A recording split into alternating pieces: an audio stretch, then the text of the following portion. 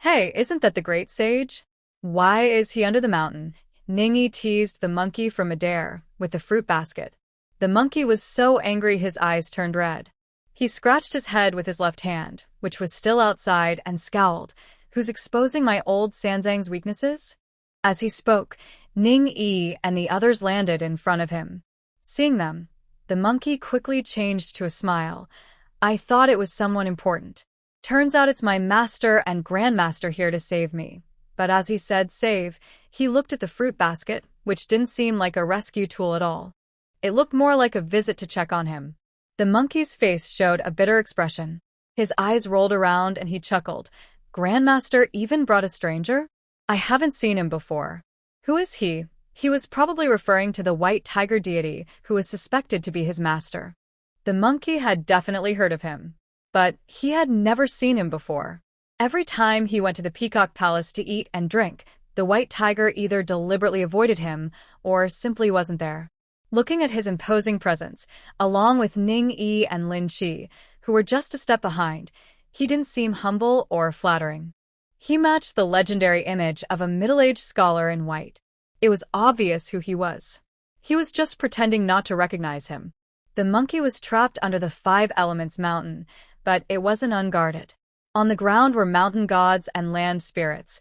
In the air were the 6 Ding and 6 Jia, the 12 guardians. The land spirits fed him, giving him copper juice when he was thirsty and iron pills when he was hungry. The ones in the sky were prison guards. The monkey was trapped under the mountain. Who was watching? It was the guards checking on him. But these arrangements couldn't stop Ning Yi, the great deity. She arrived so confidently, as if she didn't care who might object. Whether reporting to heaven or the spirit mountain, is it the Jade Emperor who dares to speak, or the Tathagata who dares to respond? The white tiger almost couldn't hold back a smile, very pleased with his clever disciple. Ning Yi's voice came to his ear. This is Mr. Bai Hanbai, the guest teacher we invited. The monkey's face was truly confused this time. Teacher? Is the Grandmaster going to have a baby? Not yet, it was arranged early. Mr. Bai's disciple teaches well, so I plan to have him teach my future children. I am very satisfied. This statement was a real compliment, and it sounded very right. On the surface, the most famous disciple of the White Tiger is Erlang Shenyang Jian. When he praises his disciple, there's no mistake. The monkey guessed that his master might be the White Tiger. Ning Yi's praise clearly hints that her compliment also means her master teaches well, too. No matter how you listen, it all sounds correct. The monkey was very happy, his eyes shining as he looked at Ning Yi. Grandmaster, please save old son and let him out. Ning Yi shook her head directly. Not going to save him. Ting Ting and the white tiger looked at Ning Yi, puzzled. Why not save him? Is she still worried about the Tathagata? Or heaven? Could the Jade Emperor and the Tathagata really turn against her because of the monkey? Ning Yi squatted down, took out fruits and snacks from the fruit basket, and placed them in front of the monkey, within his reach. As she scolded him, her voice was loud enough for the guards in heaven and earth to hear. You are just a troublemaker. Letting you out? Giving you freedom to cause more trouble? I think this is good. It will also make you reflect properly. Let's see if you will still cause trouble. The monkey, very clever, immediately said, I was wrong. Old son knows he was wrong. I will definitely change in the future. Grandmaster, please let me out. Ning Yi's lips curled into a small smile. Tell me, are you missing those peaches or what? Why are you causing trouble? How will you change? Only the monkey could see Ning Yi's expression. He was no longer anxious and played along perfectly. It's not about missing those peaches. It's that the Jade Emperor doesn't respect me. The peach banquet has invited important people, but I, the great sage equal to heaven, why not be invited? He just looks down on me. I can't accept this anger. So, how do you know the Jade Emperor didn't invite you? Is it such a small matter that even the Jade Emperor has to handle it himself? Are all those attendants just freeloaders? Why did you start fighting without knowing the facts? What's wrong with you? You should learn that there are always people better than you, and higher powers beyond the sky. Got it, got it. I won't be impulsive anymore. But how can we let old son go? The monkey showed impatience at the right time. Oh, now you're getting temper too. Do I owe you something? Whether I want to or not, that's none of your business. I'm leaving. Ning-yi stood up to leave, while secretly instructing the monkey with a whisper. Stay here and wait patiently. Someone will come for you. I'll find work for you, and you'll benefit in the future. The monkey understood, but he kept shouting at Ting Ting, Master, Master, please save old son. Rescue him. How can the Grandmaster get so impatient? But no one paid attention to him, and he was left shouting. Master, are you really not going to intervene? Bai Hu, worried about his disciple, asked while they were still on the way back from the snow mountain. Monkey's temper is unstable. It's not bad to keep him in check. If he's released now, with nothing to do all day, he's bound to cause trouble sooner or later. But he shouldn't be kept locked up forever. No, we'll find him something to do. If he's busy, he won't wander around and cause trouble. Look at Neza and Yang Jian. Weren't they troublemakers before? Now they're steady. The main reason is that they are now revered gods among humans with strong support. Oh, Bai Hu understood. Monkey King, the great sage equal to heaven, is famous, but not truly a god. The master is planning to give him an official divine position. How do you plan to do that? Actually, he wanted to ask, since they've locked him up, how can they make him a real god? Humans aren't fools. They wouldn't willingly worship someone who causes trouble. Ning-yi remained calm and replied, No rush. Wait for the right opportunity. By the way, you should arrange to find some ordinary people at the foot of the mountain. Give them some silver and money so they can regularly bring food from the human world to the monkey. Let him taste different flavors. Constantly eating iron pills and copper juice is getting boring. He really wanted to ask what opportunity they were waiting for. At this point, he understood clearly that the Divine Master must have foreseen the future cycle of cause and effect. But since the heavenly secrets cannot be revealed, he said nothing. He exchanged a glance with Lin Qi. Well, it was obvious that even Lin Qi, the great deity, couldn't figure it out.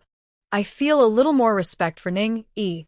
After all, she is truly a great master. At the top of Snow Mountain, where the snow never melts, Ning-yi has lived for many years. The Peacock Palace is filled with many flowers, trees, and plants that bloom all year round, creating a beautiful, dreamlike scene. Xiao Hong waited anxiously in the palace. When Ning-yi returned, she hurriedly asked, I heard that the little monkey was taken care of by Rulai. Did you do anything? Who is Rulai to tell him what to do? As expected, Xiao Hong's tone was sharp. Ning-yi chuckled and said, He took action. It's only right that he clean up the mess. Xiao Hong looked at Ning-yi's expression and thought for a moment. She had figured out her style. When her brother was around, she didn't need to act, so it wasn't obvious. Over the years, from what she saw and what Lan Yao told her, she understood that the more calm and silent she appeared, even when facing trouble, the more deadly her actions behind the scenes. When someone is completely finished, she still remains unaffected, making it seem like she doesn't care about anything. Are you planning something again? Trying to scheme against someone? Rulai, anyone who could make her worry about schemes was probably not worth her effort. Ning-yi looked at Xiao Hong's face, clearly showing she knew what she was thinking, and felt a bit speechless. What's that look for? I am kind, gentle, easy to deceive, and in need of protection.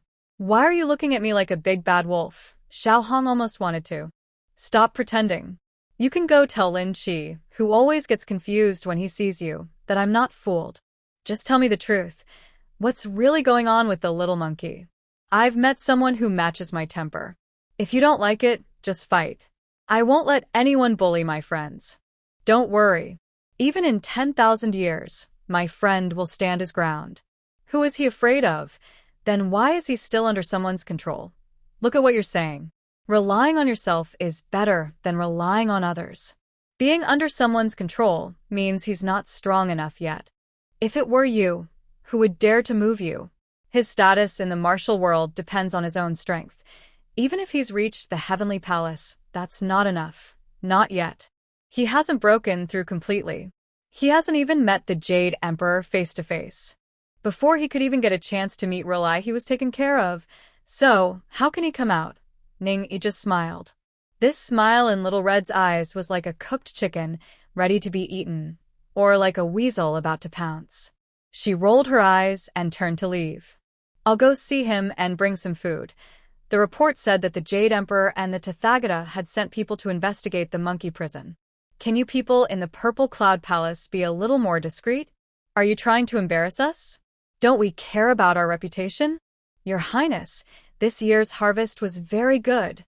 The palace has enough grain to last 100 years. After the harvest, Kong Xian happily told Ning-yi the good news. Don't say that immortals don't care about human life. Yes, immortals can't get much spiritual power from human food, but they also have many servants. Those with low cultivation still get hungry and thirsty. Their lifespans are a bit longer than humans, but it depends on their master's strength. If their master is weak, they might not live longer than ordinary people. Also, when humans have extra food, it means they have extra money. With more money, they can offer more.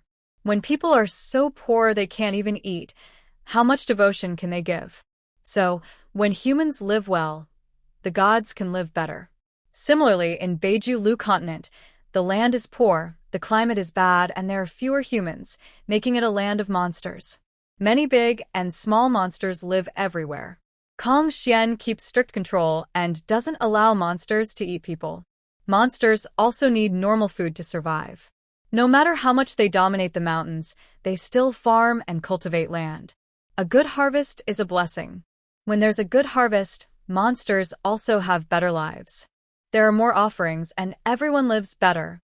People living near the border are finding it harder to survive and more are moving here. I think I need to open more wasteland this year to cope. Living well depends on the individual. The more common people there are, the more powerful the king truly is. That's good. You just arrange it. Choose good seeds, not just slaves and commoners. Keep those monsters in check, so they don't harm humans. With a good reputation, more people will come to us, Ning-yi reminded Kong Xian. The more people there are, the more offerings, the more incense, and the stronger the faith and merit. Kong Xian agreed wholeheartedly. I see that spiritual energy is getting weaker each year, and there are fewer transformed spirits and monsters. However, more people are dying each year. Relying only on magic spells is not a sustainable way to live. I want to shift more management responsibilities to humans and leave worldly affairs to them. Do you think my idea is feasible, Master? Of course, it is feasible. This is also a necessary trend. Following the natural way of heaven will help us stay safe and prosperous. You are doing very well. Divine Master, someone claiming to be a cultivator named Bai Su has come down the mountain, saying she is your spiritual pet. The mountain guard reports that someone has arrived. Oh, it's Little White. The people from the Peacock Palace don't recognize her, so they stopped her at the foot of the mountain. Yes, let her in. Soon after, Little White and Shi Qing came in carrying many bags. Little White now has a high cultivation level and is quite impressive outside, like a mighty sea overlord. Although she still wears white, it looks luxurious. She is dressed in high-quality clothes from head to toe. Of course, Shi Qing has also improved and upgraded her equipment. She no longer keeps a low profile like when she was on the mountain. Master, I am back. Little White is no longer the naive little girl she once was. Now she is a beautiful young woman, charming and alluring. Her charm is different from Meng Zhao's. Meng Zhao's gaze can easily captivate someone's soul. Shi White's charm is pure but tempting, innocent yet capable of stirring hearts and minds. Seeing Ning-yi, she throws down her bags, quickly runs to Ning-yi, kneels, and clings to her leg, acting cute. Honestly, among all the servants, maids, friends, and relatives, only Lu Xu was ever that adorable when she was young. There's really no one like Little White when it comes to acting cute. You're already so old, yet you still act cute. You should behave properly. People probably can't help but spoil pets like this. Ning-yi feels a bit like that toward Little White. She can't get angry. Little White pouts, then quickly smiles brightly. Master, I brought you many good things. There's a big night pearl, a large piece of coral, and white jade, all your favorites. She starts rummaging through her bags. Ningyi watches her fuss and laughs. Don't you have a storage bag? What's with all this? Carrying a bag around? Little White still has her big, cheerful face. This is a storage bag. Don't you think it's very down to earth? People in the world often carry such bags when they go out. Yes, she took out many things, bright pearls, various kinds of jewelry, huge ancient corals, and all sorts of white jade furniture. But that small bag couldn't hold all of it. White's actions reminded Ningyi of the space magic tools she first crafted herself, stored in the Chaos Pearl. Thinking this way, Ningyi found White even more likable. All right, put it away quickly. The room is small and can't hold all your things. Why did you come to see me? Aren't you doing well outside? Oh, when asked this, White hesitated and twisted her body almost into a knot. Ningyi's face turned green with frustration. What are you doing? Just say what you mean. Why are you twisting around? Shi-Qing, you tell her. Shi-Qing bowed and almost couldn't hold back her smile. Reporting to the Lord, Miss accidentally offended that monkey, and now she's on the blacklist of Heaven and Spirit Mountain. It might be hard for her to stay in the human world. So, she means she can't stay there anymore, and ran back to hide. Look at you, so useless. You're my spiritual pet, raised on Mount Tianyu. Which of the 3 realms has ever sent gifts to Mount Tianyu? Don't you know whose family you belong to? What are you afraid of? White lowered her head, looking sad. I'm afraid of causing trouble for my owner. You never liked trouble, and I'm afraid you won't like me anymore. Oh, so she's blaming her? Then why didn't you worry about causing trouble when you were messing around with the monkey? Because when the sky falls, the monkey will hold it up. Oh, so now that the monkey has taken the burden, no one else is holding it and you just ran back, White chuckled. Basically, that's what she meant. Why don't you look at the Bull Demon King? He's also on the blacklist, but he didn't run home. He went to find an adult. When she said this, White pouted. Him? I don't want to be like him. He didn't run home.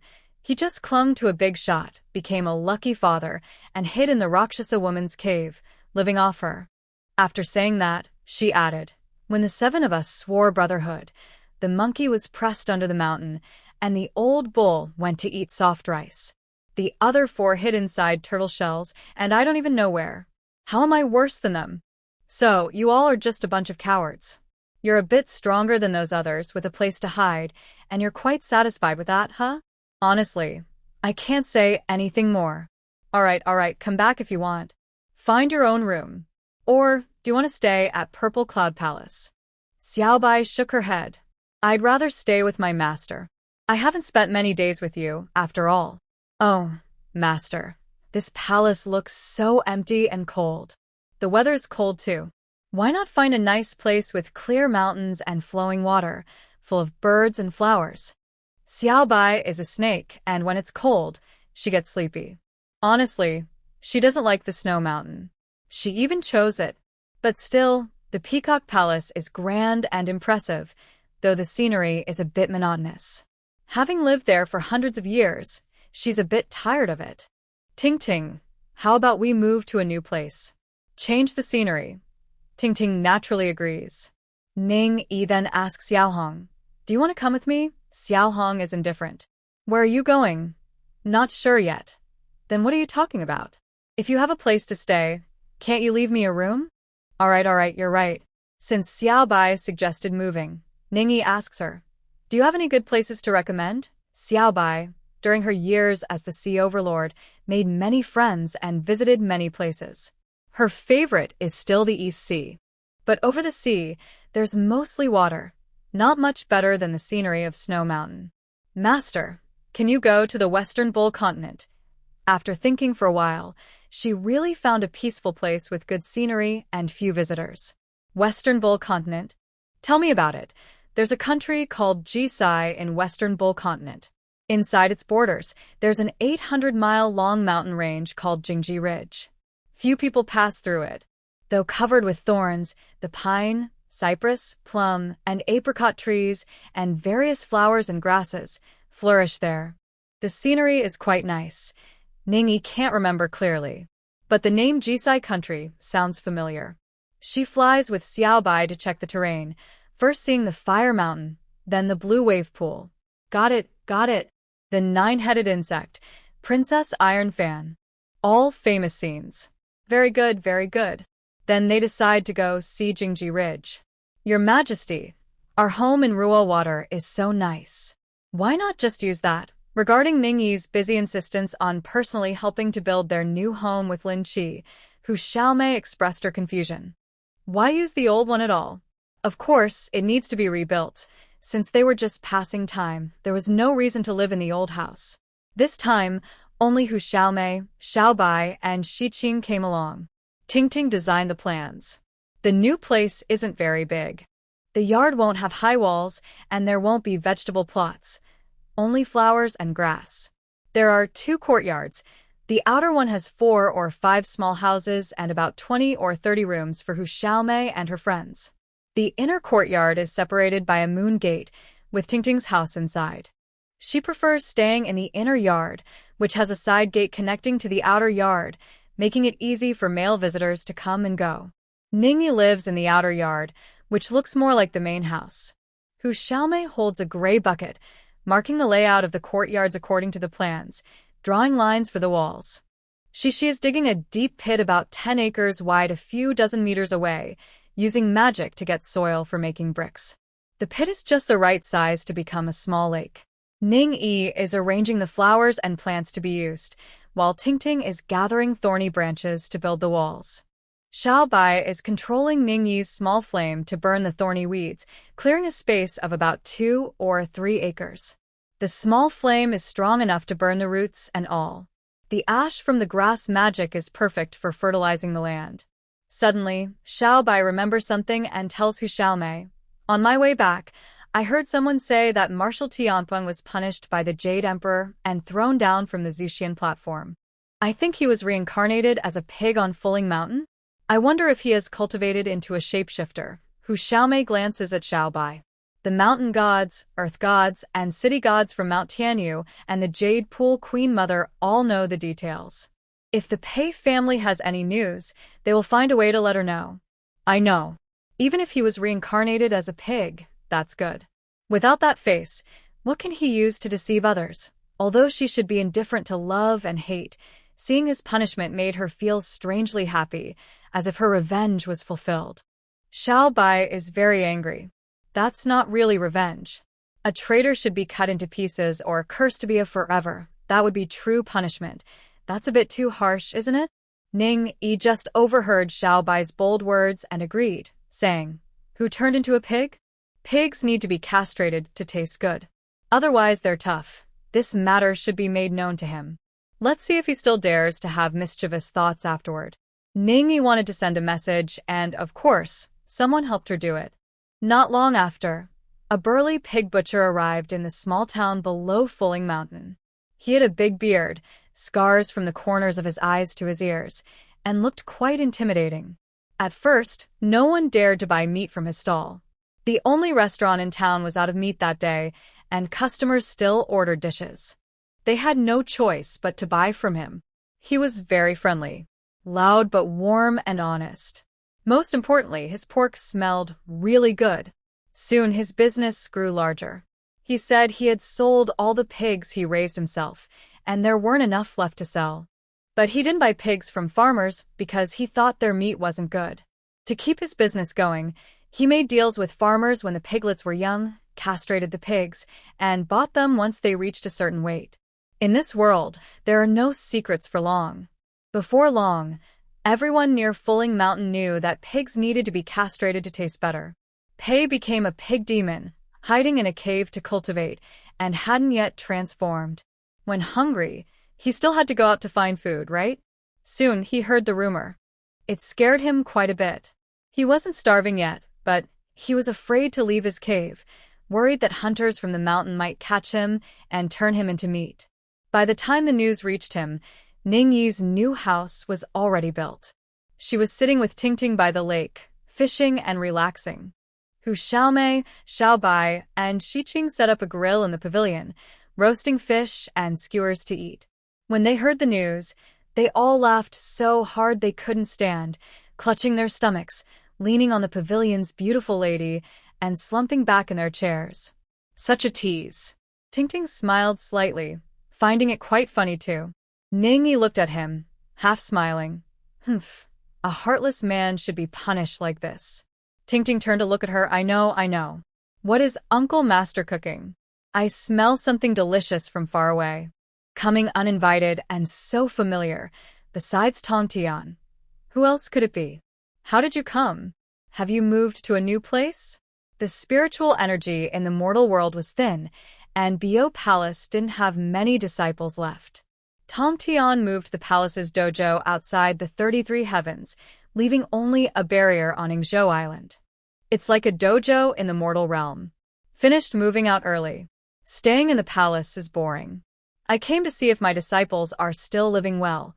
Currently, Tongtian's days are the most comfortable among the 3 pure ones. Of course, Yuanshe no longer exists. Now, Yuanshe has transformed into Taichu. During the investiture of the gods, the disciples of Jiejiao were the most numerous. At that time, I felt quite frustrated. Now, most of them are doing pretty well. None of them have forgotten Tong Tian, their teacher and ancestor. They regularly offer sacrifices. Despite the human Taoist sect being suppressed by the emperor, their influence remains strong. They worship the 3 pure ones, and Tong Tian receives a third of the offerings. Many of the Jiejiao demons who escaped death and survived the heavenly tribulation are hiding in Beiju Luzhou. Under Kong Xian's rule, they are living quite comfortably. As the leader of Jiejiao, Tong Tian naturally enjoys prosperity as his influence grows. Look, everyone is free to come out and wander around. I haven't had a meal at Uncle Master's place for many days. I'm really craving it. Master Tong Tian, can you just come to eat without any trouble? Ningyi sneered inwardly but replied politely, if you're craving, just sit and eat together. Little sister, go to the wine cellar and bring a jar of Tusu wine to entertain the sage Tong Tian. Tong Tian winced at the mention. Tusu wine is used to prevent plagues. Is he openly using it against him as a plague? And calling him a sage? Uncle Master, you're too polite. What sage? There are no sages in this world anymore. Don't flatter me. I can't accept it. A sage is just a fancy name for waiting to die. He's not stupid. Does he not understand what's going on? The heavenly tribulation during the investiture of the gods is clearly a divine test. If you don't die, you'll be skinned alive. His older brother, Taichu, because he chose the right side, received guidance from Uncle Master, was divided into 3 parts, and managed to keep his reputation. He's considered to have the best outcome. If he hadn't been released by Uncle Master, and if the teacher were still alive, he might still be locked in a small black room. Over the years, he's been very low-key, living like a transparent person. But don't call him a sage. If they really treat him as a sage, his time to die might not be far off. I'll retreat into seclusion soon, leave a divine body in the mortal world, and honestly serve as the supreme Taoist of the upper clarity. Do you think that's okay? Oh, Tong Tian suddenly became so obedient that Ningyi felt a bit uncomfortable. There's no other way. Strength matters more than others. It's all for staying alive. The 3 pure ones hold a high and noble position, independent of heaven. Yet they also feel somewhat wronged, don't they? No, that can't be. Until they finished eating and drank 2 pots of tea, Tong Tian was still lingering and not leaving. Seeing Ningyi want to ask his opinion but not doing so, she had to speak up herself. Uncle, my Kuei-nyo, won't it die, right? Honestly, Tong Tian is a good master. He specifically made this trip for the old ox. Let him go out and do whatever he wants, and you're worried he'll die? Tong Tian patted his thigh directly. Sigh, I don't know. That calf is so unruly now.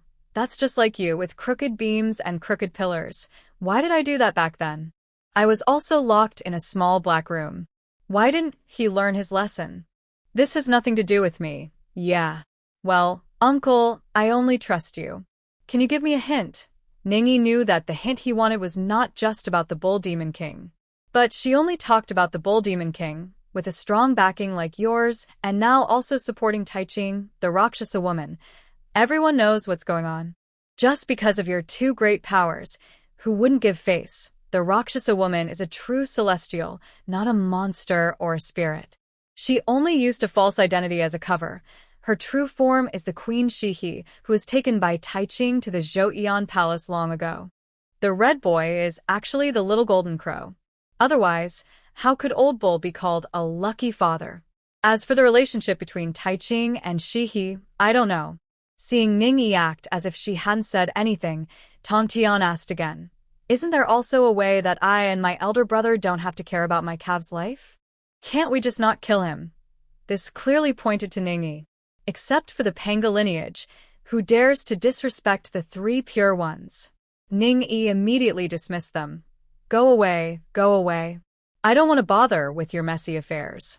Do I think everything is worth my trouble? Annoying or not? Hurry up and leave. Every time you come, you make me angry. She raised her hand and pushed them away. Tongtian's treatment here is just the way it is, unchanged. Sa'er Ba, Sealingchi, greets the Divine Lord. The Queen Mother has sent a servant to Jingji Ridge to do land work, mountain god, so the Divine Lord can give orders.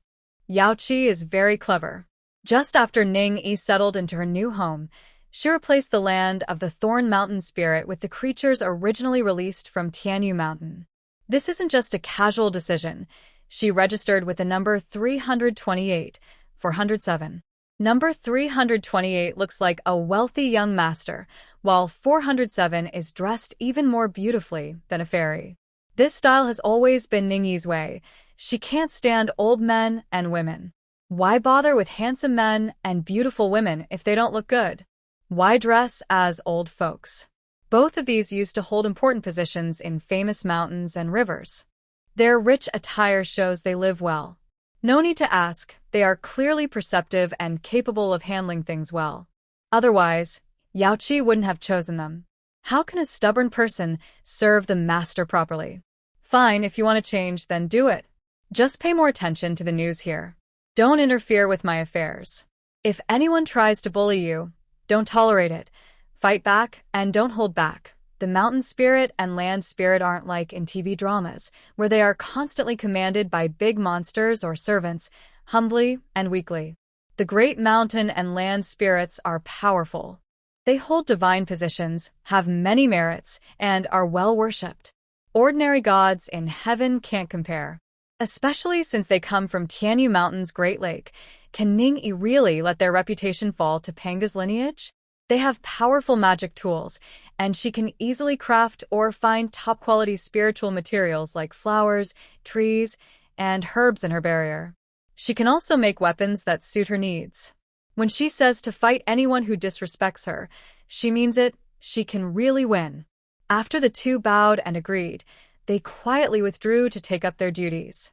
Ningyi chose to settle in the Thorn Ridge. The once ignored wilderness quickly became a blessed land of the immortal mountains. This isn't just about reputation. Because Ningyi and Tingting both have cultivation levels at the highest allowed by the heavenly way, their presence naturally attracts abundant spiritual energy.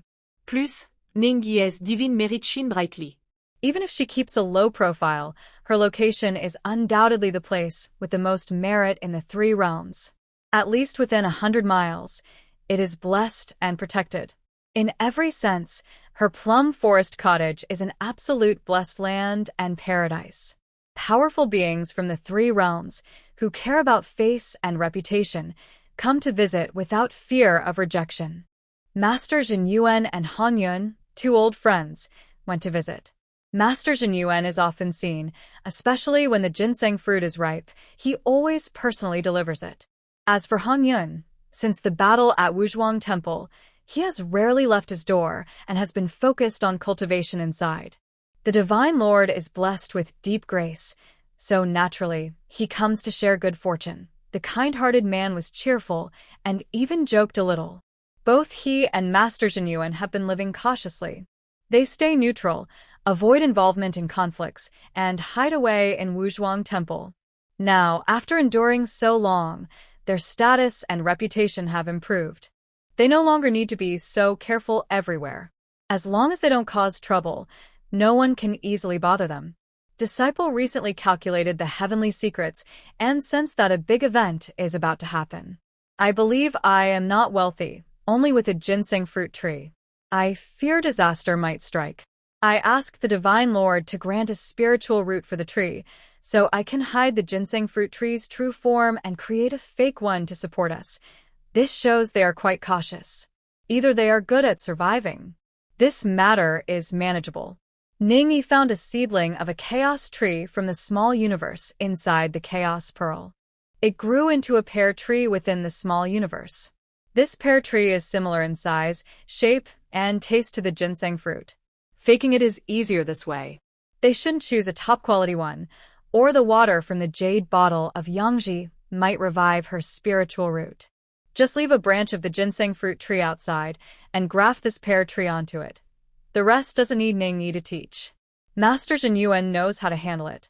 Heng Yun and Tingting shared common interests and visited each other for a few days before returning. Afterward, people from both heaven and earth came to give gifts. The outside of the small residence was bustling. Long Yi had to rush over from Zixiao Palace to handle these visits and exchanges. He even brought dozens of maids and servants to serve. Ning Yi and Tingting's days became more and more like those of wealthy people. After a round of entertaining, only a few truly needed Ning Yi's attention. Most visitors just wanted to show face and go through the motions. The real family members wouldn't cause trouble at this time. Once things settled down, their own people would come back to check the house. Why do you keep smiling at others, Master? Is it because my makeup isn't good enough? Chu came to stay for a while. Ning Yi kept smiling at her, making her blush. But this isn't Ning Yi's fault. You asked where I should go. When I left, Mingming said she was going to the land of women. I thought she would go once and maybe become a queen. But I didn't expect she didn't go to the land of women. Instead, she went to Yalong Mountain and became the Mountain King. At first, Ning Yi didn't remember where Yalong Mountain was. She thought Chu was ambitious and went out to do something big. But she ended up hiding in a small alley. When Chu explained the local customs and mentioned Baoxiang Kingdom, Wanzi Mountain, and Flat Top Mountain, Ning Yi remembered. She thought of the King of Golden Horn and the King of Silver Horn, and then she thought of Yalong Daxian and the Nine-Tailed Fox Spirit. They are the godmothers of those two. Since she found out, Ning Yi couldn't stop laughing. She wasn't laughing because Chu might become a godmother, but because she remembered the old woman with white hair, crooked waist, and no teeth from the TV shows. She looked so ugly. Just thinking about Chu turning into that made her want to laugh. No. Your makeup looks very nice, especially beautiful. I'm happy for Chu. She's about to become a mother. Chu was so scared that she almost dropped her snack. She is career-minded, not lovesick, and never thought about marriage. How could she become a mother? Respectful one, don't scare me. No man dares to think about my mother. I will castrate him. Men, that affects how fast she can draw her sword. I'm not saying it's you who will give birth. A godmother is still a mother. It's nothing urgent now. When the time comes, you'll naturally know. If someone comes looking for you, just cooperate. Monkey was trapped under the Wuji Mountain for less than 200 years. Chu saw Ning Yi didn't want to talk, so she didn't ask more. After staying for a few days, she went back. I can't stay any longer. I should stay at home to serve respectful one. Manhwa came back and didn't want to go out again. Mo Lan, who returned with her, felt the same way. I won't go either. There's nothing outside. The mountain is lonely, and the human world is full of scheming. It's either petty quarrels or boring routines. Running a shop every day is the same busy work, day after day, with no excitement. Mylin, Zhujia, and others went to big cities to experience human life. They opened small shops in the city and lived a simple, everyday life. They didn't make much money, just watched people coming and going. They are people who have no worries or desires. They often see different people telling similar stories, but it's not boring at all. Alright, if you want to go back, just go. I originally wanted you to go out and relax. When Manhwa and the others returned, Ning Yi felt much more at ease. Usually, she didn't have many things to do and liked to do things herself. But once these two close maidservants, who had been with her for many years, left, she felt a bit lost. Thinking about it, when Ju and Juji returned, Ting probably felt the same way. Your Highness, I have a distant relative living nearby. When he heard I was here, he begged me to bring him to pay his respects and bow to you.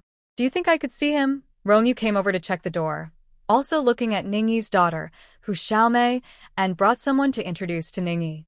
My old cousin lives in Mayan Cave on Jilei Mountain. His name is Wan Sui Fox King. His magic is average, but he's good at managing things. His family is quite wealthy. Oh, another famous person. To see the divine face of the respected one, I, old Hu, will have no regrets in this life. Even if I die right now, I can die peacefully. As expected of a businessman, he was smooth-talking and flattering easily. Before he finished speaking, he took out a storage bag. The divine respects the wealth of the three realms, so he surely lacks nothing. Old, who is just so happy to see the divine respect. If I don't offer something, I'll feel uncomfortable inside. I've been managing things for tens of thousands of years, but I haven't kept many treasures. I only have a lot of yellow and white items. I don't know how the divine respects can use these, but I have nothing else. Please, just see me as a poor old man and accept this gold face. Ningyi only estimated that the bag probably contained a mountain of gold. Wow, giving gold and silver, he made it sound like he was so poor he only had gold and silver left. She reluctantly accepted it. After giving the gift, he also seemed sincere. Even though he knew she wouldn't use most of it, he still insisted on expressing his good intentions. These past tens of thousands of years weren't wasted. Rongyu bringing you here shows a close relationship, so I'll accept it. Ningyi nodded, and Manhwa stepped forward to take the storage bag. She had to save Rongyu's face. This old fox probably often gave gifts to the Qingqiu Fox Cave. I won't bother the divine respect any longer. Old who will take his leave now. He was very perceptive. After giving the gift, he immediately took his leave. This made him very likable. Ningyi rarely encounters such a polite and capable demon. When he was happy, he loved to give gifts. Emolon, bring some fruit wine for the Fox King as my thank you gift. Getting a reward on the first visit was a pleasant surprise for the old Fox King. He was not very powerful, and he had lived so long mainly by spending money freely, trying to find ways to extend his life with immortal fruits and spiritual teas. Whether it was the Spirit Mountain, the Three Pure Ones, the Four Emperors, or the Jade Pool in heaven, all were places of wealth. Sending out treasures was common, and receiving some fruit or spiritual rice was already good. Everyone said he was rich, but few knew that most of what he earned was actually given away as offerings. When he learned that the new god on Thistle Ridge was Ningyi, he became very eager. He tried every way to make connections and see if he could get close to him.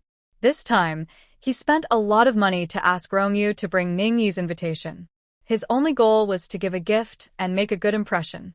He didn't dare to expect a reward on the first visit. Everyone knew Ningyi only gave top-quality treasures, never inferior items. He was prepared to send a mountain of gold each month, or gifts for a year or so, hoping that the great god might be kind enough to give him a little something in return. Sure enough, the great god was truly a great god. A real great god wouldn't do things like extortion or blackmail. The old Fox King secretly criticized those powerful beings he had previously gifted, feeling both resentful and grateful. He kept thanking Ningyi profusely and happily took a small glass bottle of fruit wine back to his cave. Back inside, he called his precious daughter. The old woman was not there, and he wouldn't share a drop with anyone else. He took out a tiny wine cup, no bigger than a fingernail, and both father and daughter each took a small sip. After drinking, the little fox suddenly collapsed with a loud thud and started snoring peacefully. The old Fox King felt a surge of spiritual energy within him. It moved through his body, washing over his muscles and bones. His old injuries, which had been bothering him for years, seemed to lighten. His weak arms and legs felt lighter, and his bones felt renewed. He didn't fall asleep but was deeply aware of the benefits of the fruit wine. He knelt on the ground, tears streaming down his face, and began to cry happily. He bowed toward Thistle Ridge, kowtowing and thanking Ningyi for his great kindness. With tears and snot, he got up and told someone to take his daughter back to her room to rest. He also arranged for a temple to be built in Ningyi's honor, to offer incense and prayers. Whenever he had land for business, he would build a grand temple dedicated to Lord Ningi, hire people to clean and offer prayers daily, and do so with sincere devotion. Build a temple, Ningi received the news and once again marveled at how capable the old Fox King was. He was very good at flattering others. Because of his respectful attitude, if he ever faced trouble in the future, it would be hard to ignore him. So, when the old Fox King came again to give gold and silver, Ningi didn't see him. Instead, she sent Manhwa to tell him, "Please stop bringing these gold and silver offerings. The divine respects simplicity. If you wish to show your sincerity, do more good deeds and accumulate merit. That will bring you blessings." She also gave the old Fox King 2 small saplings, 1 willow and 1 poplar, to plant at his door to increase spiritual energy. The old Fox King was very clever. He immediately bowed to Manhwa and said, "Thank you for your advice, divine official. When I go back, I will build bridges and roads, serve porridge and give alms at other temples and care for the elderly and the poor." Now that's the right attitude. Manhwa rarely smiled. Doing good deeds increases the merit of the divine, and the more merit you earn, the greater the benefits you will receive in the future. Divine Lord, 500 miles away, a new temple has been built, and a few Taoist priests are practicing there. Sinerba reported the new situation on the other side of Jingjiling, where people were breaking ground, paving roads, building temples, and practicing spiritual arts. Let them do as they wish. The 800-mile-long Jingjiling was separated by 4 or 500 miles. People could do whatever they wanted. She wasn't a mountain king ruling over a territory, and this wasn't her own doorstep. Why should she stop others from living their lives? Divine Lord, a few days ago, Puxian Bodhisattva from Ling Mountain passed over the ridge and enlightened some spirits. Divine Lord, those spirits of cypress, juniper, plum, and apricot have taken over the temple and want to eat those Taoist priests. I secretly intervened, and a few priests escaped. Over the following decades, the reports from Sinerba kept coming, all showing that Buddhism and Taoism were increasingly competing. Adding to the news collected from various places, it was clear that everywhere looked similar. "I'm not doing well, and you shouldn't expect to do better. If you destroy my temple, I'll tear down your monastery." That was about the extent of their influence. Over time, Buddhism gradually began to rise. Temples and followers appeared in many places. Amid endless wars between the North and South, with people displaced, natural disasters and calamities happening constantly, populations dwindled, and life became very hard. Desperate, people turned to divine powers, placing their hopes on spiritual beings. Some people have already started their journey to the Western Spirit Mountain to seek the true scriptures. Of course, it is impossible to actually obtain the scriptures. Many groups of pilgrims have left the southern continent, but very few have reached the western Bull continent. The mountains are steep, water routes are blocked, and progress is very difficult. There are also many who go the wrong way, ending up in the eastern Victory Divine Continent or the northern Jewel Continent. No matter where they go, they are spreading teachings and sharing scriptures. They have made some contributions, but no pilgrim has ever reached Spirit Mountain. Divine Lord, Master Jinyuan has sent a letter. 407 delivered a letter to Ningyi, sent through the mountain god by Master Jinyuan. Mountain gods are usually from the Great Lake of Tianyu Mountain. The letter says that over 300 years ago, he met the second disciple of the Tathagata, Jin Chanzi, at the Ulambana festival. Jin Chanzi personally served him tea and food, showing he was a pure-hearted person dedicated to practicing Buddhism. Later, they occasionally met to discuss Zen and meditate, and enjoyed talking together. Recently, he received news that Jin Chanzi, while listening to the Buddha preach, fell asleep and was sent down to the mortal world to undergo reincarnation. He sensed something was strange, but didn't understand what the Tathagata intended. After reading the letter, Ningyi handed it to Ting Ting. She couldn't help but comment on the Tathagata's blunt approach. Sometimes I really think the Tathagata is quite proud, too lazy to put on a show. Prefers straightforwardness, only helping wealthy people, obsessed with building golden bodies and grand displays. Their way of spreading scriptures through disciples is so rough, with no real skill or intention to hide anything. Ting Ting finished reading and smiled. It's just that they don't plan to hide from their opponents. People Are still hidden. It's not as straightforward as you say. Didn't they say they only help those with fate? Haha, yes. Only those with wealth and luck. What good does it do for poor people who dedicate their whole lives, even risking everything? In the next life? Can ordinary folks see that? Besides, what happens in the next life is none of their business. Not to mention the Earth Mother, who doesn't interfere, and even Ksitigarbha Bodhisattva, who remains independent outside the Buddhist realm. If Ksitigarbha Bodhisattva hadn't been driven away by Xuanti and had maintained some independence, acting as a buffer between the Blood Sea and the underworld, would the Earth Mother have tolerated him until now? Who rules the underworld? That's a clear matter. Divine Lord, you're just wasting time playing with makeup now. It's pretty boring. Why not come visit our underworld? During a time of chaos, the population of the underworld increased rapidly, and its influence grew stronger. Dream Xiao, the owner of the Yellow Spring Inn, was perfectly suited for the role, lying back and collecting money, living a carefree life. One day, she came to visit, bringing Ning Yi, who was with Manhwa and Mo Lan, while they were making blush and powder. Dream Xiao invited her to tour the underworld. Ning Yi's instinctive thought was that it would be a place of mountains of corpses and seas of blood. Who would want to see such a place? But when she saw Dream Xiao's flashy outfit, which had nothing to do with darkness, her curiosity was piqued. Coincidentally, Xiao Hong was also there. She asked Ting Ting and Xiao Hong, "Do you want to take a walk in the underworld?" Everyone was curious. "I like it here. I want to settle down." As soon as they reached the bank of the Wangchuan River, Xiao Hong fell in love with the place. It must be said that, at least in this world, the underworld is very different from what Ning Yi had imagined. First, the organization is very strict, much more orderly than the mortal world. Currently, the mortal realm is in chaos with many kings fighting, but it hasn't been long since the world was unified.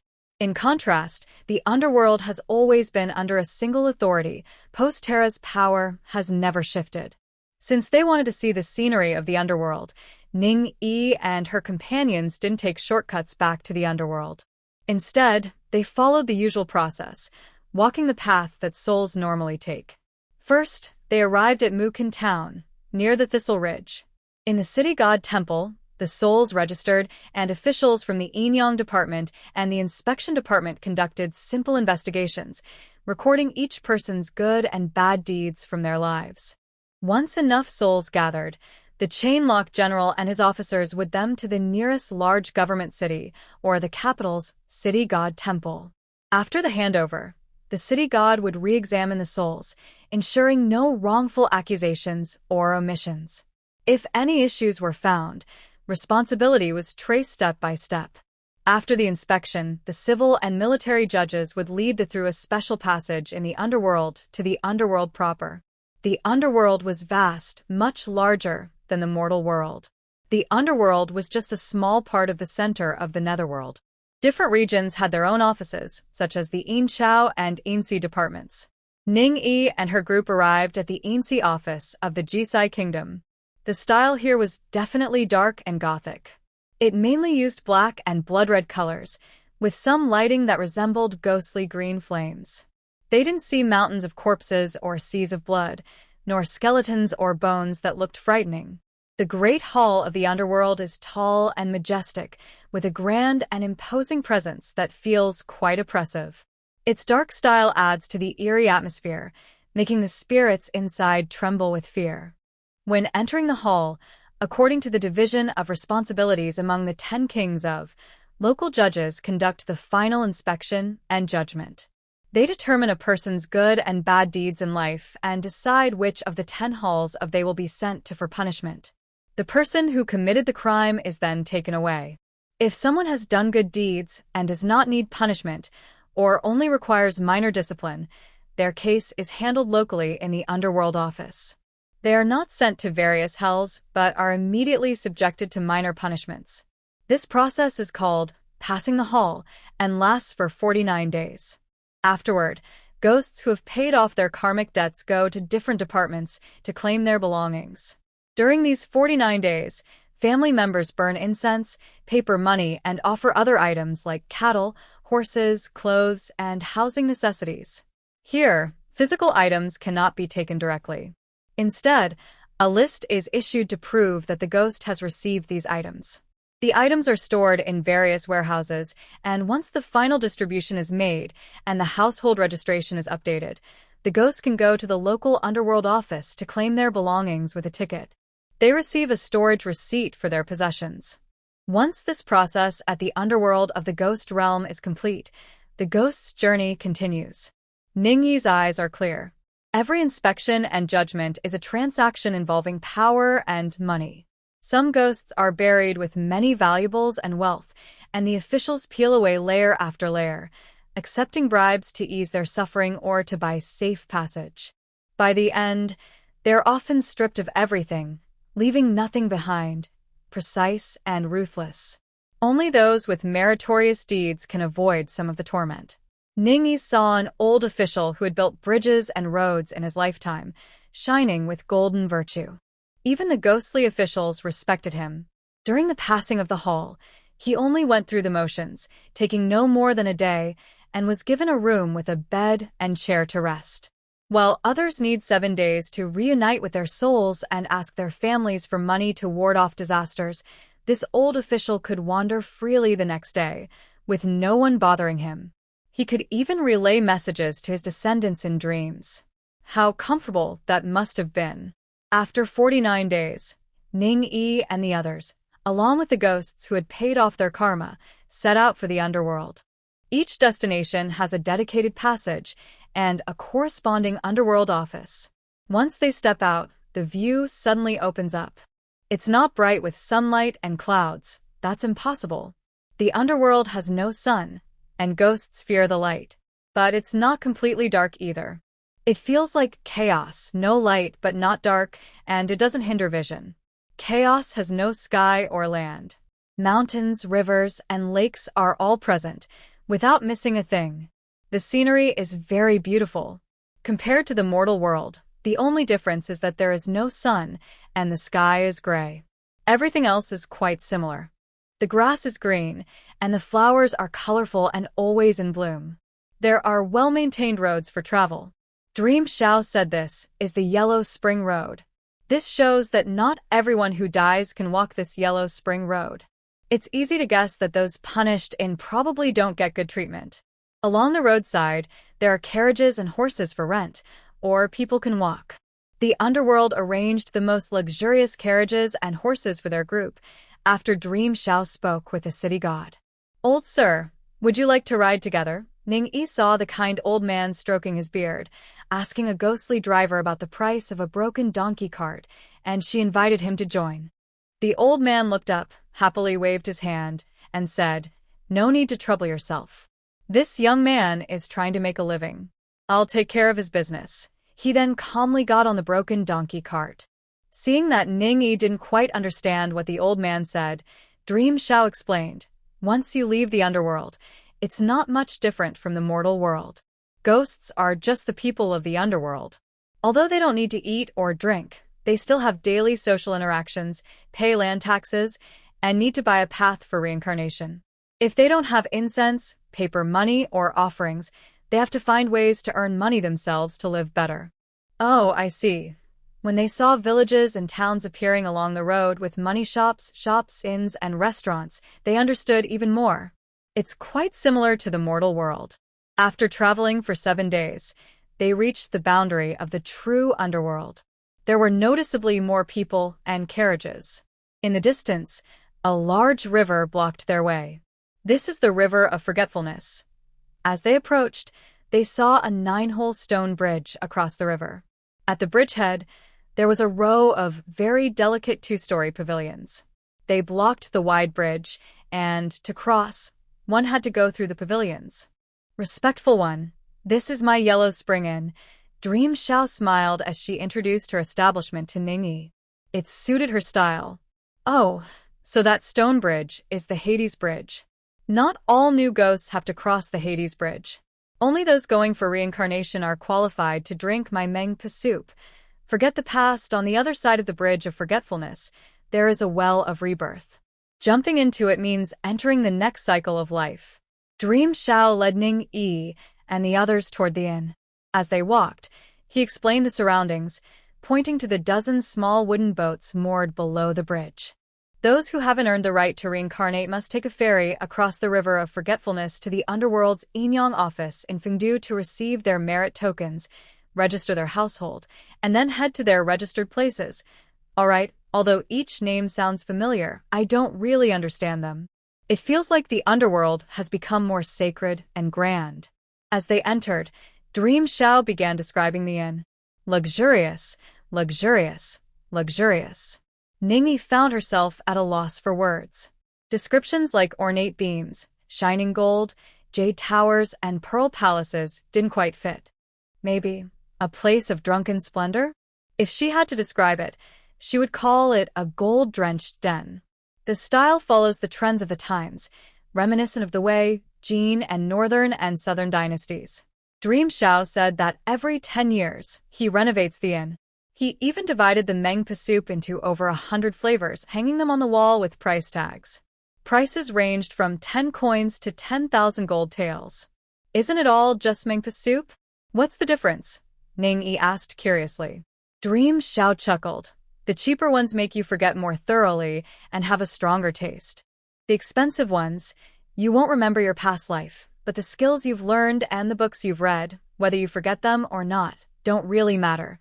No wonder when someone becomes a great talent, people say their ancestors' graves are emitting green smoke, meaning they accumulated virtue in their past lives. If you think about it that way, it makes sense. She sat in a private area on the second floor, not open to the public, watching the ghosts below waiting to be reborn. She carefully guarded her money, comparing prices closely. Some only wanted to be reborn and would buy the cheapest options. Others, after seeing the prices and effects, silently left to find ways to earn money. There were also the wealthy, who spent thousands of gold, drank the soup in one gulp, and laughed happily, glowing with excitement as they prepared for their new life. After staying here for a long time, you'll start to see things differently, right? She asked. Xiaong nodded. Yes, yes. Plus, the place is full of Yin energy, which is very friendly to someone like me, who's half dead and barely alive. Little Fox, can I build a house here to live? Others can't do it, but you still want to do whatever you like. The Hutu people didn't enter the house. Their voices reached first. Ning Yi was wandering in the underworld. As the ruler of the ghost realm, she knew exactly what was happening. She entered the house, bowed politely, and sat beside Ning Yi. Her tone carried a hint of playful teasing. Auntie, you always say you want me to come, but you never show me respect. It seems Meng Xiao cares more about face. Ning Yi smiled. I didn't realize your underworld had this style before. I thought it was all mountains of corpses and rivers of blood, all dark and gloomy. Hearing this, Hutu was stunned. Meng Xiao frowned, confused. Even Hui Yi, who followed Hutu into the house, looked puzzled. What was she talking about? Auntie, why would you think that? Why would I turn my home into such a place? Although the underworld is where ghosts live before they become ghosts, they were once human. They all have normal tastes. Why does becoming a ghost mean it has to be bloody? Not all ghosts are covered in blood. Ningyi thought about it and found Huda's words quite reasonable. Yes, why does it have to be dark and gloomy? Hui thought of something else and chuckled softly. Actually, the divine respect's thoughts aren't entirely wrong. The situation is pretty much like that. When conveying the image to mortals, it's mainly based on the scenery of. After all, the scarier looks, the more it can scare people. When alive, they want to accumulate good deeds after death. Asking the gods for guidance benefits everyone. See? See? You can't blame her. Those ghosts who are sent to for punishment are definitely treated differently. They don't deserve to see such beautiful scenery. At this point, she said, everything else is fine, but just don't let those with merit suffer injustice. They are neither deaf, nor blind, nor in charge. Ning Yi had no intention of interfering with the operation of the underworld. She didn't comment on those who took and ate without permission. That was Huda's business. She didn't care. However, using certain methods to deal with bad ghosts was perfectly acceptable. Just don't apply them to good people. Hood nodded. I know. No one dares to harm good people and damage their merits. She then smiled again. There are already enough criminals. Recently, collecting money has become almost impossible. Ning Yi believed this. Judging by the luxuriousness of Meng Zhao's inn and the way the underworld's big shots dressed and carried themselves, it was clear their lives were quite comfortable. Little Red was too lazy to listen and was feeling anxious. Oh, stop fussing over useless things. Hudu, I think your Forget River is nice. How about building a water pavilion by the river and planting some flowers? Huda had no reason to refuse. Wherever you think is good, just use it. All right then. As soon as she finished speaking, Little Red jumped out of the second-floor window toward the bridge. In midair, she transformed into a phoenix shape, let out a loud cry, and flew low along the river surface toward the opposite bank. As she passed, the flowers behind her tail appeared like a beautiful painting, transforming into countless clusters of red spider lilies. The spider lilies spread for over 100 miles. Little Red then flew back and, near the Nuwa Bridge, flapped her wings. The spider lilies slowly gathered by the riverbank, stacking and forming the shape of a pavilion. With another flap of her wings, the flower-built pavilion turned into a fiery red solid structure. Its simple yet elegant style was delicate and clever. The spider lilies surrounded it, giving it a commanding presence, perfectly matching Little Red's queenly aura. The scene was breathtaking. Little Red landed on the roof of the pavilion, which had turned into a magical form, standing there with an imposing, overlooking the world attitude. Huiyi suddenly waved his sleeve, and around the water pavilion, countless red lotuses bloomed in the river.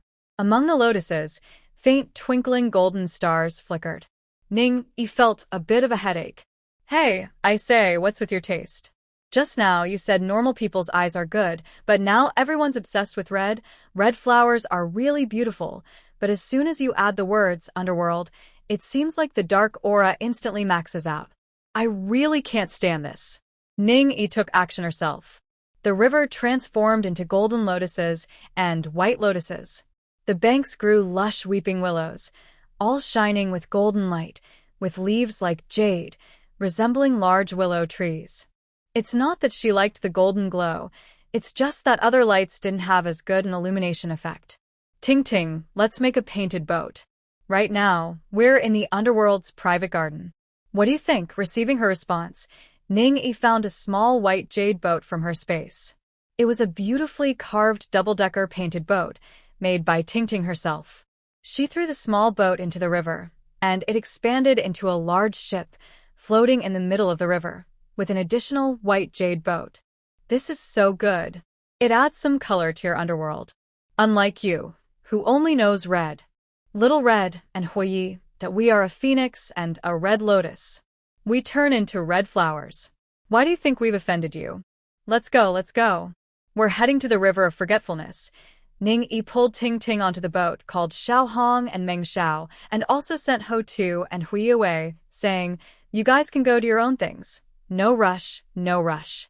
Nothing's more important than accompanying Auntie. Ho Tu, shamelessly following along, thought to herself, she's a top leader, what's she busy with? Luo Yi silently stood behind Ting Ting, trying to balance the gender ratio. The River of Forgetfulness flows through the entire underworld, with very distinctive scenery on both sides. The villages and towns along the river are quite similar to those in the mortal world. In the villages and towns by the river, you can see streams of people, not ghosts. The population is much larger than in the human world. It's lively and bustling, full of the smell of life. This is pretty good. Why make everything so miserable? Ning Yi expressed her satisfaction. Ho Tu smiled helplessly. There's no other way. The birth rate in the human world is decreasing, and ghosts can't reincarnate. If they don't arrange life better, everyone will scramble to be reborn, causing chaos. Now, the underworld offices are busier than ever, and they're almost overwhelmed. A few days ago, I had a small gathering with Queen Mother. She said the same about heaven. It's also crowded. Now, the human emperor holds the mandate of heaven and often declares new gods and immortals. The common people's faith can sometimes even produce a local immortal. They just can't keep up with the arrangements. Hearing all about the management of heaven and earth, Ningyi felt that it was very down to earth.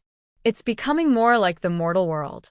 But in the mortal world, when a dynasty develops over a long time and becomes corrupt, it can be overthrown and replaced. A new dynasty can be established, bringing some clarity for a few generations, and each dynasty can have its glorious age, allowing people to enjoy good days. But in heaven and the underworld, there's no change of leadership. The officials live long lives, and chaos persists. The more people there are, the less turnover, and the fewer officials are replaced. That's the problem. Our underworld is doing a bit better. When the era of prosperity comes, with more new souls, most ghosts will go to reincarnate. It's a good chance to refresh the system and reorganize personnel. But heaven, Ho-Tu didn't finish her sentence, and everyone understood. Ting Ting suddenly spoke up. Actually, there's a way. Buddhism is moving eastward. Let it in, then assimilate it, absorb it, and assign the excess people in heaven to new sects or roles. Everyone looked at Ting Ting with a surprised expression, thinking, can it really be done this way? Ningyi looked at Ho-Tu and said, find a chance to quietly pass the message to the Jade Emperor. Don't make it too obvious. I'll let you take the credit for this favor. Ho-Tu immediately smiled brightly. All right, Aunt, you're always so kind to me. Getting a chance to make the Jade Emperor owe her a favor. Where else could she find such a good deal? Ningyi was a leisurely person, with almost nothing that really required her attention. As for Ting Ting, he was the opposite, never idle. Every day, he practiced music, chess, calligraphy, painting, and even woodworking.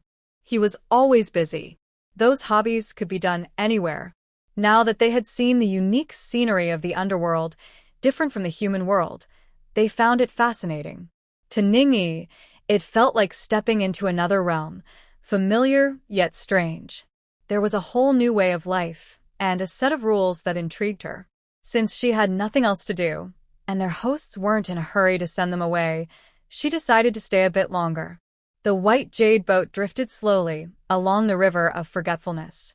Whenever they saw an interesting city or town, they would go ashore to explore. It was quite pleasant. Those who could settle in the underworld were people without sins, most of them having done good deeds in their past lives. With such people around, life there was peaceful and harmonious. It was common to see families of several generations living together happily. Ningyi even met the old gentleman she had encountered when she first arrived in the underworld. He now lived in a large village, in a grand estate with over 100 rooms, all filled with his family members. The old man had become one of the younger ones in his family here, cheerfully working with his ancestor, said to be his great-great-grandfather, on woodworking projects. Their family was known for their virtue, and the furniture they made was of excellent quality and quite valuable. They weren't in a hurry to be reborn. Several generations of the family held small official positions in the underworld. Life there was far easier than the constant struggle for food and survival in the human world. When Ningyi and her companions visited, the old gentleman warmly invited them to his home. He even wanted to treat Ningyi to a meal, food offered by his descendants, but Ningyi couldn't bring herself to eat it, no matter what he said. She stayed for a short while before leaving. After that, they met many other virtuous families who also chose not to reincarnate yet. Everyone knew the mortal world was in chaos, so they preferred to wait for a more peaceful era. Wandering and exploring like this, their days passed quietly and pleasantly. Time doesn't mean much to Ningyi and the others. The underworld has no sun, no moon, and no day or night. In the mortal world, Ningyi can only guess how much time has passed based on the news brought by Huiyi and Meng Xiao. Of course, the news from Huiyi and Meng Xiao comes from the new ghosts. During the southern and northern dynasties, people fought each other today, and tomorrow they fought again. Unlike the battles of immortals that destroy the heavens and earth, humans only use cold weapons. Their fights hurt lives, but the impact on the world is small: fewer people, less faith, and faster consumption of spiritual energy, but not very obvious. Compared to the destructive calamities of the liches or the calamity of deification, these are minor. Every time they arrive at the painted boat, the news is about where battles are happening, which emperor is staying safe, and how the common people can enjoy a little peace.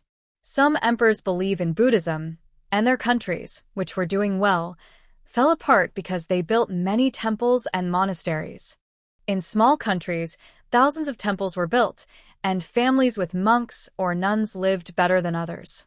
This caused many common people to rush to temples to become monks or nuns. Some places had great spiritual masters who achieved enlightenment and ascended. Some places had filial children who moved heaven and earth.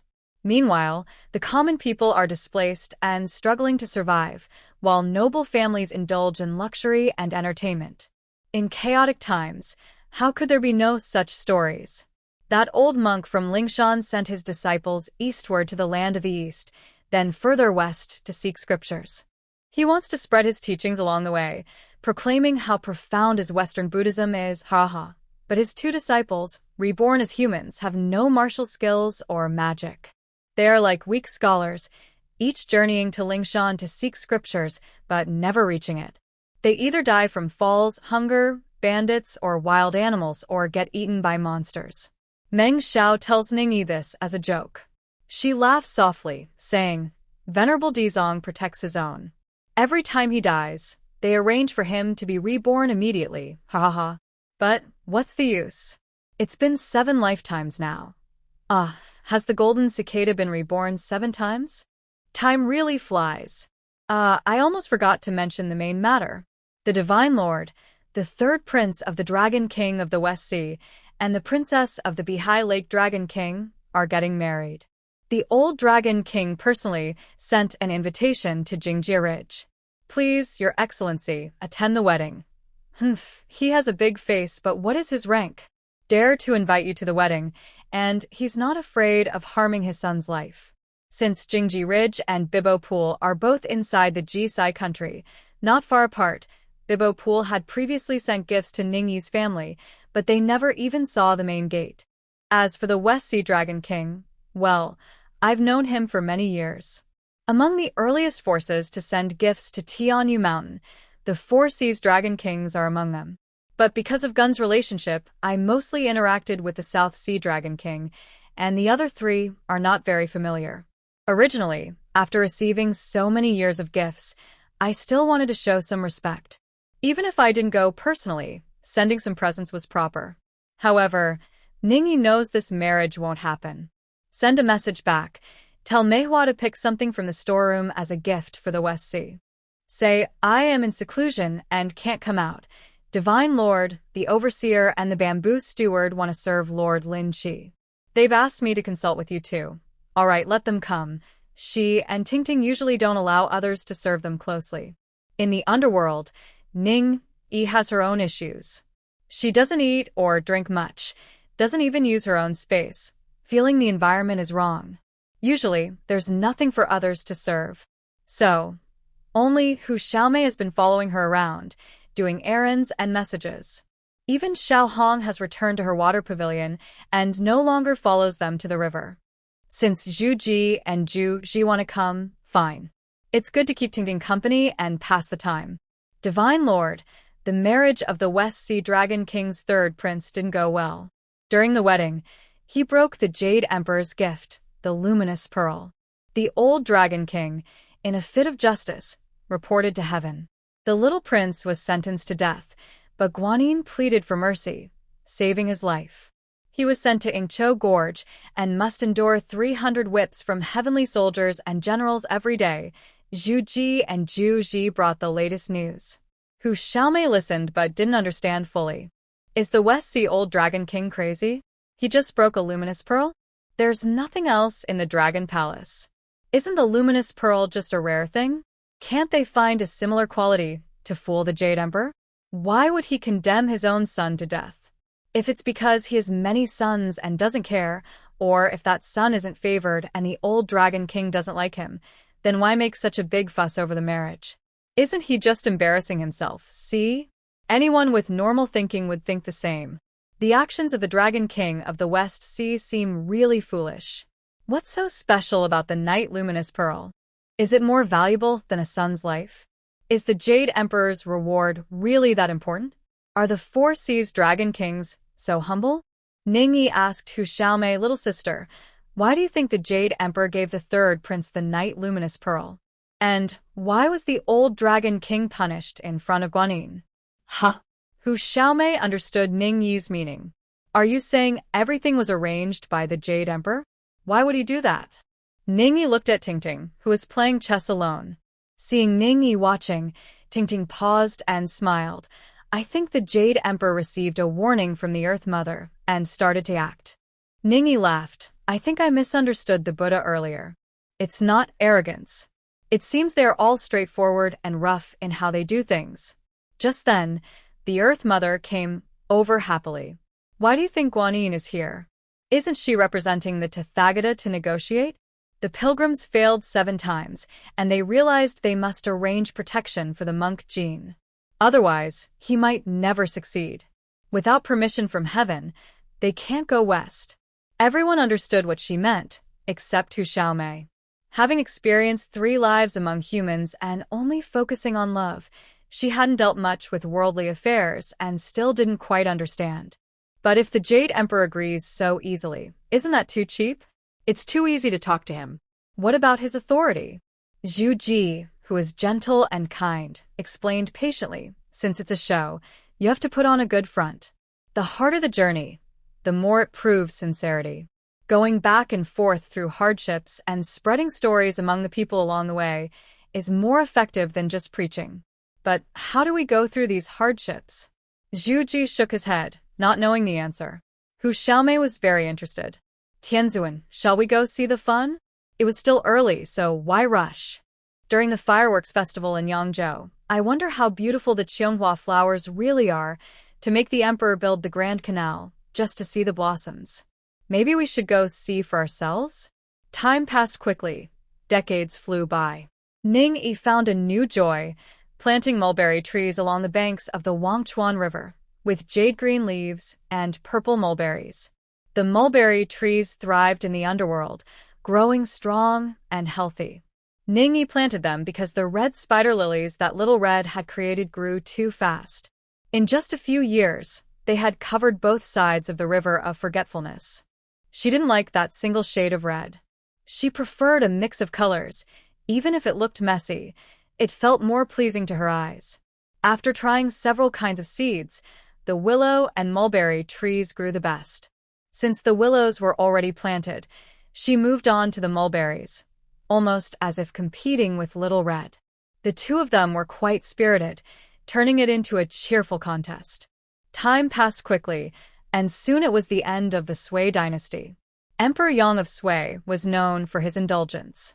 To please his wife and let her admire the qiong flowers, he ordered the construction of the Grand Canal, forcing 100,000 laborers to work. Heavy taxes and harsh demands left the people suffering. Rebellions began to rise across the land, but the emperor ignored them, caring only for his own pleasures. Ningyi didn't concern herself with such matters. Her position didn't allow her to interfere in worldly affairs. However, she did grow curious about Yangzhou. She had spent time in the mortal world before, but only in the central plains and the northwest, never in the southern regions. The most prosperous place in the world must be quite interesting, she thought. Tingting usually followed her lead, but this time, after hearing Ningyi mention the emperor's extravagance, she offered a different view. Maybe he did act out of selfish desire, but building the Grand Canal connected the north and south. It made trade and transport much easier, and in the long run, it helped many people. That made sense. Even 1,000 years later, the Grand Canal was still in use. So, it was an unintentional good deed? Hard to say, Tingting replied. Yang Guang wasn't always so indulgent in the beginning. True, his father wasn't foolish, and his brother wasn't incompetent. If Yang Guang had been hopeless from the start, he never would have gained the throne. Perhaps he did have some genuine political ambition at first. But no one could know for sure. Oh well, that's none of our concern, Ningyi said lightly. I just want to see the flowers. Before Tingting could respond, Little Red's voice floated over as she flew toward the painted boat. Can you please stay out of trouble? Do you even remember who you are? Why get involved in mortal affairs? If that foolish emperor gains even a bit of luck from your presence and manages to hold on a few more years, how many innocent people will have to suffer through the chaos? Oh my, was Little Red actually showing compassion for the world? I'm sure I will become an ordinary person. I still have a magical treasure that locks spiritual energy. It's not so easy for my spiritual energy to leak out. Ningyi was very stubborn. Xiao Hong landed on the bow of the boat and looked up and down at Ningyi twice. You have no sense at all. You're just like that. You should have calculated how much merit you've gained while in the underworld. Did those broken magical treasures upgrade? Is the locking array enough? Ningyi looked back at Tingting. Seeing he was also surprised, she quickly calculated with her fingers. In times of chaos, many suffer, so doing good deeds and gaining merit is easier. Back then, the 3,000 spirits released from Mount Tianyu, including those initially acting as heavenly soldiers, were later released to mountain gods and land spirits of famous mountains and rivers. They were closest to humans and had the most contact with humans. The ones who gained the most merit were also from them.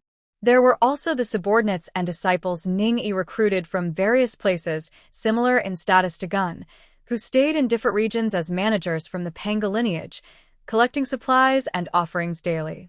Thanks to Ningyi's many years of teaching, she dared not say she never killed to do good, but at least she avoided creating evil. In times of chaos, she could still accumulate some merit. A large part of her merit came from heaven and the underworld. The underworld, no need to say, after 2D transformed into a saint through reincarnation, Ningyi borrowed her strength and earned her merit. In heaven, Yao Qi, from her birth to becoming the Queen Mother, held many heavenly treasures given by Ningyi, earning her merit. All these accumulated, after subtracting what she gave to her brother, Ningyi still had some left. The spiritual lock array she set up on her treasures was starting to be insufficient. In the underworld, there wasn't much going on. She stayed on the painted boat most of the time and rarely went ashore. When she did go ashore to Ghost City and Ghostville, the ghosts living there had no sins on their souls and only gained some merit and spiritual power by chance, which didn't affect anything else. Things were different in the human world. Ordinary people gained some spiritual energy, mainly staying healthy and lucky. But if an emperor gained it, the impact was huge. I should go back to Zixiao Palace first and refine my treasures again. That day, she felt her movements were restricted and it was very annoying. Do you want to go back? Before leaving, Ningyi didn't forget to ask Xiao Hong. Xiao Hong shook her head like a rattledrum. I won't go back. I'm very happy here. My cultivation has even improved, having lived here for nearly 10,000 years. Maybe my spirit can recover a little. All right. If you like, you can stay here. If anything happens, ask Meng Xiao to send me a message. Oh, by the way, how long has it been since you last visited your monkey friend? Not long, just a few decades. I asked Kong Xian to send him some food. What's wrong? Why are you suddenly asking about him? He's about to be released from prison. Oh. Okay, when he comes out, I'll go see him and celebrate. He won't be as free for a while after that. Probably won't have time to drink or eat with you. Xiao Hong looked at Ningyi with curiosity. All right, I get it. You should go now. You're always talking to yourself, not saying things clearly. Half of what you say is left unsaid. Why pretend to be a great god? Actually, I am a great god, the true divine being. That's because you're too slow to understand my hints. Ningyi finished speaking and pulled Ting Ting to run away, just in time to avoid Xiao Hong's fiery scolding. They flew into the air, and her voice reached Xiao Hong. The painting boat can stay on the river. Come if you want. Leaving the underworld isn't easy. You have to go back to the Insi government and use the ghost officer's passage. They could leave directly if they wanted, but they're worried about breaking the seal of the underworld. Ning-yi considers herself a rule-abiding great god, so she wouldn't do anything reckless. After leaving the underworld, she headed straight back to Zixiao Palace. Wow, it's been so long since I came back. I really need to get used to this. From the dark, sunless underworld to the bright sun shining overhead, with clouds and mist swirling around the celestial air of the 33 outer heavens, such a huge difference. Divine Lord, Guanyin requests to see you. Just as she was about to modify the spirit-locking array, Long-yi came to report that Guanyin was here. She arrived just as she was entering the room. That was very timely. They were watching her every move in her palace, not hiding anything at all. Why are you in such a hurry? What do you want? Hurry up, I have things to do. She saw her but spoke somewhat impolitely. Guanyin bowed respectfully. Reporting to the master, I follow the Buddha's decree to go to the eastern land to find the monk. On the way, I will face 91 trials. I am short of help, so I come to ask the master for assistance. What was she thinking? Borrowing people and bringing them here? I don't care about your affairs, and I won't get involved. Do whatever you want. You want to find someone? Go look for them yourself. No need to tell me. Whether it's the coming of the Buddha or the 3 pure ones, it's all just minor disputes among the younger generation. Does she not care about her reputation? Is she involved in everything? Haven't you seen that Choo-Choo and the others are just playing on their own? Can she just reach out directly? Is that embarrassing or not? Guanyin understood Ning-yi's meaning and bowed respectfully, saying, "Disciple obeys the order." She didn't say anything more and quickly left the Purple Cloud Palace. Ning-yi's attitude wasn't very friendly. She showed no sadness or happiness on her face. After leaving the palace gates, she looked back at the changed palace and thought about its original owner. She reminded herself that the current residents had gradually taken over the Purple Cloud Palace. She suppressed her discomfort and left with even more respect. Then she headed east to the land of the mortals. She needed to personally visit the journey to obtain scriptures and check the terrain. Ning-yi didn't care what others thought. She quickly closed herself off to focus on her own matters. She stayed in seclusion for over 2 weeks, upgrading her magic tools and formations. As soon as she came out, Manhwa and Little White were waiting for her. Master, the king of the Wan Sui foxes in the Cloud Mist Cave on Jile Mountain has died. How did he die? Was he murdered? Hearing about the death of the Wan Sui Fox King, Ning-yi frowned.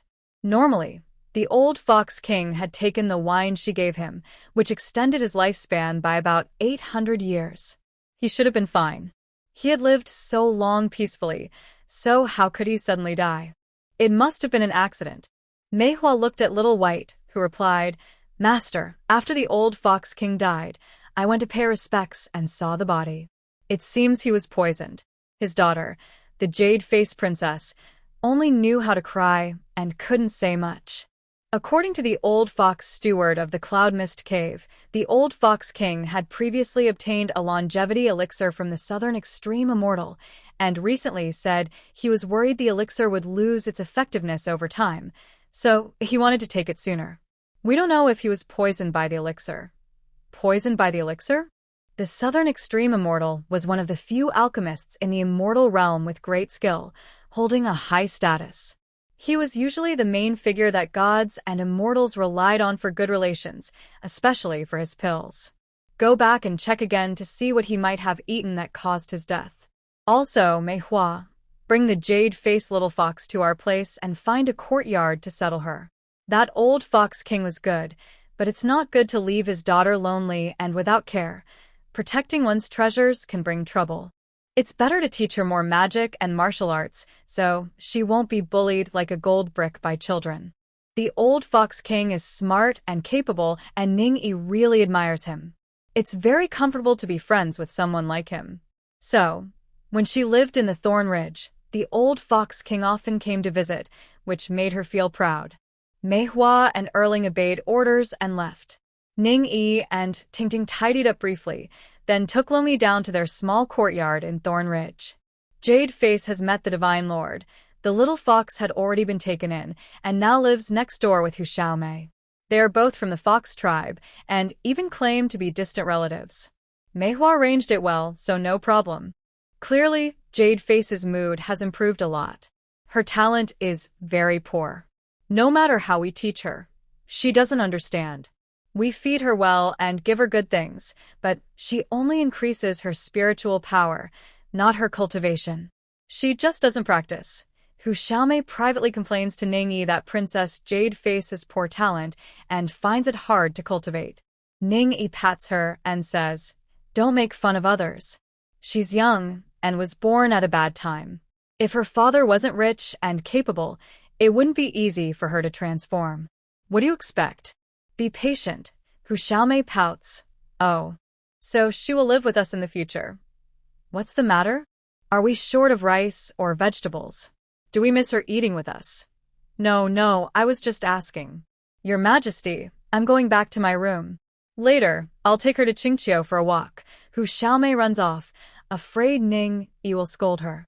Ningyi looks on, only able to shake her head helplessly. Can she really call her back just to scold her? "What are you doing?" Looking at the moon, Ningyi is sitting on the roof ridge, drinking wine while gazing at the moon. Tingting sees her and comes over to keep her company. Bored, so she decided to perform this classic, handsome scene. "Want me to play the zither for you?" Tingting sits cross-legged in a very difficult pose, takes out a zither from her storage, and slowly plays a slow melody. A new song. Ningyi feels a bit sleepy, turns over and lies on the roof ridge, resting her head on Tingting's shoulder, relaxed and carefree. "Do you think I should practice the shao? If I get good, we could perform a duet with the zither and the shao." As she says this, the music suddenly shifts tone, with a subtle pause. "People can't do everything. It's too tiring. I'll play the instrument for you to listen to." "Oh, you think I lack talent and shouldn't force it? Just say it directly, no need to be so polite." Tingting stays silent, a faint smile on her lips, quietly playing her instrument. "Tingting, when my brother forms his spiritual body, where should we move to? I wonder if my brother's situation is different from Xiaohong's. Maybe he's more comfortable in the underworld? But if that's the case, when we get married and have children, the underworld might not be a good place for them to grow up." The music suddenly stops. "What's wrong?" Ningyi asks, then turns to look at Tingting. Sure enough, her ears are red enough to seem like they might bleed. This person is really shy. Why is she so shy? "You're not that shy, am I right?" "I'm not shy at all, so why are you blushing? We've been together for so long, only missing the wedding night." At this, Tingting's face almost looks like she's about to fry an egg. Okay, I won't say more. "Oh, this is so frustrating. If we really get married and have to share a room, will she be that shy? Isn't that unfair to her? Do you want some wine?" Suddenly changing the topic to something unrelated, Tingting looks a bit dazed. Her blushing, innocent expression makes Ningyi feel very fond of her. Not knowing what she's thinking, Ningyi raises her hand and takes a sip of wine, then kisses her. Luckily, she's quick and manages to keep her instrument from falling. After many years of practice, her alcohol tolerance has improved a little. Sharing most of a jar of wine, Tingting, who isn't falling asleep immediately, asks Ningyi, "Would you like to move somewhere different with me? Taking my brother too?" Before Ningyi can reply, she falls asleep. The next morning, she remembers nothing. Ningyi doesn't bring it up again. "Your Majesty, I went to feed the monkey. He told me that Guanyin is heading east to find the pilgrims, passing through the Two Realms mountain, and that he enlightened him to convert to Buddhism, promising that if he joins the Buddhist path and helps the pilgrims go west to seek scriptures, he can be released from the mountain." Kong Xian helped Xiao Hong deliver food to her monkey friend. When he heard the news, he specially came to Jingji Ridge to report to Ningyi. Although everyone knows that the monkey's master is the white tiger, they still need to put on a show. They didn't go directly to find the white tiger. "So, you should go back and tell the monkey that he should do what's appropriate, adapt to the situation, be clever. Isn't it better to come out than to stay hidden? When faced with difficult decisions, you can come to me." Hearing this, Kong Xian was shocked. This was the first time since the beginning of the world that such a thing had happened.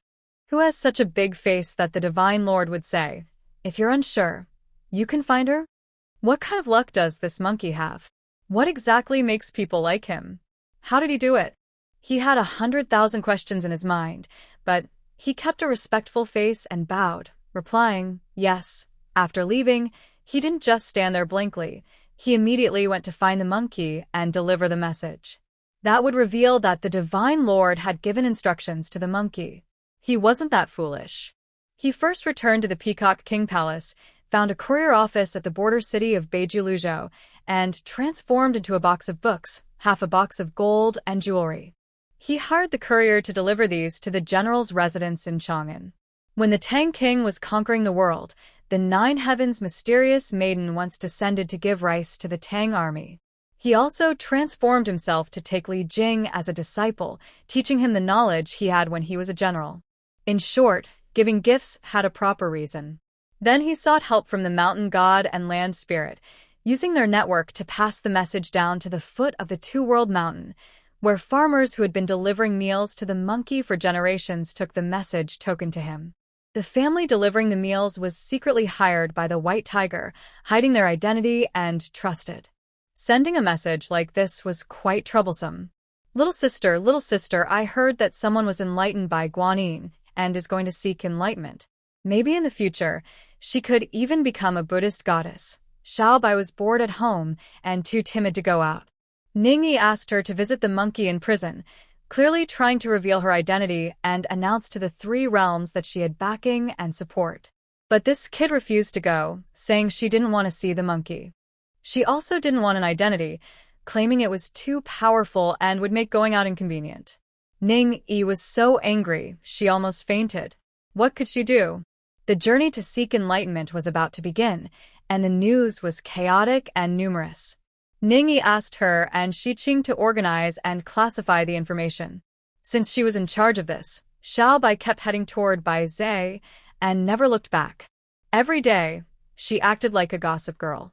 And now, I heard that Pei had a fortunate encounter and immediately ran to gossip with Hu Xiaomei. Hu Xiaomei was drinking soy milk. She didn't really like it, but she made it to nourish the little fox, blending grains, soybeans, and adding raisins and walnuts. It was very sweet, almost like taking medicine, and she swallowed it reluctantly. Seeing Bai's curious face, she couldn't swallow the soy milk anymore. She put the cup down and said, "It's pretty good." The Buddhist temple took in such a scoundrel, but they seemed to match well. Bai was stunned by her words and didn't know how to reply. After thinking for a moment, she pursed her lips and said nothing more. Turning to Ningyi, she asked, "Master, I don't understand. The Buddhist temple always talks about peace and strict rules, but how come none of the people they accept are as pure as they say?" She also heard that the old monk Rulai once commented on the four continents, saying that the beings there are different in goodness and evil. He said, "In the Eastern continent, people respect heaven and earth, are honest and peaceful. In the Northern continent, people may kill to survive, but are simple and straightforward, not much trouble. In the Western continent, people don't greed or kill, nurture their energy and spirit, and live long lives. But in the Southern continent, there is greed, conflict, and fighting, full of trouble and chaos." She wondered, isn't that nonsense? She had traveled to many places. The Eastern continent was peaceful? The Monkey King from there even fought in heaven. How peaceful could it be? The Northern continent under King Peacock was rich and happy. That was true peace. Why did he describe it differently? No wonder King Peacock didn't like Mount Lingshan and refused to show respect. If it were me, I wouldn't either. The Western continent was barren, poor, with no birds or turtles. Few people lived there, only monsters roaming around. How could he say they don't greed or kill and live long lives? And the Southern continent, the most prosperous place in the world, where almost all virtues are gathered. With so many people, conflicts are inevitable. How could he describe it so badly? Ningyi listened to Bai's words, but didn't answer directly. Instead, she asked Xiqing, "Why do you think that is?" Xiqing was proper and always behaved as a maid, never overstepping her bounds. She said, "If we said otherwise, how could we pass on the scriptures and make the journey legitimate? But, of course, the Southern continent isn't bad. The Western one is good too. How can we convince people to go there for the scriptures? The richest person learning management skills from a beggar? That's nonsense. You can't really learn management from someone like that. At best, it's just some motivational talk or brainwashing. It's just about convincing enough people, gaining their trust, and creating a kind of faith. When people believe, even fake things can seem a little true. Isn't that just lying? Xiaobai was surprised. What did you think? It's just a business, no need to take it too seriously. By the way, the Jade Emperor and the Buddha have improved a lot compared to the evil kings and ancestral witches. They understand that fighting and killing only lead to mutual destruction, and no one benefits. They learn to compromise and negotiate. They turn big conflicts into small disputes. Whether the east wind overpowers the west or vice versa, they keep fighting between the Buddha and the Tao, trying to hold their position steadily. Only Ning Yi would speak so casually about the teachings of Buddhism and Taoism.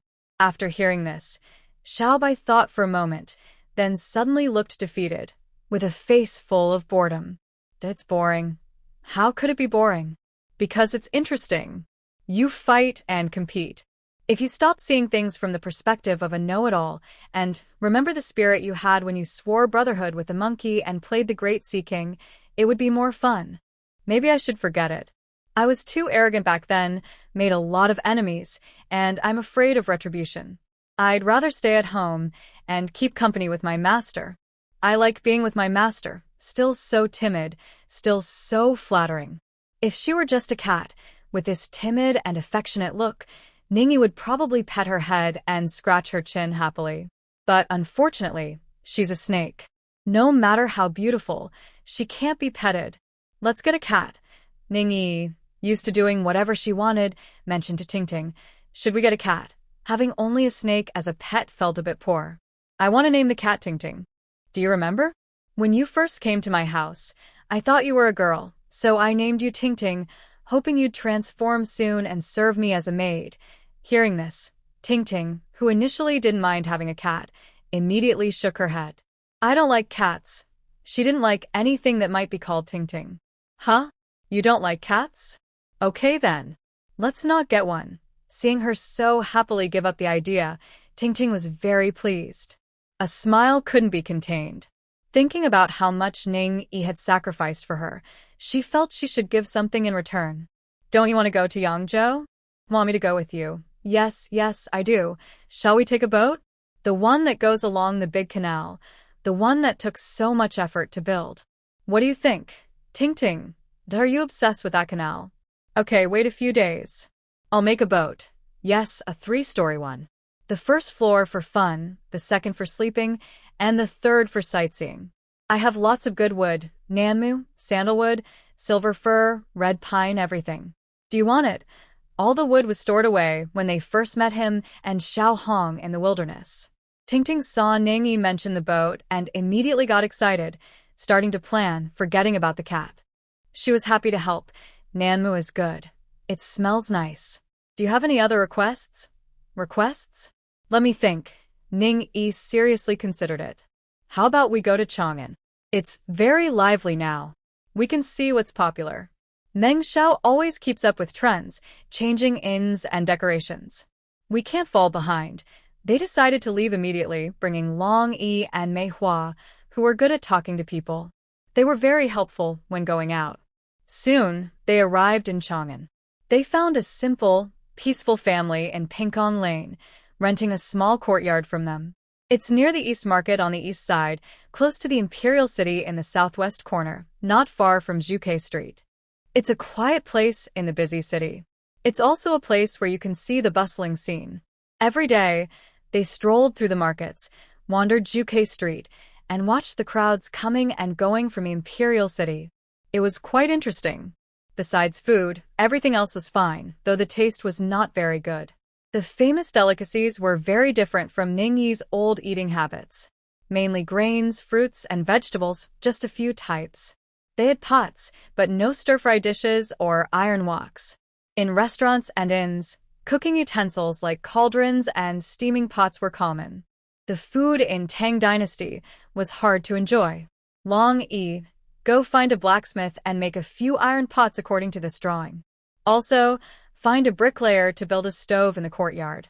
Oh, and find a basket maker to weave some baskets.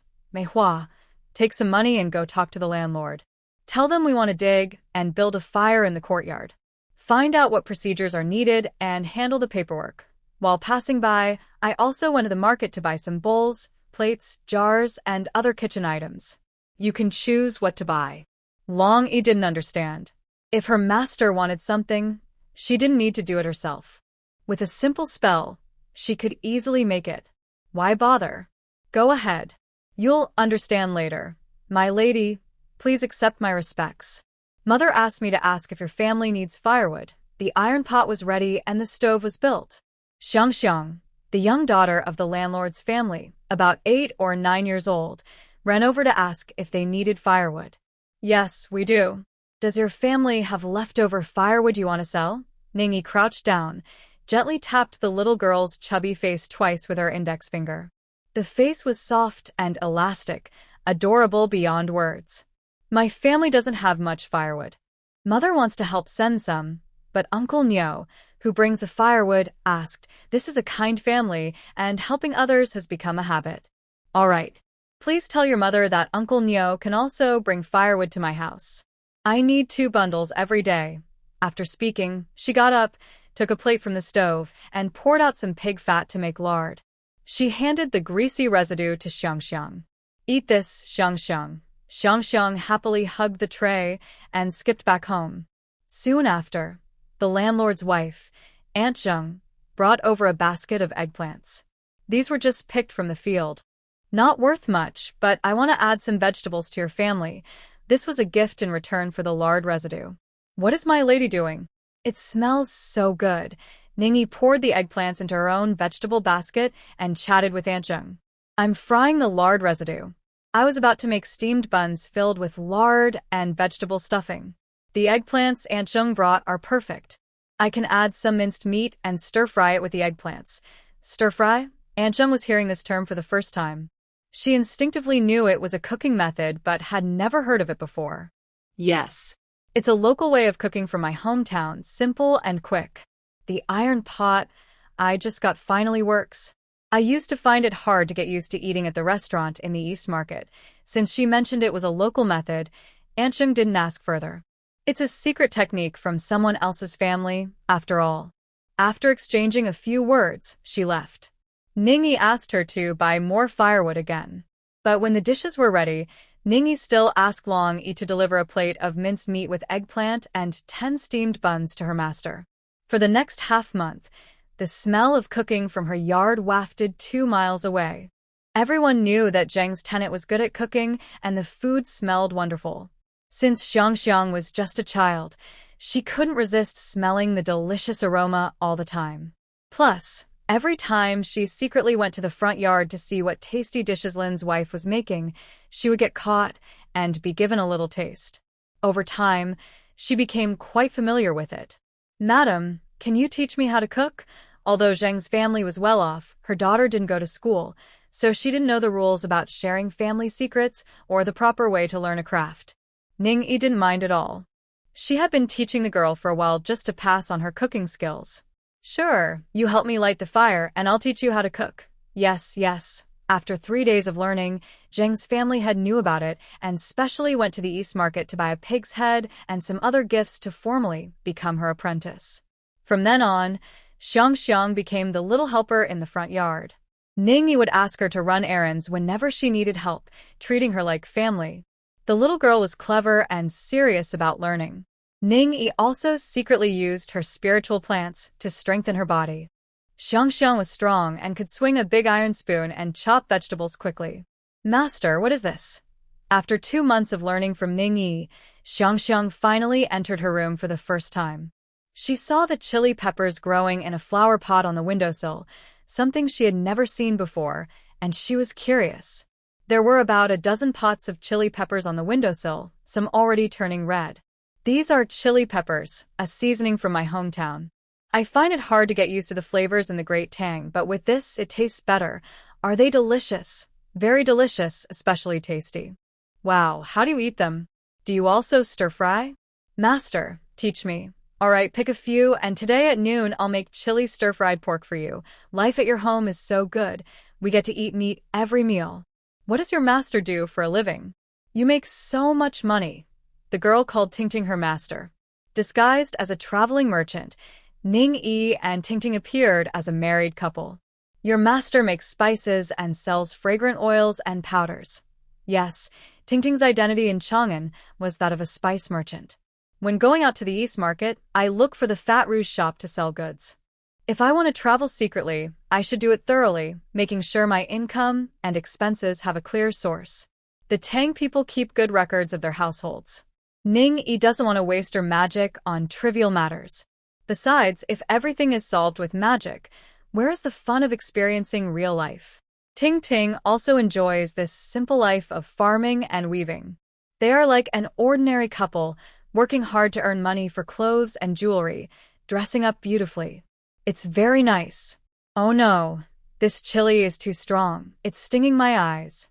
Ning-yi eats a piece of green chili, which is spicy and fragrant. She yells and tries to rub her eyes. She quickly stops her, saying, "Don't rub your eyes with your hands. It will make it worse. It will be better in a while." Yes, it's spicy too. It's spicy. It's spicy. After stir-frying the chili with meat, Xiang tastes a bite. It's so spicy, she stomps her feet and quickly pours cold water into her stomach. She sticks out her tongue like a little dog and waits a long time before she feels better. Actually, Ning-yi chose a variety that isn't very spicy, only medium-low in heat. But Xiang is trying it for the first time and can't handle it. Huh? Master, it's so strange. This chili clearly stings from my tongue to my stomach, but it tastes so good. The meat is also delicious after stir-frying. That's right. The charm of chili is that it's so spicy it makes you uncomfortable, but you can't stop eating it. You should eat less if it's tasty. Eating too much isn't good for your health. You need to get used to it slowly. When the chili turns red and dries into chili peppers, I'll make a dish with them for you. Great. I'll help you pick the chili peppers, master. There are so many dishes that can be made with chili peppers. In spring and autumn, especially in winter, sweating from spicy food makes the cold less harsh and difficult to bear. In the blink of an eye, 2 years have passed. Xiang has grown into a 13-year-old girl. At first, her height seemed small, like an 8 or 9-year-old, but now she is 11. At 13, it's time to consider marriage. The matchmaker and the witnesses will go through the process, which takes several years. By the time she gets married, she will be around 17 or 18. My ancestors were originally from the Zheng family in Xinjiang. They moved to Chang'an early on with their lord during wars. It's been 3 generations now. Now, the eldest son of the Zheng family has passed the imperial exam, and recently, someone from his hometown came to take the young lady back to her mother-in-law for upbringing. Madame Zheng came to discuss Xianxian's future with Ning-yi. Nowadays, respecting teachers and elders is very important. Although Ning-yi is a cooking teacher, she is still a teacher, and she has a say in Xianxian's future. Noble families are so powerful that even the royal family looks up to them. The imperial exams are mainly to challenge the power of these noble families. The 5 surnames and 7 clans are the most respected big families. Not to mention common people, even the royal family would think twice before marrying into a noble family. They want to see if the family is willing and suitable. The Zheng family favors Xianxian's older brother. They plan to take Xianxian to her mother-in-law's house for training. In the future, she will marry into a noble family and become the lady of the house. From today's perspective, this is good for Xianxian. At least, her life will be comfortable. But she thinks a woman doesn't have to depend on her husband or family to live. Having a skill to support herself is the real foundation. Only when she reaches a certain point in life can she live well and not feel oppressed. I've taken such a precious disciple, and I don't want her to suffer in the future. She discussed with Madame Zheng. How about this? Xianxian is still young. Let's wait 2 more years. My husband just opened a restaurant in the East Market, and I want Xianxian to be the head chef and manager for a year. After 2 years, my husband and I will return home, and the restaurant will be my dowry for Xianxian. By then, she will have her own business, money, and recipes. She won't be looked down upon by your young masters and misses. When she's ready to marry, she'll have bargaining chips. What do you think? There's nothing wrong with that. Nowadays, recipes are secrets that noble families don't share, and they can be a dowry for a girl. In these 2 years, the family has benefited from Xianxian's skills. They're used to spicy food now. Who wouldn't know how good it is? If she still controls the chili production, it's like holding a mountain of gold and silver, ensuring her descendants will never be poor. Madame Zheng was very grateful and went back to think of a way to reply to her family. This plan was settled. 3 years later, Yunlai Restaurant became the top restaurant in Chang'an City, and Zheng's eldest son also became the top scholar. Xian became one of the most dazzling young ladies in Chang'an. Many young men chased after her. There were countless suitors from all kinds of backgrounds. There is no need to return to the original family to seek wealth again. As Yunlai Restaurant's business boomed, the spicy pepper became famous along with the hot pots and stir-fry dishes spreading across the land. Sniff, sniff. Master, why didn't you take Xiangxiang with you? Ning Yi was about to leave Chang'an for Yangzhou. Xiangxiang cried uncontrollably, not understanding why her master didn't take her along. Our master, and you have run your course. In the future, be kind to others, run your business with a good heart, and don't be greedy or lose your original intentions. The restaurant is a gift for your dowry. Don't hoard the recipes, pepper seeds, or planting methods. Spread them widely. The more people benefit, the greater your own gains. Do you understand? Xiangxiang wiped her tears and obediently knelt to listen. Yes, disciple remembers. Your parents are kind and won't make things difficult for you. When choosing a husband, don't just look at his family background. Consider his character and ability. A bookworm isn't suitable for you. You need someone tolerant and gentle. A family with a broad mind, clever and quick-witted. Better to wait a couple of years to find the right person. This felt like a final farewell, and Xiangxiang cried even harder. No matter how much was advised, she still had to leave. Respectful one, Xiangxiang is talented and clever. Rest assured, she will manage her life well. The boat sailed along the canal. Manhwa saw Ning Yi looking downcast and tried to comfort her. Long Yi beside her chuckled. After these years of city life, Manhwa is becoming more like a real person. Xiangxiang is the respected one's direct disciple. Not only will her blessings protect her descendants for thousands of years, but even the Zheng family, our 5-year landlord, will thrive for 5,000 years to come.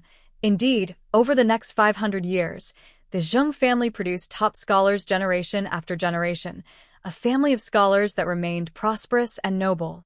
Xiangxiang married a merchant surnamed who ran a tavern. Yunlai Restaurant and Rugi and have been passed down for dozens of generations, with women in charge, passing on the family line through daughters, not sons. The sons went out to make their own way, never wasting the family wealth. Low-key and modest, truly wealthy and stable. But those are stories for later. For now, none of that has happened. Oh, yes indeed. Manhwa also thought of this. Ning Yi curled her lips into a faint smile. How long their blessings could protect them depended on how well their good qualities could be maintained. Her virtue wouldn't protect the reckless or immoral. Ting Ting gently played her lute, listening to Long Yi and Manhwa talk, and only shook her head without speaking. They all overlooked that the greatest reward of this trip to Chang'an was not taking on disciples or benefiting the Zheng family. The real achievement was passing down new cooking methods and new vegetable seeds, which changed many people's eating habits. This is a lasting merit that will never fade. Everything else is minor. Master, the monkey has come out of the mountain and is asking around about where you've moved. Ning Yi moved to a waterside courtyard in Yangzhou, traveling by boat. The courtyard had a lotus pond and a small stream, both supplied with fresh water from outside. This suited Xiao Bai's wishes perfectly. He ran over from Jinjiling and refused to leave. Most of the time, he was soaking in the water. Sometimes, only his head was above the surface. No one knew what strange hobby that was. The courtyard was large. Ning Yi planned to stay for several years. After Xiao Bai arrived, only the steward from Jinjiling stayed to watch over the place, while everyone else moved over too. Long Iguang spent half a month just organizing everyone's official documents. They bought the house 2 months in advance and arranged personnel, just in time before Ningyi arrived. Xiao Bai was still responsible for managing news. As soon as the monkey came out of the mountain, she saw the news and ran to report to Ningyi. Are you asking about me? What for? Do you want to invite Xiao Hong to drink? Xiao Bai shook his head. I don't know. I only know that he's been secretly asking the mountain god and land spirits about us. Then tell him. I'm not hiding from trouble. There's nothing I can't let people know. Have someone give him this jade pendant. Otherwise, he won't find us when he comes. To make things easier and avoid trouble from people wanting to visit, Tingting set up a barrier around the house. Without any formation symbols, no one could find us. Xiao Bai took the jade pendant, plunged into the water, and disappeared. It was just after she handed the pendant to the monkey that he suddenly appeared. Ah, isn't the sun dashing? Long time no see. I heard you protected Tang Sung on his journey to the west. How come you're free to visit my place? Ningyi recited a classic line that was unforgettable, so satisfying. The monkey jumped onto a chair, squatting on it with his usual monkey-like expression. What journey? Old Sun doesn't do that anymore. That old monk doesn't understand human affairs. He can't tell right from wrong. When I, Sun Wukong, killed a few bandits, he scolded me for taking lives and making evil. He said I lacked compassion. I spit on that. If I didn't kill them, they'd keep robbing more people and causing more deaths. Isn't that allowing evil? I'm fed up. Soon or late, he'll make me so angry, I might lose my temper. Or maybe I just can't hold back, and will hit him with a stick. After scolding Tang Sanzang, he turned around and grinned at Ningyi.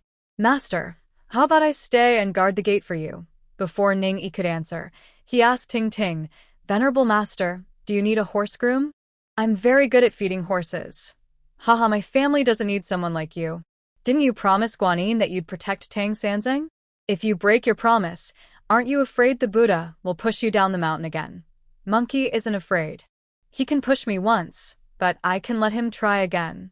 How could I be so stupid? Then he changed the subject. Venerable Master, where's my sister Niao? Ningyi almost burst out laughing at his nickname. This monkey really dares everything. If you dare call her sister Niao in front of her, you might as well give up your journey. Do whatever you want, I'll protect you. Monkey wouldn't dare. He's very obedient when he's with Zhu Yan. He's as obedient as he can be. Old Sun might get turned to ash. Zhu Ke flames are much fiercer than the true fire in Laozi's alchemy furnace. He can't handle it. When he's joking around, Xiao Hong chases him with flames, nearly burning his a few times. That's when he realized how dangerous it is. She's in the underworld, living near the Naiha Bridge. If you want to see her, you can go to the underworld. What? In the underworld? Monkey's eyes widened, and his face turned red. He was so anxious he scratched his head. My sister Niao is dead? When did that happen? How did she die? Who hurt her? Why didn't Hua Peacock tell me? What's going on? Venerable Master, tell me. Who did this? I'll go to heaven or earth and avenge my sister Niao. Where is he thinking? Ningyi was speechless. Are you crazy? Even if you don't know who your sister Niao is, don't you know who Kong Xian is? Or Lan Yao, who's always with her? And you want to kill her? Who could do that? He was about to roll his eyes. What kind of logic is this monkey using? Then how do you get to the underworld? Who's a good person living underground? Pa. What nonsense are you talking about? I think you don't want to get better. If Ho Tu hears this, she might not argue with you. If Luo Yi and Meng Xiao hear this, they might ear fur and use it as a mat, and I wouldn't be surprised. Monkey's mouth is really sharp. If he gets beaten to death someday, it will probably be because of his sharp tongue. All right, I was wrong. So, why does my sister have to stay in the underworld? Because she likes it. She feels more comfortable living by the river of forgetfulness, where the atmosphere suits her. So she stays there. Oh, so Lady Ho Tu just lets her stay there. Ningyi looked at Monkey. That's a matter between great gods. Don't ask too much. Stop bothering me and go back. Monkey kicked up his legs and sat down. I'm not going back. No way. Looking at his stubbornness, Ningyi shook her head. You really don't focus on the main thing. You're supposed to go to Lingshan to prove your enlightenment and become a Buddha or saint. That's your goal. Why do you care what Tang Sanzang says? Just listen to him. It's not like your ears will turn deaf, right? Humph. Monkey twisted his face and tilted his body. Old Sun can't stand being wronged like this. You've already suffered 500 years at the foot of the mountain. What more can you not endure? Monkey said nothing. He blinked, then blinked again. He looked at Ningyi, then at Ting Ting, and blinked once more. Master, is there something special about this journey to fetch the scriptures? Why do you insist that Old Sun go back? Ningyi nodded directly. Yes. So, you should go back. What's the matter? Tell Old Sun. Secrets of heaven can't be revealed. Really can't tell. No. Then. Can you tell Old Sun if my master is the great white tiger god? Figure it out yourself. Nothing can be said. Alright, I get it. I'll go now. Sigh. Why is Old Sun's life so hard? No parents, no master's care, no recognition from the sect. Everyone bullies me. Oh, now he's playing the victim? Ningyi sighed, making him feel overwhelmed. I already told you if you have something to ask, come find me. Aren't you satisfied? I'll tell you, there was someone before who thought he was close to me, always bothering me for my things. Do you want to know what happened to him? Ask Taiching. Tian Tong is a living example. To this day, everyone in the Three Realms knows he is one of Ningyi's closest nephews. When he was deified, he was also beaten the hardest. The monkey has been running around all those years, making many friends. Could he not have heard about the Celestial Lord? He immediately shut up, disappeared in a flash, and went back to find Tang Monk. Ningyi had not finished her tea when the monkey returned, looking weak and almost dying. He fell from the sky into the hall and lay there, unable to get up. Guanyin gave the old monk a collar, tricked Old Sun into wearing it. With a single spell, it causes him great pain. Master, Grandmaster, save me. Ningyi looked at the monkey lying in the middle of the floor. What did I say? I told you not to be disobedient, to give up. Now you're shackled. Fine.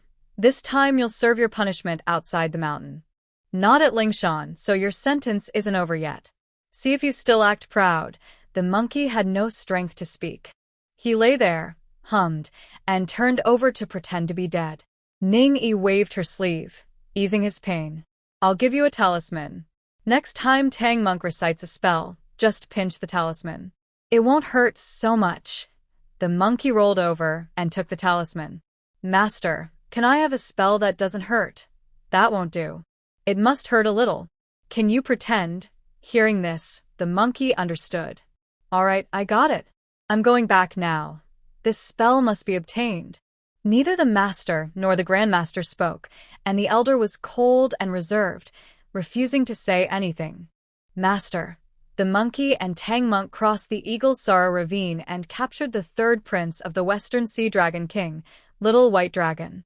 Little White Dragon ate Tang Monk's white horse and transformed into a white horse to ride. Master, when the monkey and his disciples stayed at Guanyin's Zen temple, the monkey, proud and showy, took out a brocade robe.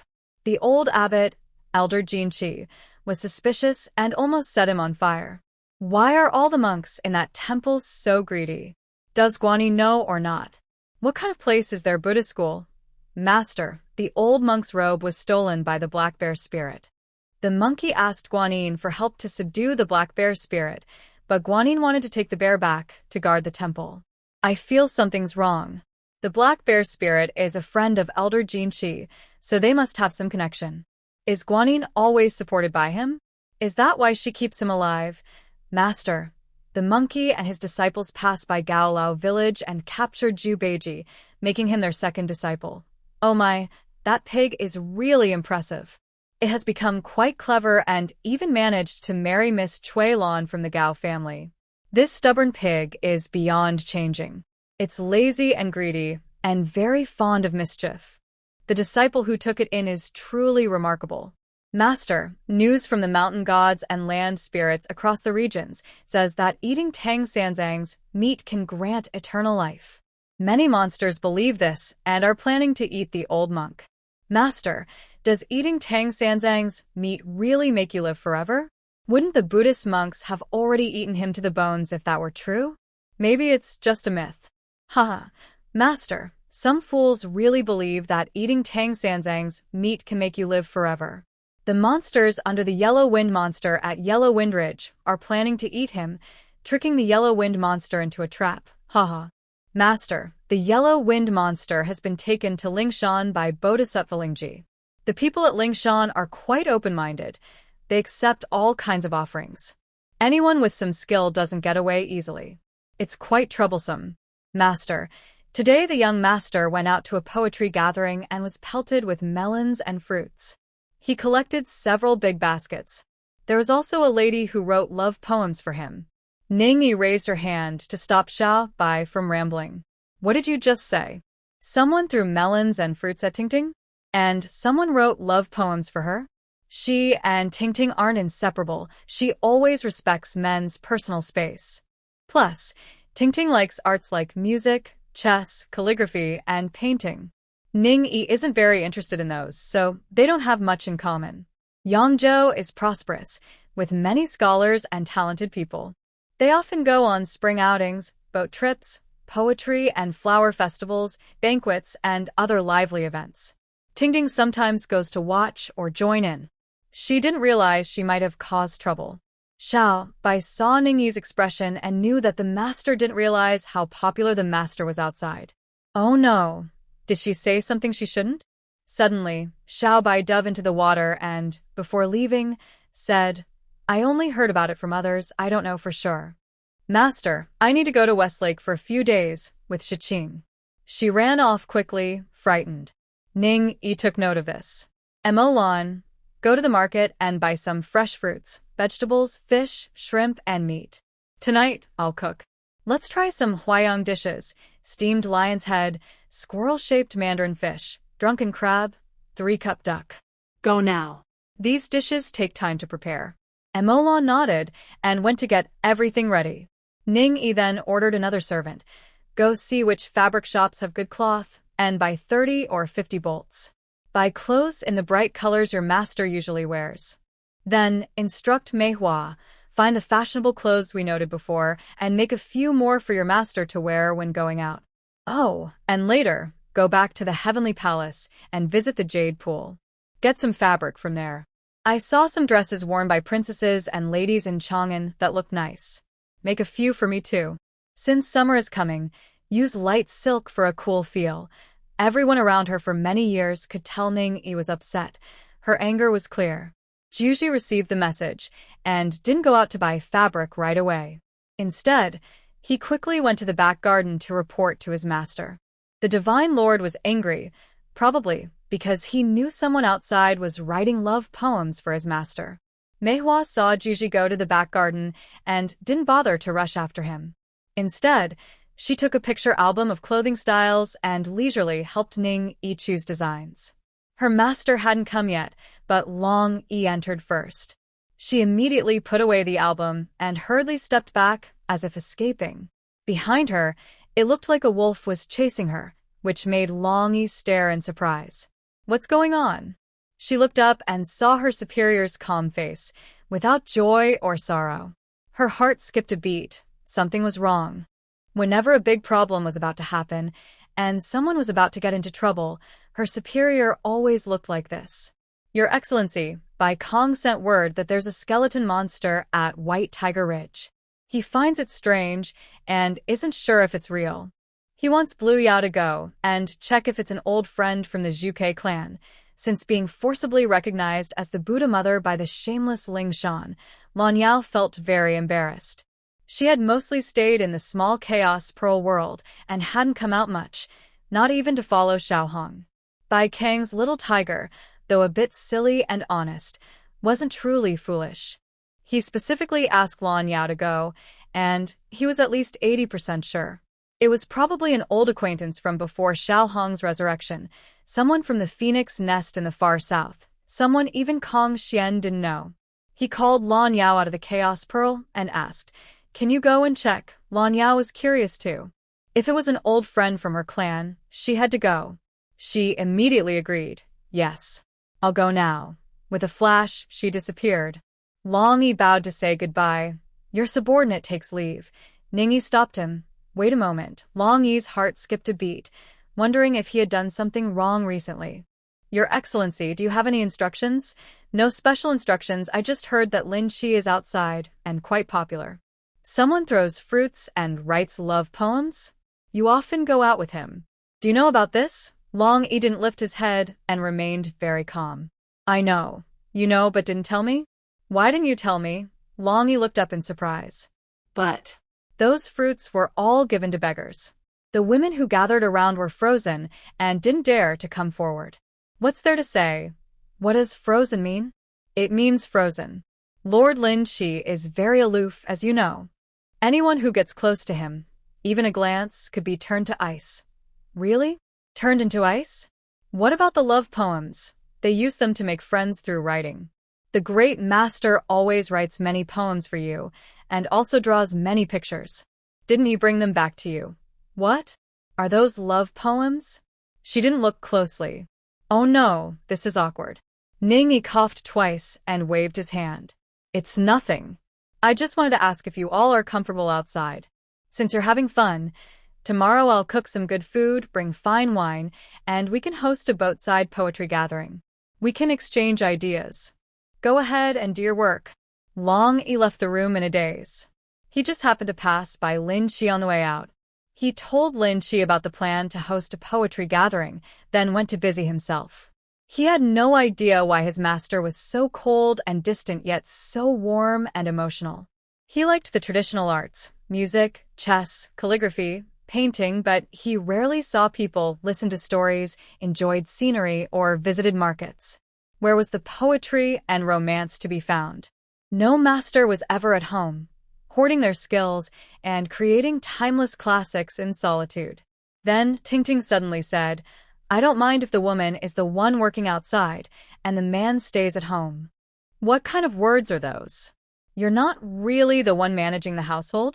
The person in charge of the home needs to do chores, cook, and tidy up. Lord Lin Shi, may I ask, what exactly have you done? Ning Yi was stunned.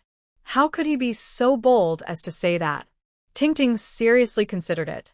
I could learn to cook. Teach me. Really? He wanted to learn? Ning Yi imagined the graceful, elegant Lord Lin Shi washing his hands and cooking in the kitchen. Oh my, that was so disappointing. Better not to learn. Just thinking about you playing the piano with the smell of scallions makes me get goosebumps. Ting pictured it and hesitated. he also couldn't handle it well. But When you cook, I think it's very nice to watch, and I feel very happy. Ha, such a simple man. She usually changed into simple clothes when she cooked. Even if she didn't change, she would use multiple cleaning spells and wear fragrant sachet. Do you think women can just do nothing and always smell nice, looking beautiful and ethereal? Is that so? But you don't need to understand that. Your Majesty, the groceries are here. I'll wash and cut the vegetables first. Would you like to cook? Mo Lan returned with the groceries, interrupting Ning Yi and Ting's discussion about whether to learn cooking. Good, go ahead. That day, Ting insisted on helping wash the vegetables. Ning Yi then realized that this was one thing he was truly bad at. His confidence soared. He almost laughed out loud, finally feeling that he was better at something. In a good mood, Ning Yi kept his promise and held a river cruise on their big boat, inviting famous local scholars, beauties, and singing and dancing performers. They even held a unique buffet. She personally hosted the event in the name of Lady Lin to entertain the guests. Although she cannot compose poetry, paint, or play the piano, she can still recognize and appreciate good art and music. This group truly is talent. They are also genuinely extravagant. They know how to eat, drink, and have fun, and they love to cause a fuss. When they drink too much, they sometimes become a bit wild. And the more they get drunk, the better their creative works seem to be. There's really no one like them. Stories and accidents happen to talented people and beautiful couples alike. What is done willingly by both sides, I have never seen anyone force. Ning Yi doesn't interfere. The best thing about Ting is that he notices when she's upset. Even if she says she's fine, he rarely goes out afterward. When he does go out, he takes Long Yi, Juji, and Juji with him. He always tells her in detail what he did, who he met, what they ate, and what they talked about. He never does anything to make Ning-yi misunderstand. That's how they keep harmony. Divine Master, I've returned. Lan Yao came back looking strange, as if she had just eaten a fly. What's the situation? It's Feng Xian. Feng Xian was burned to bones long ago, but it turns out your flames were actually caused by the Chaos Vermilion Bird Nest, which has the power to create life for the Vermilion Bird clan. She was once the leader of the Phoenix tribe, and rebirth is a natural skill for her. Now, with spiritual energy thinning out, she doesn't have enough power to support her rebirth as a phoenix with strong magic. She barely managed to become a spirit from bones. But without roots or foundation, and lacking magical treasures or spiritual materials, the creative power of the Vermilion Bird flames has been exhausted. She can only survive by eating living blood and flesh. They are from the same clan and longtime acquaintances. Over the years of rivalry and conflict, Lan Yao knows Feng Xian very well and easily understands how she ended up like this. It's really a strange coincidence. They initially used the Vermilion Bird flames because they thought other fires wouldn't kill her, not knowing it would give her a chance to survive. This Feng Xian is quite resilient. Even after turning into bones, she managed to become a spirit. The White Bone spirit is very famous. Besides her, I haven't heard of any other bones turning into spirits. Lan Yao shook her head and laughed. She's stubborn. To stay alive, she's willing to do anything. She has no sense of right or wrong, and she doesn't seem very smart. I can't believe you fell for the rumor about eating Tang Monk's flesh to gain immortality. Divine Master, I will report to the Lord and handle this later. As for Xiao Hong, no matter how Feng Xian lives, she was once chosen as the Phoenix clan leader within the Vermilion Bird Corps. She is the successor of the Vermilion Bird. How to deal with her? Of course, I need to ask her. Ning-yi has no objections. But Tell Xiao Hong first, there's no rush to handle it. She's also facing a difficult journey to obtain scriptures. If she wants to eat Tang Monk's flesh, can the monkey tolerate her? Right now, her situation definitely isn't a match for the monkey. How to handle her can wait until her soul returns to the underworld. Lan Yao went to the underworld and returned quickly. Xiao Hong was very straightforward. She doesn't care. Rescue is impossible. There's no point in saving unworthy descendants. It's embarrassing enough. The Vermilion Bird tribe turned her into the Phoenix tribe, completely losing face for the ancient divine race. It's already good that the Vermilion Bird deity didn't personally deal with her. And now you want to save her? In a hopeless situation, what's the point of handling it? It said Xiao Hong was so angry, she drank 2 jars of Phoenix Feather Plum Blossom wine, got drunk, and set fire to a large patch of the other shore flowers. She kept muttering that Feng Xian was originally talented, but didn't use her properly. Instead of following the right path, she went crooked and skewed. Ning-yi heard this and sighed along. Indeed, what Feng Xian did shows her true nature as a hero. She's quite clever and talented in many ways. In a sense, she's also achieved great things. If she had followed the proper path, she could have been a good successor. In this regard, the Vermilion Bird Corps wasn't mistaken in choosing her. What can be done? The world is unpredictable. Baihu Ridge is still far from the scripture-seeking group. The matter of the White Bones spirit isn't urgent. Haha, this is too funny. I really respect the Buddhist sect. Xiao Bai laughed so hard he couldn't straighten up. Guanyin, Fuxian, when Shu Bodhisattvas and the old mother of Lishan dressed up as one mother and 3 daughters to test the Zen heart. ha ha ha. Knowing that pig's nature, they still insist on testing. If they don't castrate him, he'll never remember. Just hanging him with a net. What's the use? I think they have some special hobby. They like playing with pigs. Ha. Oh dear, what kind of dirty words is this kid saying? Can you speak properly? You're so young. Where did you learn such strange things? Ning-yi scolded the kid, also looking at Shi-Qing. Shi-Qing immediately knelt down. Seeing this, Xiao Bai quickly pleaded, "Oh, master, don't involve Shi-Qing in this. I used to be the great sage of the overseas sea, and I've traveled with my sworn siblings, even transformed and visited cities. I've seen a lot.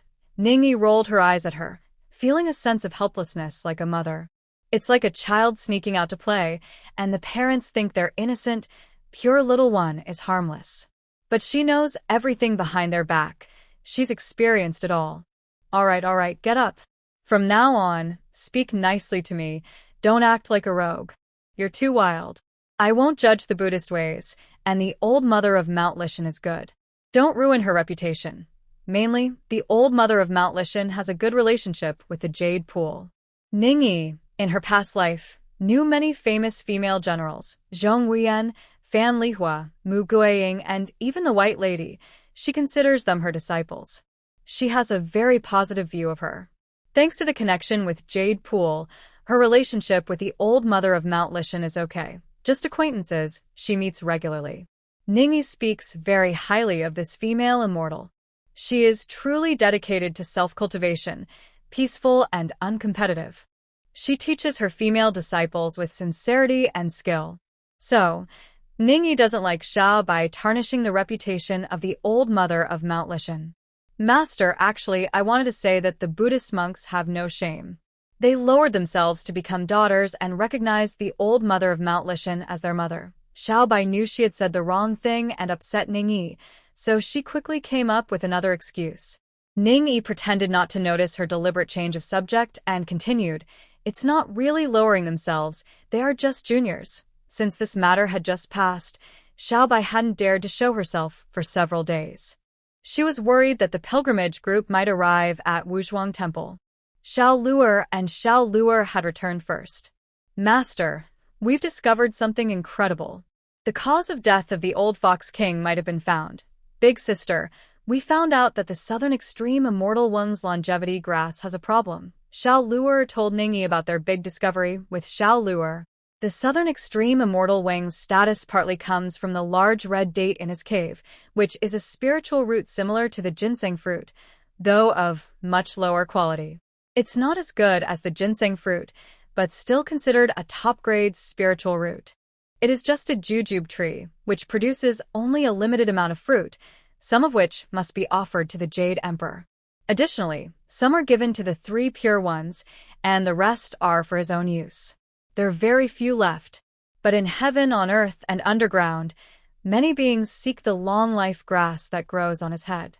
In his cave, he also cultivates spiritual herbs like lingji mushrooms and other treasures. Using only those isn't enough for long-term survival. So, he refines pills. The pill he creates is called the longevity herb. Therefore, the longevity herb isn't actually a plant, but a pill. It is very famous in the 3 worlds, hard to obtain, and its power is well-deserved. Big sister, no matter how you guess, you can't figure out how the longevity herb is made. The little deer god speaks mysteriously. Little Luer quickly responds, "The medicinal ingredients are limited. In a batch of 100 pills, there's not even a single lingji mushroom. The rest are just common herbs from the mountains like mugwort, wild jujubes, red beans, green beans, nothing special. They didn't even add ginseng or polygonum. All the medicinal power is in the catalyst." When mentioning the catalyst, he makes a disgusted face, pursing his lips and then showing a look of disgust, full of contempt. What is that? Why is he still being mysterious? Child's heart and soul. This time, Ningyi is truly surprised. "Are you sure? How did you confirm it?" "Yes, on the journey to the west, there was a Buddhist kingdom where the king used thousands of children's hearts and livers as catalysts to make the longevity medicine. The royal master who provided the formula was also connected to the Southern Extreme Immortal, riding a sacred deer that had transformed into a demon. But that has nothing to do with the Southern Extreme Immortal, right?" Ningyi was just thinking about this when she heard little Luer and the little deer talking back and forth about how they discovered it. It was probably a coincidence. The little deer became friends with the sacred deer of the Southern Extreme Immortal. As for little Luer, he was playing in the human world and made a loyal friend. That friend's mother was sick, and because little Luer was brave, he was worried that his own powerful spiritual energy might harm her. He wanted to find the southern extreme immortal and casually ask for something to save his friend's mother. On the way to Punglai Island, they met the little deer looking for the sacred deer to play with. The sacred deer thought they just wanted to save immortal, so they didn't need anything special, just pick some flowers or herbs from the fairy island. It took them to the island, planning to gather some herbs casually. But by chance, they arrived just as a big demon came to see the immortal, and they didn't see him. They ended up wandering into a secret part of the island by mistake. Of course, normally, the secret realm has a protective barrier. Unfortunately, the cultivation level of the southern polar immortal is far below that of Little Lou and Little Deer, so the barrier couldn't stop them. Then, it was clear that the big demon wasn't seeking medicine but was instead delivering a medicine guide. That demon was the king of a mountain called Xianxi Mountain in western Nyoha continent, self-proclaimed as the longevity immortal. Beneath Xianxi Mountain, there was a small country called Junzi Country. The people there are long-lived and have many children. Every household worships the longevity immortal. Each year, they offer 12 pairs of children under 3 years old. The big demon, the longevity immortal, would take these children to Punglai Island to give to the southern polar immortal. He used the children's hearts and livers to refine the elixir of immortality, and their skin and flesh to make fertilizer for the island's rare flowers and plants. We didn't just listen to rumors. We went to Junzi Country to investigate. We stayed there for 3 years, checked everything carefully, and only then came back to tell you. Little Lou is reliable when handling matters. Ning Yi asked him, "You previously said it was related to the death of the Wansui Fox King. What exactly happened?" That Wansui Fox King paid a high price for a mountain of gold to buy a longevity herb from the southern polar immortal. The immortal tricked him, claiming he had no backing or support, and many people were eyeing his wealth. When he died, no one would help him avenge, only think of ways to steal his property. The herb he received was fake, mixed with drugs that could cause a surge of spiritual energy. The old Fox King was already near death, quite old, and the things you gave him, he was reluctant to eat much of. His health only improved a little, and without the power of medicine, he just died. "Are you sure the southern polar immortal really gave him fake medicine?" Little Lou grinned proudly. That so-called longevity immortal is so weak in cultivation that he's easily fooled by illusions. He can say whatever he wants. The old Fox King bought the herb through his channels, so he definitely knew. Little Deer also smiled happily. In these years, that old immortal's reputation for longevity is probably ruined. "Sister, Little Lou, and I saved all those children.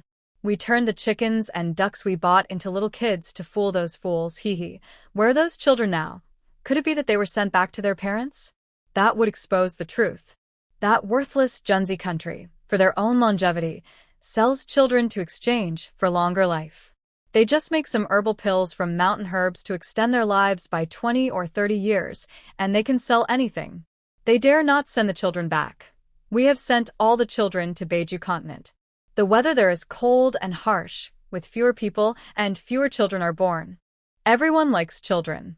We sent them to Guishan, where Li Shi helped find good families to adopt them."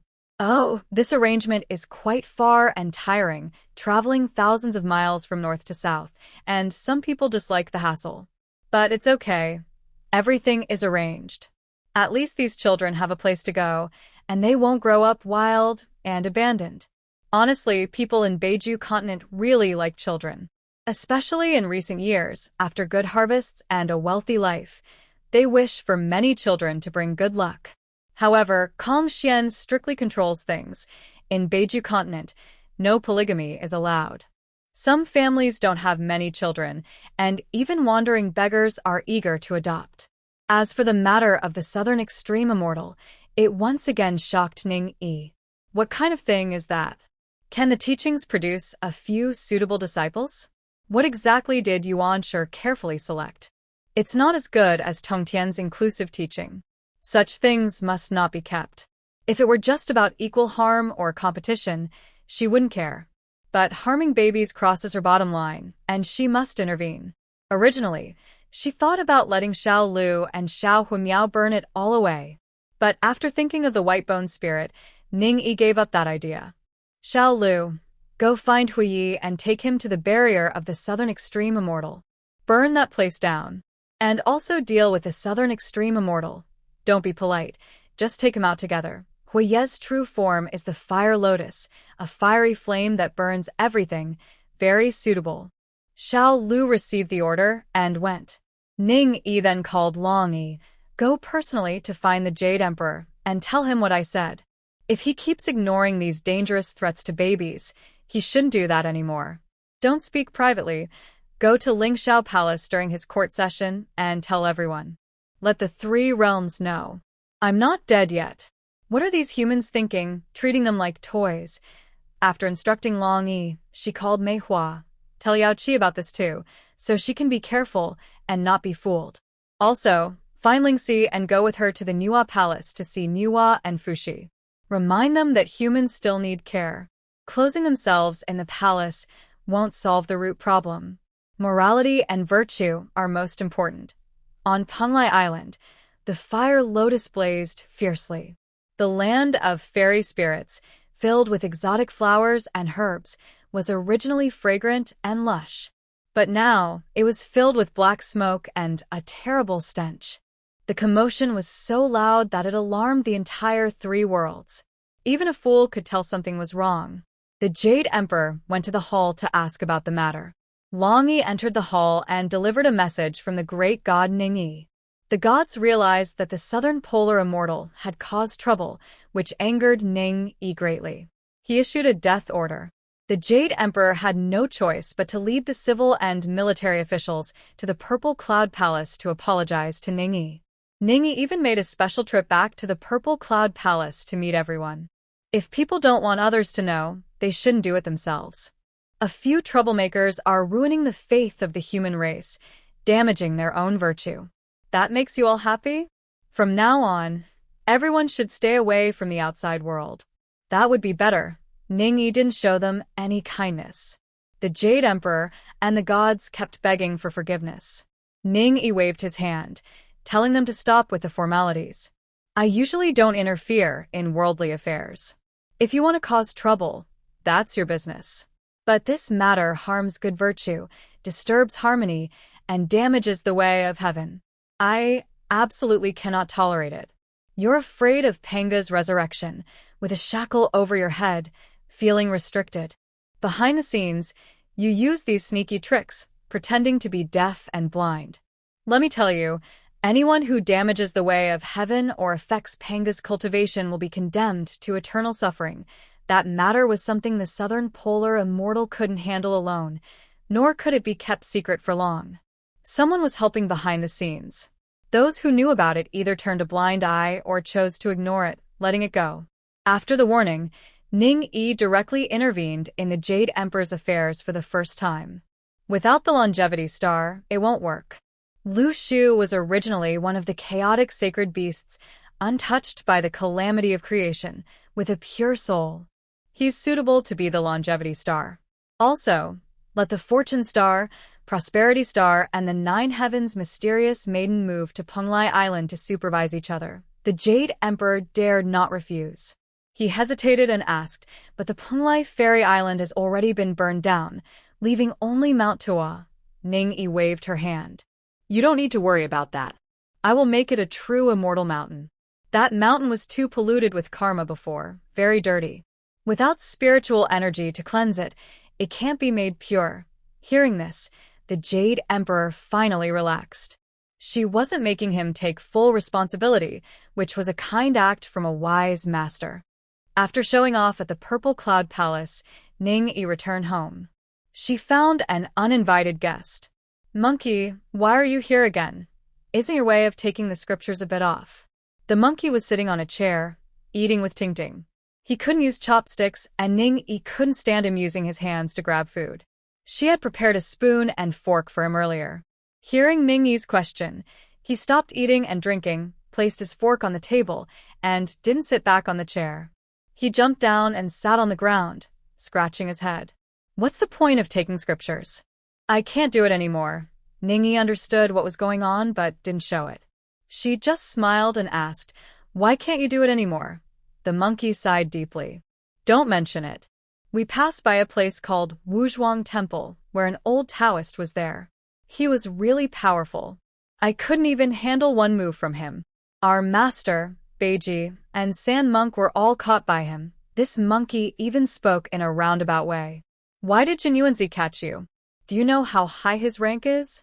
You guys are just a few, and he's willing to take action against you. Seeing that Ning Yi wasn't fooled, the monkey scratched his head and chuckled. Master Ancestor, you are so wise. So, you know that old Taoist? You don't know, that old Taoist is too biased. He's stingy and keeps his good stuff to himself. He only gave our master 2 ginseng fruits. Our master didn't dare to eat them or share them with us disciples. He kept them for those 2 little Taoist boys. Can you believe I, Sun Wukong, would accept such unfairness? Anyway, I just wanted to pick a few and try them, but I only picked 3, and those 2 Taoist boys falsely accused me of taking 4. They cursed me and falsely accused me of being a bad person. I couldn't hold back and uprooted his ginseng fruit tree. The old Taoist insisted that I pay for the tree. I don't know how to treat that broken tree. I couldn't beat him, and I didn't know how to deal with him. So I came to ask my master ancestor if you could give me a way to treat the tree. He seemed quite stubborn, losing a fight but speaking so confidently. Aren't you the great sage? Equal to heaven? The invincible across the 3 worlds? Why are you so timid now? Ning Yi didn't mention saving the tree. She just teased the monkey with her words. The monkey pretended to sigh. Ah. Master Ancestor, now I understand that there are always people better than you, and heaven's higher than ours. I had heard of Jin Yuanzi's name before, but few people mentioned him, and I didn't take it seriously. Now you see how powerful he is, right? This monkey, I think he's only just now realizing it. Initially, he was just a brave monkey king, wandering around aimlessly, making friends with everyone, thinking he was doing very well. But he didn't realize that the real high-level gatherings and grand banquets were beyond his reach.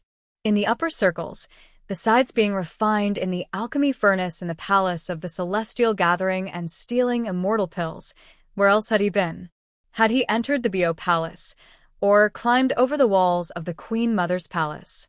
Still, my master is the best. Others wouldn't even glance at Old Sun with their eyelids. The monkey spoke in a tone full of despair and hopelessness. He started to complain again. Ning Yi remained silent, watching his performance. The monkey looked pitiful. Besides my master, I really have no one else to turn to. My master dislikes troublemakers and refuses to see Old Sunday. If the Grandmaster doesn't help, I really won't succeed. I don't have a way to heal that ginseng fruit tree here.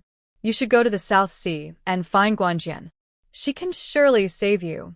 The monkey forgot about his act of pretending to be pitiful and looked at Ning Yi in surprise. That ginseng fruit tree is said to be the #1 spiritual root in the world. Even the Grandmaster couldn't save it.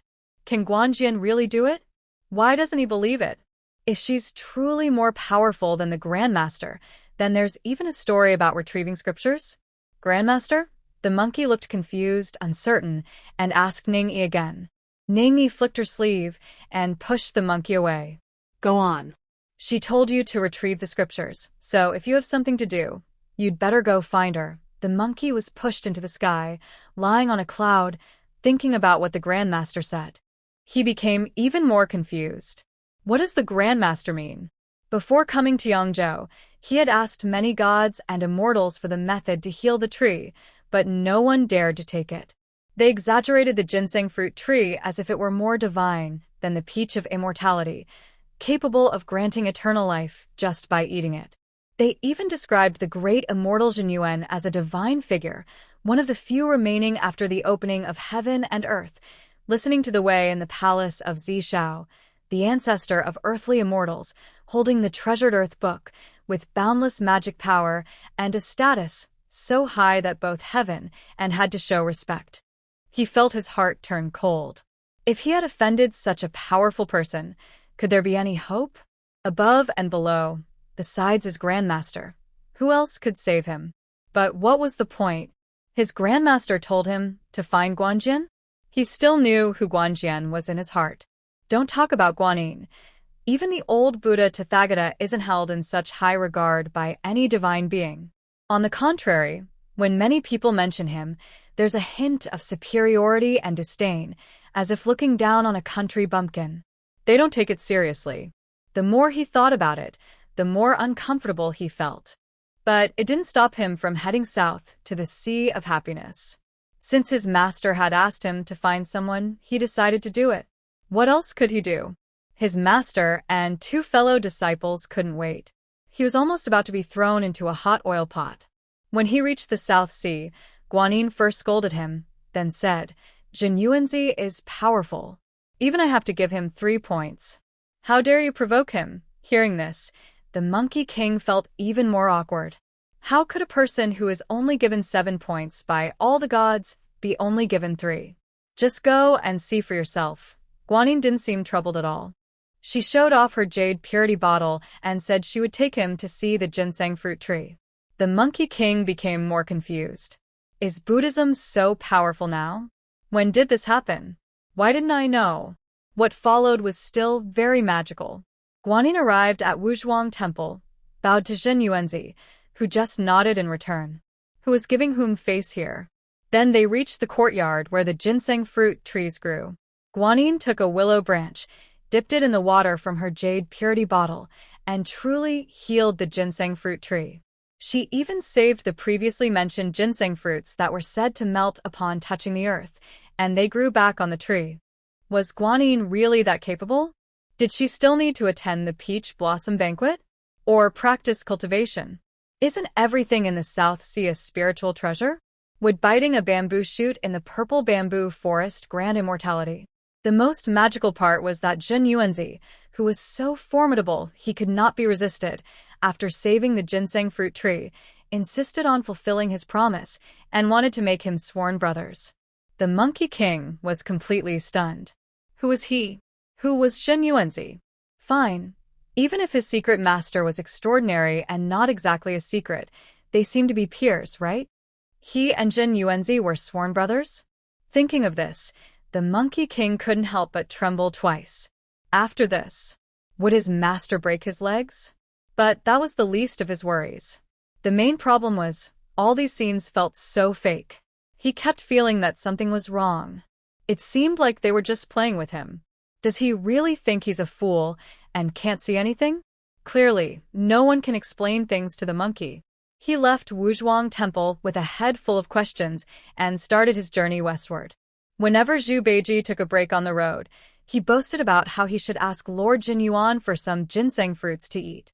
Even though he never tasted them, the monkey would silently wonder to himself, are ginseng fruits really that good? When they reached White Tiger Ridge, he went to fast and then saw a girl transformed from a demon trying to trick his master. Without hesitation, he swung his staff and defeated the demon. Did he think then? They say eating Tang monk's flesh can grant immortality. Didn't the ginseng fruits say the same? Everyone is eager to eat Tang monk's flesh, so why isn't anyone trying to get the ginseng fruits? It seems his reputation isn't strong enough. His power isn't intimidating enough, so everyone dares to provoke him.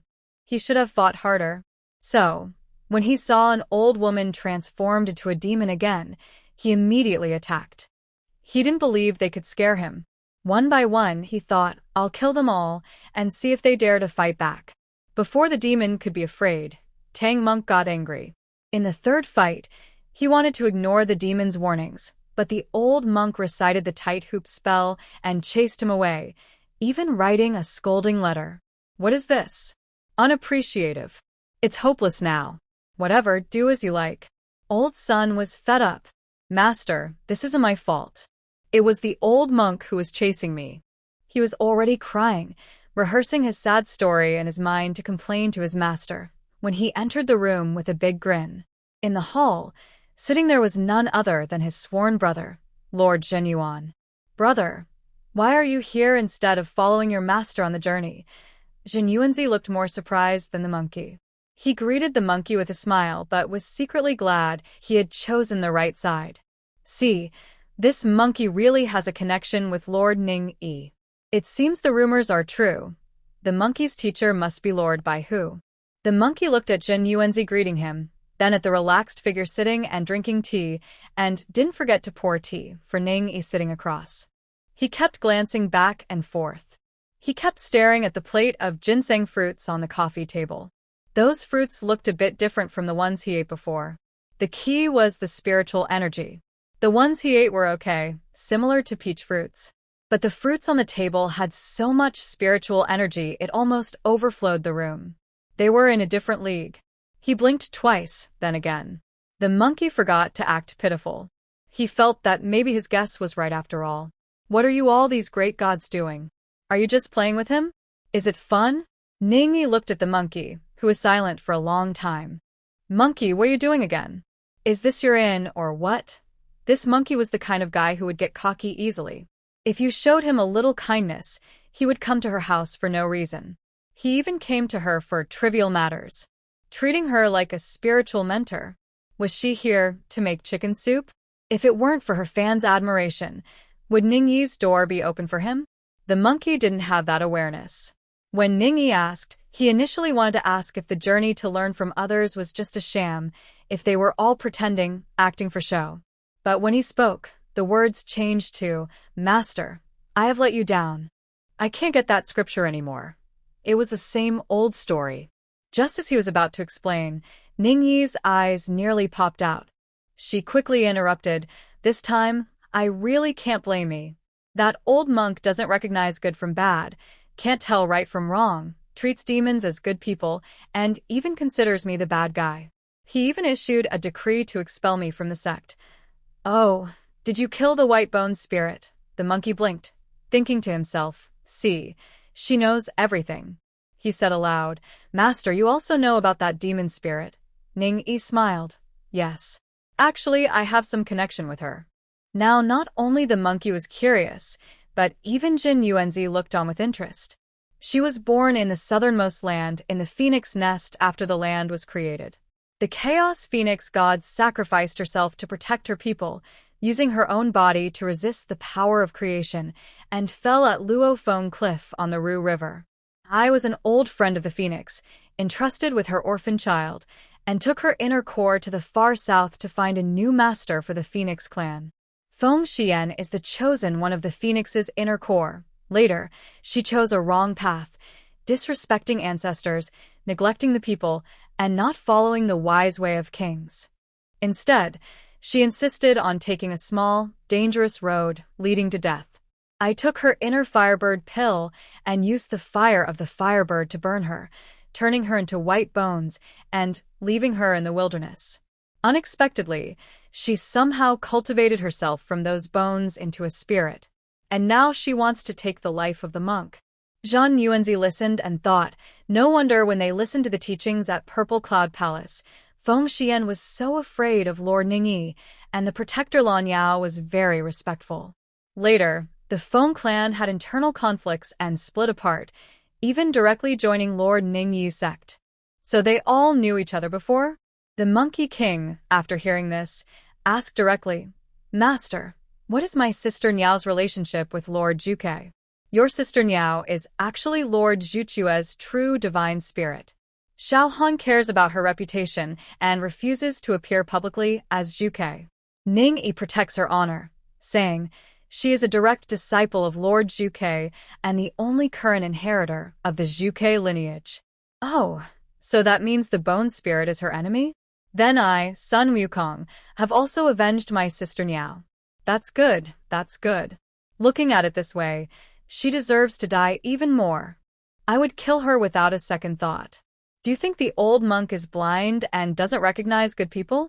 Ning-yi also felt that Tang Sung was like a proud, temperamental person, weak outside but holding a high monk attitude. He was very close to his disciples, especially the Monkey King, who was very rebellious and unruly. He wouldn't bully those he didn't trust. He was just a spoiled brat at home. He was thinking of sending the Monkey King back to Flower Fruit Mountain. Without him, the mission couldn't succeed. Of course, someone arranged for their reconciliation. They just had to wait at home for someone to come and ask for forgiveness. Before he could speak, loud voices and buzzing sounds came from outside the door, calling, Brother Monkey, are you there? Old Pig is here to pick you up. Brother Monkey. Wow, Zhu Beiji found this place? It must be Guanyin guiding him. Haha, he really dares to come? Without Ningyi needing to say anything, Hu Xiaomei went out. Earlier, the cause of the old Fox King's death was clarified. Hu Xiaomei accompanied the jade-faced little fox to visit the grave, and the little fox said she wanted to stay home for a few days. Hu Xiaomei then returned on her own. And now, she just happened to arrive. Oh, this handsome and charming immortal is who? Isn't it rude to shout loudly outside someone's house? Disturbing the host, are you paying with a pig's head or a pig's leg? My family loves eating pig offal, especially the dark, rotten liver. Only pigs that haven't been castrated have a strong, fishy smell. They must be castrated before cooking. As he spoke, his eyes looked like knives, scanning Pigsy from head to toe. He paused deliberately in certain spots, as if ready to cut him at any moment. Pigsy, feeling guilty when he saw Hu Xiaomei, wished he could hide. When she said this, he clenched his legs tightly and trembled. He struggled to speak clearly, panting, "The young lady has returned to her celestial position. Very important. No need to argue with me, old pig. I am now guided by Guanyin Bodhisattva to go west to fetch scriptures. In the future, I hope to achieve enlightenment and be with you, miss." He kept talking, but it sounded more and more ridiculous. Before he finished, Hu Xiaomei whipped him across the stomach with a specially prepared whip. Hu Xiaomei kept whipping him, one after another, causing Pigsy to run around the yard in chaos. Not looking at the monk's face, but at Buddha's face. "I was wrong.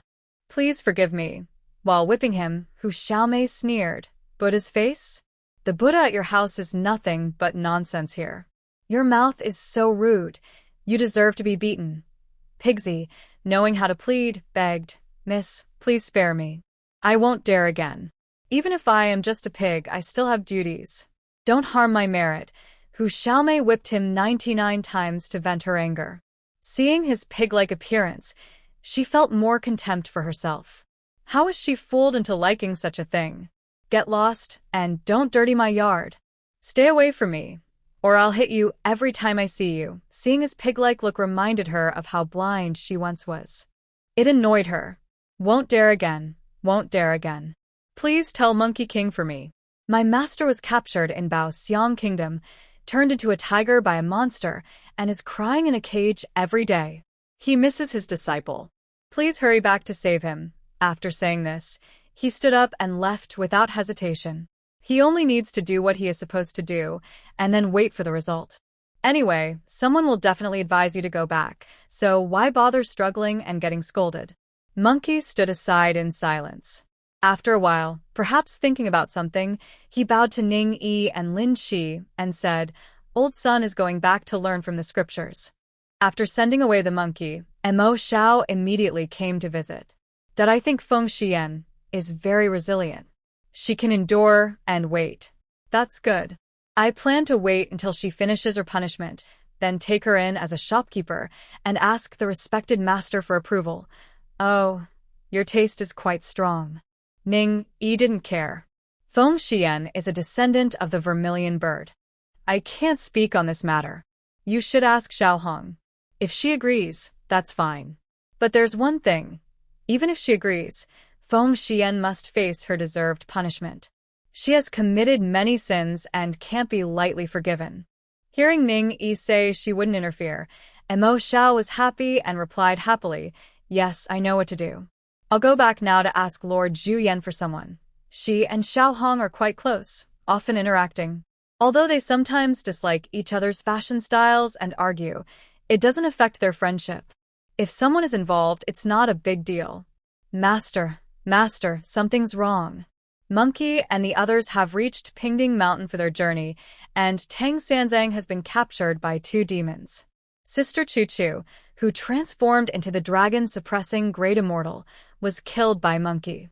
Xiao Bai hurried back to report the news. After finishing, she added, she didn't resist at all and was killed. Ning Yi was also speechless. When she knew Chu Chu went to Mount Yalong to be the Mountain King, she didn't want to say anything. Now, she didn't even fight back and was killed? What do you want to do? I want to be reborn as a human. Chu Chu, returning as a soul to report her plans to her master, said this. Just sending some merit to Monkey. Lao Jun somehow found out about my plan, and when Guanyin asked him, he sent 2 disciples to the mortal world to recognize me as their adoptive mother. I thought it wouldn't affect anything, so I agreed. Ningyi didn't know what to say. These people, with their wild ideas, she couldn't even evaluate. And does Chu Chu have some kind of obsessive-compulsive disorder? If she wants to go to the human world, just go. Turn into a human form, isn't that simple? After so many years by her side, how much incense and offerings has she received? She is not a demon. She is a genuine goddess, and her transformation does not have the restrictions that demons do. Why does she have to die just to become human? Really, her mind is not quite right. If she loves to cause trouble, let her do it. All right, I understand. You can go now. I thought Chu Chu would go to the underworld to find Ho Tu or Hui Yi and choose a reincarnation target. But she disliked the trouble and flew straight to Chang'an, found a family, extracted a young girl's soul, and then entered her body herself. She also sent the soul to the city god temple to the city god, and then back to the underworld. Honestly, with her actions, it's just like her sister Meng Xiao once did when she took over Su Daji's body. Completely the same. Ning Yi didn't know about her actions. Over at Huiye's side, when they received the soul sent back by the city god, they were quite surprised. They asked Ho Tu, who, after calculating the soul's luck, was also quite surprised. They wanted to handle it casually, but were worried about damaging merit. So, they came to ask Ning Yi what to do. What did you say? Chu Chu stole someone's body. Ning Yi thought she must have heard wrong. She is the daughter of Wu Shi, a martial officer of the Duke of Ying, whose father recently passed away. She was bullied by her cousins and moved to Chang'an with her widowed mother, Yang. Ho Tu repeated it. No need to say more. She already knew that her aunt had calculated this girl's future luck. If Chu Chu just took her soul, how should this soul be arranged? This isn't just any soul. Giving her a more noble background as compensation isn't enough. There's no more prestigious identity to make up for it. What can be done then? Ning Yi was convinced. Chu Chu's choice was very accurate. You might as well go to the land of women and become a love-struck girl. Wow, she's really focused on her career, but is her career getting a bit too big? Send her to Lingxi, let her practice there, and see if there's a suitable, low-profile divine position for her. Lingxi's 9 heavens mysterious maiden used to have little prestige or worship. But now, that's no longer the case. When Li Shimin was unifying the country, she provided grain and medicine, saving Li Shimin's life twice. When Li Shimin declared himself emperor, it was natural to promote her as a divine helper. The more she was honored as the 9 heavens mysterious maiden, the more it showed he was the chosen son of heaven. So, Lingxi is now one of the main deities worshipped in the Tang dynasty. With more worship, her status naturally rises. Following her closely and being offered divine worship for that girl, it was not a loss. She was also very happy and happily followed the Earth Mother without any complaints. Of course, with her intelligence, she knew that her future high status could bring such rewards, but she only pretended not to know. It's better not to become a god at all. Your Majesty, I am going to deliver some cakes to Miss Lingxi. I heard that the Jade Emperor knows you chose someone to be near Miss Lingxi and has appointed her as the Flower Fairy. Emolan was actually invited by Lingxi to teach cooking. Lingxi was bored and liked good food, so she developed a new hobby, cooking. She asked Emolan to teach her, and Emolan couldn't go empty-handed, so she brought some food. She didn't want to be seen as a master, so when she told Ning Yi, she only said she was delivering food. The Flower Fairy? Ning Yi rubbed her forehead, feeling exhausted. This connection. All right, I understand. She had just dealt with a troublesome child. Ning Yi felt she hadn't even had a sip of water when Yao Qi came again. That face, full of anger that couldn't be hidden. Who couldn't see she was upset? What's wrong now? Who upset you? Did Hao Tian do something again, making her go back to her family? Yaoqi sat on a large noble consort's chair, leaning back and eating the lychee and fruit slush Emolan just brought. Her anger seemed to lessen a lot. I just wasn't feeling well. I came home for a walk to see my aunt, and I felt much better. You probably didn't just feel better after seeing me, but after eating my delicious food, right? Ningyi didn't expose her, only asked if there was any difficult problem. Sigh. One or two of them not very smart. A few years ago, the world was in chaos. People suffered, offerings and incense were scarce, and even the gods had a hard time. It's only been a few good days, and now things are not peaceful again. I think the punishment of the Weaver girl was too light. It didn't serve as a warning. Otherwise, how could she still be so forgetful and flirt with mortals? I adopted 7 stepdaughters, you know? The oldest, the 7th, fell in love with a mortal named Dongyong and secretly descended to marry him and live a normal life. Wait, isn't Dongyong from the Eastern Han period? But now it's the Tang dynasty during the Jingguan era. Ningyi thought about it and began to understand. It was probably because the Weaver girl secretly came down to Earth to be with the cowherd. Her ending wasn't very good. She stayed in the sky, busy all day making cloth to earn supplies to maintain her divine body. She left early and returned late every day, with no time to rest. The men and children on the ground could only see her once a year. One person's salary supported the whole family. It was never enough. Plus, with wars and chaos, the Weaver girl had no achievements that would earn her a shrine or offerings, so she had no worshippers. Her family on Earth, with a fairy wife, their mother, was constantly targeted by others who wanted to get fairy pills, spiritual medicines, or herbs for immortality. But they had none. They had to hide from wars and protect themselves from disasters. The supplies they received became fewer and fewer.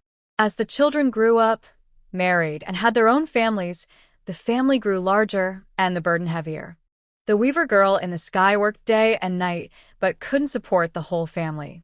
Over time, she became more tired. Her spiritual energy was running low, and she grew older and weaker. The family on Earth also aged and died. The man was unhappy because his wife was like no wife at all, and the children resented their mother for favoritism. The fairy items were distributed unfairly, leading to scheming and fighting among them. In the end, no one gained anything good. The descendants only thought about living forever with fairy pills, ignoring progress. They didn't improve at all. Each generation was worse than the last. They couldn't study or farm well. Bad harvests led to many starving to death. The rest lived worse than dogs. Even the cowherd had been robbed of his food by his descendants and died of hunger. When the Weaver girl returned home from work and saw the graveyard, the grass was already a meter high. She couldn't bring herself to ignore her descendants. Life was hard, beyond words. Even if there were others longing to leave the heavens, seeing this living example made them think twice. The restless heart of the 7th fairy, after calming down for hundreds of years, finally started to stir again. Understanding this, Ning-yi felt speechless. This is truly a peaceful age, where people on Earth live better lives, and even the gods in the sky, well-fed and warm, start to think about other things. Then how did you handle it? They all seemed to have the leisure to come here to eat and drink, so it was probably taken care of. Ningyi asked, and Yaoqi kept scooping ice shavings. She first said, "Annie, I like this. I want to take the recipe for this ice treat back home." Then she explained how the 7 fairies handled things. Little 7 is unlucky. Her eyes are blind. She liked that scholar, but her family was very poor. Her father died, and they had no money for a funeral. She sold herself to the landlord to bury her father. She admired the landlord's daughter, sneaked down to help weave silk to earn money, and begged the landlord for help. Without a matchmaker or marriage, she lived with the scholar. She got pregnant, and when the heavenly officials on patrol found out, she came back to confess. They wanted to her of her immortal bones and let her stay on Earth with the scholar. But she didn't know that the scholar was cunning. He relied on his good looks and had long wanted to marry the landlord's daughter, who was of marriageable age. Selling herself to bury her father was just a way to become the landlord's son-in-law. Little 7, that unlucky girl, was busy weaving and begging. She was naive and didn't think about how much a simple coffin was worth. She casually took some jewelry, which could have helped the scholar get rich. She was weaving cloth, but even selling it wouldn't be enough to buy back her freedom. They said she was only on Earth for 3 months a year, fooling others. And she was willing to serve others, but the scholar didn't even bother to sleep with her. Sleeping with her was pointless. The day she returned to heaven, her immortal bones were taken away. She held her child and went back to find the scholar.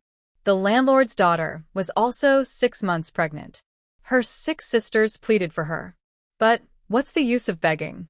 Her immortal bones were already taken. How could I put them back?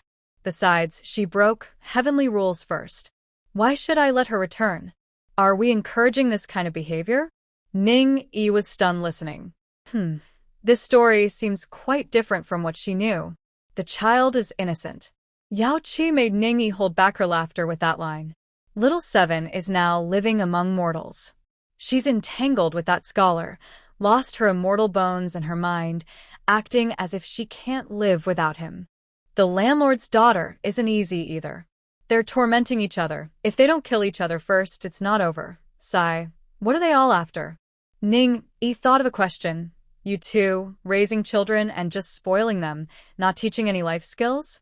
As a princess from the heavens, living for thousands of years, how could she have no common sense? So, how does she survive now?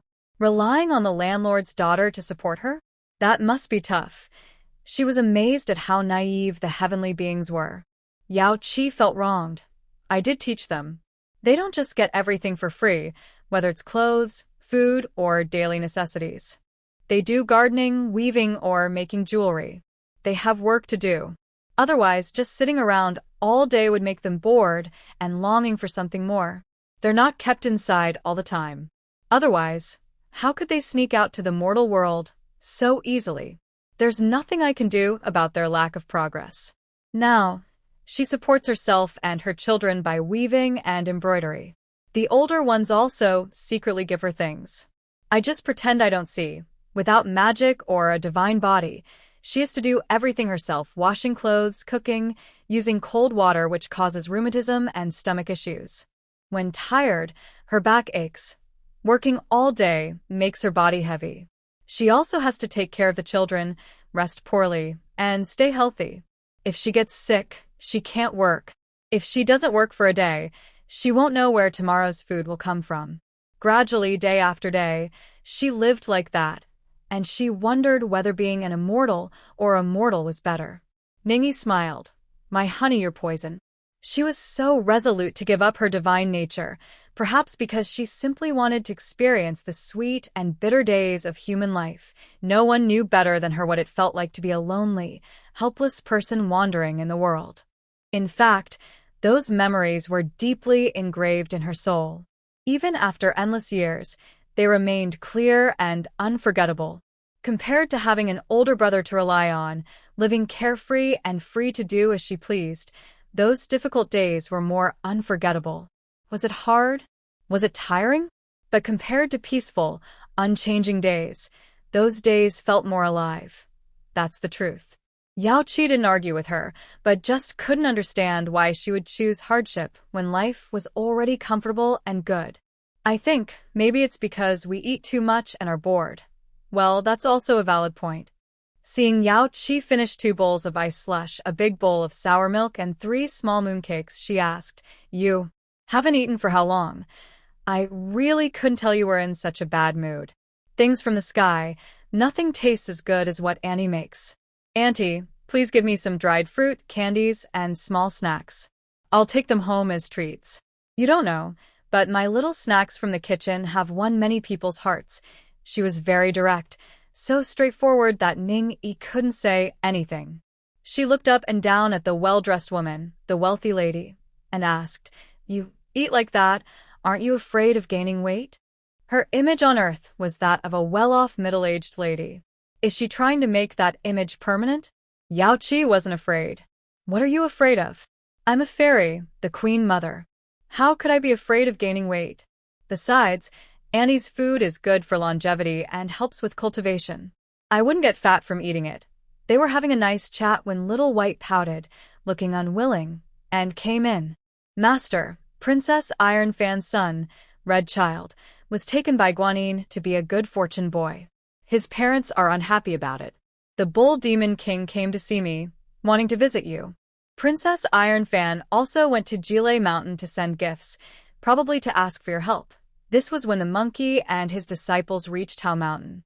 Hearing Ning Yi had something to do, Yaoqi stood up to leave. Auntie, if you need to handle things, I won't bother you. I'll go to the backyard to find Mo Lan for some food, and then head back. The journey to retrieve the scriptures was a plan by the Jade Emperor. She had hardly been involved. Ning Yi nodded, letting her go freely. Yaoqi knew her boundaries and wouldn't disturb in Tingting's courtyard. She was familiar with other places. After they left, Ning Yi looked at Little White. I almost forgot, you and the Bull Demon King are related. They had real family ties, a proper connection. Little White, hearing this, was even more unhappy. What family ties? We just eat, drink, and share land together. When the monkey fell, everyone scattered and ran away. It would be best if we never recognized each other. She looked very upset. She hadn't expected that old cow could find out her secrets. It's because there's a traitor in our family. Ning Yi didn't quite understand. She wondered if she was getting old because she couldn't understand what her mischievous children were saying anymore. That little fox, Jade Face, I don't know how her eyes are so blind. She fell for that old cow. She didn't care that he had a wife and children. After returning home for just a few days, she married Bull Demon King and started living with him. Otherwise, how could Princess Iron Fan enter the Cloud Mountain Cave? It wasn't her who sold me out. How could the old bull know where I am? Could he find the Thorn Ridge? I look different now than I did 500 years ago. Back then, I was a Demon King or even the Great Demon King. My outfit suited my status perfectly. Seductive, charming, yet powerful. I looked both alluring and commanding, clearly a demon, and no one could mistake me. When I returned to my master, my identity changed. I became a well-behaved, pure little fairy in white, cute and innocent. That's my style now. My clothes and makeup changed, and my appearance looked different too. People who haven't been close can't recognize me. Moreover, everyone hides their true background. The Bull Demon King would never think I am close to Lord Ning Yi. That shameless person, once they find out, will cling stubbornly. Meeting the Bull Demon King is almost the same as meeting the monkey. I just want to see him. I want to compare him to the monkey I remember, which isn't much different. The Bull Demon King surprised me a lot. He's not covered in fur or has a big nose and horns. He has nothing to do with that. His human form is very handsome. He looks brave and noble, tall, imposing, with a strong aura. Thinking about it, the fairy princess Iron Fan was once the queen of heaven, she. Not to mention, the appearance of the demon emperor, Jun, is very majestic. Most demons care about looks, especially the big demons. Few are ugly. If the Bull Demon King really looked like a hairy, horned beast, the fairy princess wouldn't have fallen for him. Even a clever little fox would be foolish to be smitten without that charming appearance. Why would she willingly marry him? Especially since she already has her strong backing, so she's not afraid of anyone bullying her. Why marry the Bull Demon King? Because of his impressive appearance, like a victorious general from the mortal world, very intimidating. Thanks to my second sister's introduction, Old Bull finally got the chance to bow to the Divine Lord.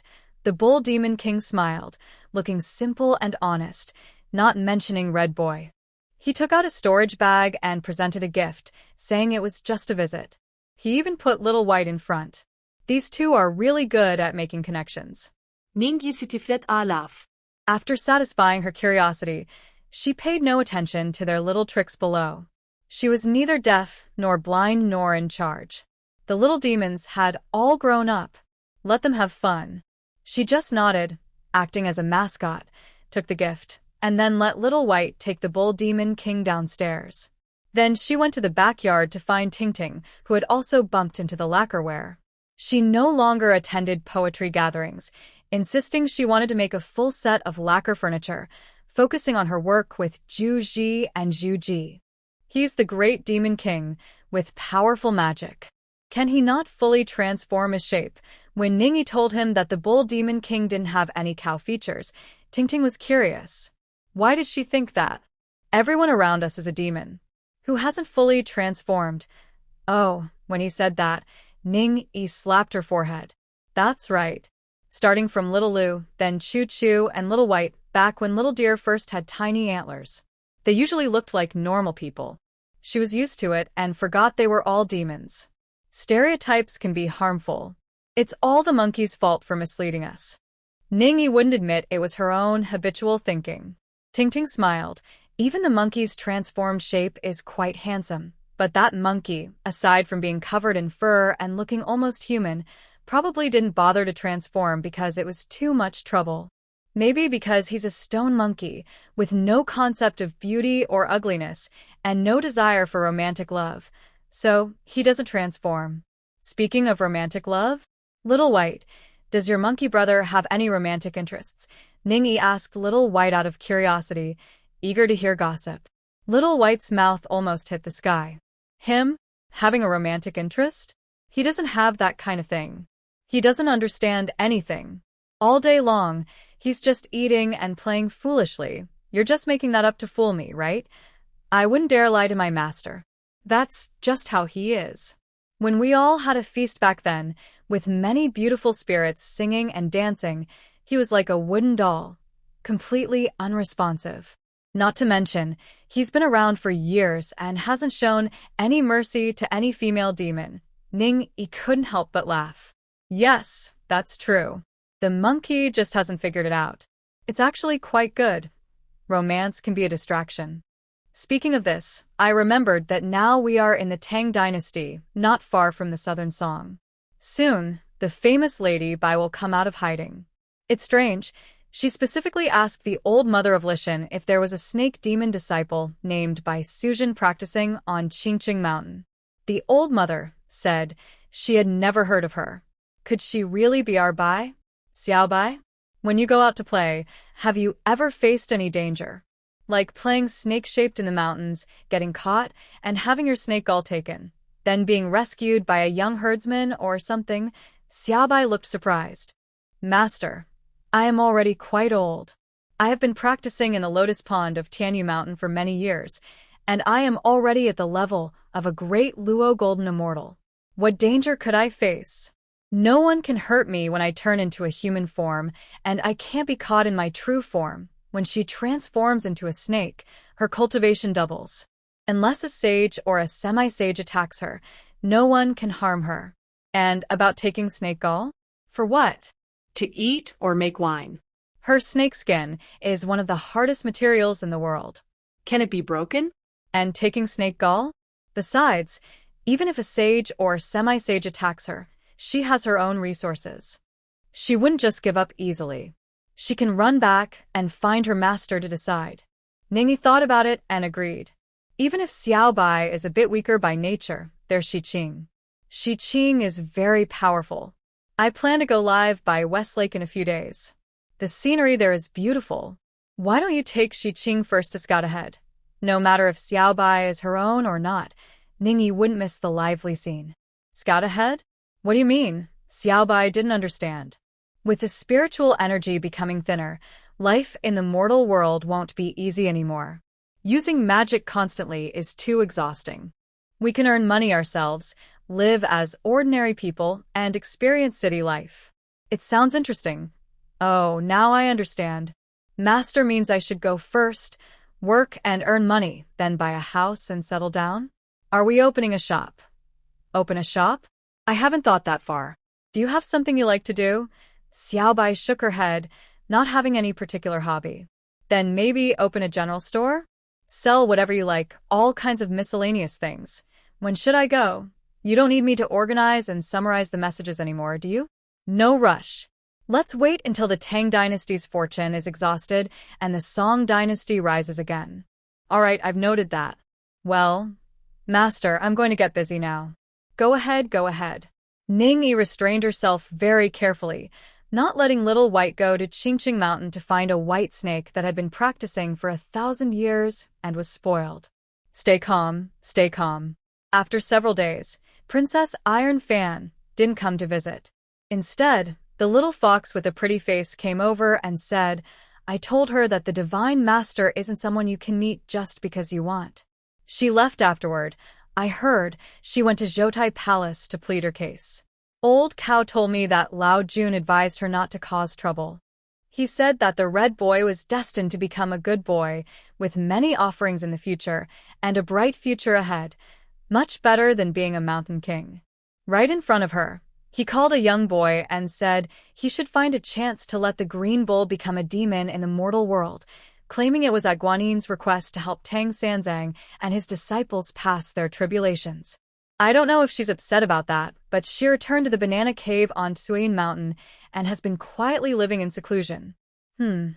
The Rakshasa woman and Taishang really have a close relationship. She's spilling secrets to her. Be careful when you go home. Stay out of outside affairs to avoid trouble. Here's a walnut I made myself. It's a protective talisman. Wear it on you. In emergencies, it can save your life. Ning-yi casually picked up a walnut from the nearby coffee table, waved her hand over it, and inscribed a small spell. It could block attacks 30 or 50 times.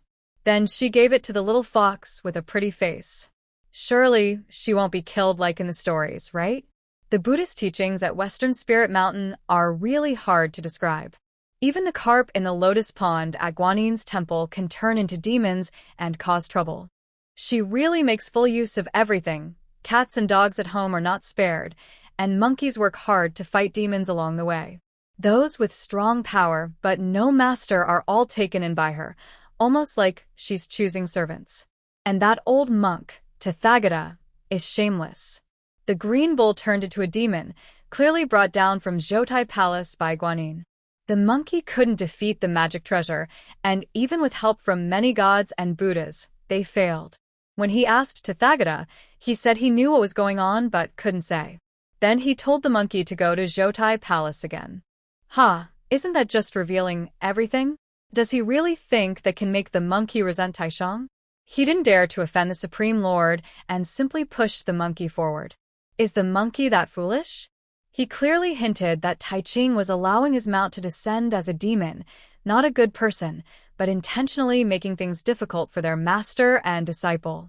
But he didn't think about how many had already been sent out by Guanin, who was always nearby, pretending to be blind and ignoring his own darkness, yet focusing on others. Xiao Bai kept criticizing the Buddha of Mount Ling, and Ningyi found it quite amusing. You've already said that. She had scolded him long ago. How obvious his dislike was. Xiao Bai pouted. Their thick skin really surprises me. And that stubborn old ox isn't a good guy either. He's quite scheming. He and that Rakshasa woman aren't even the original couple, and Red Boy isn't his biological son. It was just that the monkey got hurt and ran to the Rakshasa woman to hide from trouble. Who knows if they are truly married? And what does he mean by pleading for his son? He's just making excuses to flatter his master. Oh, so you're just realizing now? Ningyi chuckled. You should go back to Thorn Ridge and stay there. Think about why others are so clever, and you're just naive and innocent. Also, keep an eye on the little fox. The monkey and his disciples are about to cross Fire Mountain, and they might clash with the Bull Demon King. Be careful not to hurt her. She didn't like owing favors. The King of Foxes sincerely served her for years, and he was quite clever, earning her appreciation. Since he said he would protect his daughter, she naturally would. Why does the master care so much about the little fox? She's also quite naive. She's a rich fox princess who refuses to be a proper noble and instead seeks out married men. Speaking of which, why are all the foxes so strange? Are they all a bit slow? All they think about is love and romance, just like those silly fairy maidens in the heavens. Xiao Bai was a bit jealous and resentful of how well the master treated the little fox. She used to be the favorite. Xiao Bai Snake, are you talking badly about our fox tribe in front of the Divine Lord? When my aunt returns, I will complain. Or should I go tell my eldest aunt? You can't speak ill of others behind their backs. This wasn't fair. Xiao Bai just mentioned that the princesses of the fox tribe were love-struck, and Hu Xiaomei overheard her. Hu Xiaomei was much older and had been intimidating her since she arrived. Even though Xiao Bai was now a powerful demon king, she was still a bit afraid. Her biggest fear was Dream Xiao. Dream Xiao is a very fierce person. She can be both good and bad. The longer Mengpa stays, the more powerful she becomes. She knows Ningyi treats Little White like a pet and cares for her. Little White is a simple, sweet girl. So every time they meet, Dream Xiao teases her, which is a way to show closeness. It's not that she wants to skin her to make clothes or cook her in snake soup. Little White knows she's just being scared, but Dream Xiao's charming and mischievous look is so real that she's genuinely afraid. Plus, Ningyi watches them play and finds it funny, so she doesn't stop it. Little White feels that her owner likes Dream Xiao more than her. If her owner really skinned her and made soup, she thinks her owner wouldn't mind too much. After that, the two of them act like cats and mice. Whenever Dream Xiao comes, Little White tries to hide as far as she can, but she doesn't run away. She just walks along the walls, watching how fun it looks. Everyone knows she's afraid of Dream Xiao. She loves to scare her just for fun. Who would have thought that the mighty sea overlord outside is actually a little scaredy cat at home? It's true, when Hu Xiaomei scared her, she ran away in a flash. Stop scaring her all the time. You're frightening her so much she's trembling. What if she's too scared to go out and becomes timid? Little White left, but Ningyi still scolded Hu Xiaomei. Hu Xiaomei pursed her lips and smiled. Auntie, you're too protective. She's just pretending to be pitiful in front of you. You think she's silly, but if she really was, she wouldn't be so wild outside. Honestly, I think the Divine Master is being spoiled. It's strange. Who in the three realms can fool the Divine Master? Is there anything she wants to see or doesn't understand? Why can't she see through Little White's true nature? Ningyi disagrees. I haven't protected you all? Stop accusing me. Is something wrong? Hu Xiaomei looked a little uncomfortable. I heard that the water from the Mother River in the Daughter's Kingdom can help with childbirth. I want to try it. Do you think it's okay? Oh, this is just one thing after another. You want to have a baby? Yeah, I don't want to get married. Being alone is boring. My father and mother keep pushing me to marry, but I told them I'd have a baby myself. They got mad at me, saying I'm unfilial. Sigh. I just thought I'd have a baby to distract them. I feel like my eyesight isn't very good, and I feel a bit blind. I don't want to talk about feelings anymore. In the future, when my parents grow old, I plan to let them leave the mortal world and go to the 33 heavens to retire. I just want to stay at home and watch my family live well. I really don't want to deal with anything else. Now, being in the mortal world isn't easier with higher cultivation. It's actually harder. Your family doesn't have many members left. Maybe we can do this. Let your parents and the family members go directly to Zixiao Palace, which is a big place, and set up a separate courtyard for them to live in. As for your desire to have children, don't rely on the Mother River water.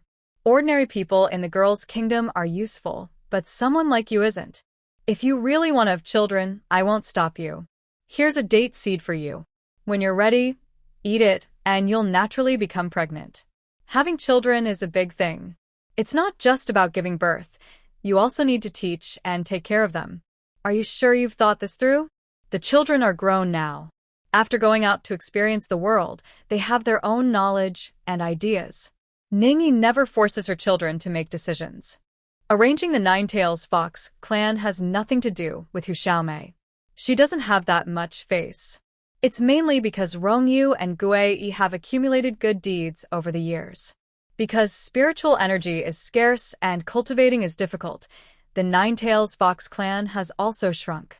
Now, only a few high-level demons remain, still able to maintain their spiritual power. When Hu Xiaomei heard Ningyi suggest that the Nine-Tails Fox clan go to Zixiao Palace, she was so happy she started crying. She knelt on the ground, hugged Ningyi's leg, and cried, unable to find the right words to express her gratitude. Her tears and snot flowed together, which made Ningyi feel quite disgusted. She struggled a bit, But the little girl held on too tightly, and Ning Yi couldn't break free. Your father and mother have worked hard all these years. I'm not blind. I can see it clearly. Stop crying, get up quickly, and go back to tell them to pack up and move. Hu Xiaomei heard this, finally let go, and both cried and laughed. She wiped her tears, grinned, and couldn't speak. She bowed to Ning Yi, and then left. This is a big favor to the Nine-Tails Fox clan. Ting rarely has time to leave the courtyard and go for a walk. Ning Yi knows he's just out to clear his head and take a look at her. Honestly, this person is really too much of a homebody. He's perfect for research and creative work. Wow, once I got in, I really didn't hear anything outside the window. She couldn't understand how someone who used to stay out all day, fighting through chaos and ancient times, could now settle down and stay at home peacefully. It's not just about giving favors. We, the older generation, don't go back often. Zixiao Palace only leaves Dragon Yi in charge. He has too many places to watch, and he's too busy. Rongyu and Gui Yi can go there, so I don't have to worry anymore. They are capable and have been Fox Kings for many years, so their outlook is different from Dragon Yi's. Having Dragon Yi as a housekeeper is naturally very good, but a housekeeper is still just a housekeeper. His way of thinking is different from that of a ruler of a clan. Ning Yi also values Rongyu and Gui Yi's broad vision and practical knowledge. They know what can be done and what cannot. By the way, the Nine-Tails Fox clan isn't really our subordinate. Now that we're in the human world, staying longer is bad for cultivation. I think Gun and Li Sui have already left. The White Tiger clan and the East Sea are not good long-term places either. She was discussing with Ting, who usually handles these matters, and Ting always responds with questions and answers, agreeing softly. Let Bai Han handle this. He is capable. For once, she gave her opinion. Ning Yi smiled, as she was also planning the same thing. The human world is no longer suitable for cultivation. To protect the ginseng fruit tree, disciples can't go beyond the 33 heavens. They can only create a barrier in the human world. Their spiritual treasures and plants are not enough, and they might run out in less than 10,000 years. She asked the Divine Master for a treasure. Ning Yi then instructed Lao Lu to arrange for her family to go to Zixiao Palace. Zhen Yuanzi came to ask for a treasure. He was also trying to hold on. In his words, his disciples now only knew some low-level magic. They could only subdue small demons. If you want to leave the human world, I have a way to let you take the ginseng fruit tree with you. Creating a barrier is possible, but it relies entirely on spiritual treasures, plants, and formations, which don't cycle. Over time, they will become fewer and fewer. Ning Yi thought Zhen Yuanzi's choice wasn't the wisest. But Zhen Yuanzi shook his head. I've thought about transplanting the ginseng fruit tree, but it costs more than creating a barrier. It's really not worth it. Hong Yin started practicing refining tools early on and has made some progress. With his help, we can ease some of the burden. Oh, all right then. He has his own plans. Ning Yi was generous, giving him 3 chaos-level spiritual plants, enough to last him 10,000 years. She also gave him a jade mountain from the early days of the primitive era for the Red Cloud alchemist to use. As long as he has a 30% chance of success, the magic weapon he makes can supply spiritual energy for tens of thousands of years. Zhen Yuanzi naturally thanked her profusely. Divine Lord, this farewell may be difficult to see each other again. Please take care. I bid you farewell. When leaving, Zhen Yuanzi bowed deeply. He needed to open a barrier using a land talisman. Once the barrier is closed and reopened, using the land talisman again consumes a lot of energy, so he wouldn't do it unless it was very important. It's not a big deal. He probably won't come out again. Ning Yi said nothing, just waved her hand as a sign of farewell. Life is like this, you come, you go. People come and go, parting and meeting. No matter how long she lives, this process just takes longer proportionally, but it doesn't mean she won't suffer from partings because she lives long enough. Perhaps Ning Yi still carried some emotions when she finally left. Ting had not studied his new hobby for several days. Xiao Luer and Xiao Lu came back to stay with her. Except for Chu, who couldn't return, everyone else was there. Long Yi helped the white tiger arrange the move for everyone and brought the family members to squeeze into the small yard in Yangzhou. With so many people, the yard was noisy every day. You don't need to stay with me. Why are you here? I'm not dying. Why guard me? Go do your own things. If you have nothing to do, go back to Zixiao Palace. This place was hard to get, and staying here is a waste. Just go back. Ning Yi was watched carefully all day, feeling quite speechless. Finally, she couldn't take it anymore and started to chase people away. Respectful Lord, why don't you come back with us? I think the heavenly court won't last much longer. The barrier will probably break soon. After that, we'll be completely cut off from the mortal world. Once the heavenly barrier is sealed, it will be too costly to come and go between the mortal world and the heavens. Long Si, being one of the most trusted disciples who could speak with Ning Yi, carefully comforted her, not daring to be too direct. Ning Yi understood her meaning. She was saying that if they didn't leave now, once the spiritual energy of the first heaven is exhausted and it seals itself, they won't be able to come and go freely anymore. They will have to choose one side. Compared to the mortal world, the outside of the 33 heavens is where true deities should stay. Ning Yi shook her head. I won't go back. You can go ahead. No matter how many layers of heaven separate us, they can't stop my freedom to come and go. Just take good care of Zixiao Palace and run it well. As long as I don't have to worry about it, that's better than anything. I can take care of myself, so you don't need to stay with me. The human world is so lively. Zixiao Palace doesn't matter much. Of course, she prefers the lively human world. As long as Zixiao Palace runs smoothly and doesn't interfere with her brother's cultivation, she doesn't want to stay there. How can we let you take care of everything yourself? That would be our mistake. You handle everything in the human world yourself, and we are up here in the heavens. How can we not worry about your daily life? Long Si argued logically. This made Ning Yi laugh. You guys, do you misunderstand my strength? Do you think I would let myself become like that? Fine, if you don't trust me, then from now on you can take turns staying here. They have good intentions, so there's no need to stop them. The way to lead others isn't just about being lenient. Finally, everyone was sent away. Only Ning Yi, Xiao Luer, who can't point at anything, Hu Xiaomei, Ting Ting, and Milin Zhujun remained. Also Long Sang and Long Si, who insisted on staying to serve her, their own daughter, a little girl named Little Dragon Girl. Considering the age of the dragon race, the little girl is about 15 or 16 in human years. She's at that lively, rebellious age. Ning Yi doesn't want to use child labor. There's nothing much for her to do at home, so she let Hu Xiaomei take care of the children. Xiao Luer was hardly seen these days. He either went out to play or transformed into his true form, standing by the water pool pretending to be dead. Otherwise, how could he not be pointed out? Of course, in the past half of her life, Ning Yi hadn't relied on him for much. Besides being annoying, he wasn't good at anything else. Although arrangements were made, everyone was now capable of moving around. It was more like a rehearsal than real action. Anyone who wanted to come could still come. For Ning Yi, life was pretty much the same, with no big changes. Maybe in the future, the human world will be under the rule of the underworld, by who hadn't come for a long time. Since the monkey started his journey to learn from the scriptures, by who hadn't liked to appear in front of people. Little Tiger Bai Kong was also training in the human world, ruling a mountain as the king. But he wasn't on the journey to learn from the scriptures, nor did he eat people. My biggest hobby is transforming into a human and going down the mountain to play, hiding my identity and acting as a landlord in the village. I also enjoy helping the little monsters on the mountain farm the land. My hobbies are quite unique. This time, with the big move at home, I finally came out of the mountain.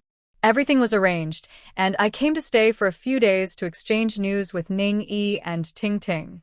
Even now, I am still very clear about things. When I said that, Ting Ting looked up at me, then lowered her head to think about her next move and responded with a soft, Ning Yi nodded. Yes, that's the point. The more you don't rely on spiritual energy to cultivate, the more you can freely roam among humans, but those ghosts and monsters only bring trouble, and their backlash is strong. Not affected by spiritual energy, and with good deeds, there's still hope. The burden on the Earth Mother is heavy. The white tiger increasingly felt that Shinchi had long ago set his sights on the sacred position of the Earth Mother. He was willing to break his vow of not participating in conflicts or external affairs, personally supporting the Earth Mother to ascend. Did he already know something? Thinking this, he quickly dismissed the idea. Even the mighty Divine Lord couldn't be expected to handle 2 or 3 calamities, right? Even Panga himself probably didn't have that ability. If the Divine Lord had such power, then who among us siblings would truly be the way of heaven?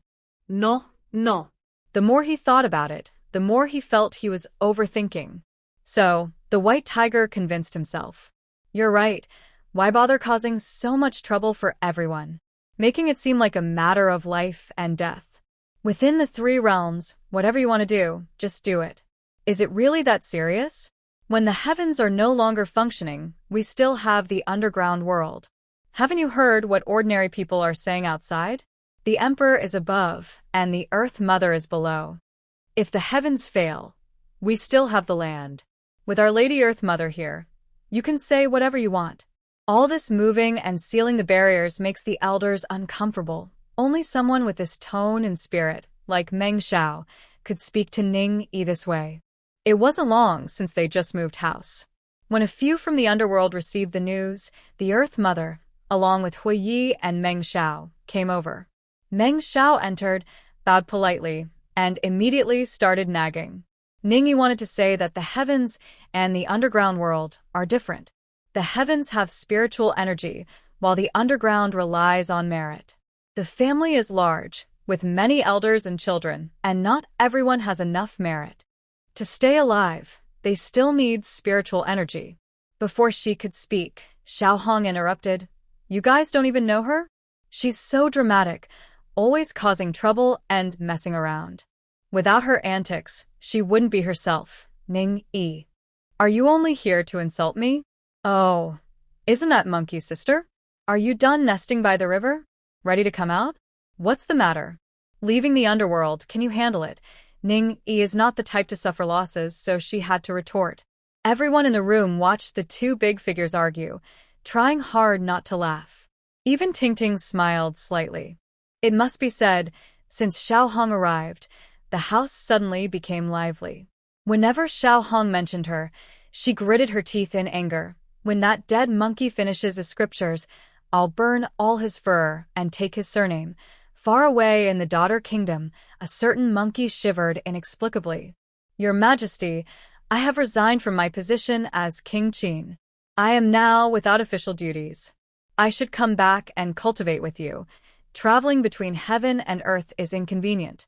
Although everyone knows Ning Yi's cultivation is deep and unfathomable, and there's a more mysterious, even harder to understand Divine Master Lin Qi by her side, just thinking about how she was tricked during the divine calamity makes everyone uneasy.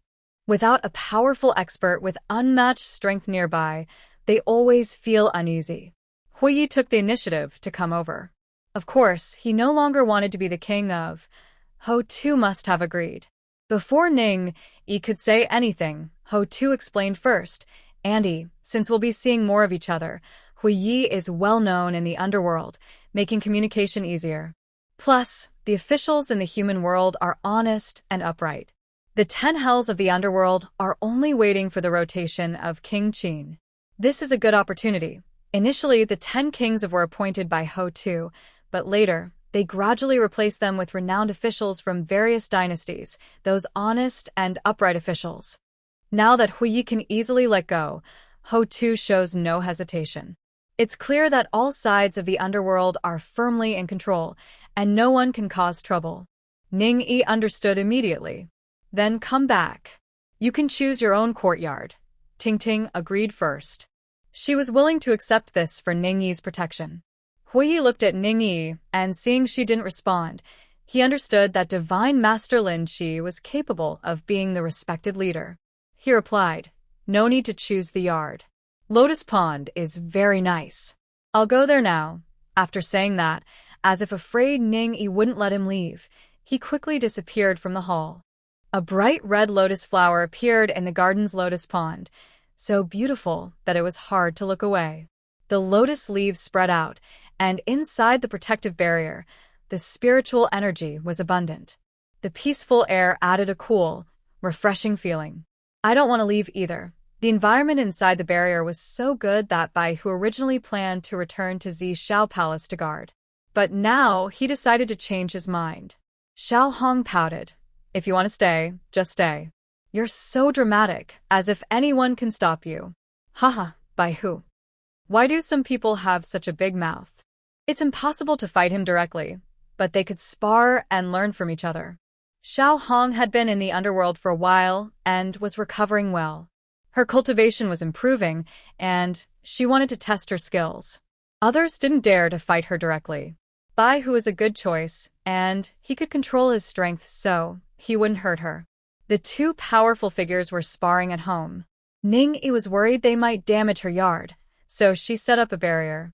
The younger ones could watch outside. Watching the fight was good for their cultivation. Annie, I have something to tell you. Hutu quietly whispered to Ning Yi. Ning Yi looked at her, then stepped away from the crowd to her study in the backyard with Hutu. Auntie, I received secret news. King Siddhartha told me that the Buddha found a monkey born with the ability to change shape.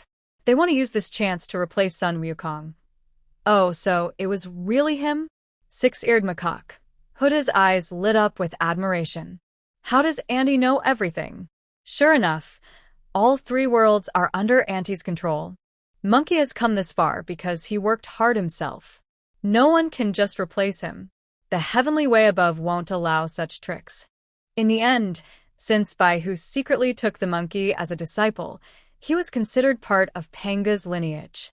As the most famous mythological figure of later generations, his merits might not be the highest, but his fame, influence, and faith were definitely top.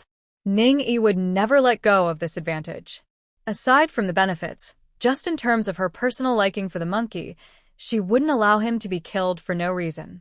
To ensure everything went smoothly, Ning Yi personally went to Xiao Palace to speak with the great Pangu and asked him to watch over the situation carefully. She warned him not to make any mistakes and to help put the fake great sage in power, so the true great sage wouldn't be wrongfully killed. Clearly, her worries were a bit unnecessary. The monkey was indeed not useless. When the fake Sun Wukong appeared, he only went to the Lingxiao treasure hall to ask the Jade Emperor to judge who was real or fake. How could the Jade Emperor not tell the difference? He was just pretending to be confused and let the heavenly soldiers bring out the magic mirror to check, then dismiss them casually, telling them to go elsewhere. Without hesitation, the monkey headed straight for Ning Yi. People said that if even the Jade Emperor couldn't tell, then only the strongest gods could handle it. Anyway, they didn't mention anything about the Buddhist monks. That six-eared macaque was also a tough opponent and dared to come. Ning Yi saw at once. Looking at the two monkeys below, she just smiled and pointed at the one on the left. You are brave, thinking that with someone backing you and secretly helping you make armor and weapons, you can fool everyone.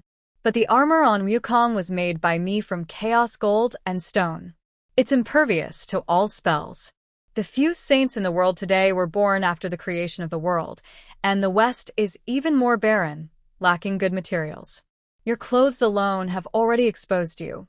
Having been exposed, her magic was broken. The six-eared macaque revealed his true form and shrank back, unable to move. The monkey swung his golden hoop and was about to attack. Ning Yi stopped him. Don't kill him. I have a few horses at home that need someone to look after them. Leaving him here as a groom would be good. The monkey was not happy. Why does our master also learn from Guanyin Bodhisattva and only take in harmful demons? Didn't he have someone backing him? Why does he still need to take them in? He was clever enough to understand Ning Yi's hint, almost accusing, implying that the six-eared macaque was secretly causing trouble from Lingshan. It doesn't matter. No matter who he was before, from now on, he is a member of Xiao Palace. Seeing Ning Yi's insistence, the monkey asked again, why does our master insist on keeping him? To prevent you from disobedience later, he's using him to replace you. The monkey's eyes nearly bulged out. I heard about the real and fake monkeys, so I came to join the fun. Neza thinks the monkey won't really go back obediently to learn from the scriptures. With such a rebellious spirit, can he really accept this kind of hardship? Yang Erling disagrees with Neza's idea. The monkey isn't you. He's more temperamental than you, but he's not as stubborn as you. Or, to put another way, he used to be very stubborn. He spent 500 years at the bottom of the mountain doing nothing. As long as he's not a fool, he should understand what he needs to understand. If I were him, I would obediently go to learn the scriptures. The more obedient, the better. After I finish learning and become a Buddha, I would find a way to gain the greatest merit and not share a single bit with Mountling. They are just wasting their effort, pretending to be impressive on the surface, but suffering inside. The more it hurts, the more satisfying it is. To get revenge on someone, you have to take away what they want most. Watching them suffer and be in pain makes it more fun. Hitting someone twice and killing them feels good for a moment, but the enemy is just dead. They haven't truly suffered. That won't do. Neza listened and felt speechless. Their White Tiger clan is really dark. Seeing everyone so kind and gentle on the outside, but inside. It still has to be him, bright and honest. Master, we've reached the Fire Mountain on the journey to the west. Sun Wukong wants to destroy the fire to help the local people. The Rakshasa girl won't lend her fan, and Old Bull has already returned to Ba Jiao Cave. Little Fox has gathered demon soldiers from Mayan Cave to help. What should we do? Should we stop her? Sha Bai came in to report the latest news from the journey. Neza heard that the monkey and Old Bull are about to fight, and immediately got excited. I'll go help the monkey. He loves watching the fun. He got up and left. Divine Lord, I'm going to find Master. Yang Jian didn't get involved in these matters. He stood up and went to find Bai Hu. Ning Yi then told Xiao Bai, don't worry about it. Just watch and make sure the little fox doesn't get killed. In life, you have to fight hard for something at least once to make it interesting. Yamian, with her love-struck mind, wouldn't want to risk her life for the Bull Demon King. She would be troubled about it for the rest of her life. Speaking of love-struck minds, Ning Yi went to Tingting's courtyard and stared at her as she painted a mortise and tenon diagram and made a dressing table. She watched without blinking. It looks really beautiful. What's wrong? After being watched for a long time, pretending not to notice was no longer possible. Tingting's ears and neck turned red. This person was really something. How could he stare so suddenly and so often? It had been a long time since someone looked at him like that. Suddenly being looked at like this, he still couldn't get used to it. No, I just think you're good-looking, so I want to look. Tingting, tell me, am I love-struck? Tingting looked up at Ning Yi with a puzzled face. What is love-struck? It means your mind and eyes are all on one person. You keep thinking about him, putting him first in everything you do. You only want to think about him, and nothing else matters. As long as you can be with him, even eating plain food makes you happy. Living on wild vegetables every day and being content. Ningyi wanted to say more, but she saw Tingting shiver, as if she was scared. Tingting raised her hand to stop her. Stop talking. You really have nothing to do with all this. Scaring someone like that, is your mind okay? Only a fool would act like that, right? How can I have nothing to do with it? I am completely enchanted by you. Haven't you noticed? It's been so many years. I've been watching only you, wholeheartedly.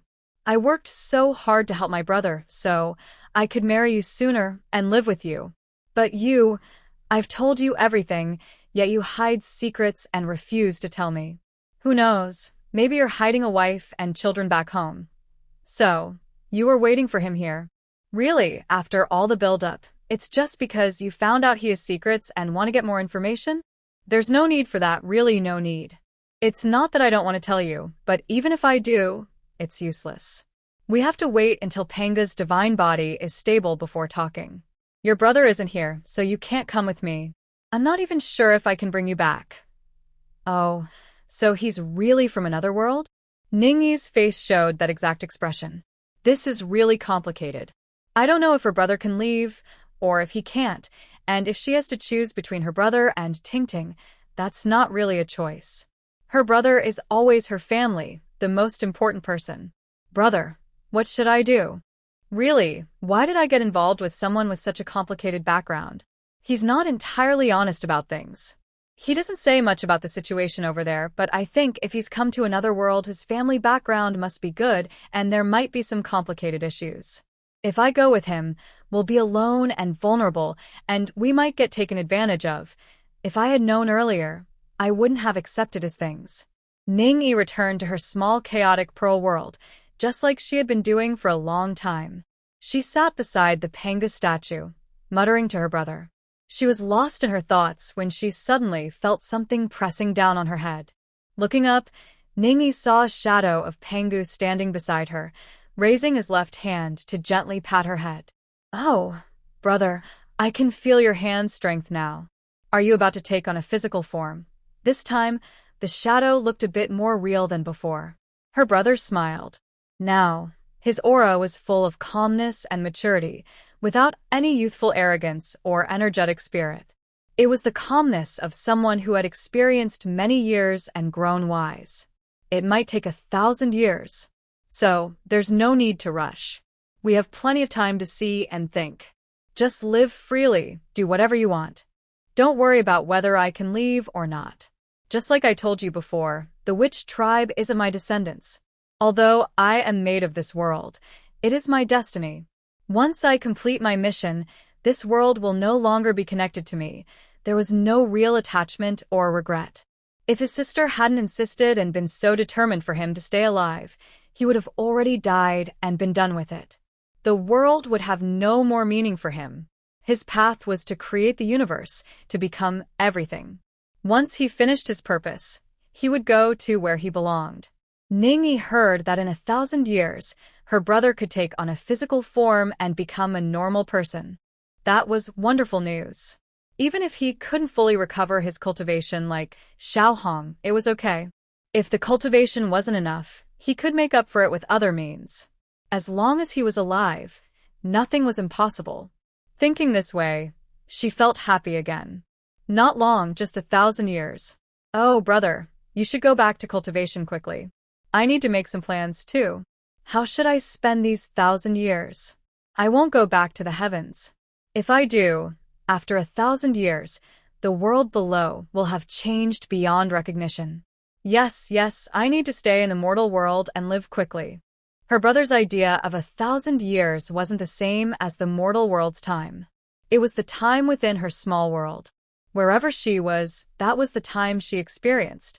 If she stayed in the purple cloud palace, one day in the heavens would be a year on earth. 1,000 years in the mortal world would be tens of thousands of years in the heavens. By then, she really would know what the world would look like. Staying on earth, living her familiar days, was better. Now, what year is it? During the Jingguan era, let's do some calculations. She can't remember exactly which year the Jingguan period was in, only that it started when Meng ascended the throne, which was the first year of the calendar. After that, it's been over 600 years. In another 1,000 years, around 1650, right? The Ming dynasty? All right. All still within the times she knows well. Ning-yi feels that she has lived so long and managed not to get tricked or killed. She can still smile happily every day, mainly because she has a big heart. It's because she received comfort from her brother, stepped out of her small world, and immediately felt energized. Ting ting, don't worry. My brother will be fully revived in 1,000 years. Then, we can talk about everything. Of course, she can't tell him now. Going with him might be an option, but definitely not now.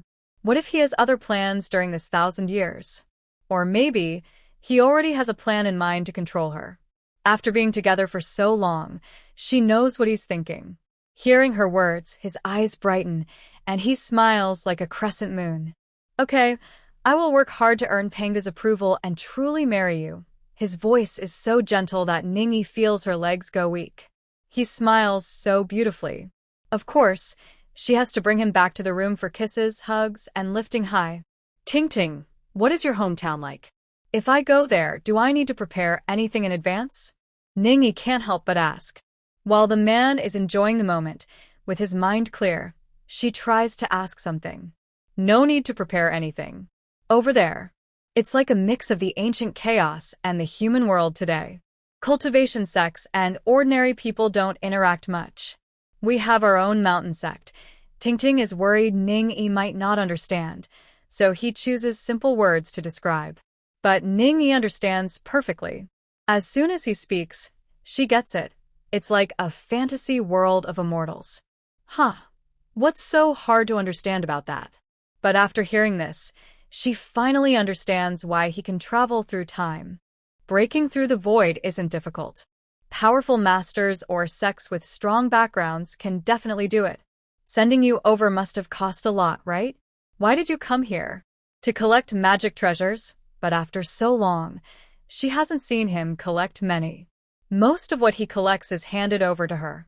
I have learned many skills and developed many hobbies. What kind of family raised such a spendthrift? After traveling to a different world, I became very lazy. Come find a wife. I'm not from the same place as you. Ning-yi wanted to ask more, but as she leaned on Tingting and rubbed against her, it backfired and caused Tingting to run away. Every time she asked later, he would change the subject. All right, I've said enough. If you don't want to talk, then don't.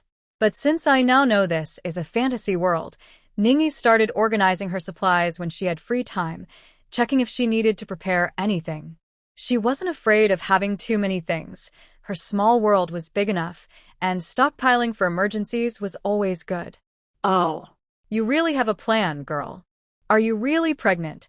Hu Xiaomei, who hadn't appeared for several days, came back. Ning-yi looked at her and immediately knew she had eaten the date and gotten pregnant. Impressive. Very clever.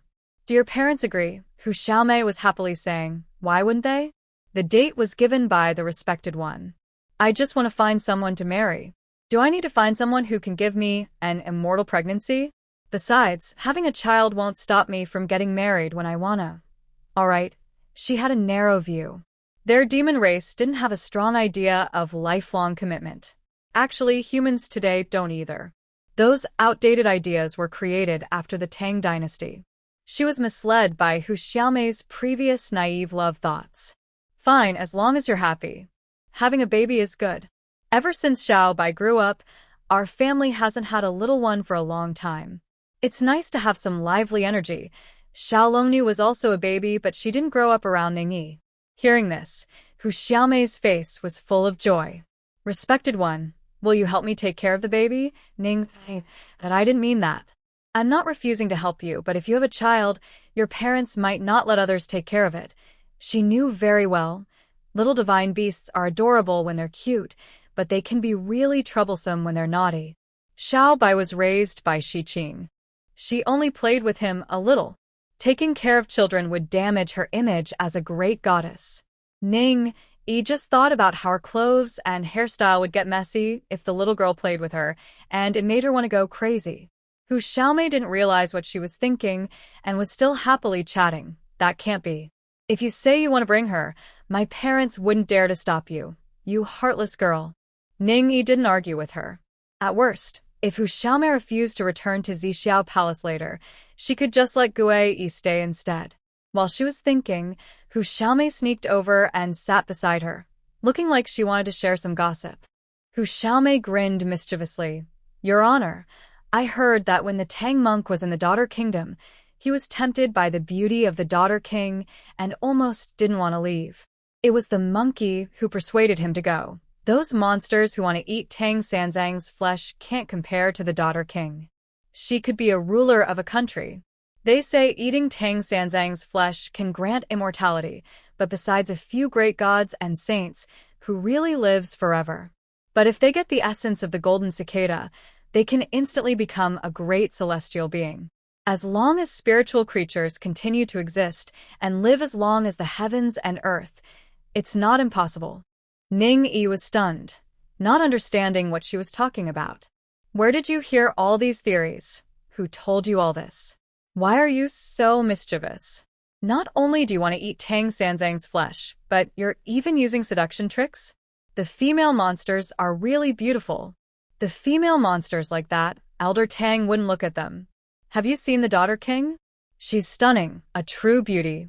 I even wonder if the daughter kingdom chooses their ruler based on who is the most beautiful. The demeanor and elegance of these monsters, their manner of walking and sitting, how can they compare to a queen? If it weren't for the monkey pulling him away, that old monk probably wouldn't have been able to resist. No wonder they say fox spirits are so charming. You really understand how to people. Why are you suddenly telling me this? After asking, Ningyi saw Hu Xiaomei's expression, full of curiosity and gossip. Just curious, is it really true? Can eating the essence of the golden cicada instantly make someone a celestial being? How would I know? Master Lin Qi is much more powerful than the golden cicada. So, if you get the essence, does it really improve your cultivation? You should know the answer. Ningyi. Percent yuan percent at percent, swearing. Get lost. When you become a mother, you can start talking nonsense, huh? Am I spoiling you too much? You dare to say anything now? While scolding, she raised her hand to hit. What a naughty child. Hu Xiaomei quickly ran away, sticking out her tongue as she ran. Sorry, I was wrong. Please forgive me, Your Honor. I won't dare to do it again. Fake and insincere, it's obvious she'll do it again. Ningyi was annoyed and wanted to slap her, but considering she's pregnant now, she held back. Run slowly, be careful of your belly. She also called out to her to be careful so she wouldn't hurt the baby. Where can she reason with her now? Moreover, she and Lin Qi are pure and innocent. They haven't married, so they can't share a room. If they broke this rule, her brother would beat Lin Qi up. So, she just wanted to help Hu Xiaomei understand, but she couldn't explain it either. Bah, what confusion. It's all because this naughty kid is leading her astray. Divine Lord, the Bull Demon King, has been subdued. I was going to send him back to Bio Palace, but Shangqing Tianzuan ordered me not to. Instead, I took him to Lingshan. Lingshan sealed him as the great strength king Bodhisattva.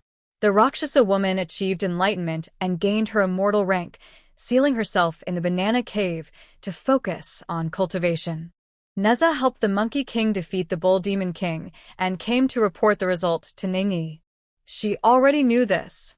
When Xiaobai returned and told her, with a mocking tone, he called her the little fox with a jade face, saying, "See." She became a bodhisattva. She became an immortal. What did she get? If it weren't for me and Selinki arriving just in time, she might have been beaten to death by Zhu Beiji. What are her plans? Will she stay in Mo Yun Cave, or what? Tell her if she doesn't want to stay in Mo Yun Cave, she can go to Thorn Ridge. I'll give her that courtyard. Ningyi didn't need that courtyard. It was just a favor. Xiaobai was even more speechless. No need. She doesn't care about our stuff.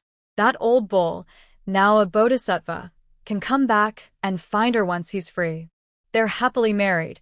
How could she still think of us? Is the Bull Demon King so ruthless? He became a bodhisattva, yet he still managed to start a family and live his life? Ningyi was speechless. Tong Tian was truly ruthless. With all this, the reputation of the Buddhist sect. What are you doing here again? Seeing Tong Tian, looking like a scruffy old man with a beard, Ningyi felt very annoyed and didn't want to see him. Just here to thank the Divine Lord for the gift. Tong Tian, unaware of his unpopularity, was happily stroking his beard, looking very proud. Because he sent the Bull Demon King to Lingshan to become a bodhisattva, which Ningyi liked very much. She was so happy that when Neza left, she also gave him 2 ounces of enlightenment tea and 2 jars of wine as a reward. This guy's skin is getting thicker and thicker. He climbs up the ladder, gets good things, and then comes back again. His attitude is obvious. He thinks he can get some good stuff just by trying. Don't push your luck. I only do this for our little fox. I tell you, if she's bullied, I'll turn your cow into hot pot beef, and you'll see what I mean. Tong Tian quickly waved his hands. That definitely can't happen. The calf is very clever. Yes, he is quite smart. How did the Monkey King survive? And he's still on the journey to get scriptures. What did he do? He married 2 wives in front of the Demon King, at least 2 wives openly. How free is that? Then he fights and becomes a bodhisattva. Is he not smart? just relying on his background? Xiaobai said that when he was the Demon King, he relied on real skills and his reputation, not just his background. Can you really succeed just because of your background? Besides, when traveling outside, who would openly reveal their identity? Now Tong Tian asked again, Divine Lord, why are you so kind to that little fox? After asking, he added, You are kind to the entire fox tribe. Could it be that you have old ties with the foxes from the Chaos era? Certainly not. And as for the fan filter thing, that's even less to say. Of course, the fox tribe is good-looking and capable. The king of 10,000 years fox, or the immortal, I plan to entrust all worldly affairs to him. Oh, no wonder that old fox was so angry when he died. He directly destroyed the Southern Pole immortal. This was one of the few times Ning Yi issued a direct order to eliminate someone. She usually keeps a calm face, but afterward, anyone who offended her wouldn't survive. Are you free? If not, go back. The human world isn't suitable for someone like you right now.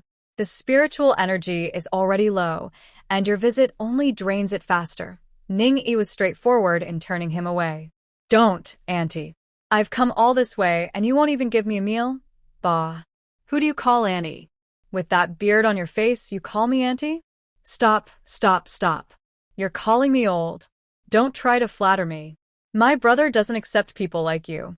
Just go with kind words, nothing more. Don't interfere or ask questions. Just act like a statue in the temple, and it will only be good for you. Are there really gods who show signs of their power? People pray to gods all day long. When a god shows a sign, some worship them. When no sign appears, others curse them. Sometimes, the good deeds gained from showing signs aren't enough to avoid criticism. Moreover, when it comes to reaching the heavens, having many followers and maintaining a good reputation is most beneficial. A god like Zhao Gongming is more useful than half of the other gods and Buddhas combined. And he becomes more useful over time. No one can easily control him if they try. Yes, disciple understands. As long as Ning Yi can say this, it means Tong Tian has not come in vain. He obediently bowed and finally left willingly, without Ning Yi having to chase him out. Just now, I mentioned that the Bull Demon King is clever, and indeed, his actions are very smart. He used to try every way to get close to Ning Yi. Since he started living properly with the jade-faced fox, gaining an official status, he stopped trying to show off. Now, he often visits the jade-faced fox's home, not just bringing expensive gifts, but also handmade clothes, delicious food, or rare pearls, good herbs, beautiful flowers, small things, but clearly made with care and thoughtfulness.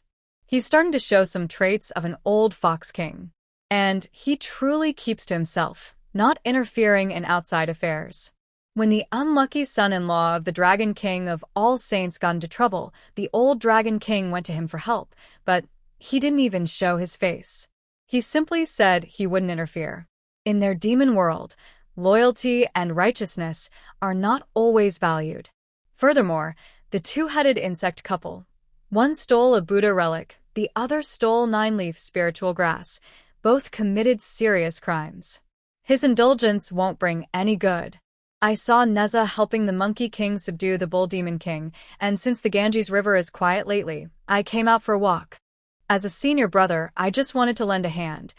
In fact, the two-headed insect was sent by Erlangshan. He went to visit the Mount Hua Monastery of the Three Holy Mothers to help out.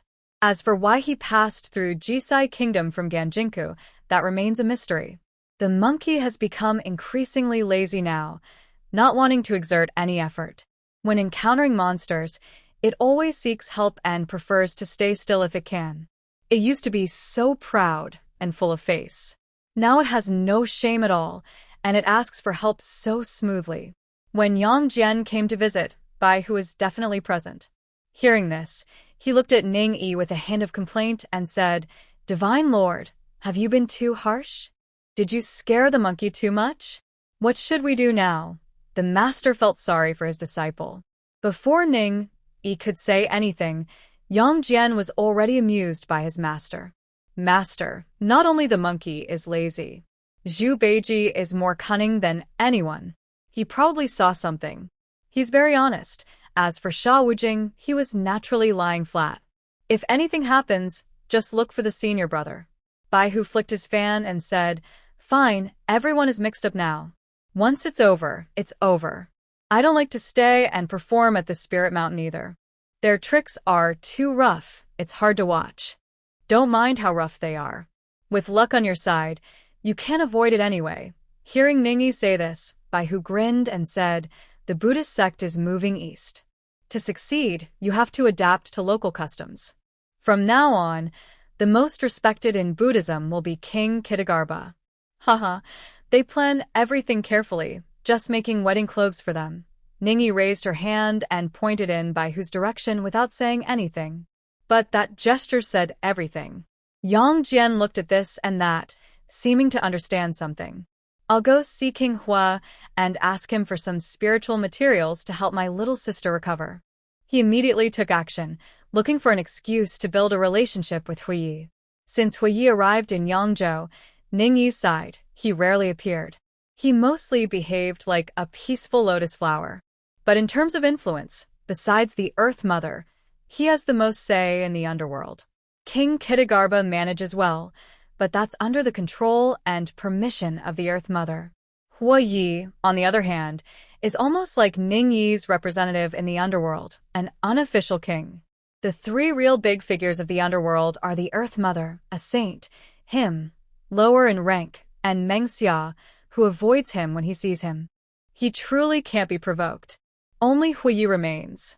Seeing Yang Jian cleverly heading to the back garden's lotus pond, Bai Hu's face lit up with a smile. Whose disciple is well taught? Who wouldn't be proud? Respectful Lord, I'm back." The little white person's voice came first, even before he entered. "What are you so happy about?" "I found a big treasure at Bibbo Pool Dragon Palace. I didn't expect the old Dragon King to be so rich." Bai held a storage bag and happily poured its contents onto the floor, filling the large hall. "These are the best items I picked. The not-so-good ones are in 10 big warehouses. Here, Your Honor." Ningyi wouldn't want Bai's things. She didn't lack such small items. "You found a treasure. Keep it for yourself." "Of course, I want to give it to the master. I'm not short of money." Her master always gives her pocket money in gold and silver. They are very wealthy, and she doesn't know exactly how rich. "Then keep it, save it for opening a shop in the future." Bai suddenly remembered that her master asked her to open a shop by Westlake. With so much capital, how big should the shop be? It seems she needs to think about what kind of business to start when she has free time. The obedient monkey no longer made Ningyi worry. It didn't need much attention anymore. Usually, Bai would tell her about their journey. Once she heard it, that was enough. In fact, after more than 10 years of traveling to get the scriptures, facing 81 difficulties, they only faced about 6 or 7 each year on average. When passing through well-governed countries with clear politics, they wouldn't encounter monsters or demons. Only in places ruled by foolish leaders would monsters appear. There were many months or half a year when they didn't see any monsters. Back then, the master and disciples were just ordinary pilgrims. They would hang a sign at temples, discuss scriptures. They would clear paths through mountains, build bridges over water, and change their travel documents when passing through cities, also restock water and food. They often had to sleep outdoors or stay in inns when they could find them. Listening to these stories was quite boring. Ningyi took Hu Xiaomei out shopping mainly to ask older women and aunties about pregnancy and childbirth, what to watch out for.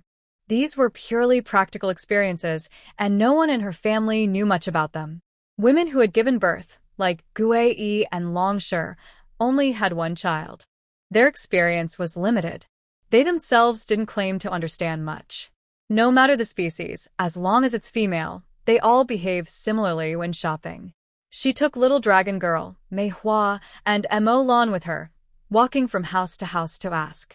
Yangzhou has always been a place of prosperity, full of endless sights and warm human interactions. This rush grass velvet flower is quite nice. We shouldn't just sell expensive jewelry. Wealthy families have their own shops, and even if they don't, they usually have regular stores. Business isn't easy. We should also look around. These rush grass flowers cost only a few coins to make. With a markup, We can sell each for 10 or 20 coins. If everyone can afford them, it will add some color to the lives of ordinary people. After several days of wandering, everyone discussed what kind of business Xiaobai should start in the future. After much talk, they considered opening a restaurant, a cloth shop, embroidery workshop, or a shop selling rouge, perfume, and jewelry. Compared to the smoky, messy food stalls, doing a woman's business is more elegant, and everyone prefers those. Ning Yi suggested opening a large shop that only serves female customers, with different sections for clothing, jewelry, and cosmetics. This would also help pass down traditional folk crafts. She also liked the rush grass flowers displayed on a small stall by the street. The designs were simple, not fresh or lively, and the craftsmanship was basic. The colors were poorly dyed, mostly bright red, green, and yellow. But this gave her an idea. She remembered that in later times, delicate rush grass velvet flowers were very popular among common people. They were beautiful and refined. Velvet flowers are made from fine silk and dyed, which makes them more expensive. Rush grass flowers are very cheap, made from common medicinal herbs, with costs mainly for dyeing and manual labor. Nowadays, manual work isn't even considered a cost. Isn't this too rough? If anyone can make it themselves, who would pay for it? Xiaobai held the simple rush grass flowers and looked at them with disdain. That's exactly why we need to improve them. Once we do, we'll have a new product. From now on, we can also pass the time with this. It's good not to always focus only on hobbies that excite us. She also found a new project. The first step is dyeing. This is a good foundation, and Manhwa is very skilled at it. Go find Yao Qi and ask her to borrow some skilled dyers and weavers from the weaving house. Let's work together on this. Even the heavenly weavers have been called upon. This is quite a big effort. Xiaobai watched Ningyi fussing around and felt even more pressured. She wondered how big her business needed to grow to match the investment from her superior. Actually, she was overthinking. How much money could she really make from her business? Ningyi wasn't interested in earning a lot of money. What she wanted was to pass the time. At her level, under the pressure of the heavens, and with less and less spiritual energy, cultivation was impossible. Day after day, she and Tingting weren't just constantly in love, cuddling and being affectionate. Without something to do, it would be too boring. Secondly, opening a shop didn't boost the local economy much, but it could help some poor families with their basic needs and promote craftsmanship improvements. Why not? Doing good deeds and accumulating virtue. Big acts of kindness are good, but small acts aren't necessarily bad. Thirdly, in the endless years past, her main hobbies were all about food. How many years has it been? She couldn't even remember. Is there still something about food she hasn't figured out? She and Manhwa continued researching weaving and making clothes. She also designed jewelry, mostly by Tingting. It was rare to have a hobby like this. It was just that simple. Xiaobai didn't think it was that serious. Having some pressure was actually good. Ningyi didn't explain much. Monkey hasn't come to see me in a long time. Why are you here today? Did you come to ask for help because you couldn't defeat that big rock? The monkey hadn't come to Ningyi for help in a long time. Since he realized everything was a trap, he stopped bothering her. He only helped when it was a big or small matter, mostly saving gods like Guanyin and the Buddha of Lingshan. Next was the heavenly court. Whoever needed help he would assist. He was a divine being, regardless of cultivation level. There was no one he couldn't help. He didn't want to trouble others anymore. Especially not Ningyi's Panga lineage. They had changed from their old habit of always seeking their master's help. Even Erling Shen and Neza only asked for help when they encountered problems. They wouldn't seek help intentionally. Their master and disciple reached Scheidling. Ningyi knew about it. This was a tough situation. But unexpectedly, after failing to defeat the big rock, he didn't go to Lingshan to find the Tathagata. Instead, he ran here. That great prince claims to be a relative of the peacock great bright king Bodhisattva, with powerful supernatural abilities and strong magic, much stronger than the bull demon king. The old Buddha Tathagata will surely want to recruit him. I, Sun Wukong, am not stupid. Of course, I need to ask my master's opinion first. He doesn't want to be just for Lingshan. letting them keep taking people one after another. Moreover, that big pung bird clearly is a descendant of the vermilion bird, his sister's kin. Why should Lingshan take him? Ning Yi also thought about this. She didn't understand why, when Xiao Hong took Blue Yao out to find their kin and brought back many, they didn't find the golden-winged great prung. Is this person or demon not from the vermilion bird clan? Now that spiritual energy is precious, she's reluctant to use her spiritual power for trivial calculations. Blue Yao doesn't often stay with Xiao Hong in the underworld, as that place doesn't help much with the cultivation of living people. She spends more time in the small world inside the Chaos Pearl. Just call the person out and ask. When I was a protector at the Vermilion Bird Nest, Jinling was my chief steward, and Hongling was my right hand. Later, I returned to follow the Divine Venerable to cultivate, and the clan members dispersed. Hongling took some of the clan members and lived in hiding, out of sight. Jinling protected another group, living off the land in the mountains and rivers. He's not someone who can be restrained. People are also flamboyant. When I and the Lord went out to find our kin, he refused to come back with us. So, the Lord went alone. Blue Yao finished explaining her connection with the golden-winged prung, then gritted her teeth and added, "Don't recklessly claim kinship. I am not a bodhisattva or bodhisattva goddess. Even if I am not great, I wouldn't fall so low as to become a Buddhist. Tell this to the Tathagata. If he dares to use that broken title to discuss me again, I will go to the west and burn his Lingshan." I mean what I say, Monkey King chuckled. He actually liked the idea of Blue Yao burning Lingshan. But then he thought, if Lingshan burns, wouldn't all his efforts over the past 10 years be wasted? All right, I'll make sure to pass on your words. Sister Blue, you haven't said, what about the golden-winged prung? Do you have control over him? If not, I'll go find the Tathagata myself. I'll make that old monk pay. Blue Yao looked at Ning Yi, feeling that Lingshan shouldn't get away with it. She stood up, bowed to Ning Yi, and said, "Divine Venerable, I will go and bring him back to serve the Lord." Compared to the common celestial chariots, a pung pulling a cart was quite a novel idea. It was a good plan. The monkey obediently followed Lan Yao to hunt demons, sneaking behind her and giggling quietly. Ning Yi pretended not to see. People, once they get attached, life becomes restless and uncomfortable. Xiao Hong came to drink with Ting Ting. Both of them loved drinking and were quite bad at it, but they still enjoyed it. Ting Ting usually kept his distance from women other than Ning Yi, but when Xiao Hong asked him to drink, he often agreed, about 8 out of 10 times. Of course, Ning Yi had to join as well. Not only did she have to drink with these two amateurs, but she also had to prepare snacks. Since Xiao Hong didn't like the ones she made herself, she had to do that, and she also had to pour drinks and chat. Ting Ting only focused on drinking. Chatting was impossible for him. Recently, after Lan Yao returned the golden-winged rock to her as a mount, Xiao Hong's mood soured again, and she came out of the underworld to drink. After just 2 small cups, she suddenly sighed. "What's wrong?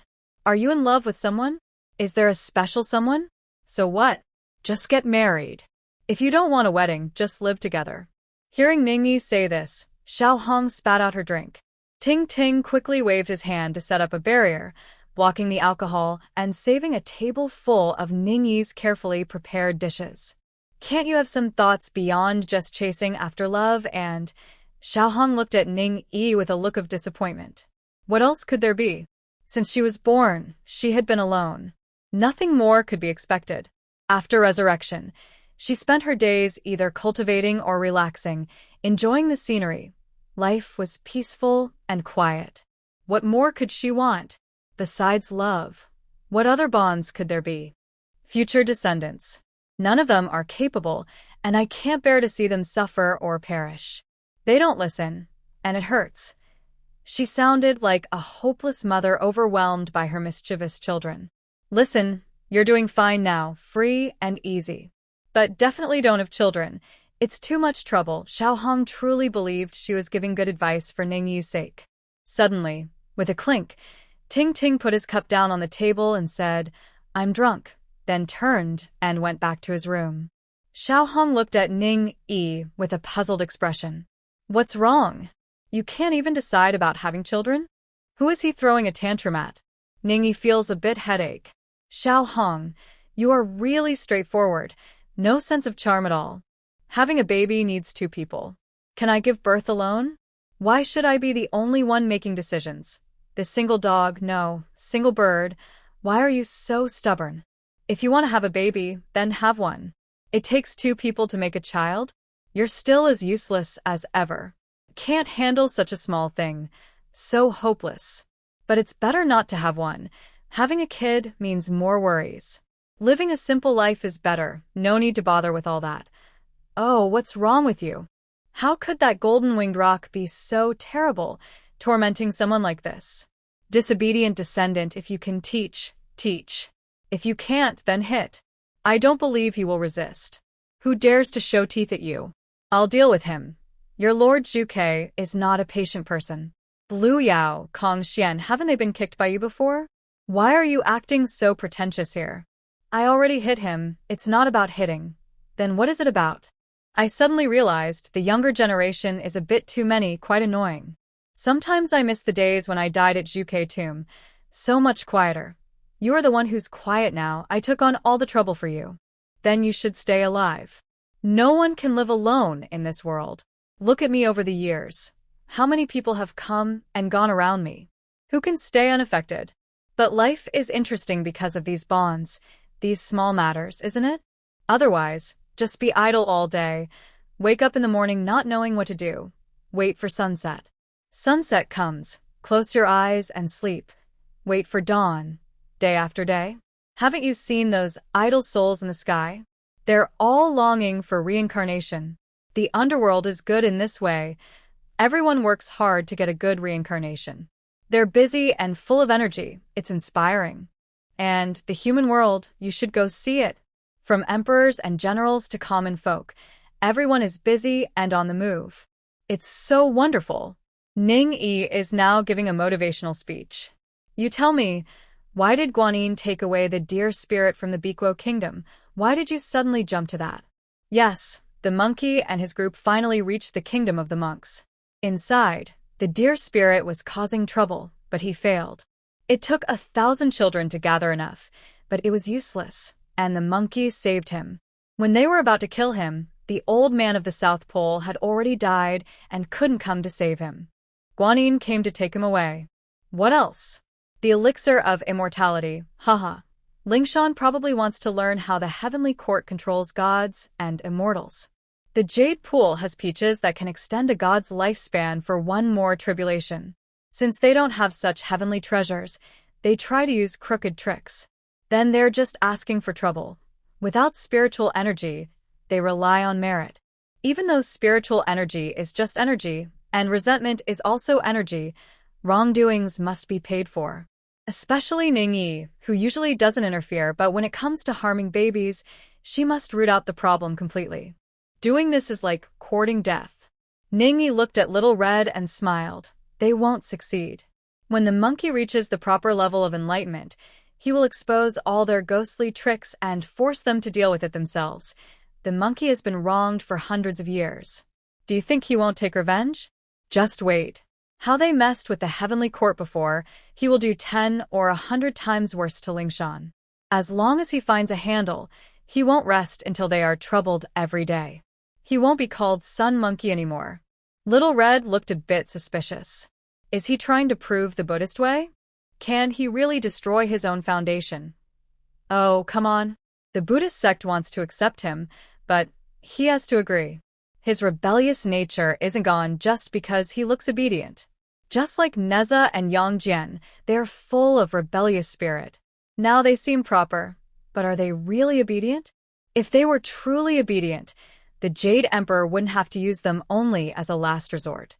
Using them once is like slapping yourself in the face. In the eyes of his subordinates, it's a shame. Little Red's relationship with the monkey isn't ordinary. Thinking about his temper, and then about how obedient he was after becoming the fake Monkey King, she smiled too.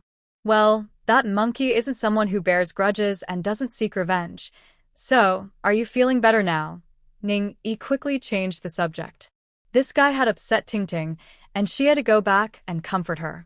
He loudly called Manhwa to come in, asking her to bring some of the recently developed red velvet flowers for Xiaohong and also to take 2 boxes back to Ho Tu and Meng Xiao. Just for fun.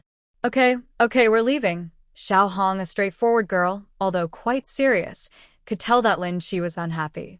This matter wasn't her responsibility. Her friends would handle it themselves. If she didn't leave now, it would be rude. As for her mood, she was just annoyed by the mischievous kids, so she decided to go for a walk. Small matter. Just a small matter. Are you really angry? Ningyi entered the room, not lifting her head, busy drawing new designs for silk-wrapped bracelets. Yes, she was starting to study the silk wrapping craft again. Although she was upset, she responded with 2 words. Ningyi squeezed closer, lowered her body, slipped under her arm, and sat on her lap. She raised her hand to hug Ting Ting's neck. What's wrong? Xiaohong speaks without thinking, you know that. She's never been in love, so she doesn't understand. Besides, I never said I wouldn't have children with you. We're not married yet, but once we are, I'm fine with having 3, 5, or 7 kids.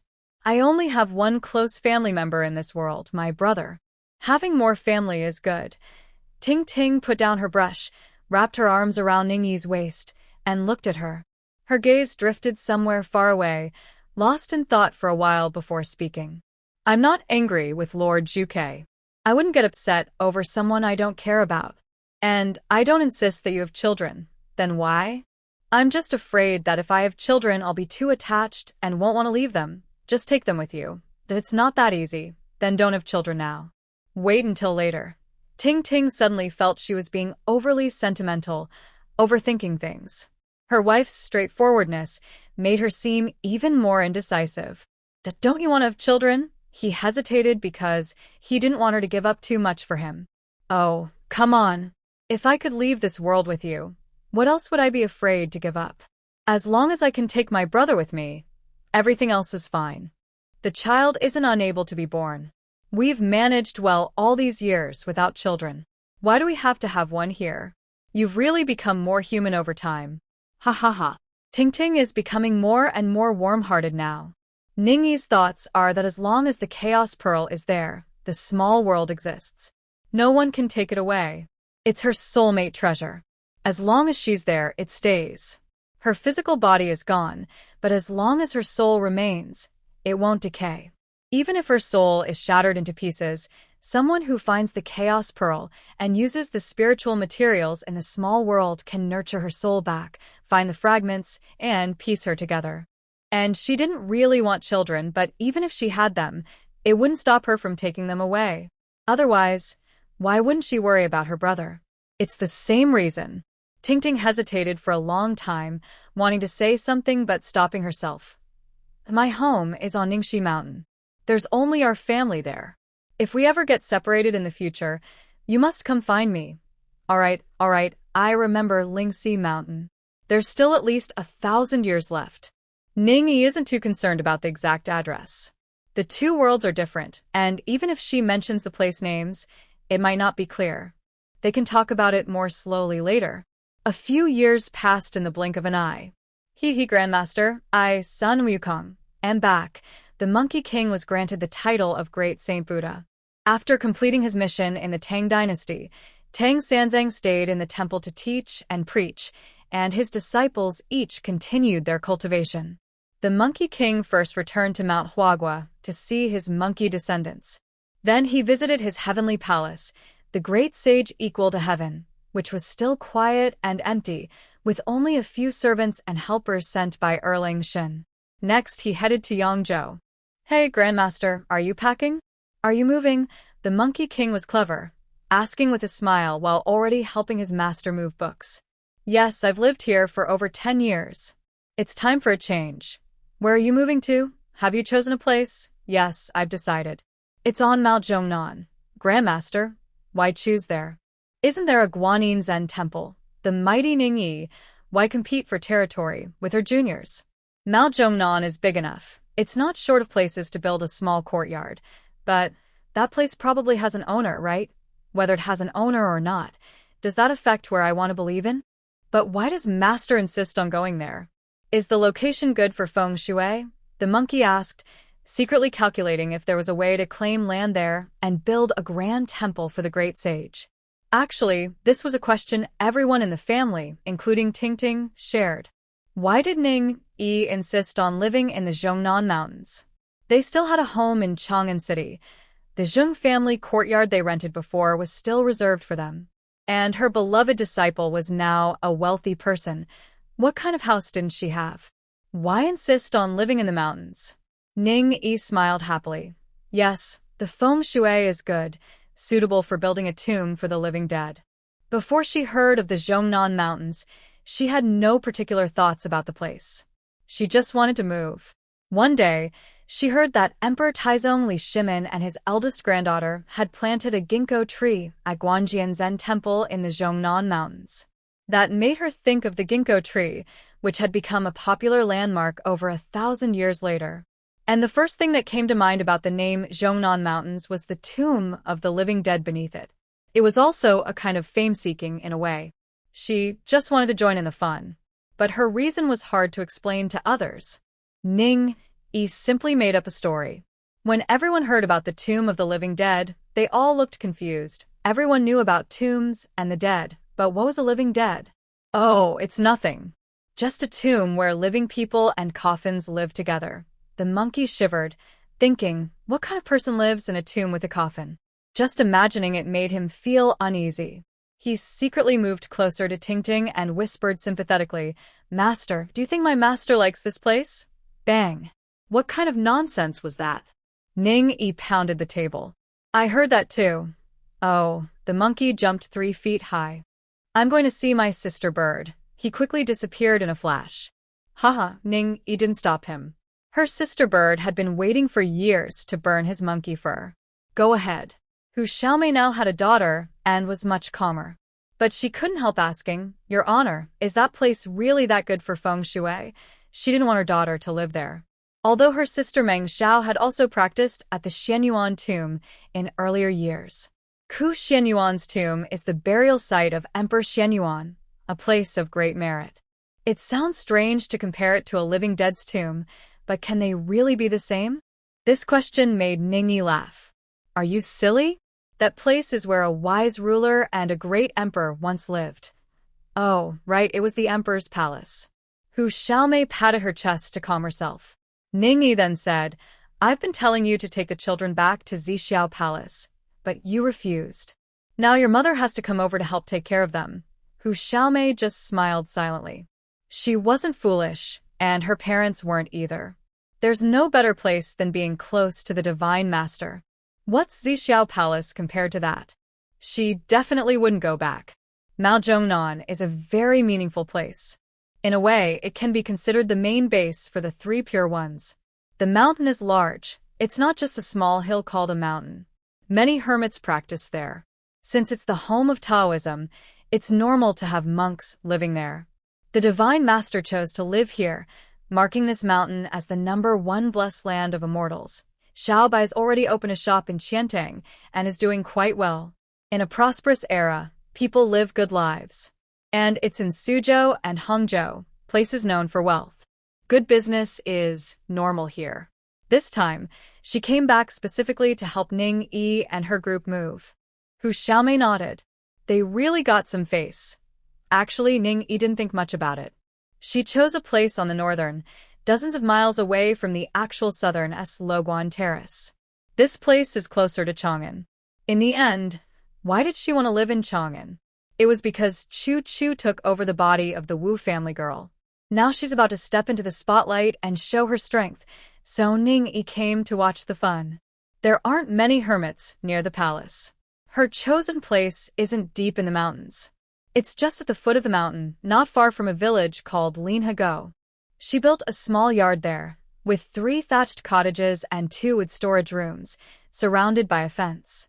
The yard has a small vegetable patch growing spinach and cabbage. Most likely, small animals from the mountain edge will eat most of the vegetables. It's simple and plain. Only Ning Yi and Lin Qi know about it. A person from another place came to visit relatives but couldn't find them, so they settled in a household. Of course, the thatched cottage is just a barrier. Someone without a spiritual talisman entering is an ordinary thatched cottage. Someone with a spiritual talisman entering transforms it into a manor. Inside, there are 5 layers of courtyards, each with its own view, all beautifully crafted. Pavilions, towers, and pavilions, every plant and tree, are handmade by Tingting and are space magic treasures personally refined by Ningyi. Family members live inside, and besides Ningyi and Tingting, everyone else must hide their presence when entering or leaving. They don't go out often. Ningyi and Tingting enjoy a peaceful, rural life, like a man working in the fields and a woman doing household chores. Well, to be precise, Tingting's role here is that of a hunter. He goes into the mountains regularly to hunt and gather firewood, then sells the harvest in Chang'an City. Ningyi stays at home, doing laundry, cooking, and planting vegetables. It's a traditional division of men working outside and women managing the home. Most families in the village live this way. So, when the village chief came to check the household registration, there were no issues, and they didn't interfere further.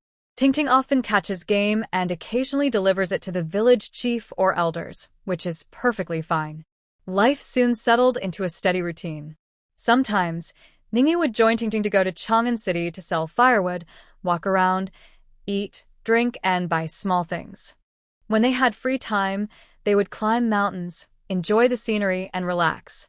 Grandmaster, Sun Wukong has arrived. Just a few days of leisure, and the monkey suddenly shouted loudly. Ningyi looked him up and down several times, making the monkey clutch his shoulders nervously. Grandmaster, why are you looking at me like that? Hee. Of course, to see if your monkey hair has grown back. Xiao Hong kept her word. When the monkey left, she used the vermilion bird flames to welcome him, burning him to the ground. If Xiao Hong hadn't held back, he would have been burned to death. He didn't die, but he couldn't escape punishment. His body hair was burned clean, and his copper and iron bones were refined into steel bones. Was there any benefit? Yes, there was. But becoming a hairless pig was a great shame to the monkey, and anyone who mentioned it would get angry.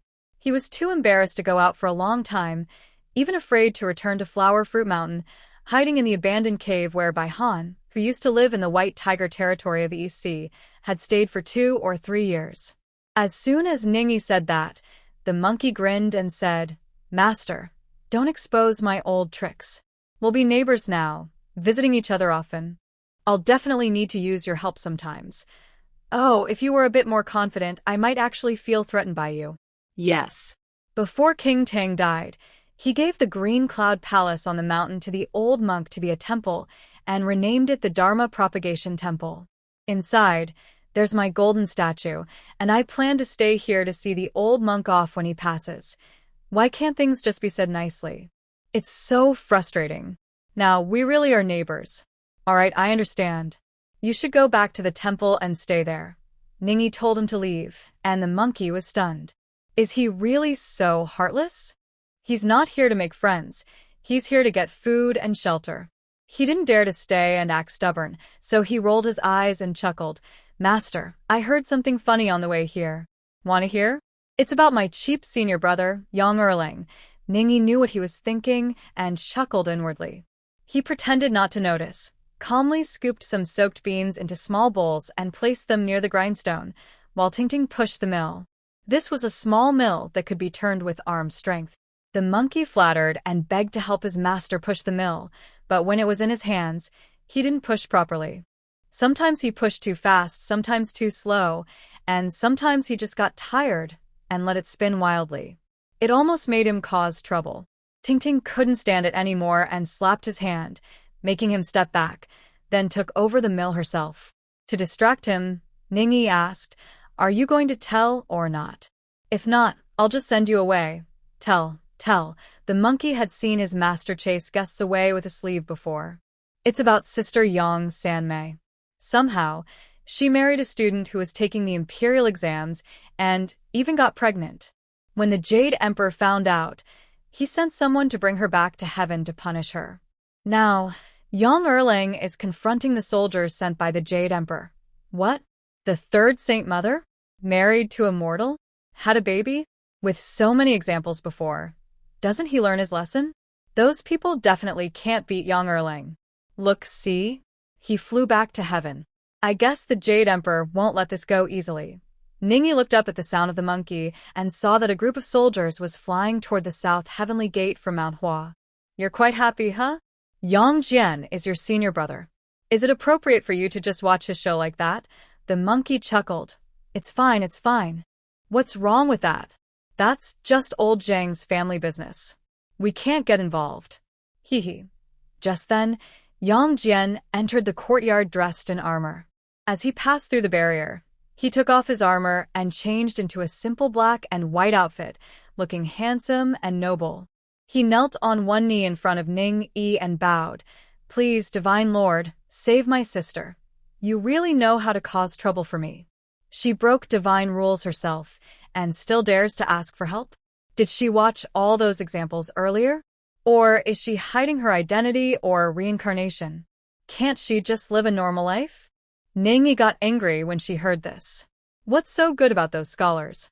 If you want to fall in love, can't you come to me first and think of a plan? Hiding your identity or reincarnating, can't you just live peacefully? Is it so hard to handle your own affairs within the rules? But the rules are dead, and you're dead too. Don't you know how to be flexible? Do you have to challenge the rules and be the hero? It makes you seem special. After suffering the consequences and risking everything, even if the rules are changed, others will benefit from it. What do you get in return? Ningyi scolded him loudly, and Yang Erlang stood silently listening. When Ningyi finished scolding, he looked helpless and replied, Divine Lord, this time it's not entirely my sister's fault. After hearing the story, Ningyi also felt that Yang Sanmei was somewhat wronged. Why do I say that? It all started when Yang Sanmei was bored in the Sanshengmu Temple on Mount Hua. She went down the mountain to the town at the foot of the mountain to play. On her way back, she met Lu Yanchang, a scholar heading to the imperial exam in an abandoned temple at the foot of the mountain. Seeing that the scholar was good-looking, she casually teased him. Unexpectedly, the scholar developed inappropriate thoughts. Yang Sanmei, having no particular sense of chastity and living in an era where women held the highest social status, didn't think much of it. Just sleeping with a handsome scholar. What's wrong with that? So, the scholar stayed in the temple for 3 days, and Yang Sanmei also stayed there for 3 days. When the scholar left, he left a piece of agarwood as a token. Yang Sanmei felt it was wrong to accept things from others without giving back. She returned 3 treasures, pearls, glass lamps, and other valuable items. After the scholar left, Yang Sanmei went back to the mountain. She didn't care much about how to live her life. If her belly hadn't started to swell, indicating she was pregnant, she might have forgotten about that small romantic encounter. When her belly grew, she didn't think much of it. Heaven's rules didn't say that immortals couldn't have children. She didn't see it as a big deal. But the Jade Emperor took the opportunity to make trouble. He was worried about her brother not being able to control things and was full of resentment. When a convenient excuse appeared, he didn't hesitate. He immediately ordered soldiers to go to Mount Hua to catch someone. Erlang Shun received the news early and was furious. He also thought his sister had broken heaven's rules by secretly being with a mortal. Since she was openly breaking the rules, he couldn't openly defend her. He rushed to Mount Hua to find out what was happening and became even angrier. He couldn't even handle her tale properly. How could she just sleep around so casually? He was also upset because Lu Yanchang, the man involved, was unknown, and how could she get pregnant so easily? It seemed like she was deliberately causing trouble for him. But no matter how angry he was, he still had to protect her. He sent a group of heavenly soldiers back and hurried to Zhongnan Mountain to ask Ning Yi for help. The monkey watched everything happily, scratching his ears and nose, giggling and clapping his hands, making others want to hit him. Ting quietly took the finished beans back to her room to find a Molan to make tofu. Before entering, she glanced at Ning Yi, a faint smile on her lips, as if she remembered something interesting. Ning Yi, meanwhile, was listening and feeling her worldview shattering. She didn't know when Tingting's spoon was taken away. Was Yang Sanmei really so bold? Oh, what about her then? Did she just have a casual fling and it went wrong? That child came so easily. This really made it hard to say anything. No matter what, she's not in the right. She's secretly with a mortal, after all. Ningyi struggled for a long time before managing to say this. Erling Shin's expression was like he'd eaten a fly. Monsters and demons are worse than humans. Even immortals can't do whatever they want. As a brother, he couldn't even say anything more. Ningyi thought, shouldn't he, as her older brother, take care of his sister and not let her do whatever she wants? But no matter how she thought about it, it didn't seem right. Moreover, she had already found Tingting herself, and her brother hadn't really intervened. Or rather, he couldn't intervene. Sigh, she really didn't understand others' perspectives in this matter. Love between men and women is natural. Some people find one partner for life, with love at first sight and unwavering devotion. That's true love. Others just want physical pleasure without emotional attachment. As long as both are willing, that's also love. Yang Sanmei didn't force Lu Shusheng. It was consensual. What's wrong with that? Yang Jian was also right. Some demons and monsters are indeed good-looking, but their behavior is too wild. Yang Sanmei's own brother is a righteous and upright deity, nothing less, and wouldn't look at those greasy types. Immortals, after all, are either pretending to be serious, or they are indulgent, or cold and boring. In the end, humans are more interesting. Basically, she just met someone she liked, and it was just about physical attraction, nothing more. Status doesn't really matter. That's just how it is. The more Ningyi thought about it, the more she felt that Yang Sanmei's luck was truly exceptional. My mother knows the news now. She's watching over her younger sister, who is crying and scolding herself and our cheap father. Yang Jian sighed again, feeling frustrated. Well, Princess Manhwa hasn't left her house in many years, and now her daughter has forced her out of hiding. It's karma, and it hits hard. Back then, she caused so much trouble and got no good result. Now her daughter is in the same situation. You can imagine how she feels. Ningyi rubbed her forehead, not wanting to comment. She was at fault after all. I think, let's not punish her with the Jade Emperor's punishment. You should punish her yourself. Your mother was once pressed under Peach Mountain, right? Now, with the same punishment, it's a heavy penalty. Yang Jian was stunned. What did the Divine Lord mean? Knowing her sister was innocent, and still wanting her to be punished harshly? Peach Mountain has already been split, so it can't be pressed again. Just after she finished speaking, Ningyi nodded. Suddenly, a bright idea struck Yang Jian. Ah. Then she can be pressed on Mount Hua. Ningyi nodded in agreement. Even a child can be taught. Yang Jian smiled and without hesitation, bowed politely and said goodbye. I will go to Lingxiao Palace now to ask the Jade Emperor for instructions and to punish my younger sister as a warning. That's the right way. Grandmaster, you are really biased. I heard before that Yang Erlang was born because his mother broke a divine law, but he was adopted by Queen Mother of the Jade Pool, raised personally, and taught by Lord White Tiger. He has great powers. Many people on the list of gods have died, but he managed to become a saint in his physical form. It's all because of your favoritism. I didn't believe it before, but now. The monkey feels sour about it. No, that's not right. He used to think he had some face in front of Lord Ningyi. He is also a direct disciple of Lord White Tiger. But this person, he's just afraid to be compared.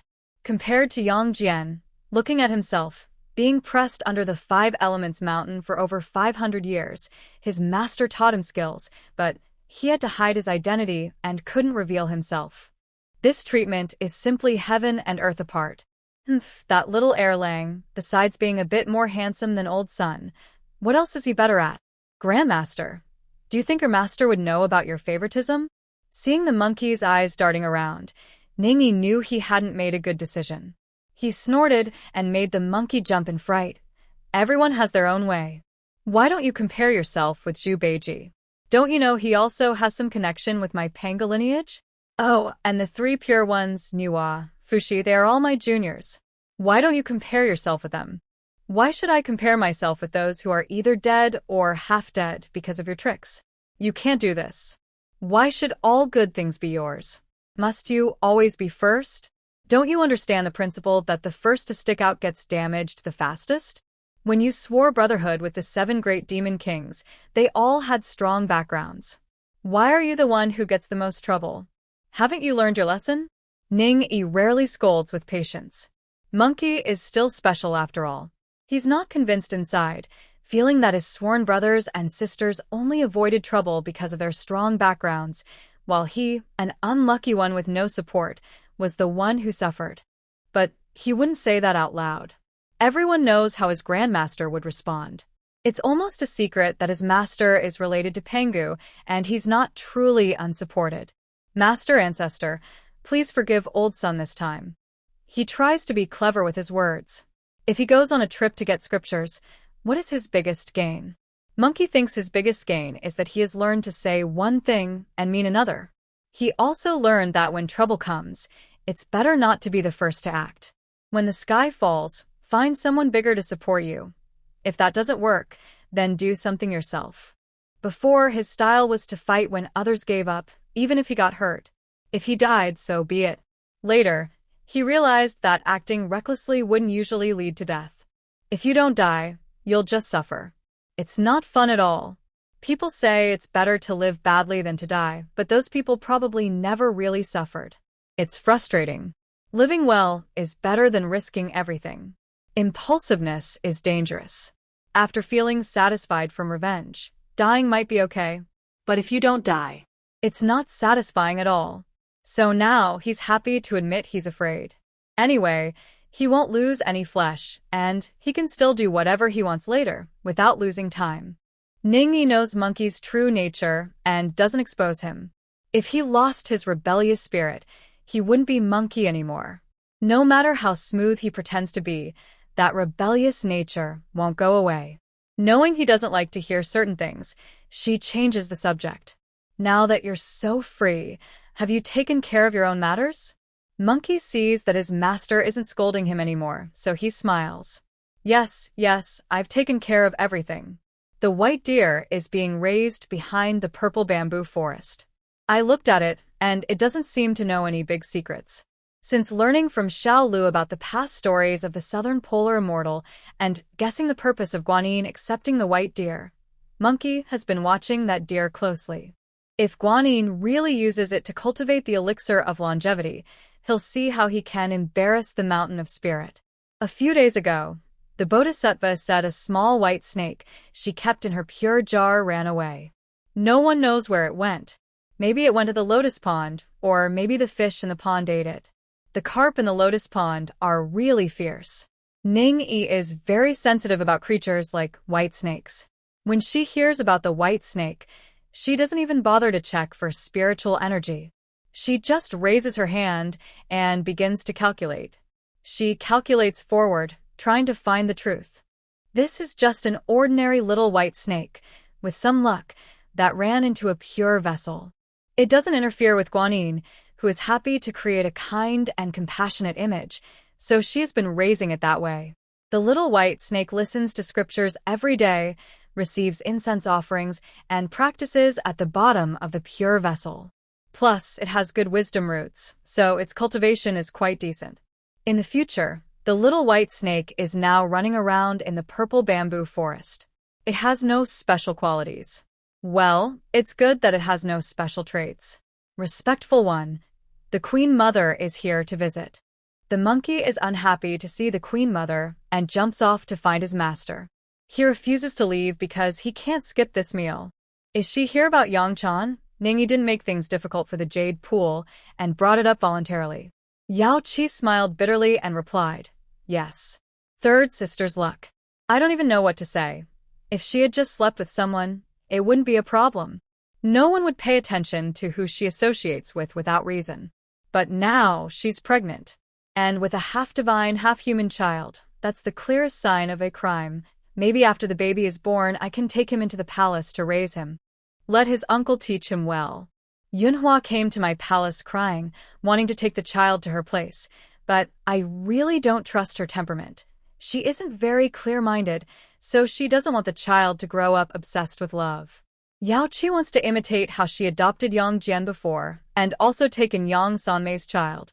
It's a way to show respect to Yang Erling. Ning Yi shook her head. No need. If you keep raising him, those who are troublesome or not very smart might think you're encouraging Yang Chan's behavior. Or, if someone gossips behind your back, saying you favor the Yang family, it could ruin your reputation. That's not necessary. No matter how the Jade Emperor rules, the Queen Mother now has a very good reputation. Compassionate, peaceful, loving, tolerant. All the words describing a kind mother are associated with her. She also embodies fairness, justice, and selflessness. Many people like to burn incense and pray to the Queen Mother, asking how to handle unfair situations. Many matriarchs of large families offer her altars to learn how to be fair, just, generous, respectful to elders, and nurturing as a head of the family. Ning Yi doesn't want Yao Qi to have her reputation damaged over small matters.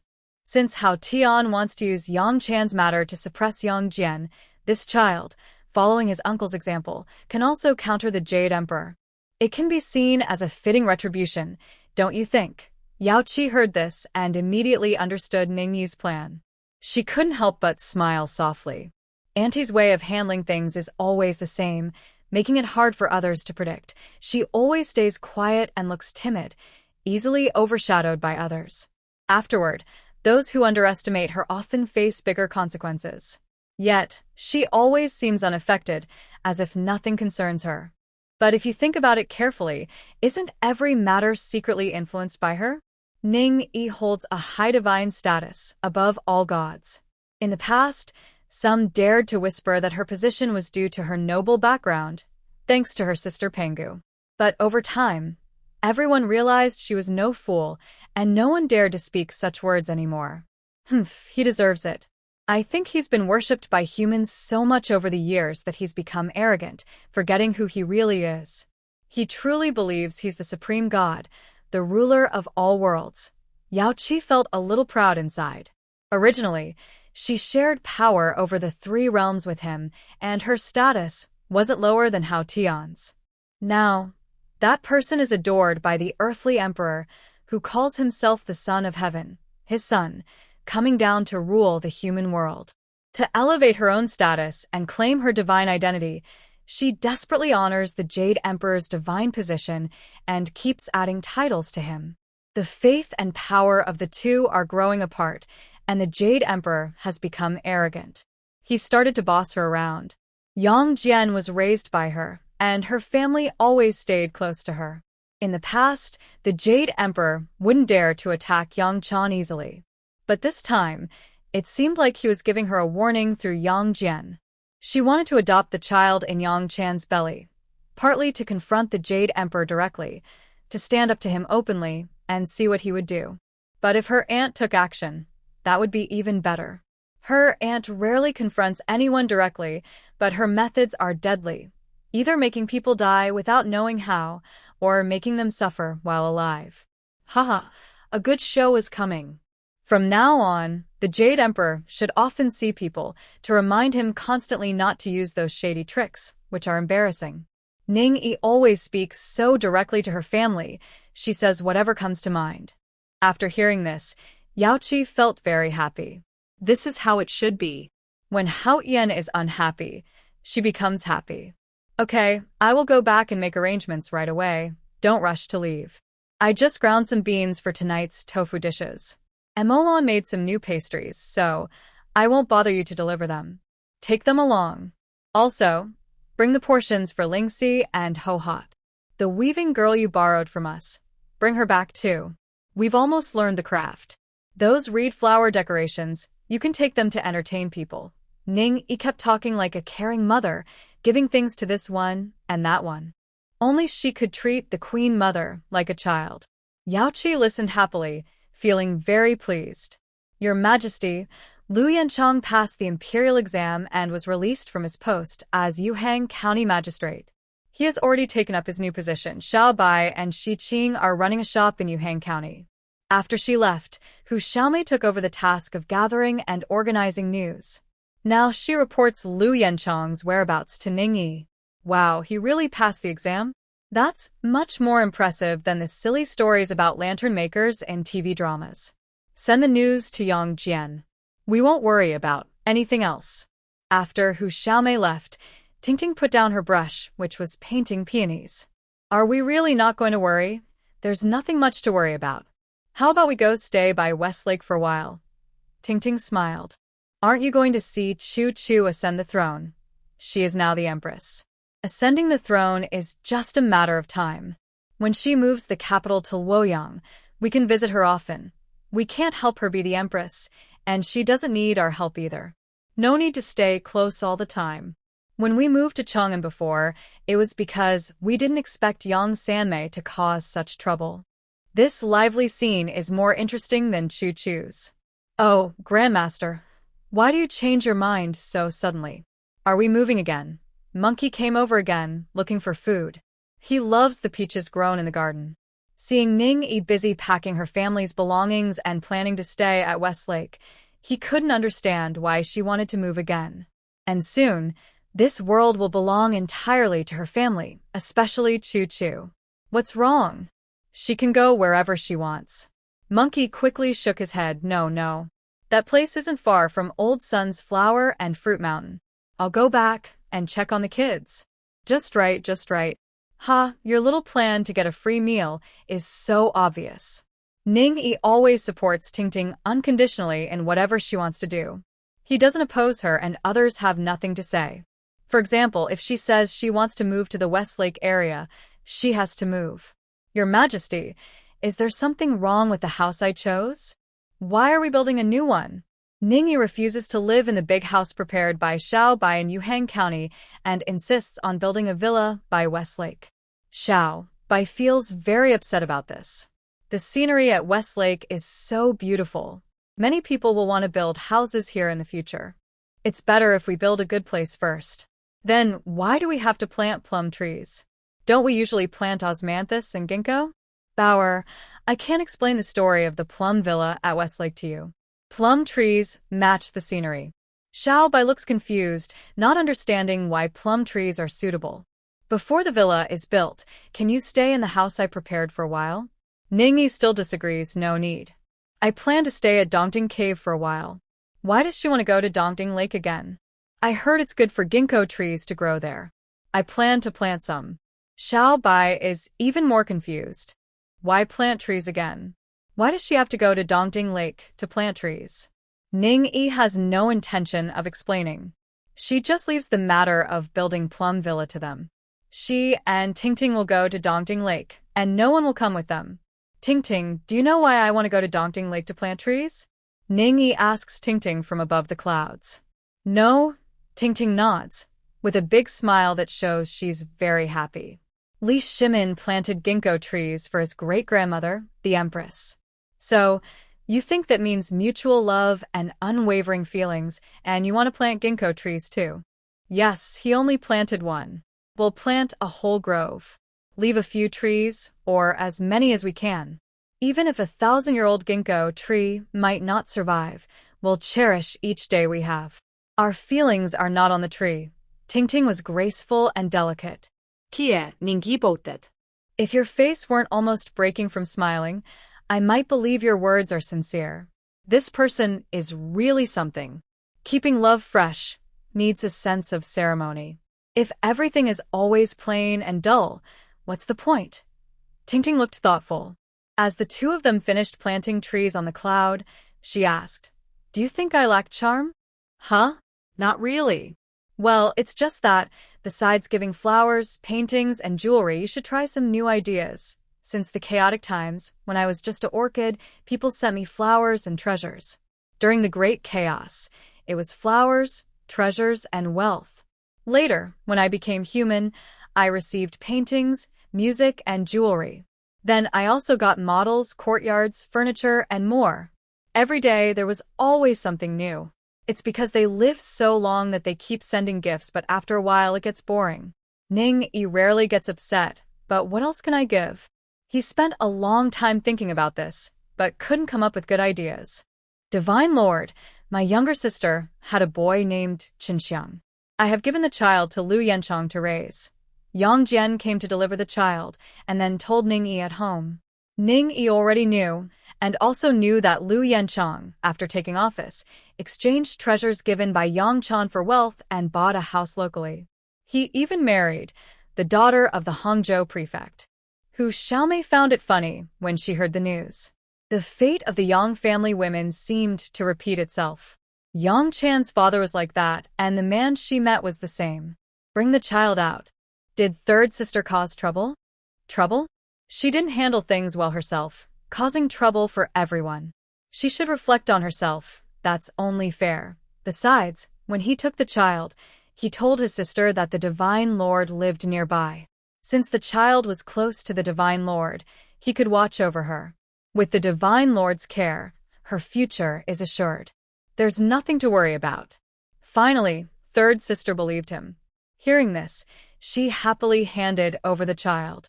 Little sister, go personally and deliver this to Yang Chan. She just had a baby and is weak. Let her rest and recover. Tell her that it won't be long before mother and son are reunited.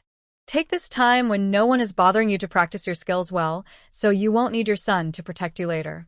Ningyi took out a bottle of herbal essence and sent it to Yang Chan. Her mother is a tree spirit, and she is half a plant fairy, which is very good for her cultivation. Your honor is really kind to third sister Yang, who Xiaomei muttered. Mostly, life feels quite boring, and she wants to see some excitement. She likes stories where Xinxiang clashes with the Jade Emperor and breaks heavenly rules. Auntie, today I caught 2 big carp. Do you want to eat sweet and sour fish? Xinxiang, a boy about 10 years old, dressed like a servant, with a big smile, holding 2 fish threaded on a vine, was outside the yard. He called out to Ningyi, who was watering the camellias, asking if she wanted to eat fish. Yes, you can eat. Come inside, put the fish in the bucket, wash your hands first. When your uncle comes back from chopping firewood, we'll cook. Ningyi looked at the child and smiled. This kid has a really good personality. His life is quite hard, but he remains so cheerful, which is rare. She liked this child very much. Now Lu Yanchang is the governor of Hangzhou, with 1 wife, 2 concubines, 3 sons, and 4 daughters. He owns thousands of acres of good land, has vast wealth, and a bright future. Xinxiang, as an illegitimate son, is the eldest son and has a reasonable status at home, but he is not well-liked. Sure treats him as if he doesn't exist, cold and indifferent, ignoring him as if he were heir. The 2 concubines see him as a thorn in their side. The reason is that Lu's estate was acquired with Yang Chan's help. When Yang Jian sent the child, he used tricks to ensure that Lu Yanchang promised that all the inheritance would go to Xinxiang in the future. He wanted to leave his estate to his other children, but how much could he earn just from a salary? As a common-born son, he wouldn't get much anyway. If they kept going like this, he wouldn't get anything at all. The 2 concubines hated Xinxiang so much they wished he would die. Only then could their sons inherit the wealth. They had tried to harm him before, but failed. Xinxiang was protected secretly by the 7 holy men of Meishan and carried talismans, so ordinary people couldn't hurt him. Plus, the main wife, sure, wanted to use the concubines to kill the eldest son and was afraid to act rashly. Lu Yanchang, as a father, also looks down on Xinxiang. He always feels that Xinxiang's existence is clear proof of his own moral failings. Mostly, he feels guilty himself. He claims that Xinxiang is the eldest son born from a late concubine, but he knows the truth. Whenever he sees Xinxiang, he remembers the things at the broken temple at the foot of Mount Hua. As his official position grows, he increasingly believes that village women are not suitable for him, the governor, and tarnish his noble status. So, over the years, no one really cares for Xinxiang. He lives at home like an invisible person, mainly just to keep him fed, so he doesn't starve. He has grown up without ever going to school. He spends his days wandering outside, and neither his father nor the main wife cares about where he goes. He simply came to Ningyi's house. At first, Tingting was fishing by the lake when she, accidentally, met the 3-year-old boy, Xiao Doding, who was out playing. Somehow, the 2 of them decided they were friends. Then Xinxiang followed the newly met uncle in home. Uncle Lin has a very pretty wife who has a lovely voice, is very gentle, and most importantly, cooks delicious food. Qinxiang immediately fell in love with Uncle Lin's home. Since then, he came here every day to eat his favorite fish cooked with rice vinegar. He could even sit still and study with Uncle Lin. Every day, the two of them went into the mountains to hunt, fish, chop wood, and dig bamboo shoots, working while memorizing words. When they returned home, there was always tasty food waiting. After dinner, they played in the yard for a while. Once they finished eating, they did half an hour of horse stance training before going to sleep. The next morning, they woke up early, ate breakfast, and came again. Uncle Lin's house is less than 2 miles from theirs, and he can come on foot. Before long, 5 years had passed. Qinxiang, come, try on the new clothes Auntie made. Children grow quickly, and in just a few months, their clothes become too small. Since Shi discovered that Qinxiang could get clothes outside, she never let him see a piece of cloth or a penny from home again. Thank you, Auntie. Qinxiang smiled happily and came to try on the clothes. Following Ningyi's instructions, he turned around to show her if the clothes fit. Just as they were talking, a monkey's voice came from outside the door. Master Ancestor, Master Ancestor. Old Sun is here to visit. As soon as the words finished, someone followed Ting into the room. Oh my, whose child is this? Is Master Ancestor the child's parent? The monkey saw Qinxiang inside and started circling around the child. Ningyi quickly took off her outer coat and threw it onto the monkey, saying, What do you mean, born? This is Yang Jian's nephew. While scolding the monkey, she stood up and went to the kitchen next door to prepare the meal. The monkey suddenly realized something and said happily, Oh, so it's that child. He's grown so big now. Come here, Uncle's son wants to see him. He's quite handsome, better than his uncle. Ting sat down, picked up the tea Ningyi had already poured for him to soothe his throat, and looked at the monkey. This child still needs a master. Since you're here, teach him martial arts. What? The monkey first stared in surprise, then after a moment he smiled and said, All right, I accept this disciple. They were chatting happily, but little Qinxiang had already been confused. Who is his uncle? Does Uncle Lin and Annie know him? And what about his mother? Everyone says she is dead. If she is dead, is his uncle also gone? And this person calling himself Old Sun, why does he look so familiar? He always felt like he had seen him somewhere before. What's going on? Hey, kid. Why aren't you coming to pay respect? What are you standing there for? The monkey saw Qinxiang standing there blankly without responding, and he reached out to push his arm. But this push made the child start crying. Qinxiang sobbed and knelt on the ground. Master, do you know my uncle? Is he still alive? If he's alive, why doesn't he come to see me? My mother. This scene really startled the monkey. He turned to Ting. Master, does this child not know his own background? Ting nodded calmly. Yes. His answer was so brief that the monkey was stunned and didn't know what to say. After holding back for a while, he called out to the kitchen, Master Ancestor, should I tell him or not? Ningyi was busy putting washed rice into the pot. You've already said it, just finish. After that, she paid no more attention to what was happening inside and focused on preparing the 2 fish Qinxiang brought, stewing them in the pot, and also preparing 2 green vegetables. Soon, a table was ready with 4 dishes and 1 soup. Upon entering the house, the monkey was squatting on the step, anxiously scratching his ears and chin, not knowing what to do. Ting was still sitting calmly, just as usual. Qinxiang was crying so hard, she was almost out of breath. Eat. When Ningyi came over, Ting stood up and tidied the table.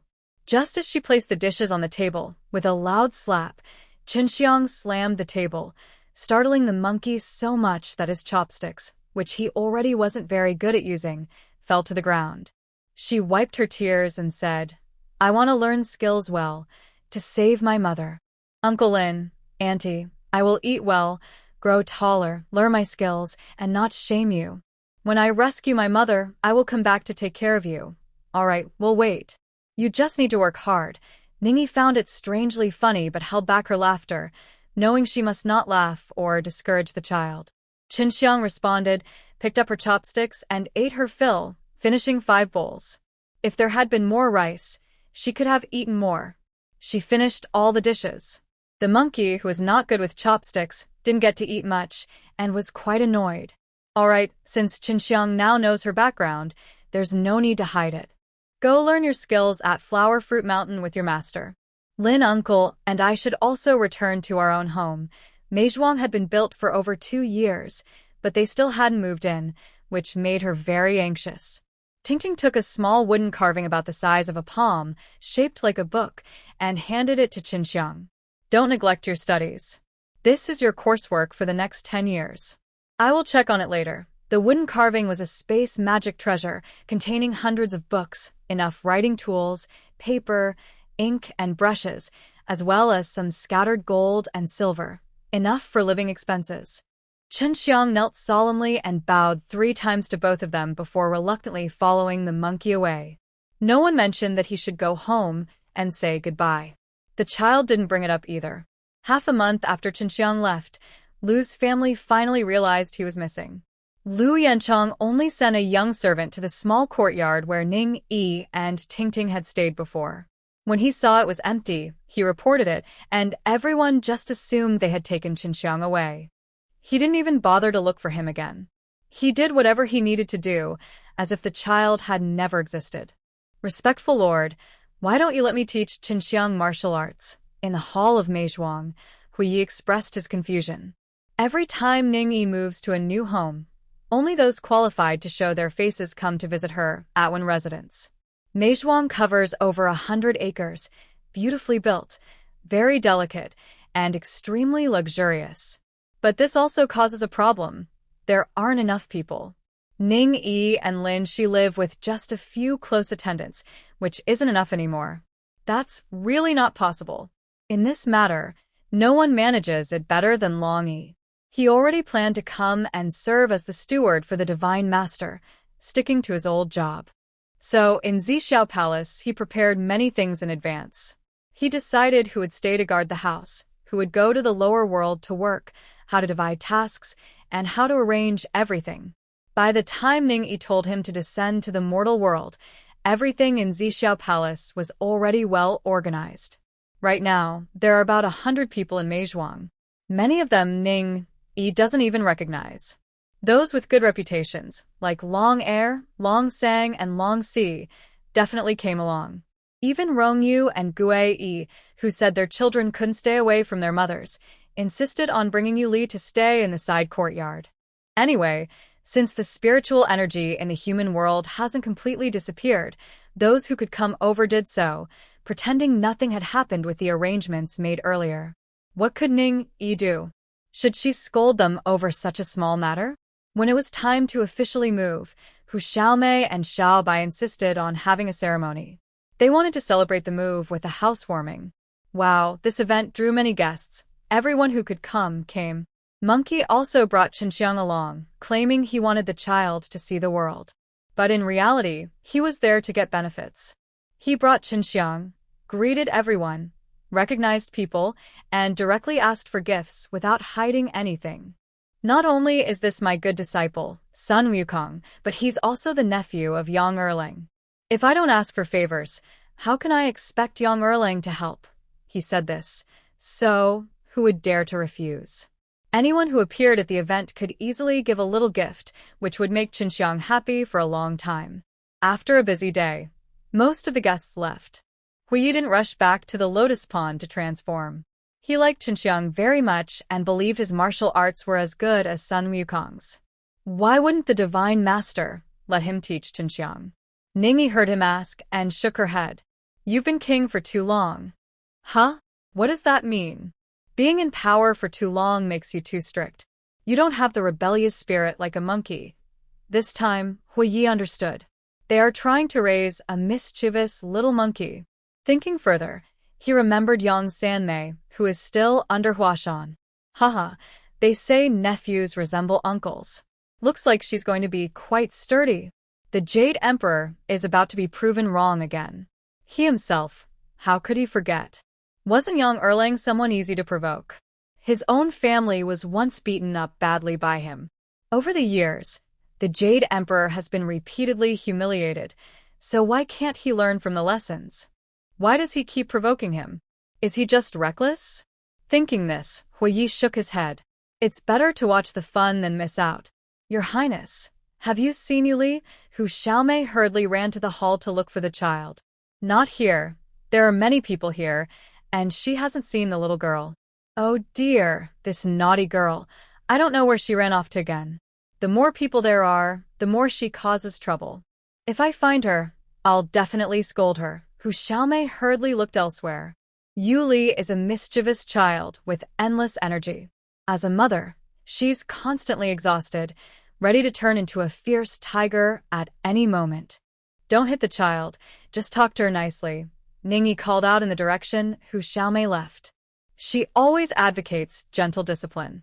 Why can't they just talk to the kids properly? Mothers are often too impatient, which isn't good. Huiyi is good at chess. Tingting rarely has a worthy opponent, often calling him over to play chess. Now he's feeling competitive again and won't let anyone leave, pulling others to play together. Ningyi doesn't like quiet activities. She doesn't understand chess very well, but she doesn't mind watching.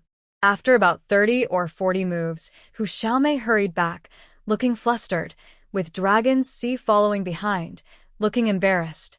They had found Yuli's whereabouts. That little brat Longer took her sister to the East Sea to see her crystal palace. Little dragon girl has been with Ning Yi for over 10 years. Xiao Bai is considered her kin. They didn't often see each other before, but in recent years, they've become familiar.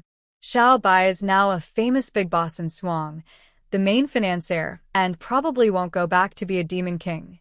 When he was the overlord of the deep sea, he had a cave residence deep in the East Sea, famous and bright, with a magnificent crystal palace, luxurious and grand. It has been neglected for so long. 6 months ago, little dragon girl celebrated her 30th birthday. Xiao Bai gave her a crystal palace in the East Sea as a birthday gift. The child had never received such a big gift before and had always wanted to see it. Recently, Ningyi has been busy moving house, rushing around with many things at home and outside, making everything chaotic. The child is sensible and didn't cause trouble during this busy time, just helping out with the chores. Now that the move is finally finished, the elders have come over, and daily life at the estate has settled down smoothly and peacefully. Plus, little Yuli heard that her aunt received a wonderful gift and insisted on seeing it. She was so eager that she and her sister took advantage of the crowd and the lack of attention to leave a note in the room and run away. Ning Yi scolded Xiao Bai. It's all your fault for spoiling her. Now something's happened. You've even taken the child away from home. Long Shi and Hu Xiaomei quickly stopped her, saying, Respectful one, this isn't Susu's fault. Maybe the gift was sent the wrong way? The children are just too naughty. It was definitely about this. Ning Yi also wanted to use this chance to teach Xiao Bai a lesson. Little dragon girl, at 30, is still considered a child among the dragon race. Giving such expensive gifts to children is just spoiling them. Xiao Bai also felt regretful. Respectful one, I know I was wrong. I will think carefully before giving gifts in the future. When she was young, she used to run around playing everywhere and no one watched her so closely. Besides, going out to play is just playing. What's the big deal? She is an orphan with no children of her own and can't understand how much elders love and protect children. It's strange. When my younger sister was little, her father and I were so busy we hardly had time to care for her. She ran wild everywhere, and we were away for months at a time, never even went to look for her. But with Yuli, why is it different? We know she's safe, but she still worries so much when she's not in sight. Gui Yi and Ning Yi kept talking, and even she couldn't understand how the proud fox queen became so worried and caring. Ning Yi didn't really understand either. When she was very young, her grandparents passed away. She had heard her parents say that her grandparents spoiled their grandchildren and treated her very well, but she had no memory of it herself. On the other hand, she often saw that strict parents, like tiger dads and wolf moms, become very warm and caring when it comes to their grandchildren. They respond to every request and are very gentle. Being connected by blood is truly a wonderful thing. However, since they are from the demon clan, they can't quite act like humans do. Knowing where the two girls went from Gui to Huxiaomei and then to Longshu, they all seemed to relax and stop worrying about the children. They went about their own business without interfering anymore. But Ning Yi still felt uneasy. She asked Huxiaomei to secretly send someone to watch over them. Kids love to play. That's natural. Don't restrict them too much. Just keep an eye on them so they don't get hurt. This made Huxiaomei laugh happily. She covered her mouth and giggled. Understood, Your Honor. When you become a mother someday, you'll be a wonderful mom. Yes, that's true. She also thought so herself. Those two troublemakers finished playing in the Crystal Palace and then ran off to Flower and Fruit Mountain again. While chatting, Huxiaomei mentioned Ning Yi where the little dragon girl and little moon lily had gone. The children rarely went out, and once they had freedom, they loved to play wildly. They knew good places to go. Flower and Fruit Mountain was perfect. Beautiful scenery, no people around, lots of flowers and fruits, and plenty of monkeys. It was quite impressive. They weren't even very close to Sun Monkey, but they dared to go there. Most people couldn't do that. After a few days, Huxiaomei said they saw Xiang and Sun Dashing practicing martial arts and found it interesting, so they started learning too. Oh, then let them learn. A few days later, my naughty girl has become so brave. She sneaked back into the Purple Cloud Palace and stole her grandfather's Lingji wine. A few kids drank so much they got drunk and slept for half a year before waking up. Wow, that wine was brewed by Ning Yi herself. Health tonic wine. Very good for health. Rongyu only got a small jar of it. They probably didn't even want to drink much of it, but now it was all ruined by those mischievous kids. These little ones are really quite capable of causing trouble. Make sure you watch over our home well, so we don't get robbed from inside. Ningyi smiled and told Huxiaomei. Anyway, with nothing to do, she had collected many flowers, grasses, and fruits in the small world of the Chaos Pearl. Take out a few baskets and brew some wine to refill everyone's supply. At home, there are a few wine lovers, including Xiaohong, who often drink the old wine. It's time to refill those jars too. Meizhuang is a large place. In a quiet corner, a wine cellar was built, and Ning Yi, together with Mo Lan and the servants, began brewing wine. They used rice and yeast produced from their own small world. The fragrance of the wine drifted from the courtyard and lingered for miles. Many wine enthusiasts came to the walls just to smell it. The scent was so strong that some people felt dizzy and had to be carried home by their families. Some women loved the aroma but were too shy to join the crowd. They rented boats and stopped a few miles away from the estate, where the scent was still pleasant but not overwhelming. After smelling it for a while, some began to dance or play music and recite poems. The women of this era were bold and lively, and there was no shortage of entertainment. Soon, many talented young scholars came to join the fun. Gradually, the wine earned the nickname Fragrance across the river. After Ning Yi finished brewing, it took nearly half a year for the scent outside the courtyard to fade. Every winter, when the plum blossoms bloomed in the snow, she would brew another batch, and people would come again to enjoy the fragrance. It became a famous sight by the West Lake. Everyone knew that by the West Lake stood a place called Meizhuang, whose owner made excellent wine. The estate was filled with plum trees. When they bloomed, the air was full of their scent. Some people picked fallen blossoms outside the wall to make plum cakes, which were said to bring good health. Each year, more and more people came to collect the blossoms. Some bold ones even knocked on the door to ask for them. A middle-aged steward, dignified and imposing, would greet them politely. He ordered 2 baskets of plum blossoms to be placed by the gate and assigned a young man to hand them out. Each visitor could take a small handful. Before every New Year's Eve, this act of giving plum blossoms became a tradition. Eventually, it turned into a festival called the Plum Blossom Giving Day, held on the day before New Year's Eve. This is nice, Ning Yi said. It's full of life and helps hide our spiritual energy. She loved this kind of lively human world. Indeed, everyone in Meizhuang was extraordinary. Even the weakest among them had once been ancient spirits, fish, shrimp, snakes, or that had cultivated for countless years within Ning Yi's protective barrier. Though they were all spirits, there were still great differences among them. They are genuine monsters from ancient times, either from the ancient monster clans or divine beings. They are different from the monsters that now roam the wilderness and practice evil tricks to become stronger. One is good, the other is evil. Moreover, today's monsters, even when they take human form, still carry monster poison. Why do ordinary people who are bewitched by monsters often die tragically? Because they are either eaten or poisoned by monsters. Why is it that Princess Manhwa and Yang Chan, who marry ordinary people and have children, are fine? It's because their monster bloodline is actually divine blood. Ningyi's bloodline is pure and true. There are about 110 monsters living in the village. Even if they hide their spiritual energy well, it's still different. Why can plum blossoms cure illnesses? Because the plum trees in the village grow in places rich in spiritual energy, so they absorb it. Why does wine smell so good? Drinking it not only relaxes you, but also strengthens your body?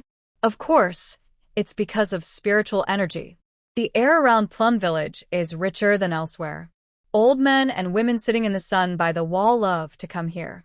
I see many women playing by the river outside. Why don't we make some rouge and sell it by the river? Ningyi's business sense is unmatched. Xiao Bai's eyes lit up when she heard this. Great idea.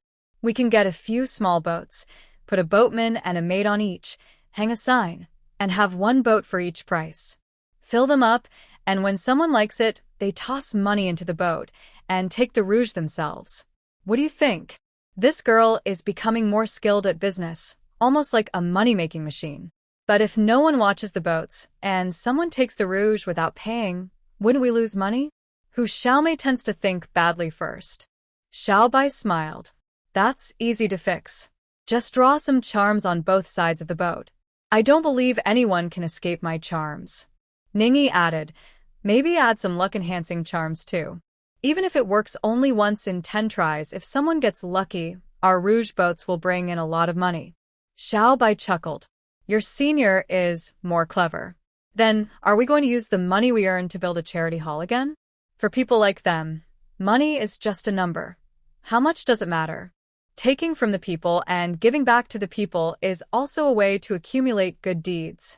Most of the money they earned before was used to build charity halls in various places to help orphans, widows, and the lonely. Kindness should be given freely, but not to the point of raising people to be lazy or expecting rewards without effort. That would go against the true purpose of the charity. Since the money comes from selling rouge, it should be used only to help women. We can rescue and care for those who are homeless, abandoned, or have no support. Over time, we can train some women to become doctors, specializing in women's health. This way, we give them a way to survive and also bring benefits to women everywhere. Hu Xiaomei felt that Ningyi's idea was very good because her own child was difficult to conceive and was born with some hardships. She thought, Your Highness, why not open women's clinics in different places? Only women will see patients and dispense medicine. We can treat female patients and offer free service to those who can't afford it. I will ask my aunt for her help to get permission from local officials and remove restrictions. Can we do that? Chu Chu is now a powerful empress, and the emperor is unlikely to outlive her. She will become the queen in a few years. This matter is not difficult for her, and it can also raise the status of women, which she supports. Yes, that's fine. But there's no rush. First, we need to produce the rouge and earn money. We also need to train some women doctors before moving forward. By then, Chu Chu might already be the empress, making it easier to open women's clinics. Great. I'll start gathering flowers, stones, and honey. Your Highness, what kind of rouge should we make? She didn't plan to make it herself. Xiaobai's business is mainly women's products, and rouge is a big part of it. It's all ready-made. Oh, right. I forgot about Boss Susu's business. Hu Xiaomei apologized. Xiaobai pulled her along to work on the rouge boat project. As long as the products are good, the presentation is attractive, and there's creativity, business will thrive. The rouge boat became popular in Shihang County almost immediately. Soon, even the wives and young ladies from wealthy families in Hangzhou came to buy. Before long, the river next to Plum Village was called Rouge River. It wasn't because the river had rouge, but because there were rouge boats selling the best rouge, making people dream of a better life. September 9th is a good day, Chu Chu said. After all, she was Chu Chu, and her career and reputation would never fall. Compared to the history in Ningyi's memory, the woman who became empress at over 60 was actually crowned 15 years earlier than usual. No matter how she did it, she succeeded. She didn't kill many of her children. She only had one princess, Taiping. She didn't use the royal family to show power. A third of the court was made up of descendants of the Li family and their loyal followers. Another third consisted of Wu family descendants and their allies, who often argued and fought over various issues, their minds as chaotic as dogs. The remaining third were common people who entered government through exams, bright, capable, and efficient. They weren't the best at politics or ruling, but they valued their hard-earned positions very much. They were very useful. Her trusted officials, female officials, and secret agencies kept each other in check, balancing power. She stayed in the middle, uniting everyone, using both kindness and authority, being firm when needed. The court was noisy, but stable. Once she became empress, she also appointed Princess Taiping as the crown princess. After eliminating some dangerous enemies, everyone became obedient. The common people didn't care who sat on the throne, whether they were from the Li or Wu family, male or female, as long as they could live good lives, they accepted whoever was in charge. Before her coronation, Chu Chu sent Shengguan Waner by fast boat to Hangzhou Meizhuang to deliver a message, inviting Ning Yi to her coronation. I won't go. I don't want to steal her spotlight. But I will send a gift. Long Yi, talk to Lan Yao and see who is free to go. Let's send Chu Chu a gift. Phoenix gathering at Shangyang Palace, the red bird appears in court. Also, find some pearls from the warehouse to give her. It was truly a grand and divine coronation, no less than Chu Chu's. Soon after, Chu Chu disguised herself and came to Ningyi to discuss something. When I was sent to Ganya Temple to become a nun, it was just an excuse. And with the journey to the Western heaven for scriptures, it helped elevate Buddhism. Taoism is too dominant now, one family controlling everything, which isn't good. The Western religion should flourish. It is the will of heaven. It is unaffected by human influence. For Ningyi, both Taoism and Buddhism were equally acceptable. There isn't much difference. Perhaps it's because Tai Ching has a closer relationship with her. But now, the Buddha is also a manifestation of Tai Ching, no longer her enemy, Zhuanqi or Jin. It's good when things go well. If not, how could her previous plans, those unintentional arrangements, have grown into shade? There's no need to worry. You can do as you like. I don't interfere with mortal affairs. Mainly, I just can't manage everything. There are too many people, and if I try to oversee everything, what am I, an immortal or a god? Oh.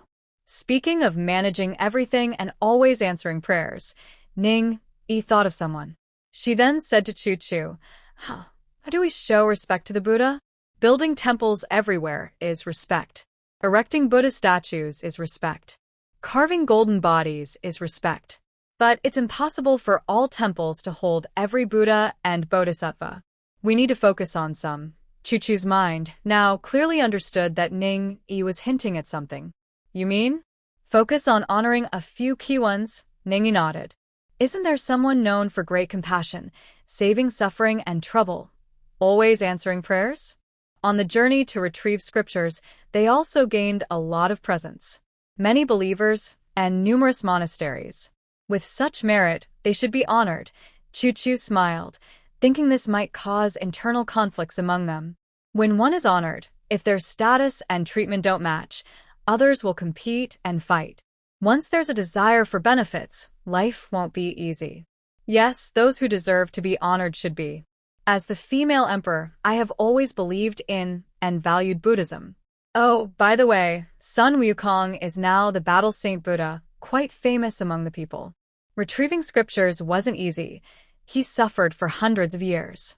The people should know that now, with Buddhism spreading, monks have scriptures to teach, and all of this is thanks to someone's effort. No wonder she was one of Ning Yi's longest-serving juniors.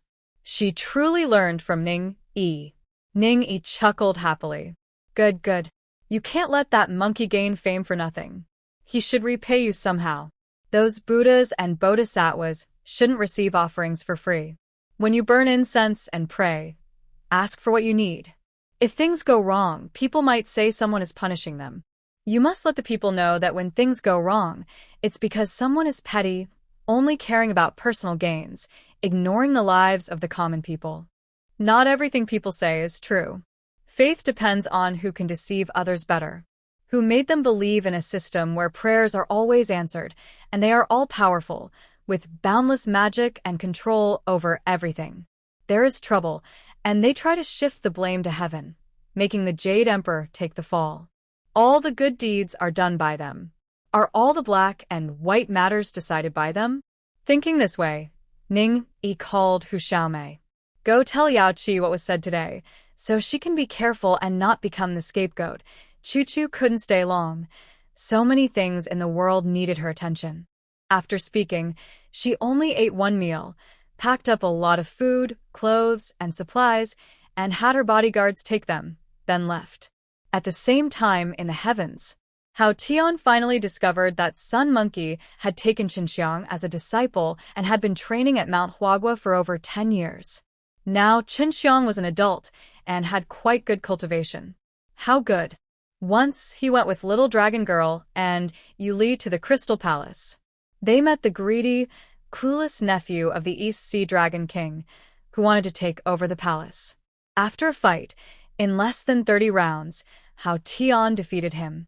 Then the East Sea Dragon King, scared, refused to show himself, and his brother-in-law, the Ronghe Dragon King, went to heaven to complain. Only then did the Jade Emperor realize such a person existed. In the past, he used Yang Sanmei's secret marriage to a mortal to target Yang Jian. Yang Jian quickly backed down and personally imprisoned his sister under Manhwa. He was quite pleased with himself then. At that time, he thought Hao Tian was the true heavenly emperor who spoke and acted with authority and everyone had to obey him.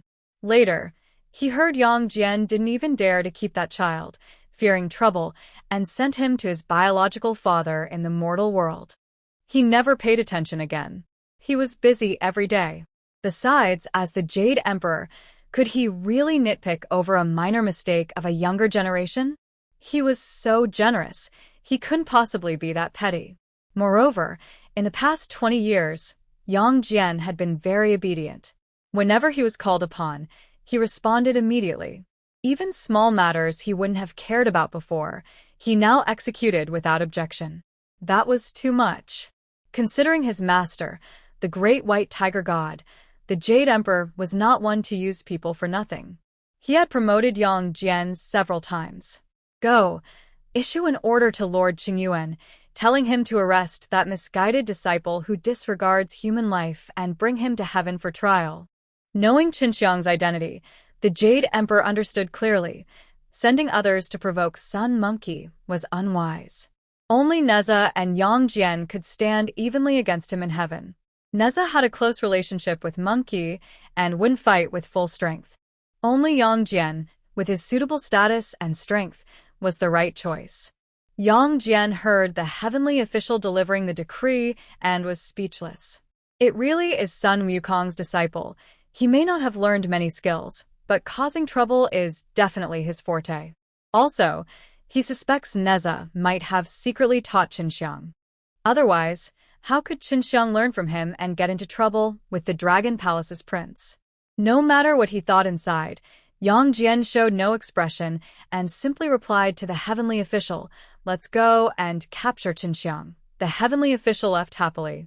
Yang Jian summoned his troops and first headed to Mount Hua. Yang Sanmei, Yang Jian, was busy carefully making perfume. She said she was confined in the mountain, but it was just that she couldn't go out freely. Bored, she started planting flowers and raising bees on the mountain. She learned how to make cosmetics and perfume, which helped pass the time. Life wasn't too hard. Her perfumes were very good.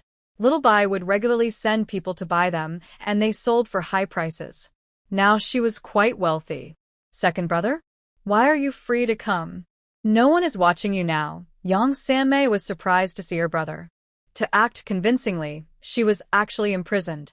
Over the years, the siblings had no contact openly. Yang Jian looked at his still innocent-looking sister. Qinxiang killed the crown prince of the River Dragon King. The Jade Emperor sent me to catch him. Yang Chan's eyes lit up. Qinxiang. Qinxiang. Wasn't he sent to be raised by his father? How could he?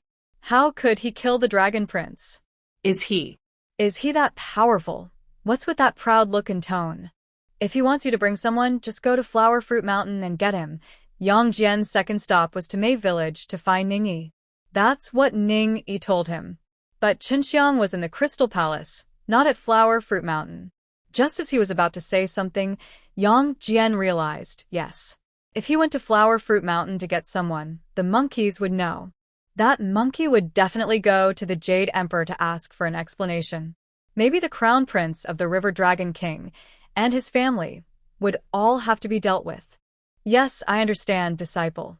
After leaving Mei Village, he took the grass-head god straight to Flower Fruit Mountain. When the monkeys saw Yang Erlang leading soldiers from the sky, he immediately understood what was happening. He quickly jumped into the air and asked, "Isn't this the second brother? Where are you going on official business? Why are you passing by my Flower Fruit Mountain?" Yang Jian tried to keep a serious face, pretending to be fair and just. "By the Jade Emperor's order, I've come to arrest the suspect Lu Qinxiang for murder." The monkey looked innocent. "Lu Qinxiang? I don't know anyone by that name." "Don't lie, monkey. Lu Qinxiang has studied with you on Flower Fruit Mountain for 10 years. How can you say you don't know him?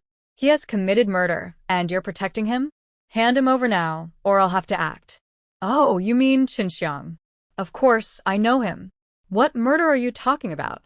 "He argued with the Dragon Prince of the Rhone River and killed him. The Dragon King has already reported it to the Jade Emperor. Do you still want to hide the truth?" "Oh, he killed a dragon? I thought it was something serious. My student is calm and never fights without reason. If that Dragon Prince did something wrong, Qinxiang must have had a reason." "Fine, I'll go with you. I want to ask that Dragon King what his son did, and also ask the Jade Emperor why he judges without knowing the full story." Humph. As he spoke, the monkey grabbed Yang Jian's arm and started walking. Yang Jian didn't resist and let himself be led away. Behind them, 500 grass spirits followed quietly. The howling celestial dog looked at them twice, then flew toward the eastern sea, clearly to warn Qinxiang. When the Jade Emperor saw that Yang Jian hadn't captured Qinxiang but had brought the monkey instead, he felt a headache coming on. The last person he wanted to see was the monkey. He also blamed Yang Jian for failing to do his job properly. "Monkey, what are you doing here?" he asked, trying to sound calm. The monkey jumped onto the Jade Emperor's desk, crossed his legs, and grinned. "Huh, I heard you're trying to wrong my good student, so I came to see how you handle this case. That one standing below, is he the Dragon King of the Rhone River? You old eel, didn't you teach your son any manners? Tell me, what was he doing in the Crystal Palace?" "That's my second sister's home, the great sage who covers the sea." "Did she invite him there?" The Dragon King trembled at the sight of the monkey. Every dragon knew who Sun Wukong was, and how many dragons had suffered because of him. "Ah, well. My son was visiting the Eastern Sea Dragon Palace, and just passed by there, just passing by." The monkey bared his teeth and shook his head. "Passing by? You Rongha are on land, the Crystal Palace is deep in the Dragon Sea, and the Dragon Palace is in the middle. May I ask how you passed by?" "Ah?" After speaking to the Dragon King of Rongha, he turned to grab the collar of the Jade Emperor. "It's clearly that little mudfish trying to my second sister's Crystal Palace. Xianxiang was just defending the palace. The little mudfish can't fight back, and the old mudfish didn't come to complain first. And you, confused Jade Emperor, closing your eyes and judging. HMPF. Let's go to Zixiao Palace and find someone who can make decisions." "You, Jade Emperor, are you right or wrong? How could the Jade Emperor possibly go with him to Zixiao Palace? Not to mention, Lord Ningyi doesn't even live in Zixiao Palace. Even if he did, when has Lord Ningyi ever spoken to him? Going there would only bring trouble." Quickly, He signaled to Tai-Bai Jinxing to come and persuade him. Tai-Bai Jinxing stepped forward resignedly. Great sage, great sage.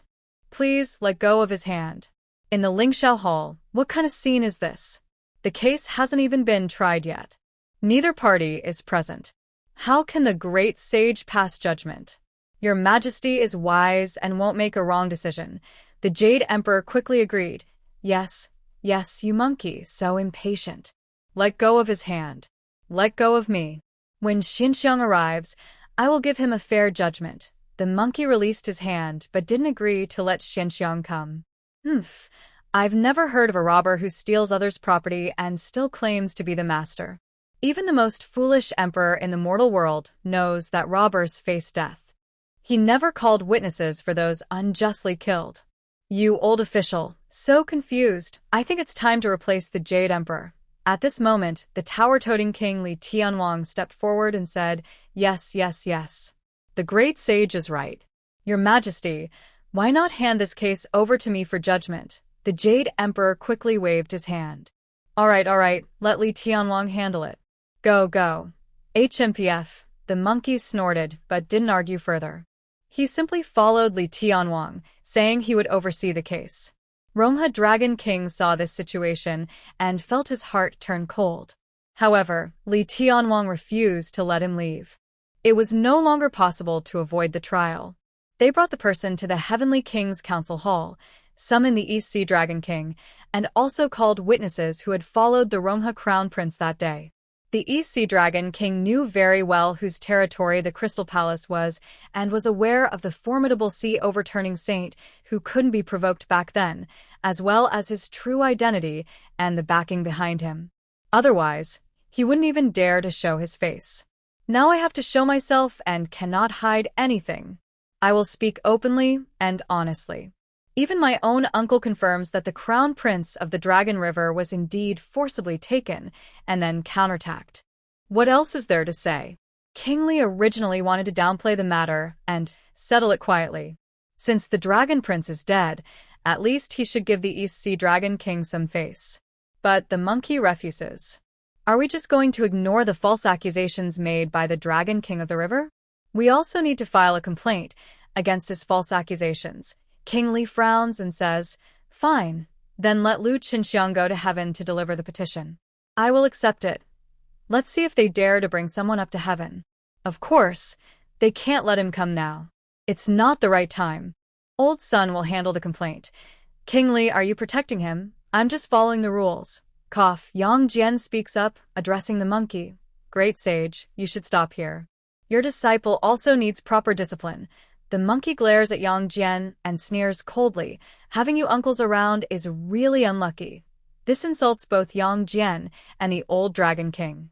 Without another word, he turns and walks away. Yang Jian has to clean up the mess behind him and apologizes to King Li. Our family has had misfortune with a rebellious son. We will take good care of him in the future. But King Li is Neza's biological father. Even if their relationship isn't close, he knows who Neza is close to. Some things he just pretends not to know. Just like now, he pretends not to know about Yang Jian and Sun Monkey's behind-the-scenes issues, watching their performance.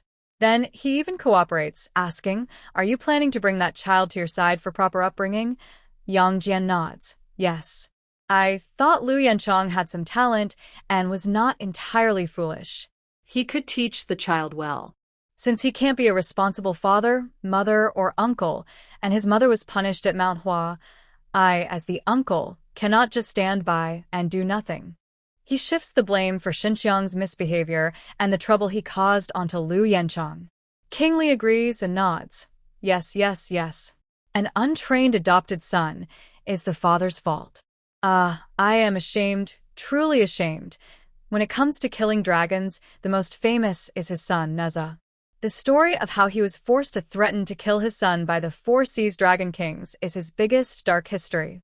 Hearing about revisiting that past, the old Dragon King quickly pulls the crown prince of the river away. Times are different now. What is the status of the Jade Talisman King Li today? Neza's third prince. What kind of power is that? Don't dwell on old matters. Confused and muddled, This case was overlooked. Even Xinxiang didn't show her face, and just let it go. Uncle, my mother. Xinxiang has no ill will toward Yang Jian. He's not stupid. From the very beginning, when he learned about his background, he understood clearly. His master, Uncle Lin, and Auntie all helped him because he is his uncle's nephew. He studied with his master for 10 years.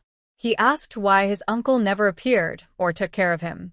His master told him that his uncle used freedom and restraint to let him grow up happily. He also asked about his mother, but his master wouldn't say and told him to ask his uncle later. So, when his uncle came to pick him up and said he would personally raise him, his master let him go happily.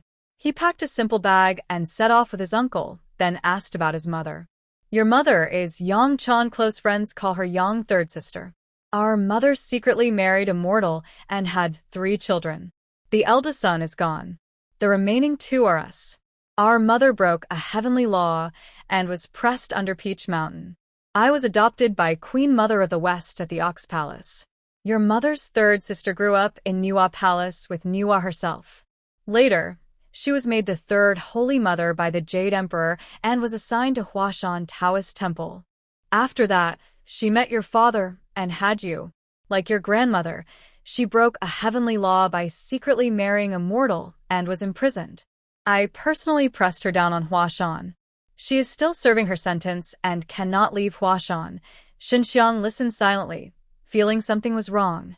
He repeated what his uncle said twice in his mind and then asked, My mother's Taoist temple is on Huashan? Is she now being pressed under Huashan?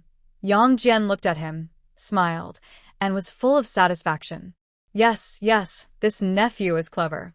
The monkey taught him well. It seems he will have to thank him properly in the future. Hearing his uncle's response, Xinxiang was confused. Does this mean his mother is imprisoned in his own home?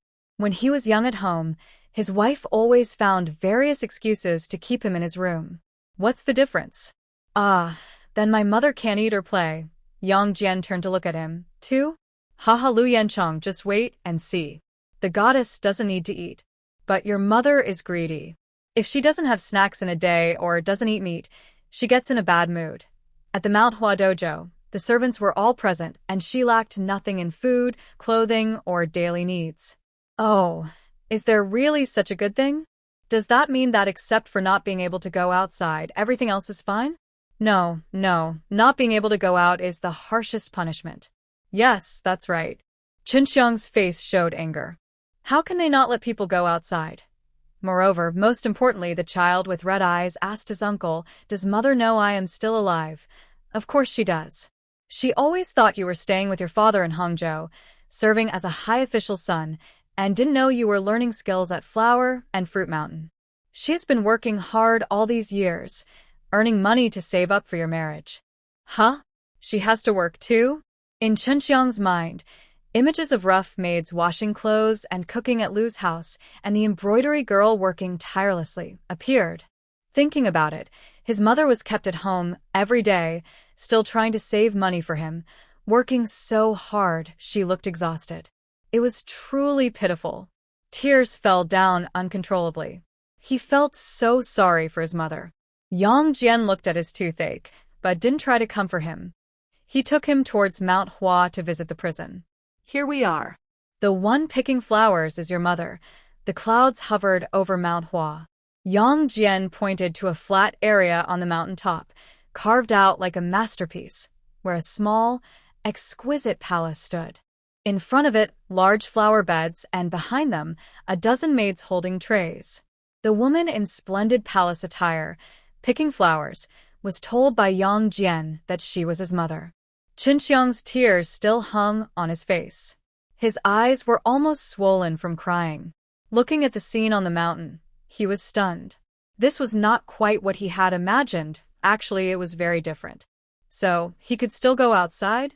Does that mean his uncle's words about not going out only refer to not leaving the mountain gates of Mount Hua? Was he overthinking? Yang Sanmei was picking a large red peony to use its color.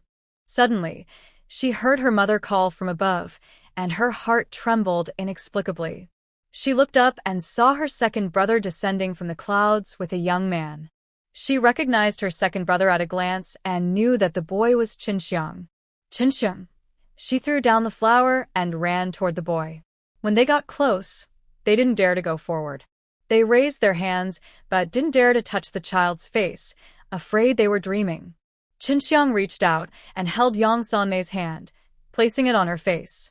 Mother, I am Qinxiang.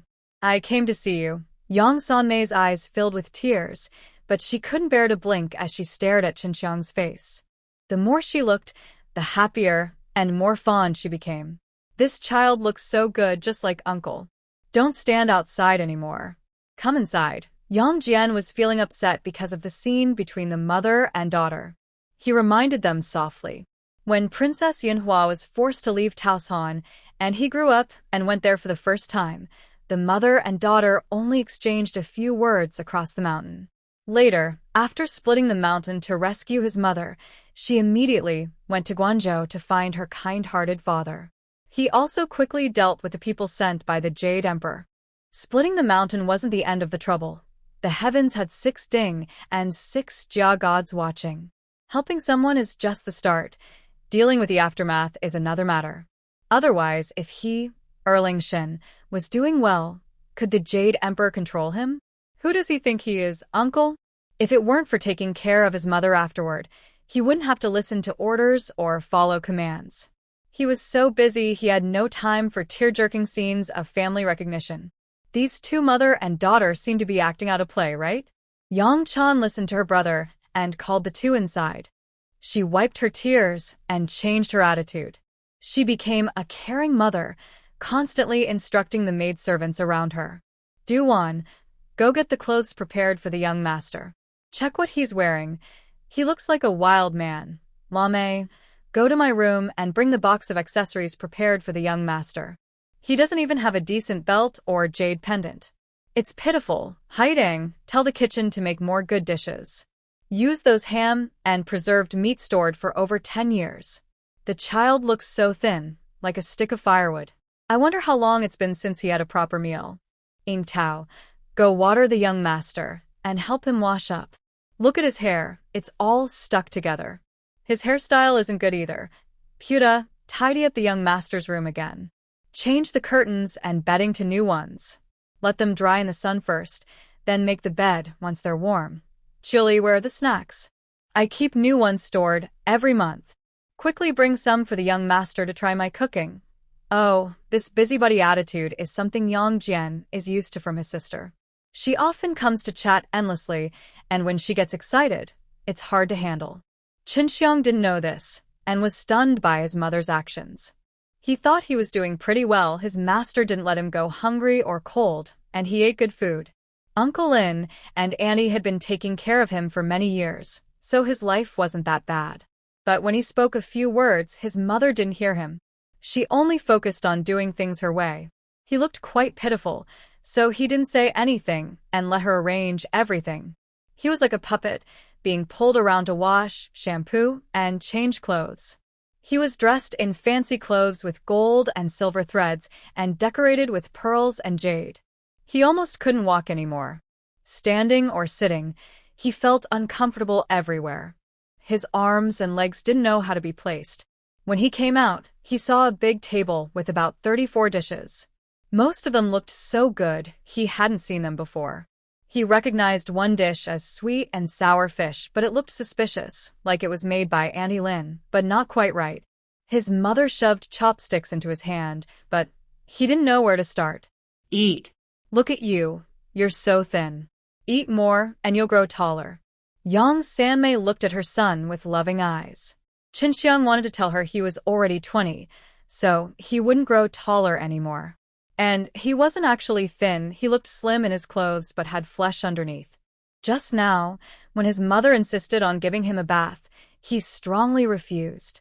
She didn't see his good figure, that's all. But it was nice to have a mother who cared. Uncle, can I stay with my mother? After less than 3 hours, Yang Jian said it was time to leave with Qinxiang. Yang Sanmei started crying. She knew her brother's words couldn't be changed. She cried while telling someone to pack the young master's things. She also took out a small purse filled with her savings of gold and silver and hurriedly put it into Qinxiang's arms. Qinxiang also shed tears and asked his uncle why he couldn't stay. If you stay, your mother will never be free. Huh? What does that mean? Yang Jian didn't answer. Yang Sanmei held Qinxiang's hand and gave him a look, signaling that there were ears nearby, and he shouldn't ask more. Listen to your uncle. Your mother is guilty and must be punished. From now on, you should come and visit my mother often. Seeing you regularly makes her very happy. After saying this, she pushed Qinxiang to leave quickly. Qinxiang was left stunned. He kept thinking along the way, what do his mother and uncle really mean? Finally, when they reached the Taoist temple of Lord Erjiang at Guanjingku, he no longer needed to hold back and asked, Uncle, how can I save my mother? Yang Jian smiled and said, you should ask the Mountain Brothers how your grandmother managed to come out in the first place. Qinxiang then went to ask them. After asking, he was even more confused. But my mother isn't trapped at the bottom of the mountain. If my uncle just released her, what more can be done? Your mother is now being held at the bottom of the mountain. Everything you see is the best treatment I can give her with my current position. I am not afraid of the Jade Emperor, but heaven has its own rules and authority. I don't cling to old ways or dislike tradition, but I have no power to change the heavenly laws. Maybe you could try to change them. Qinxiang couldn't think of a way. He boldly said to his uncle, Uncle, do you still have the axe you used to split the mountain? Can I borrow it? I want to cut Manhwa too. Yang Jian almost choked on his saliva. This kid, I've given you hints all this time, and you come up with such a silly idea? Cut Manhwa? That's your mother's place. Are you planning to destroy her dojo? Are you that reckless? He raised his hand to hit the boy, but Qinxiang was quick and ran away, asking while running, then what should I do? Your mother can't come out because there's a special barrier made just for her. If you break that barrier, she can escape. Yang Jian could only give another hint. What kind of barrier? Is it aimed at just one person? Did they put a spell on my mother? What is it? You find out yourself. I've told you everything. Should I just do it for you? How do I find out? I don't know. Then he turned around and went to find his master. Feeling wronged, he complained to his master. I've been practicing with my master all my life, but I've never seen much of the world. I don't even recognize all the gods in heaven, and I don't know how many magic tools there are. How am I supposed to know how to break the barrier? The monkey, who had been listening, was also annoyed. Your uncle is good at hiding things. He always speaks vaguely, leaving half unsaid. The officials are all so stubborn. Let's go find my grandmaster. She will definitely know what to do. Ningyi knew exactly what to do. She didn't hide the answer and pointed at Qinxiang, saying, Your mother has a magic treasure called the Lotus Lantern, given to her by Manhwa. It is one of the best attack treasures in the world and can break through any defense below a saint. Your mother's magic is restricted, so she can't activate the treasure. You should go get the Lotus Lantern from her, learn how to use it, and break the barrier. Yang Jian was worried about the heavenly way and karma, so he couldn't speak openly. But she wasn't afraid. Hearing this, Qinxiang thought it was so simple and immediately disappeared with a flash. The monkey didn't move and asked, Grandmaster, do you think Qinxiang can succeed so easily here? Probably not. I knew it. Going with old Sun to fetch the scriptures is never that easy. There are always obstacles. So annoying. The barrier on Third Sister Yang is part of the heavenly law, a rule of the heavenly way. Can it be broken easily? Going against the heavens isn't that simple.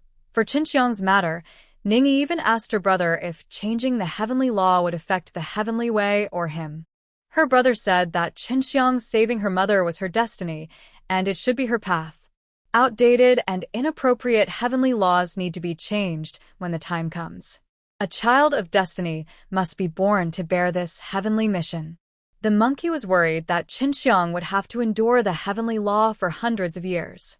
He shivered and said, She probably got suppressed for hundreds of years, right? He imagined how terrible it would be to have everything restricted, unable to scratch an itch, and suffering from unbearable itching while being forced to endure it. Just thinking about it made him uncomfortable.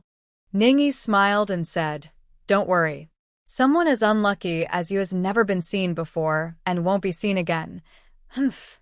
That remark made the monkey so angry he ran off. Ting was amused by the monkey's antics and laughed. Why do you keep teasing him? He's like a Buddha now. I don't care if he's a Buddha or not. Just look at his monkey face. I can't help it. Ting smiled but said nothing more. In a short while, Qinxiang returned from Manhwa, holding the lotus lantern. Divine Lord, this broken lantern can't be used. The lamp core is missing. Since she found out that the woman who had called her aunt for years was Ning Yi's divine master, Qinxiang now called her divine lord. The lamp core is missing? Then go to the Manhwa palace and ask Manhwa to help you make a new lamp core. In this world, besides herself and Ting, only Manhwa's virtue can produce the lotus lamp's core that can be used. As for whether Manhwa is easy to talk to and always responds to requests, that depends on Qinxiang's ability. It probably won't be that simple, right? Of course, it won't be easy. Manhwa has now developed a strong personality. It's necessary to develop it. Including teacher Hongjun, there are a total of 8 saints. Some have died, some have gone missing. Only 3 remain: Taiqing, Tongtian, and Hutu. Hutu is the direct descendant of the divine Ning Yi, and Tongtian is one of Ning Yi's favorite juniors. If she doesn't behave well, will she follow in the footsteps of those few? Plus, her brother Fuxi often talks to her about Ning Yi's affairs. Looking back, analyzing the history of the creation of the world and the many calamities, it's clear who the biggest winner is: the true great God who controls all beings in the realms. It makes sense. After all, she is the younger sister of the heavenly way. What kind of background does she have? Who can suppress her just because they want to? It takes a strong fate to do that. Her teacher is still the #1 saint in the world. His fate must be strong, right? He has no grave. Better to live poorly than die nobly. That's enough. Why show off your abilities? Haven't the lessons from before been enough? Besides, that person is particular about manners. A little cooperation wouldn't hurt. So, when Yangchan came to the palace of the Queen of Manhwa, she accepted it quickly and was not unwilling. Her teacher also taught her diligently and was generous with her. The lotus lamp is truly a good treasure. The young servant at the gate reported that someone named Qinxiang came to see her. When she learned he was Princess Yang's son, Manhwa initially wanted him to come straight in. Wait a moment, little sister. Qinxiang is coming from the divine respect. Is there something only the divine respect can do that requires him to come find you? Of course, there are. Speaking of this, Manhwa is quite proud of her own achievements. Creating humans, the divine Ning Yi, she can't do that. Repairing the sky? She can't do that either.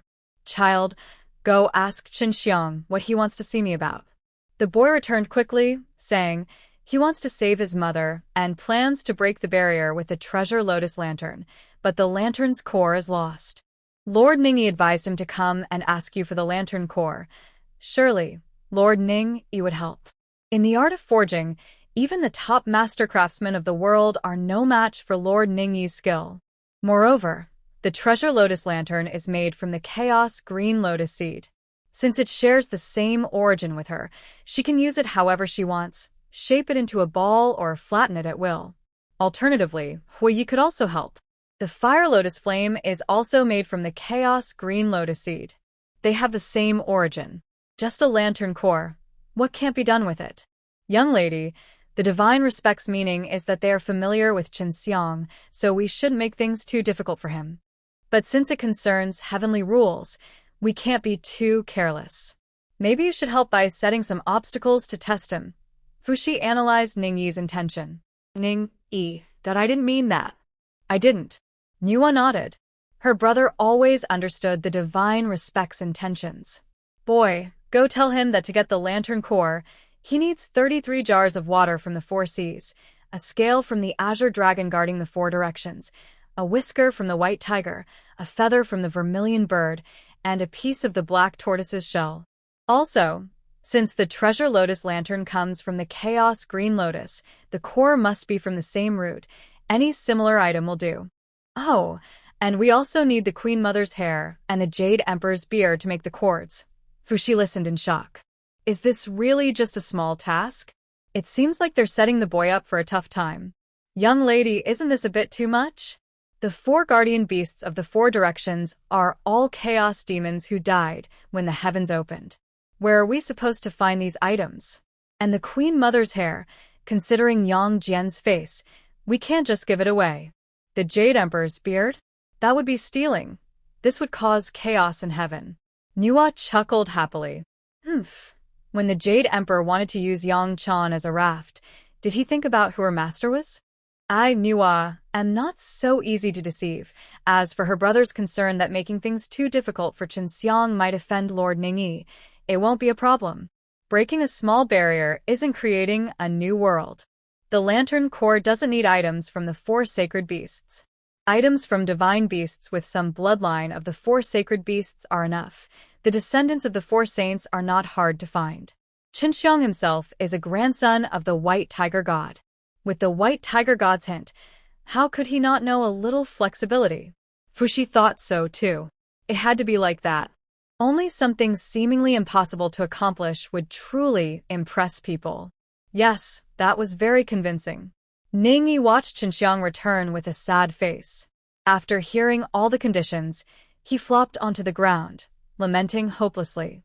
He thought it would be better to go stay with his mother in prison and not come out of Manhwa anymore. This lazy look really made him learn all of his master's stubbornness. Xiao Yuli saw his expression, covered her mouth to laugh, and went over to pull Chen Xiang up, comforting him. Chen Xiang, don't be stubborn with the divine master. Get up. It's just about finding something. It's not a big deal. Xiao Yi, and I will help you look. Behind her, little dragon girl pouted, wanting to say she didn't want to be a third wheel with them. She was the divine master's maid, noble and proud. Who would want to run around with you guys? Then she thought, Chen Xiang just took on a very difficult task. Now is not the time to pour cold water, so she said nothing. Seeing how the children behaved, Ningyi found it very amusing. He looked at Hu Xiaomei's expression, which was full of resentment, and found it even funnier. Go ahead, take what you can. If you can't get it, ask around. Don't ask me. Secrets of the heavens must not be revealed. Haha, that phrase was really useful. Seeing this, Chen Xiang realized that stubbornness wouldn't work. He sulked and got up, holding Xiao Yuli's hand, and they left together. Where to? He would definitely go find his uncle first. Why not his master? Chen Xiang thought his uncle might know more than his master. But when it came to the Jade Emperor's beard, he still needed his master. If he couldn't get it, he could force it, but his uncle definitely wouldn't dare. The 2 children held hands and walked away. Little dragon girl waited for a while and then left too, leaving a room full of adults, all looking at each other and laughing. Ningyi fell onto Tingting's shoulder, pointing at Hu Xiaomei. Little sister, congratulations. You're about to become a mother-in-law. Xiao Yuli is really easy to deal with. She doesn't make the adults worry at all. And she found a good match. Go tell your parents the good news. Hu Xiaomei was about to be furious. She was outgoing and not like that. That brat was so young, yet she was already chasing after boys. Thinking about it makes me feel sad. The child has grown up, and we haven't even enjoyed the happiness of the sky will yet, but he's already run off with someone else. What kind of thing is this? My grandson is quite picky about people. I used to think Xiao Longnu was good. Her age is suitable. Yuli is a bit younger, but she wants to be with him, so that's better than anything. Looking at this situation, I need to find Rongyu for a drink. Bai Hu is also here. When there's fun to watch, he's always around. Monkey and he have never officially called each other master and disciple in public, just treated each other with respect. They often don't meet openly, so Chen Xiang doesn't know Bai Hu is his master. When they meet, Chen Xiang still calls him Bai Shiyi. This, Shiyi, isn't a nickname for master, but a term for officials in the household, similar to Steward Long. You're so worried. Chen Xiang has a mother, an uncle, and a master. What is your roundabout master doing? Oh, did Chen Xiang just say he needs a hair from Bai Hu? Ningyi stares at Bai Han, who looks middle-aged but has no beard. Thinking about him being shaved, she laughs even more. Bai Hu remains calm. No need to worry. I'll tell Bai Kong to pluck a hair later. Godly Lord, Qinxiang also said he wants to use the same source item as the Chaos Green Lotus as a guide. Who else can compare to you in purity and authenticity of the Chaos Green Lotus seed? Hui Yi, how about you sacrifice a bit? Cut a nail or pluck a hair. Hui Yi, thank you. These kids are really enough to make someone angry. Hu Xiaomei comes inside, looking furious. She sits down, panting heavily, and drinks 3 large cups of tea in a row. What happened? Ting Ting isn't in the study now. She just finished designing a phoenix and peony hairpin for Ningyi. She always makes things herself, without help from others, and doesn't even need magic to strengthen it, just careful craftsmanship. She's just started working on it. The gold and silver threads haven't been pulled out yet, so she's busy. Ningyi is flipping through a jewelry catalog and study. Chu Chu sends people every quarter to bring her clothes, jewelry, fabrics, and so on, along with sample books for her to choose from. Once she picks a style, she sends someone to make it.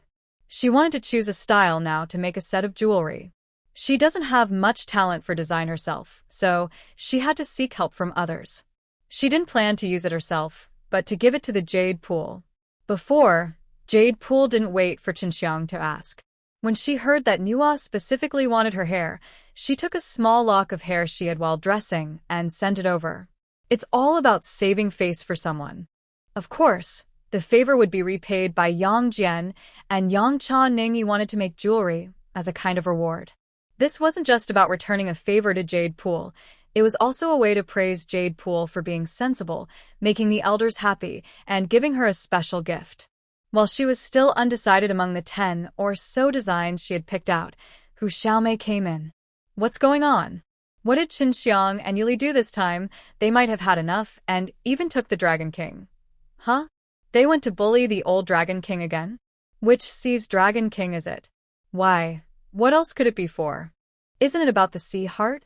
I mean, those 4 sea Dragon Kings know who they are. It's easy to ask for something politely. If you show some respect and make a good case, maybe they'll give it to you. Why not complain a little, act pitiful, and put on a good show? Then it's natural that they'd give you what you want. But they're stubborn and won't say anything soft. They just went straight to ask for the sea heart. The 4 sea dragon kings are among the earliest great gods after the world was created.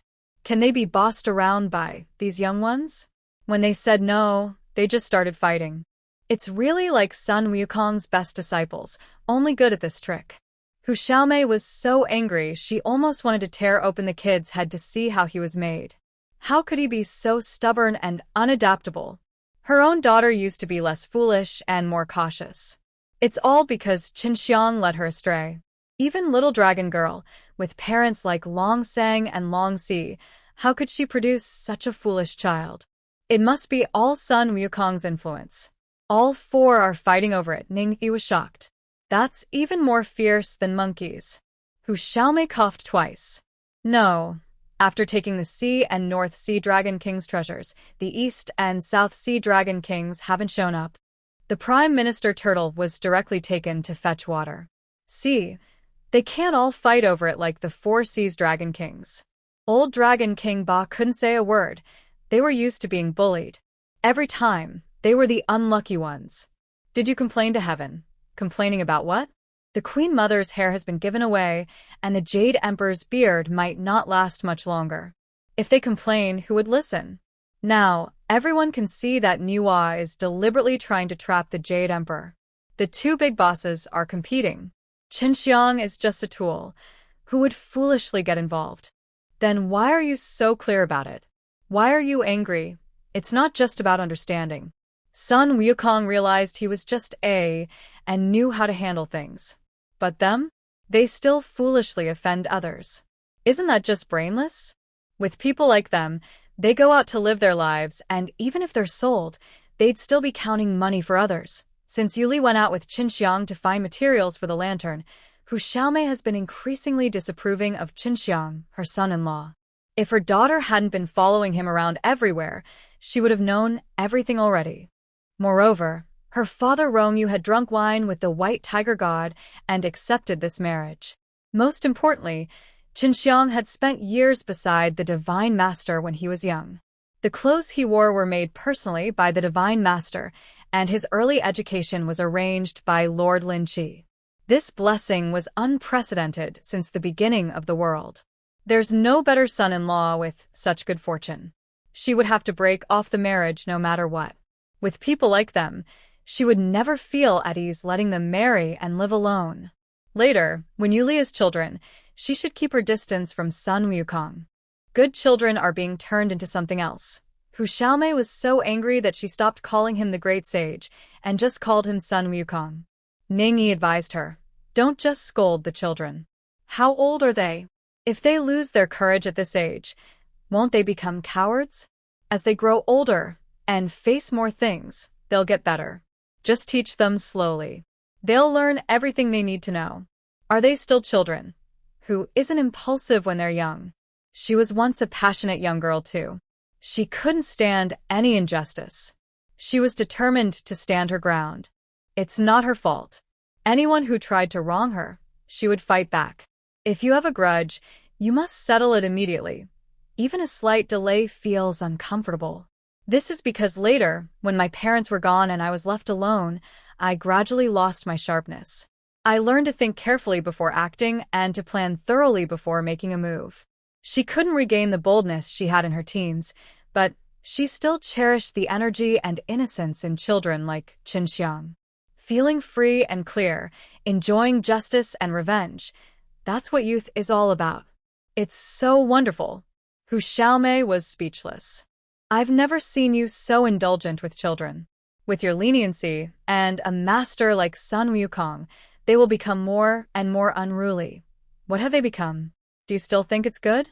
One day, if they tear a hole in the sky, will you patch it up? Ning Yi smiled. That can't happen. The current environment isn't suitable for that. No one can produce a troublemaker like Gong Gong anymore. Gong Gong was very troublesome, but no one can deny his strength. He was truly powerful. Forget about the cultivation of the 10 ancestral witches.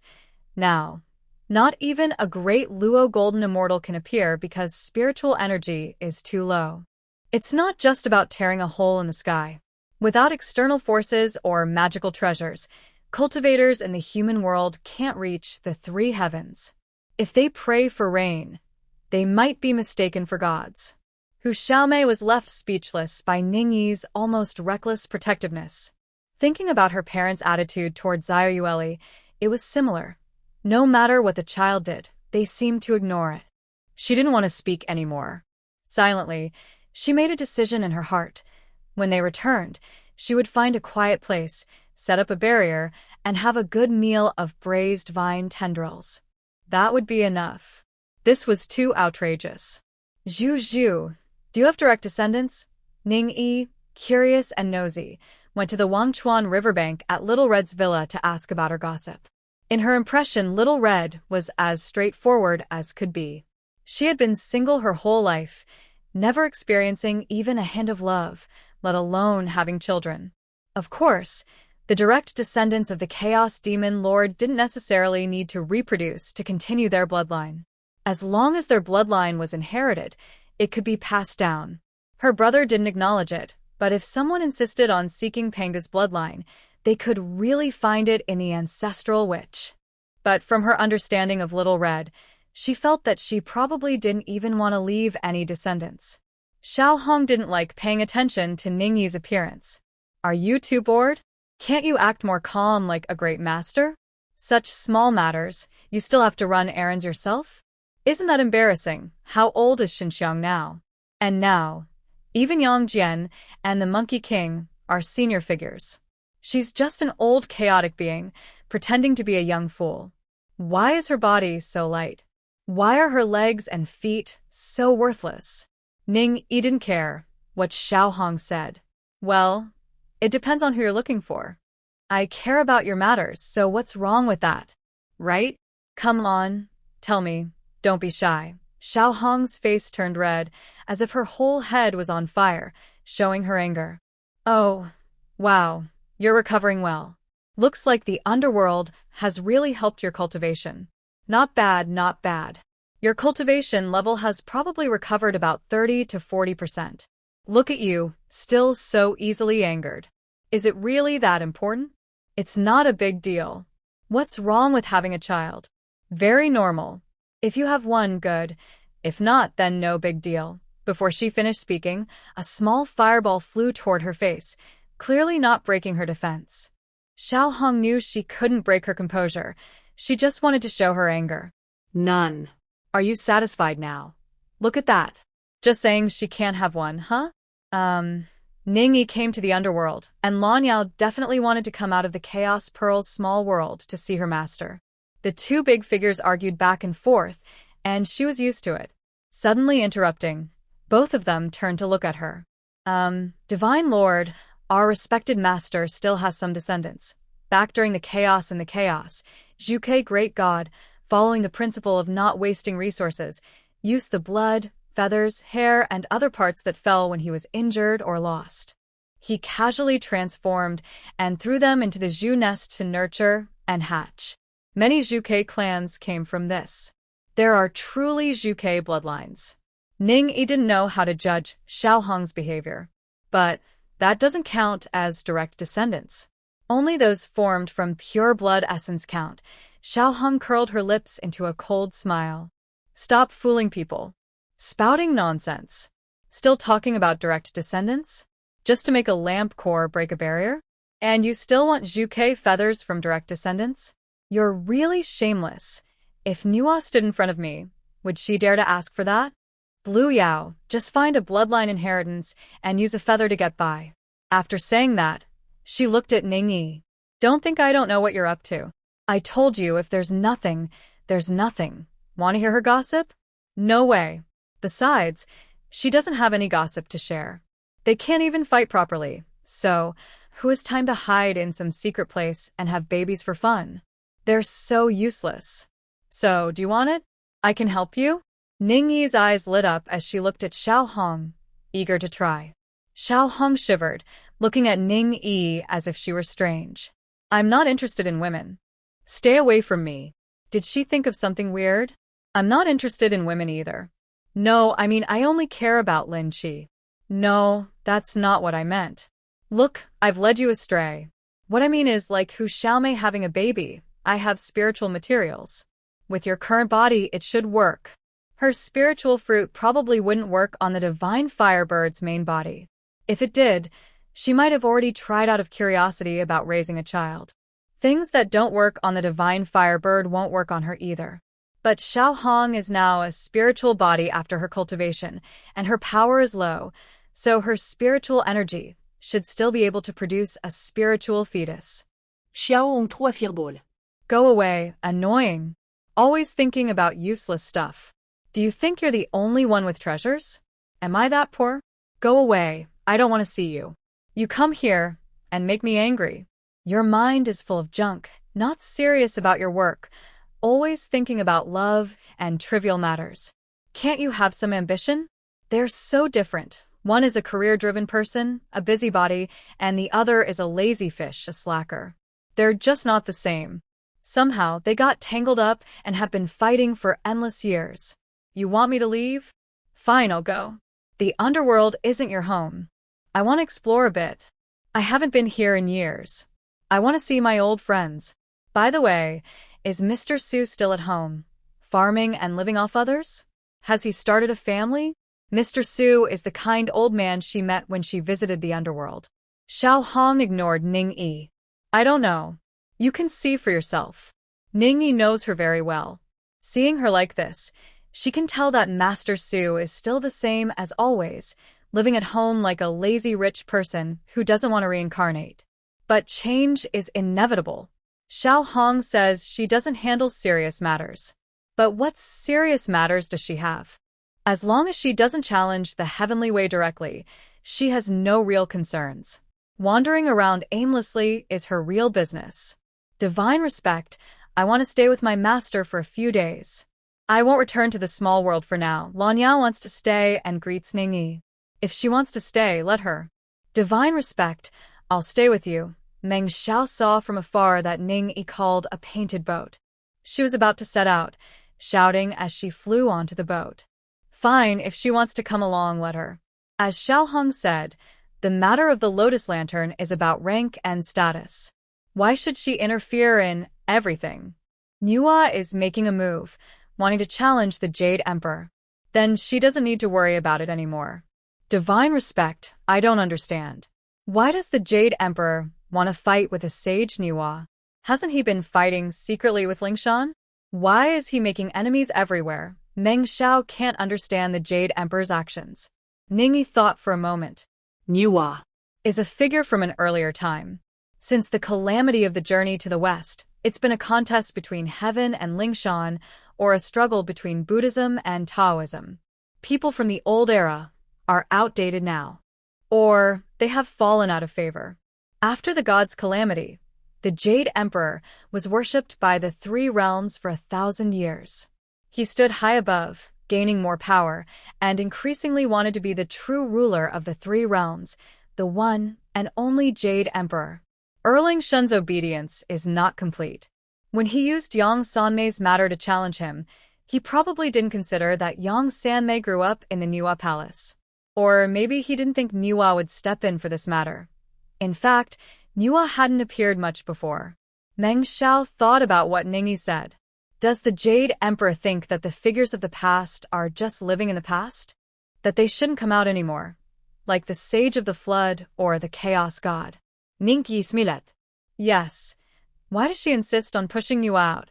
The Jade Emperor subtly warned her not to interfere. It's best to retreat to the Purple Cloud Palace and stay in seclusion, like the three pure ones, and not come out unless necessary. If she does that, she can point at him, the Jade Emperor. To her, he's nothing. Not everyone can become Hongjun. What's the point of just creating Hongjun again? Where is Hongjun now? Your Majesty, who do you think will win this time? Jade Emperor or Manhwa? Dream Xiao has little interaction with the Jade Emperor. He claims to be the ruler of the three worlds, but that's just a title. He doesn't control the underworld, nor does he interfere with Dream Xiao. His past feud with Manhwa, especially during the deification calamity, is considered settled now. Still, he's happy to see Manhwa suffer a little. Of course, it has to be Manhwa. It must be Manhwa. This isn't Ningyi's idea. It's Ho-Tu, who came to see her on the boat, who said this. Yes, Manhwa must win. If she doesn't, there's no point in pushing her aside. Her virtue and merit, no one can erase or deny them. During the deification calamity, several saints conspired against Manhwa, and she lost much of her virtue. But the remaining virtue, combined with the prosperity of the human race today, makes her surpass all other gods in the three worlds. Of course, this doesn't include Ningyi, who is a chaos god and not part of the three worlds. So, the Jade Emperor used the wrong method. Why did he have to be so forceful? If he wanted to elevate Manhwa to the top of the three worlds, making her the #1 goddess, and let her participate in affairs, it would just lower her status. Why not just lift her up and make her the first goddess? Dream Xiao pouts. He's always thought Hao Tian isn't very clever. In the early days, when he was empty-handed and there was no suitable candidate, he clung to the Yao Qi and went to Panga's temple, calling her aunt and begging the Supreme Lord. He was a bit clever then, with a thick face. But now, after sitting on the throne for so long, he can't let go of his arrogance. Isn't that exactly the point? He didn't think of this method, but even if he did, he wouldn't be willing to lower himself and accept the title of the #1 goddess in the three worlds. Dream Xiao finds this even more incomprehensible. The #1 goddess in the three worlds? That's not even his turn. Even if it's not Manhwa, there are the three pure ones. Who isn't more senior and experienced than him? Compared to the Queen Mother of Yao Qi, he's just a latecomer. Yao Qi's origins are from Kunlun Mountain, an early figure in the prehistoric era. Hao Tian might not have even been a tree back then. Ningyi remains silent. Ho-Tu pauses for a moment. People in high positions tend to forget where they came from. Even emperors in the mortal world are the same. When they're young, they're wise and brave, diligent in governance and accepting advice. But as they grow older, they all tend to become autocratic. After saying these words, She began to reflect on herself. Annie, I think I should take a break for a while and clear my mind. She has been ruling in the underworld for a long time. Has she ever forgotten her original purpose? Just thinking about it makes her sweat. Ningyi nodded and didn't stop her. 2D has always known her position well. She can let go of what she should. If she wants to retreat for a while, she can. There's no harm in it. She then looked at Meng Xiao. You should find a chance to remind Chu Chu not to make these mistakes. Meng Xiao kept glancing at Ning Yi. Seeing her calm face, she didn't seem upset. She then pretended to wipe non-existent sweat on her forehead with a silk handkerchief. She's quite clear-headed about politics. But whenever she has free time, she's busy enriching the harem or looking for handsome men to pass the time. Hearing her sarcastic tone, Ning Yi couldn't help but laugh. No one's stopping you. If you want to find someone, go ahead. Their nine-tailed fox princesses are truly unique. Some are love-struck like Xiaomei, while others are strong women with a career-driven mind, treating men as tools or toys, not taking them seriously. Compared to them, Xiao Yuli, who is with her childhood sweetheart Chen Xiang working on her career, seems quite normal. Maybe I should just forget it. Dealing with ghosts all day long and men with their tricky minds. Haha, I find them disgusting. Meng Xiao looked disgusted. See? That's just how their fox tribe's personalities are, extreme. Have you asked about Chen Xiang and the others?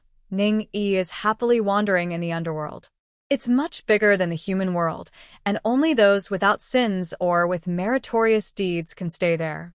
Scheming and plotting are the work of official ghost officials. Ordinary ghost residents are much more peaceful. There are always interesting ghost stories for her to watch, gossip about, and pass the time. She hasn't checked on Chen Xiang's progress for a while. Meng Xiao is curious. Why wasn't she concerned anymore? I've already asked about the parts one wanted to. The rest of the path is up to them. I just enjoy watching the show. Too much interference isn't good for the kids' growth. Xiao Hong was right. She doesn't interfere in the affairs of their generation. Ning Yi never intended to always control everything. She simply satisfies her curiosity and handles what she wants, then returns to her proper place. In the end, Chen Xiang is just a tool. Now that she's been guided to the level of Manhwa and the Jade Emperor's contest, she can stop. If she keeps participating, it might affect the cycle of heaven too much. And that would impact her brother Pengu.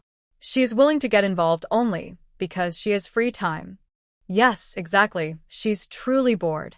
She chooses not to interfere, and Chen Xiang was born with a destiny. No matter what, she will follow it. The only difference is that the process is a bit harder. I still can't live too long. Look, what's the point of immortality? There's nothing new anymore. Tingting finished making a hairpin, brought it to Ning Yi, and joined her to revisit the underworld together. On the boat deck, Ning Yi leaned into someone's embrace, muttering to herself. Tingting sat cross-legged, with a lute in front of her, playing the tunes Ning Yi requested. The music played by Lord Lin Chi is infused with spiritual power, which can purify souls, much better than the usual prayers of monks or Taoists. Many ghosts along the river of forgetfulness are attracted by the music. In front of so many onlookers, Ning Yi and Tingting being so close doesn't bother her at all.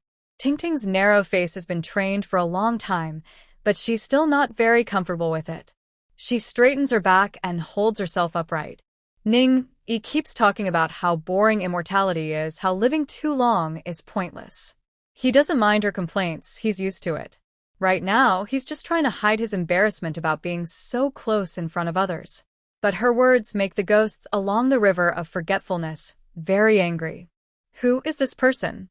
Why is she so rude? Standing by the river, a scruffy middle-aged man with a beard, dressed like a scholar from the late Han Dynasty, sternly scolds her. Oh, where did this fool come from? If you want to stand out or show off, you don't need to make a fuss. His thoughts are so shallow. Ning Yi turned around, hugged Tingting's waist, and buried her face in his chest, laughing uncontrollably. Tingting, who was feeling uncomfortable at first, was also amused and smiled. It was rare to see her show a different expression outside. Meng Xiao was sitting in the cabin, not wanting to disturb the two great figures, so he didn't want to be a third wheel. Now, through the window of the cabin, he looked outside, curious about what kind of person could do such a thing. The white jade boat on the river of forgetfulness is the highest existence in the underworld. Who among the ghosts doesn't know about it? Those who can ride this boat, including her, the Dream Lady, even if they don't reveal their identity, must have a high status. It's obvious that he did all this to get attention. Everyone can see he's just trying to show off. That person's name is Wei Zhongchen. He was from Shu County during the late Han Dynasty, born into a farming family with a modest life. As a child, he loved reading but didn't farm. His intelligence was limited, and his talent for studying was average. When he grew up, he married and had children and became a teacher at his family's private school. He died at the age of 35, without major achievements, disasters, or illnesses. He passed away peacefully. He lived neither as a good nor a bad person. He never committed evil, nor did he do good. Someone from the judge's office brought Meng Xiao the information about the scholar. Meng Xiao read it aloud to Ning Yi and Ting Ting. The brief life story was quite ordinary at first, but as he read on, it became more and more disappointing. Who is this person? If Ning Yi were to say, he's just a plain, boring person. A plain person who lives a lifetime without doing anything worth remembering. Living an ordinary life is easy. 9 out of 10 people are like that. The world is made up of ordinary people. To live a life without doing evil or good is very difficult. Evil includes killing, theft, and malicious words. If he never did evil, it means he never even argued with others. Good includes helping others and saving lives. If he never did good, it means he never even gave porridge to beggars. In summary, he just lives without seeing or doing anything. Does he see good or evil as nothing? Ning Yi asked, so, is he trying to make a name for himself by standing up to authority or by speaking honestly? What's his purpose? A person like this, who is so plain and ordinary, suddenly doing something like this, could it be that he suddenly developed a desire to improve himself? The desire to improve is not about good or evil. Only those with a strong will to progress won't stay away from right or wrong forever. Meng Xiao's expression became more difficult to read. He has been in the underworld for hundreds of years, doing nothing, neither rising nor falling, neither advancing nor retreating. He wants to be reborn, but he has nothing. The available spots are not very good. He can't just lie around and eat forever. He's not satisfied and wants to talk to you or Lord Lin Chi.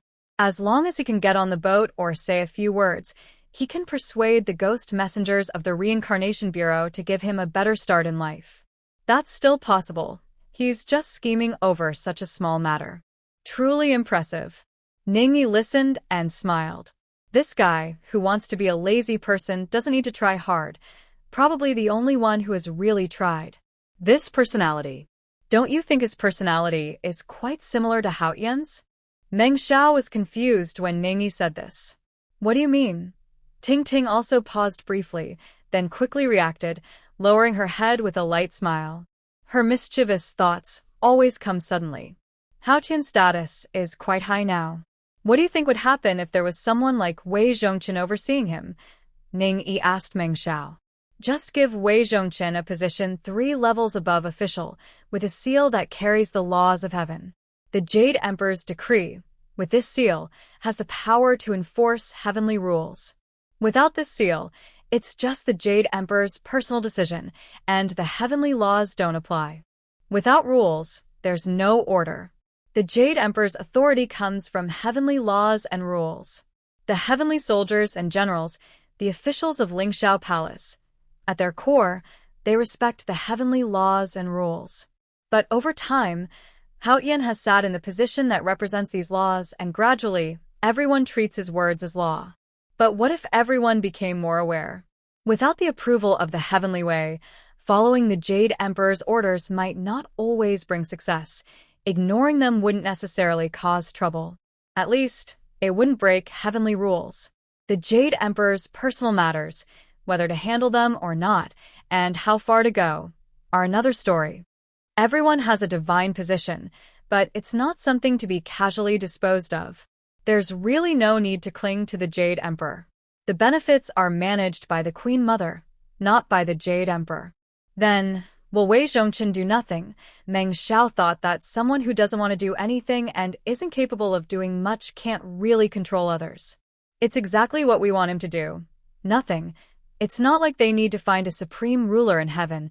Someone too eager or too ambitious wouldn't be suitable. Someone like Wei Zhongqin would probably just sign off blindly. Nothing to do with him. He just wants to lie low. The Jade Emperor can issue whatever decree he wants. It doesn't seem to make much difference. But, having such a person around, doesn't it affect him psychologically? Would he dare to act like he did with the Dragon Prince of Ronghe, and without reason, try to capture Qinxiang again? Does that count as putting a tight band on the Jade Emperor's head? Meng Xiao thought of an adjective she could use. At most, it's like letting someone stay close to him, making him uncomfortable and annoyed. So, how do we put Wei Zhongqin in this position? He can't just have the great deity Ning Yi directly issue a divine decree, right? That would be encouraging Wei Zhongqin to act out of turn. Of course, he can't just be sent over directly. If they did that, would he still be able to go out in the future? Ning Yi just smiled and said nothing. Meng Xiao didn't ask further, less questioning about things that shouldn't be asked. In her mind, she wondered if the Divine Master actually had a seal containing the laws of heaven. Sure enough, it's Ning Yi. Every time she thought the Divine Master was already deep and unfathomable, she'd be surprised again. Ning Yi doesn't have such a seal herself. She's beyond the laws of heaven. But her brother does. The great Pangu, who has condensed a bit of physical form, is not the same level as the Pangu who can only communicate through divine images. The laws of heaven and Pangu are not exactly the same. Still, Pangu can manipulate quite a lot. The Jade Emperor isn't honest and wants to dominate the three realms. He doesn't want a powerful figure above him. If it were someone else, it wouldn't matter. Fight and compete. That's how the cycle of heaven works. But when it comes to Ning Yi, that touches Pangu's bottom line. If he doesn't deal with him, it would be strange. They didn't replace him directly. That's because of many reasons, cutting off spiritual roots, and in the future, heaven's influence on the mortal world would only grow weaker until it had none at all, relying instead on humans' worship to survive. Heaven is just a symbol, a powerless mascot. What's the point of fighting over it? It's not worth getting so angry. Just give a little lesson and that's enough. After all, he doesn't even dare to face directly. He only sneaks around and makes small moves. Their brother and sister are not the type to bully others with their power. Originally, Ning Yi's plan was just to let Manhwa and the Jade Emperor teach him a lesson, so he would remember it. Hopefully, he would remember for thousands of years. If the little pig is disobedient, just take your time to deal with him. Next time he misbehaves, just punish him again. Otherwise, what else is there to do? It was also because of meeting Wei Zhongqin that she suddenly had an idea. She had some ready-made items from her early alchemy days, which her brother could inscribe with the laws of heaven. As for how to lift someone up, that's because Qinxiang just found the Qilin cave and forcibly begged for a small piece of Qilin horn. The items on Manhwa's list only left the Jade Emperor's beard. Now they're heading to the heavens starting from the second heaven, fighting their way through. Once Qinxiang completes the heaven traversal, obtains the lamp core, breaks the barrier, and changes the heavenly rules, then it will be the best time for Xiao Jiapian to take office. After all, updating the heavenly rules is a big deal. It might also lead to some other normal changes. Divine Lord, I have to guard the South Heaven Gate. Just wanted to say goodbye. Qinxiang has already passed the first 30 levels and is about to reach the South Heaven Gate. Neza, as one of the 2 war gods in heaven, has been assigned by the Jade Emperor to guard the final level. Neza's attitude is like he's here to say farewell to Ning Yi. These kids are all quite mischievous. What can you do with them? Ning Yi is angry. What's wrong? Are you afraid you can't defeat Qinxiang and will be killed by his axe? Well, he couldn't beat the monkey back then, so it's normal that he can't beat his disciple now. Neza can't admit this. Who said I can't beat the monkey? I just didn't take him seriously. I can defeat him in 100 moves. He then looks aggrieved. How could I not beat Qinxiang? I've taught him myself. I know his level. Sigh.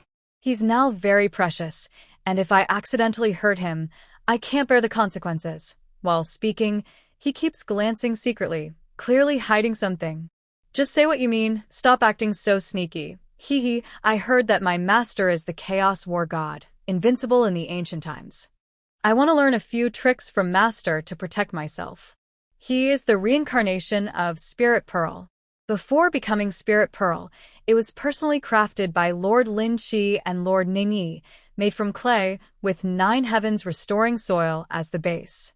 After gaining wisdom, he stayed in the Empress Nuwa's palace. Later, as saints emerged one after another, the primal chaos was ruled by the witch and demon clans. Who still cares about the early days of chaos?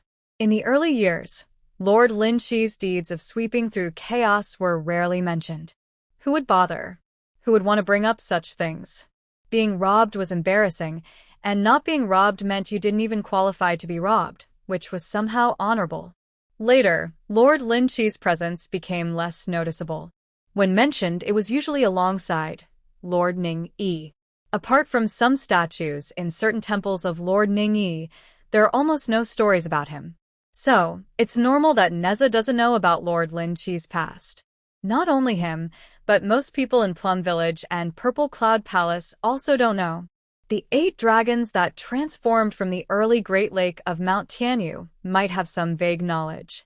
Little Luer and a few deer gods know, but now they are stable and don't appear in front of people.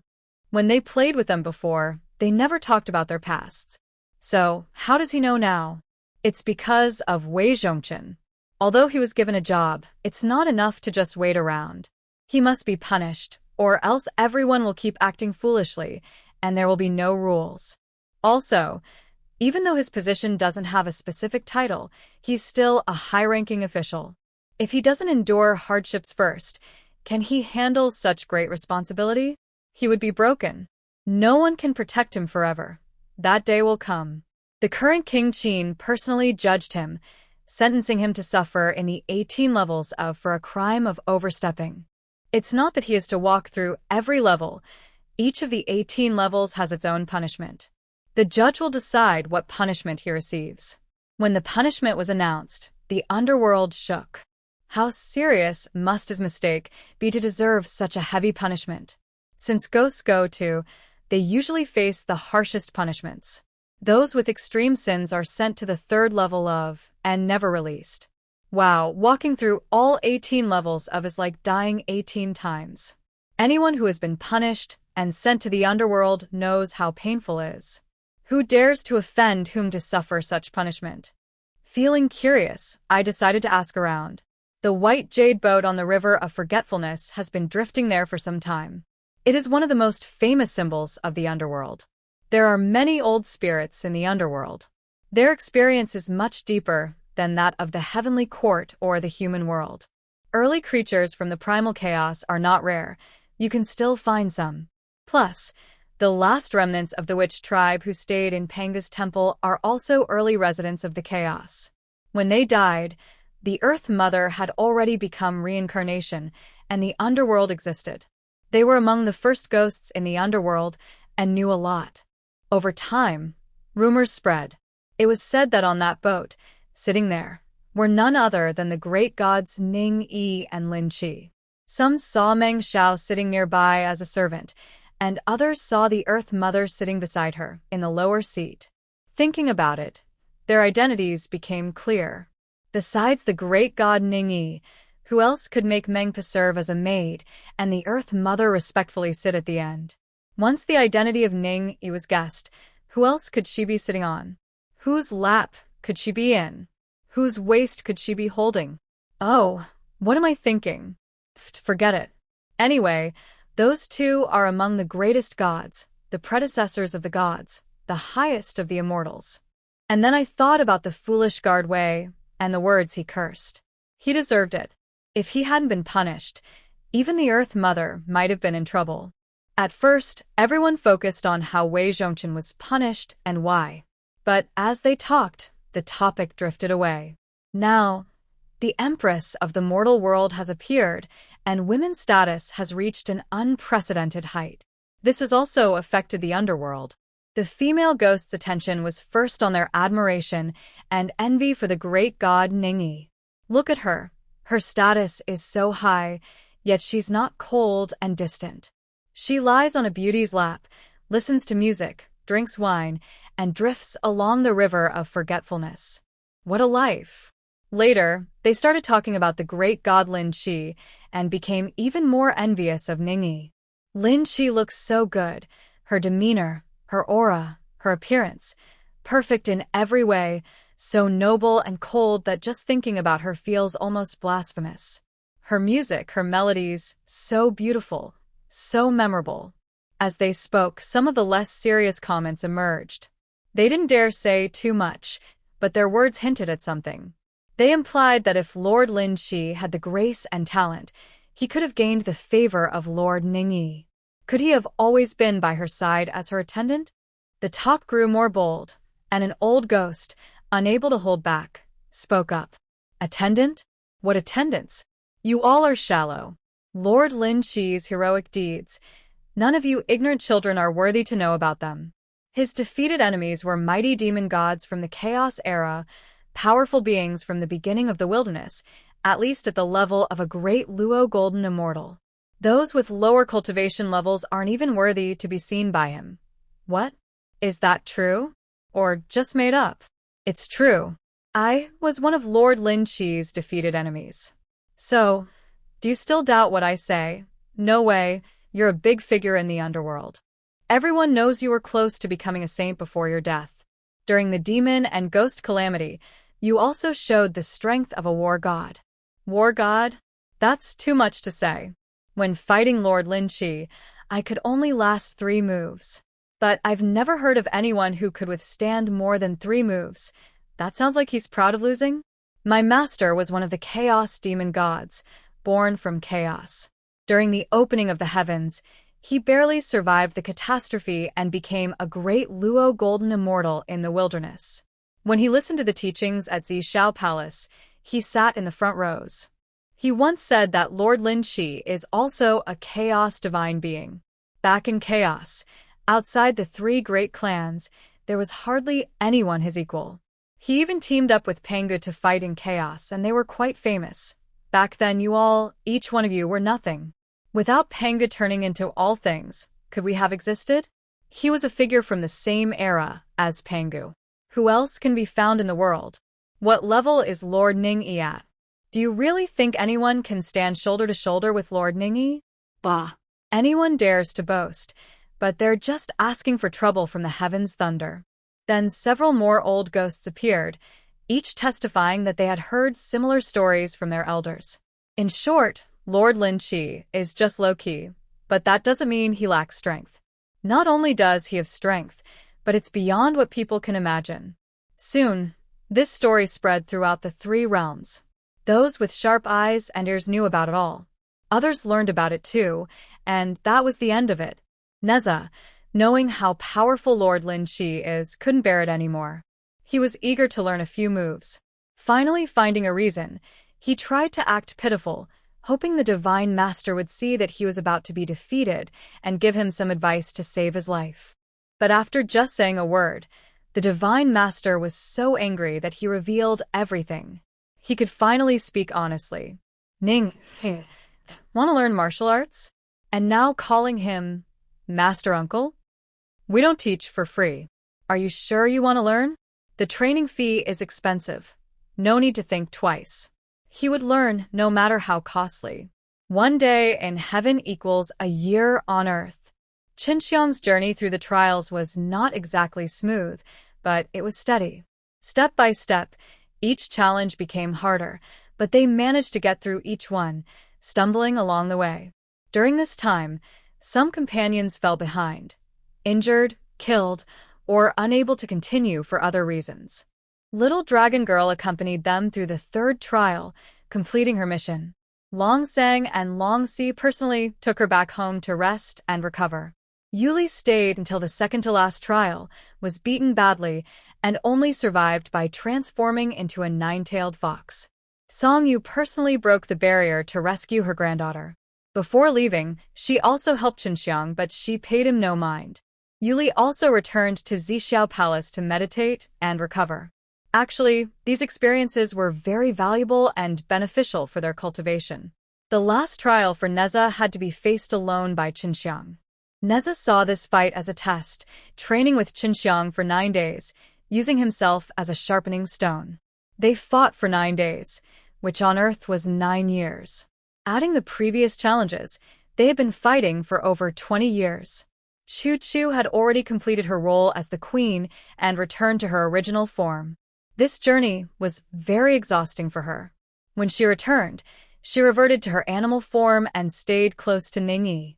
When Ningyi was busy, she would lie at his feet. When Ningyi was free, he would hold her in his arms and pet her like a cat. Because she was near Ningyi, the spiritual energy and merit were strongest, making it the best place for her to nurture her body and mind.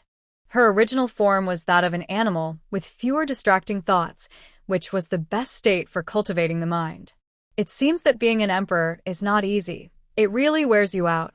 Meng Xiao came to Plum Village to see Chu Chu. When she heard that even the human form couldn't be maintained anymore, she didn't believe it at first. But when she saw it herself, she realized it was true. No wonder she was surprised. Chu Chu looked up at her sister, then jumped to the ground and changed back into her human form. Being a wise ruler and being a troublemaker who causes chaos are definitely different in how tiring they are. Who does she think she is? Even her own sister can't look down on her. Meng Xiao pouted. What's wrong? Are you tired of those handsome men in your harem? Do you want my help to send some over? Then she casually looked around for Lord Lin Qi, who wasn't there, and asked Ningyi, does the Divine Master have a type he likes? Ningyi was already used to her reckless teasing.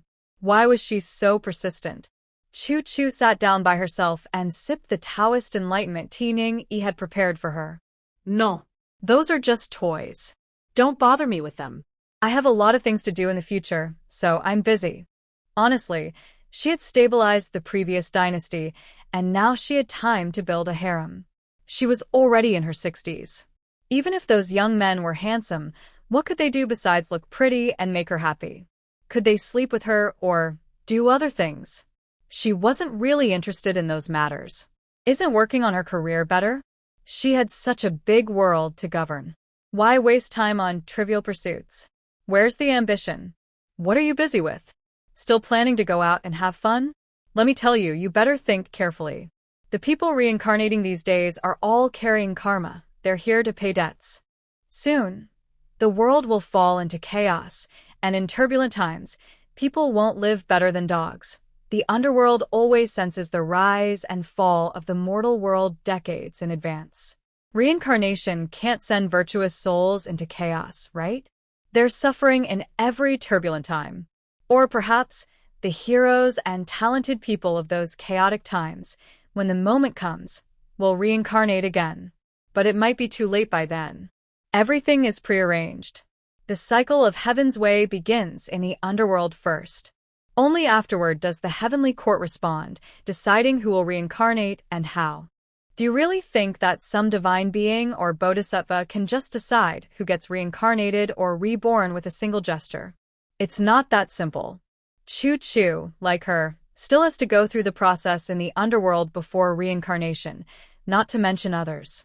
The last step before reincarnation is drinking the dream mother soup. Meng Xiao knew best who was about to be reborn. So, when Chu Chu said she was busy, Meng Xiao just reminded her.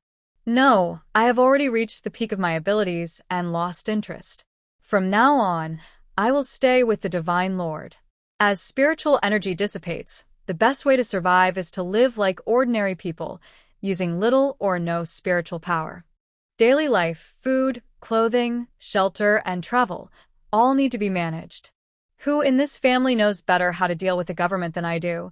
Living like a normal person and wanting to live well and comfortably, can I avoid dealing with the government?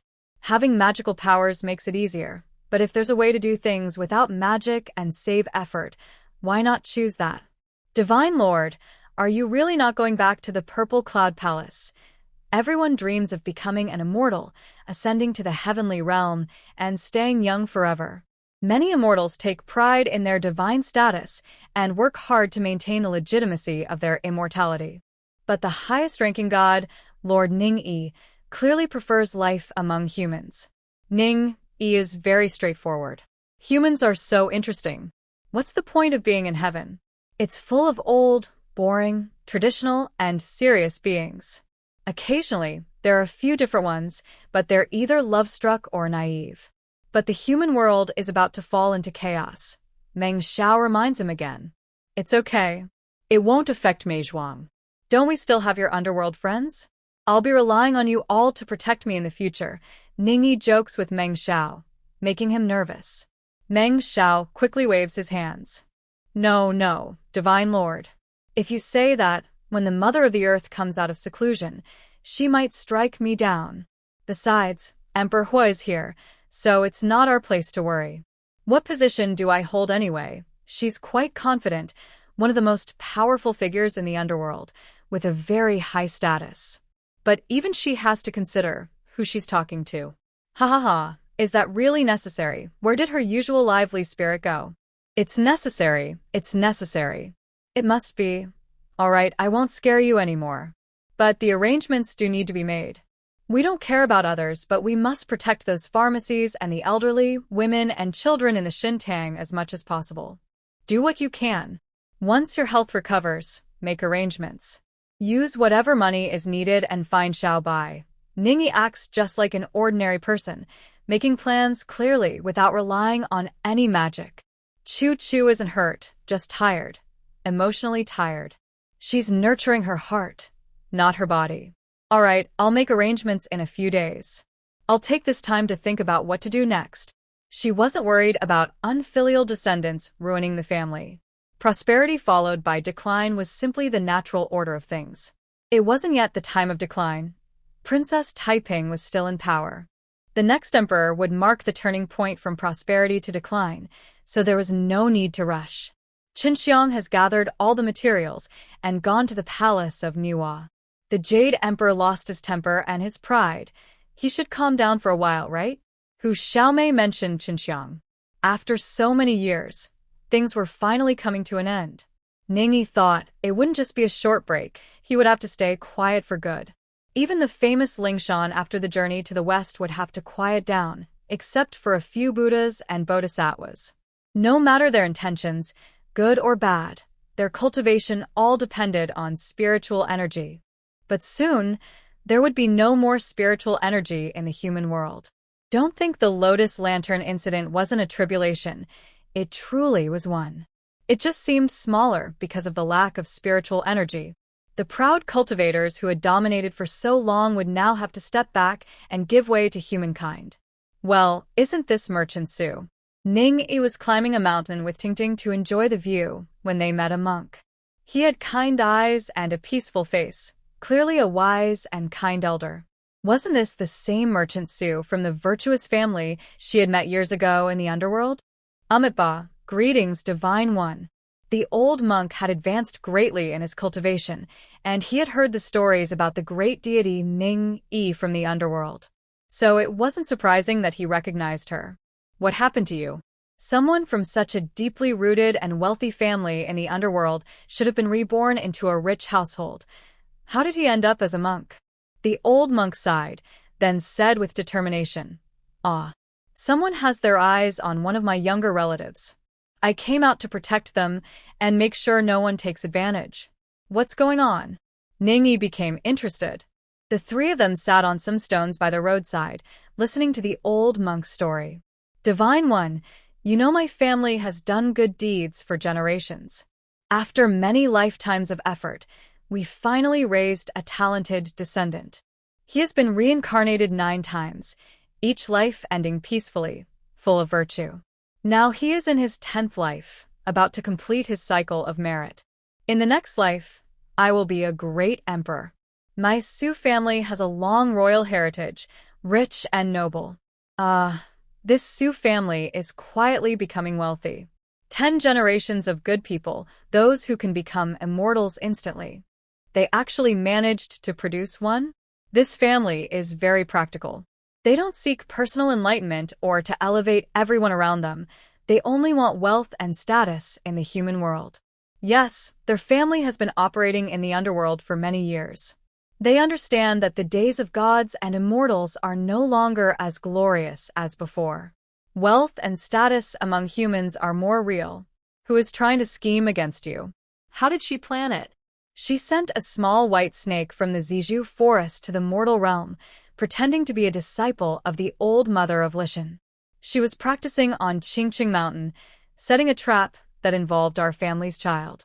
Her plan was to use his success to suppress Yuan Yang's bloodline and, through his 10 generations of merit, help her become an immortal. This sounds familiar. Let's not think about that now. Guanin's scheme, just for one immortal position? Using 10 generations of merit to elevate his wife to immortality, then reincarnate as an emperor, such plans are now just dreams. No, one immortal position isn't that easy. Ning Yi gently touched her hand. The power of faith. Yes, it must be for that. What is your family's younger generation called? It's him, of course. So, how do you plan to protect Su Xian? Ning Yi had a guess but found it quite unbelievable.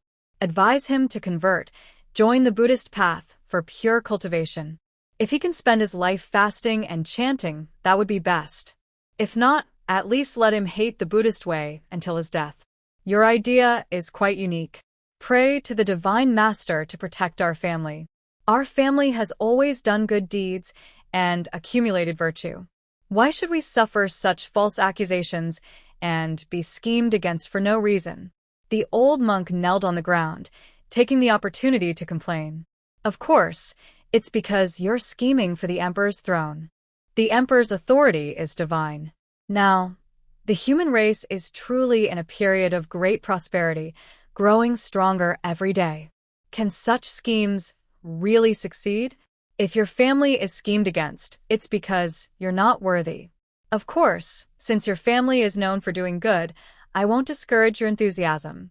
I've always stayed out of worldly affairs. Karma cycles, retribution is certain. How Su Xian's merit is earned depends on him. I just want to help you. But I can't force him to become a monk just to please you. Seeing someone's attraction and acting without a match, aren't those things he did himself? Can he blame others? The white snake is a spirit. If she were truly a noble person, no demon could get close to her. 10 generations of virtue. If you don't have that kind of heart, how can a demon succeed? It's not hard. Men. They're just like that. Just wave and they come running. After saying goodbye to Mr. Su, she returned to Plum Village. Reflecting on this chance encounter, Chu Chu didn't think it was difficult to attract a man.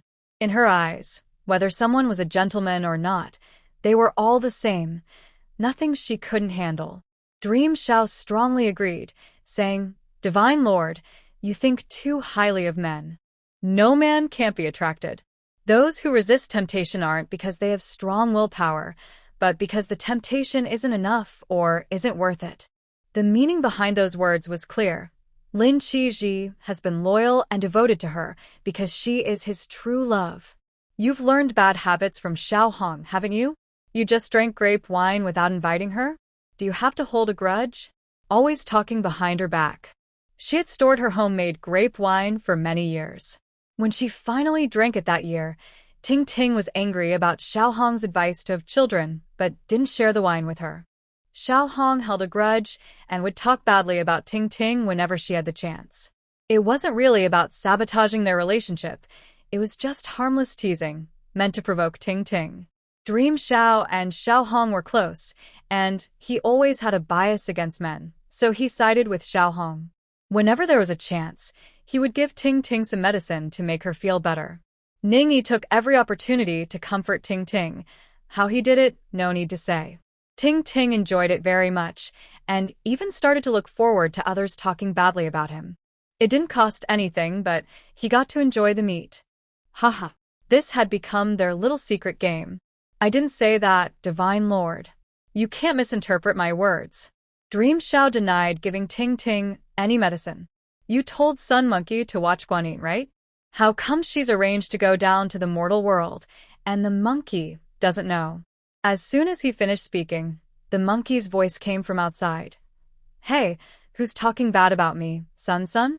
Then he entered, jumped onto the nearest chair to Ting Ting, squatted on it, still looking like a monkey. This isn't Sun's fault. Initially, old Sun checked the small white snake when it was thrown away. It had no karma or curse on it, just an ordinary spiritual creature. Over the years, the barrier was sealed, and the ascending ladder was cut off. No one had ascended for many years. Who would still pay attention to that small white snake? They didn't notice when it descended to the mortal world or that it was practicing on Qingqing Mountain. I think you're just lazy, hiding behind the barrier at Flower and Fruit Mountain, not doing anything. Hu Xiaomei, upset about Yuli, found fault with him. Mother-in-law, you're targeting old Sunday Yuli and Qinxiang have been married for over 100 years. Why are you so petty? I'm also about to become a master. What's wrong with taking care of my own life? Qinxiang got the treasure lotus lamp and saved the third Saint Mother. Since then, mother and son have been living on Manhwa. Yuli closed herself for 100 years to recover her health. The two got married smoothly and lived happily on Manhwa, a sweet little couple. Things just don't go well, there's no need for excuses. All right, old Sun didn't do well. Please, Master Ancestor, punish me. What punishment? It's already like this. Go back to your seclusion. You are forbidden to leave for 100 years. It was my own negligence. The punishment for the monkey was basically nothing. In this environment, no one would let him come out now. Ning Yi also reflected on herself.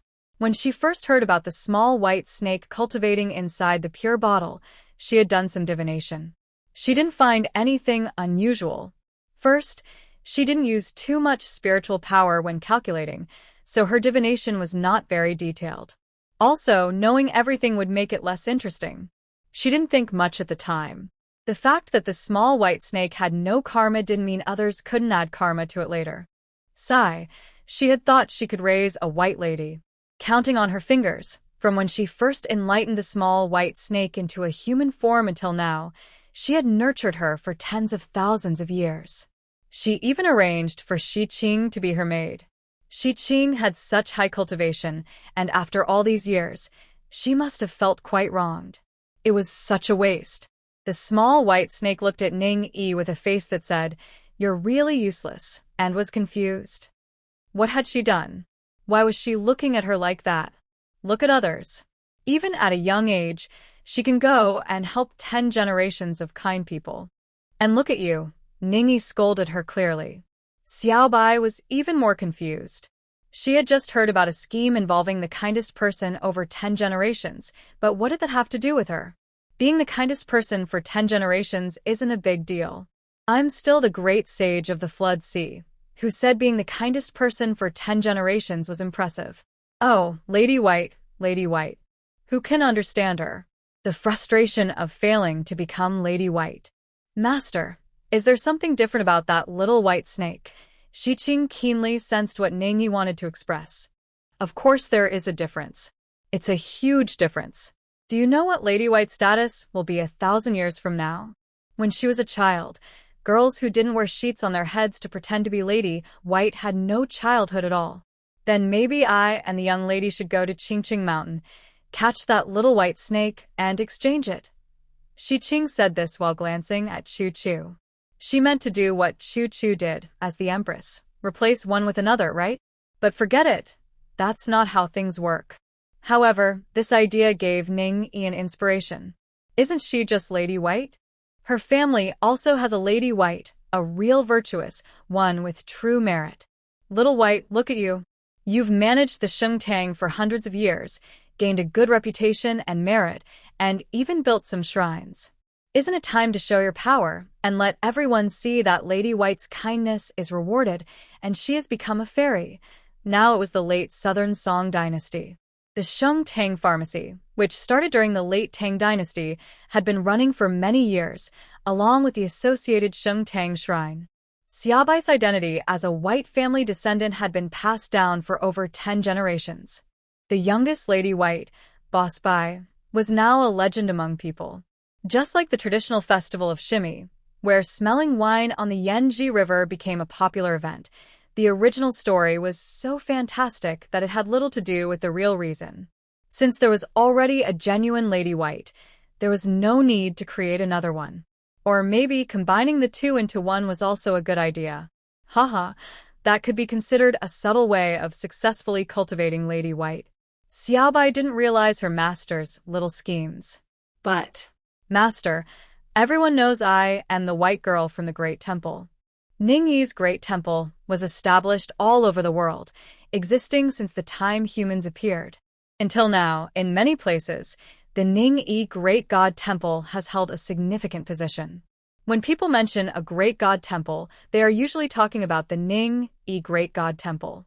Long ago, because of different local customs and beliefs, Ningyi was given many different identities, such as Flower Goddess, Mother Goddess, Land Goddess, or Harvest Goddess. Depending on the place, she was assigned a different role. Her attendants were also assigned based on needs. Before the Tang Dynasty, Xiaobai didn't appear very often. Usually, she was seen as a young girl in white clothes when she transformed. In some places, she was also given a snake tail, similar to the image of Manhwa. After the Tang Dynasty, because of the appearance of the White Boss, people who received her blessings built shrines for her and deliberately raised her status, claiming she was a fairy who descended to the mortal world. They also found a statue in the temple that matched her supposed identity, white girl beside Ningyi. This was somewhat accidental but effective. Stories about her spread, and the people of Shengsheng Hall couldn't deny these legends. They were true. The managers of the shop didn't know if they were true, but they wouldn't deny them either. Working for a deity is harmless, so who would deny it? Over hundreds of years, the legend that white girl descended to save people became an established fact. Several emperors even personally granted her titles. Iforkot, ninki truli forkot. This isn't her fault. Her worship has become mixed with many beliefs. She is long past the stage of caring about these things. She is indifferent now. Worship her however people want. She can even look at the statues in the temple from a detached perspective. The worship is directed at her, but not really her. Some statues, because of strong faith, gained a bit of spiritual awareness and could show some divine signs or powers. She doesn't interfere with that. Those are illusions formed by faith, not her true self. But ordinary people generally believe they're her incarnations, and she accepts that. What else can she do? Reject them? No way. If it brings blessings to the people, that's a good thing. She doesn't even know how many incarnations she has. She doesn't understand Xiaobai's true identity, so she can't blame her either. If that's the case, then there's nothing more to say. Let's leave it at that.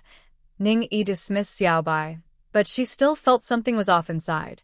She went back and told Tingting, Xiaobai is already white girl. If another white lady appears, wouldn't that be strange?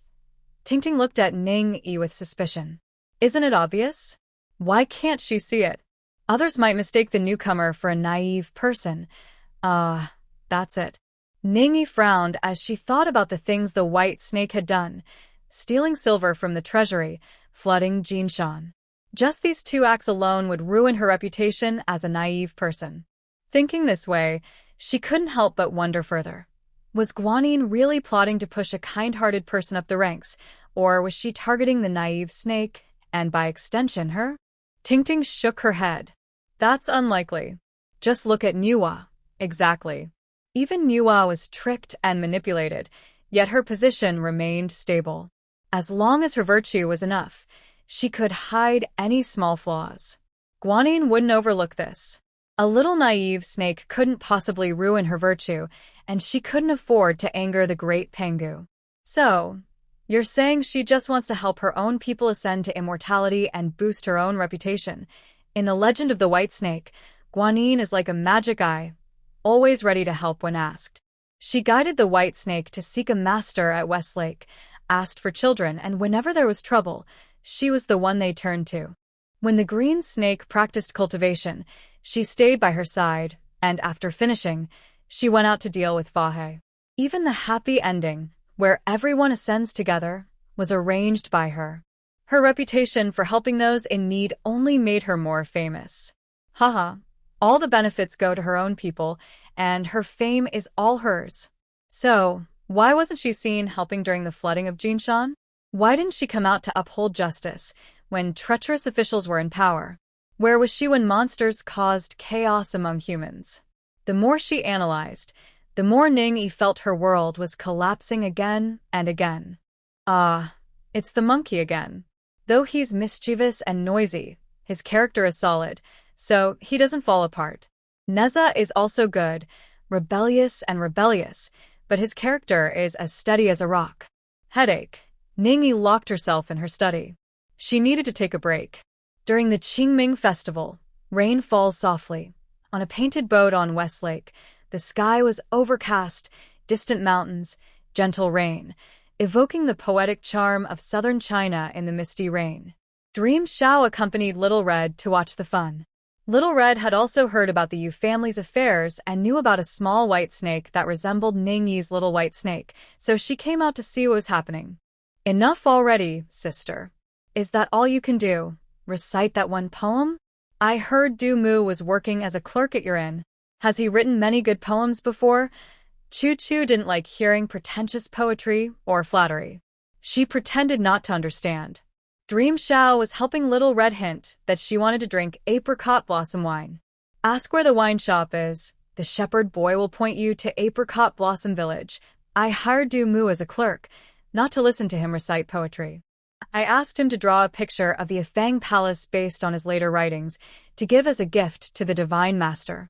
Ning Yi had casually praised the poem, Ifang Palace Ode, for being well written. Dream Xiao remembered this. Later, when Du Mu entered the underworld, she kept him as a clerk. You don't need to do that. Making that drawing will take a lot of effort. Even if you finish it, we don't have enough people to live in such a big place. She had seen what the real Ifang Palace looked like.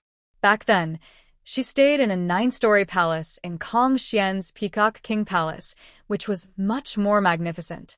It had more delicate courtyards, with a more lively atmosphere. It wasn't a temple, so it didn't need to be so luxurious. A bit more refined would be better. Just passing the time. Otherwise, I'd be so bored. I don't even know what to do now. The Yellow Spring Inn had been running for a long time. The owner, the accountant, and the waiters numbered in the hundreds. There was no need for her to personally manage everything. Otherwise, she wouldn't be so free. She was everywhere. There are plenty of ways to pass the time. Why do you have to be a carpenter or a craftsman? Chu Chu retorted again. The sisters rarely had good conversations. I'm asking, can you stop caring so much about looks and friends? Where's that apricot blossom wine? Hurry up and bring it out. The boat was full of women. Ting Ting didn't come out at all. Little Red was the only one who directly shouted at Ningyi. Why do you say I care more about looks than friends? I'm just worried you'll drink too much and get drunk. The scenery of Westlake is so beautiful. Missing it would be a pity. Bah. When can I not look at something I want to see? Stop fussing, Emolan. Don't listen to your master. Go cook some food. There's fish, so make a fish dish. Little Red directly ordered Emolan to cook. Emolan smiled and went to do so. Little Red pointed at the lake and said she wanted to eat fish. I caught a glimpse of a blue shadow in the lake, swimming toward the boat. Xiao Hong squinted and looked carefully. It was a blue snake. Interesting. Then she turned to Ningyi. You came to swim in the lake, but you have other reasons, right? Ningyi shook her head firmly. She also saw the blue snake's shadow but chose to ignore it. Nothing? Haha. Then tell me, what do you think I want? Who knows what you're thinking? You always have so many wild ideas. Ningyi sait nonsense. My brother worries about me being bullied and says I'm naive. You can't accuse me of that. Forget it. When your brother was confused, he said the same. Now, who has bullied you? That's your own fault. Boatman. Could you please help us by docking the boat? Boatman. Emolan's food and drinks weren't ready yet. The rain in the sky changed from drizzle to light rain. Someone on the shore was shouting for a boat. Who's that nerd? Daring to stop any boat? Can't you see there are women on board? Meng Xiao lifted the curtain of the boat's hold and looked out. It was a handsome young scholar, covering his mouth and smiling like a cat seeing a mouse. Choo-Choo looked at Ning-Yi's face and loudly called out to the boatman to dock the boat. Yes, there are women in the hold, but the boatmen pulling the boat are all men. That young man is just an ordinary person. How could he see what's inside the hold? The person helping Ning-Yi with the boat isn't an ordinary boatman. Long Air has been managing the family's horses and carriages for thousands of years.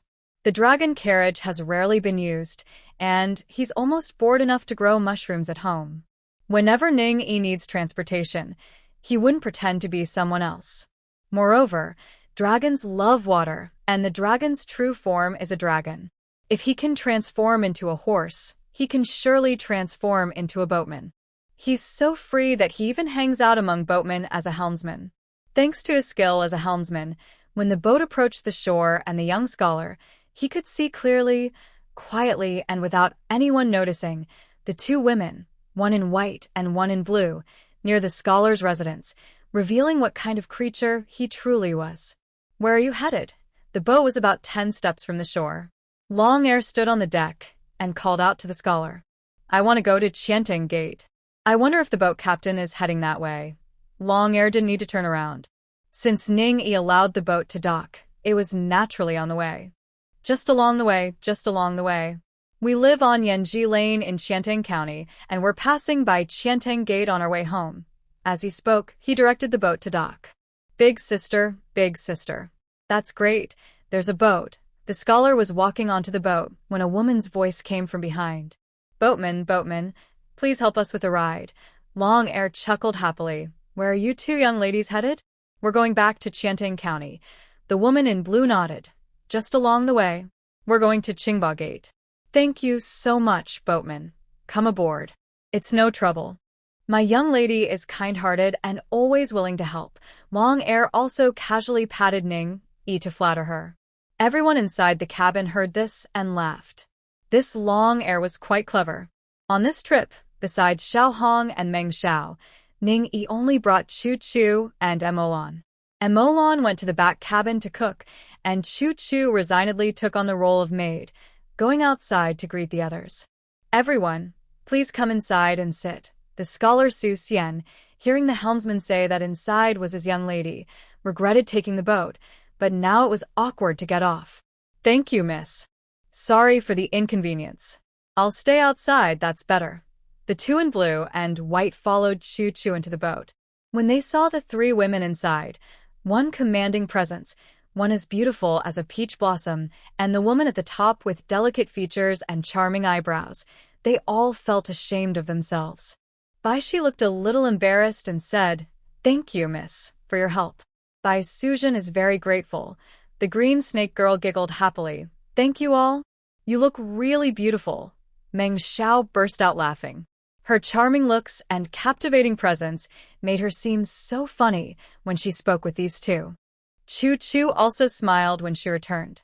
"Are you Bai Suzhen?" The green snake girl answered quickly. "Yes, my young lady is Bai Suzhen. I am Xiao Qing. We live at Qingba Gate in Qiantang County." Her voice was a bit loud, so she was sure that young Master Su outside the cabin could hear her. "Which family do you belong to?" she asked more softly. Choo-Choo looked at Ning-Yi and smiled. "My family lives on Yanji Lane, in the Bai family of Xing-Tang." The two in blue and white didn't seem to know the name Xing-Tang, but Su Xian, who was an apprentice at a pharmacy, knew very well how famous Xing-Tang was. He bowed toward the front of the boat, facing the cabin, and said politely, "So you are the young lady of Xing-Tang. My apologies, my apologies." The excitement in his voice was very clear. This made Qing and Bai unhappy. Qing Shi even glared at Meng Xiao and whispered, "So strange and creepy. Looks like they're up to no good." Bai Shi quietly scolded, "Xiao Qing." They thought the cabin was big. They stood at the door, with Ning-Yi and the other three in the middle, unaware that others could hear everything clearly. Meng Xiao thought to himself, "Do you two even know who you are? How can you call me creepy?" Choo-Choo almost burst out laughing. She was annoyed that the fairy thought she was creepy, She couldn't hold it in anymore and turned to go to the back cabin. She went away to hide her laughter. "Divine Lord, do you know where those two snake demons live in Qingba Gate?" To match the address she had previously reported, Ning-yi temporarily moved to the Bai residence on Yanji Lane in Qiantang County. Little White had homes in major towns, where she stayed while doing business. Xiao Hong and Meng Xiao returned to the underworld. 2 days later, Mei Hua and Hu Xiaomei came to meet her. Ting Ting stayed at Mei Zhuang to watch the house. Meanwhile, Long Air temporarily acted as the housekeeper, looking very handsome and eager to help. He was busy with the servants from the estate, working hard. Little White knew Ning-yi was coming to stay, so she didn't stay in Yuhang. She packed her things and brought Shi Qing with her to a side courtyard. Hu Xiaomei quickly found out information about the 2 snake demons. She said, that place used to be the Chu mansion. Chu was executed for a crime, and no one wanted to take over the house. They thought it was unlucky. Those 2 don't know anything and used a clever illusion to make the Chu mansion look grand, even claiming to be the daughter of the general. This was because the Qiantang County magistrate was a careless official. Nowadays, most officials in the court were not very honest. If the magistrate had been smarter, he might have noticed something strange, like the mansion turning from an abandoned ruin into a beautiful place overnight. Even more funny, Su Xian actually believed it. He told everyone he met about the 2 women's addresses, and no one found it strange. Qingba Gate isn't the only house there, so it's not surprising. There's an unlucky house nearby with bad feng shui. The people living around are mostly poor families. Otherwise, how could Su Xian be so interested in a lady? No one would say he was trying to climb higher. Chu Chu understood human nature better. Yes, that's right. That's what I mean. I need to send a message to the old monk quickly. If he doesn't come out, his family's treasure will be taken away, and he will marry someone else. Yuan Yang will be lost. Hu Xiaomei hurriedly left again. Chu Chu shook her head and smiled. It might be too late. That scholar is so simple-minded. When he sees beauty, he can't even focus. He'll be easily tricked with a little gesture. Clouds the mind, and he's not very smart to begin with. Xiao Bai was curious. Are you talking about the little white snake? Is she really like me? The legendary little white snake, who is very important to the divine master, appeared. Xiao Bai was very curious. Chu Chu thought for a moment and found it funny. She looked at Xiao Bai in white clothes and Shi Qing in green clothes behind her. Not just like her. You look exactly like her and Shi Qing. Do you know her name? Bai Suzhen. She even has an extra character, Zhan, in her name. Xiao Bai's eyes widened. Who is she? Is she targeting me? Even Shi Qing? No, I need to go see her. She said she wanted to see her, but in her mind, she thought I must get rid of her. I can't let her ruin my reputation. She carries a calamity. Just look at her, don't hurt your own virtue, Ning-yi reminded Xiao Bai. It's fine to watch the fun, but don't really kill her. Changing the heavenly path's calamity is not good. What you should worry about is walking more in front of people. Where she is, you should be there too. Let people clearly see the difference between the Bai girl from Shengsheng Hall and that white lady. Only then will her deeds not be falsely attributed to you. I'll see her first. If she's doing good deeds, I don't mind lending her my identity. All right, then go see her. How can there be such a stupid demon in the world? She claims to have cultivated for 1,700 years. Is her brain full of water? Xiao Bai returned, furious, pounding the table. Why? That table is made of good Wangwali wood. Don't break it. What did I do to make you so angry? Hu Xiaomei gently touched the trembling table caused by Xiao Bai's pounding. Now it's not ancient times. Good materials are everywhere. It's not easy to find quality wood now. We shouldn't waste it like this. What did she do? That big fool let that little fool steal treasury silver to open a pharmacy for her man. Steal treasury silver, steal treasury silver. She repeated it 3 times, furious. Hu Xiaomei widened her eyes, looking very surprised. Chu Chu looked unconcerned and calm. Ning-yi sipped her tea steadily, not surprised at all. When she was young, she thought these kinds of things were impressive, but now, her head hurt. People really need to go through more to learn to be clever. When she was a child, she didn't know that the silver stored in the treasury was marked. Could it be used directly for spending? Is that any different from turning yourself in? Honestly, if they had just cut the silver ingots into small pieces to spend, it wouldn't have been so obvious. If that wasn't enough, if you could steal from the treasury, you must be very capable. Why go to such a heavily guarded place? Wouldn't it be better to steal from a corrupt official's house? In a big place like Chiantang County, there aren't many families rich enough to be robbed for charity. Or, at least, you could go to Linen and steal from the fallen officials there. This whole plan was full of foolishness. Chu looked thoughtful and said, "It's no wonder they could do such things. Living in the Duke of Chao's mansion, it's not surprising they're capable." Exactly. Smart people wouldn't do such reckless things. They're still just fools, too naive. Chu also spoke up. Without experience in the mortal world, emotional intelligence? Non-existent. Xiao Bai looked at Ning Yi with a helpless expression, as if feeling wronged. Your Majesty, with people like them, can they really take on a big challenge? The great calamity of heaven and earth hasn't even happened yet? That's because spiritual energy has dried up, and it's the end of the age. We have to adapt to the changing environment. Ning Yi could only explain this way. You can't expect Xiao Bai to get used to things getting worse year after year, generation after generation. That wouldn't sound good. So what now? Just watch those two fools keep messing around? It's embarrassing. Don't let her get involved with me. I can't afford to be associated with that. Xiao Bai looked very upset. The theft from the treasury can't be hidden for long. It will be exposed soon. Master Su has already arrived in Chiantang, and he will help the officials catch the culprits. Once Su Xian is punished, they will be separated. Hu Xiaomei analyzed the situation reasonably. Separated? If it's that easy, is it really a robbery? No, I have to keep an eye on them. Wherever they go, I'll go too. I'll stay right across from their house. Open a shop. I won't let her get away with it. No one should take me or her seriously. Shi-Ching, let's go to the storeroom and see if there are any good fabrics. We'll pick a few, change our clothes, and never wear those plain white dresses again. They're so gloomy, it's exhausting. Xiao Bai is annoyed and even dislikes her white clothes. Actually, her and Shi-Ching's clothes are not just plain white and blue. Their family has a big business, mainly jewelry and cosmetics, so they don't wear simple clothes. The main colors are white and blue, but the details are luxurious and delicate. There are also the pearl and velvet flowers that Ning Yi made herself. They must wear them. They wouldn't wear plain white flowers, but it's not like they are mourning. It's just a simple color. Shi-Ching clearly agrees with Xiao Bai's idea.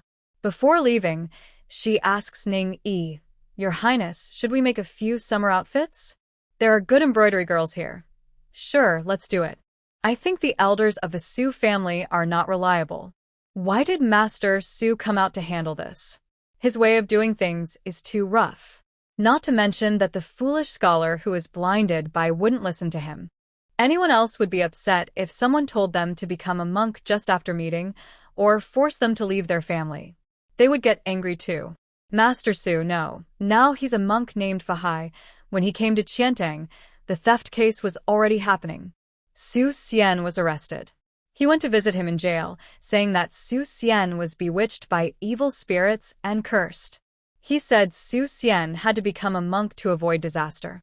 When Su Xian's case was settled and he was sent to Gusu, he still tried to stop people on the way and forcibly take them to become monks. Not just Su Xian. Even the guards escorting Su Xian were confused. They had never seen a monk fighting to arrest a criminal before. This happened outside Gusu City in the mountains. The mountain god there is from Tianyu Mountain's Big Lake. The news reached Hu Xiaomei directly. She couldn't help but laugh and cry. This matter was really unbelievable. Your Highness, what's wrong with these people? Don't you think everyone around Su Xian is a bit strange? Chu feels that suddenly, everyone seems to have lost their sense. Only Su Xian's brother-in-law, Li Gongfu, seems normal. Xiao Bai comments like that. Ning Yi thinks for a moment. People who think too much can't do great good. Don't you think the Su family's ideas are pretty simple? Do they really think raising a perfect person for 10 generations will make them the ruler of the world? He was even a founding emperor. And he carefully nurtured his descendants for 10 generations. Without a bit of stubbornness, no one could have done such a thing. That's true. But now, it seems we can't count on that old monk to succeed. I'll have to handle it myself. Really? Little sister, what are those two fools doing now? The two fools she mentioned were now the exclusive followers of the green and white serpents. They'd gone to Suzhou to find Su Xian. She entered the mortal world to share in Su Xian's accumulated good deeds from 10 lifetimes, so, of course, she had to follow. Xiaobai looked at Ningyi. Would you like to come too, my lord? Let's go to Suzhou together. Suzhou also had a Rouge Alley, named after their family's business, and a Shengsheng Hall, another large local establishment. Xiaobai's residence in Suzhou was a manor outside the city, built in the elegant and authentic Jiangnan garden style. It wasn't large, just over 30 acres, but it was exquisitely designed. She had asked Meng Xiao to invite a master architect, now residing in the underworld, to design it. 2 of the pavilions were even crafted by direct disciples of Liu Ban himself. It was truly a masterpiece, literally, not just a figure of speech. I've always said you should come see it, but you never did. As someone close to Ningyi, Xiaobai certainly knew what kind of house he liked. The small family courtyards they had before were all in the Jiangnan garden style. She had gone to all this trouble to build this place just for him. After it was finished, she kept urging him to come live there, but he never did. Well, I'm here now. Don't worry, your effort won't go to waste. I'll be staying here often in the future. He didn't say more. Some things were better left unsaid. Hearing that, Xiaobai was delighted. Then I'll have them buy more land and expand it a bit. A divine lord shouldn't live in such a small place, especially since Lord Linqi would be moving in later too. Ning Yi shook his head. It's big enough. It's nice, quiet, and peaceful. All right then, maybe we can build a few more houses in different styles elsewhere so you can switch between them. If she wanted to keep busy, so be it. Building houses created jobs anyway. It gave the local carpenters and masons more work, and the people taken in by the charity hall could also help, earning their keep. So, what should we do now? Just sit around and wait to watch the show? Chu Chu felt a bit bored. She didn't like the way the white snake acted and found it unnecessary to waste time on such a small demon. She wasn't worried about the calamity either. Since the beginning of the journey to the West Calamity, each one quietly started and ended without much fuss. Besides the loss of spiritual energy, nothing else seemed affected. Since the gods' sealing calamity, spiritual energy has become meaningless to them. It's never enough anyway. She always carries a spiritual lock talisman. She can't understand why the Divine Lord remains so curious about the world. Now, she might be the oldest living in this world. Has she really not grown tired of it? Maybe we should do something too. We can't go into official politics anymore. How about we go wandering in the martial world? Although she hasn't found a real martial world like in the stories of the great hero Jean, the martial world of common folk does exist. Chu Chu's eyes widened in surprise. What did the Divine Lord just say? How could she not follow his train of thought? Traveling in a land full of monsters, are the martial world and monsters supposed to appear together? All right, Ningyi also realized she might have been thinking too simply. It's not like monsters are everywhere. The emperor is a bit clueless, and the court isn't very honest, but the common people are the wealthiest they've ever been. That's undeniable. Without so much resentment, there wouldn't be so many monsters. Today's monsters are very different from the great demons of Chu Chu's time. They're called monsters, but they're practically two different things. Their cultivation methods are different. In the past, monsters could establish their own heavenly court. Now, they survive through crooked means. Places with too many humans can't hold them, and places with strong yang energy are unsafe for them. The Song dynasty is weak, but wealthy. They really have money, and they really lack backbone. Ordinary people aren't poor, and life is decent. There's not much environment for ghosts and monsters to breed. Honestly, there are some monsters, but not many. Most hide deep in the mountains and forests, living in fear and avoiding trouble. Your rule isn't like it used to be. You're so powerful that even the Fairy of 100 Flowers dares to give you orders, and you've tricked her into trouble. Which monster would dare to show off in the Tang territory? Chu Chu laughed. I don't even know why the jade pool arranged for that person to become the fairy of 100 flowers. She first took over her body, then later tricked her again, causing the fairy of 100 flowers to be punished and sent back to the mortal world for reincarnation. It's not like she intentionally wanted to trap someone. Divine Master, what exactly should we do? You can't just flatter me. We need to change the subject. Ningyi thought for a moment and then suggested, how about we build ships and go to sea? What do you think about starting maritime trade? This is a business that makes a lot of money. Just imagine, pirates in the Caribbean are quite cool. Maybe we could occupy an island at sea? Huh? The more I think about it, the more it seems feasible. That land in Australia and New Zealand isn't just wilderness anymore, right? Maybe we should occupy it first? What's so special about those savage lands outside? They're so poor, there's no good business to do there. The Tang Empire is vast, and many foreign tribes come to pay homage. Chu Chu has seen many foreigners and isn't a naive fool. But they use gold as currency. We lack gold here, so if we send over cheap tea and poor-quality porcelain, we can trade for gold. That's a good deal. Ningyi started talking about business strategies. Chu Chu followed her lead and discussed the feasibility. When Hu Xiaomei brought the news that Bai Shi and Su Xian had recognized each other and wanted to open a pharmacy, she saw her divine master and her aunt passionately discussing the price of tea and the quality of porcelain, what was cheap and how to fool people. Maybe her way of opening the door isn't right? Suddenly, she wondered why she kept going out and coming back in again. What was going on? Ningyi stared blankly at the row of bottles and jars on the table. There were more than 10 glass items. This isn't about building a big ship to sail away, right? She wasn't worried about the ship's design. Tingting understood that well. As for the materials for building ships, Ningyi didn't trust the ready-made ones available in the market now. Mainly because she thought the Caribbean pirates were a bit mysterious. Without some sturdy materials, she was afraid the ships wouldn't withstand storms, sea monsters, or pirates. While rummaging through her inventory in the Chaos Pearl's small world, she found the Lotus Market. It had been many years since she last thought of or used that marketplace space. Except for the initial use before the Chaos Pearl's small world was opened, it had been left in a corner gathering dust, hardly remembered. The main issue was that the items in the market, given the environment at that time, couldn't be used directly. They needed to be refined and purified beforehand. There are plenty of ready-made good things, so why bother with the trouble?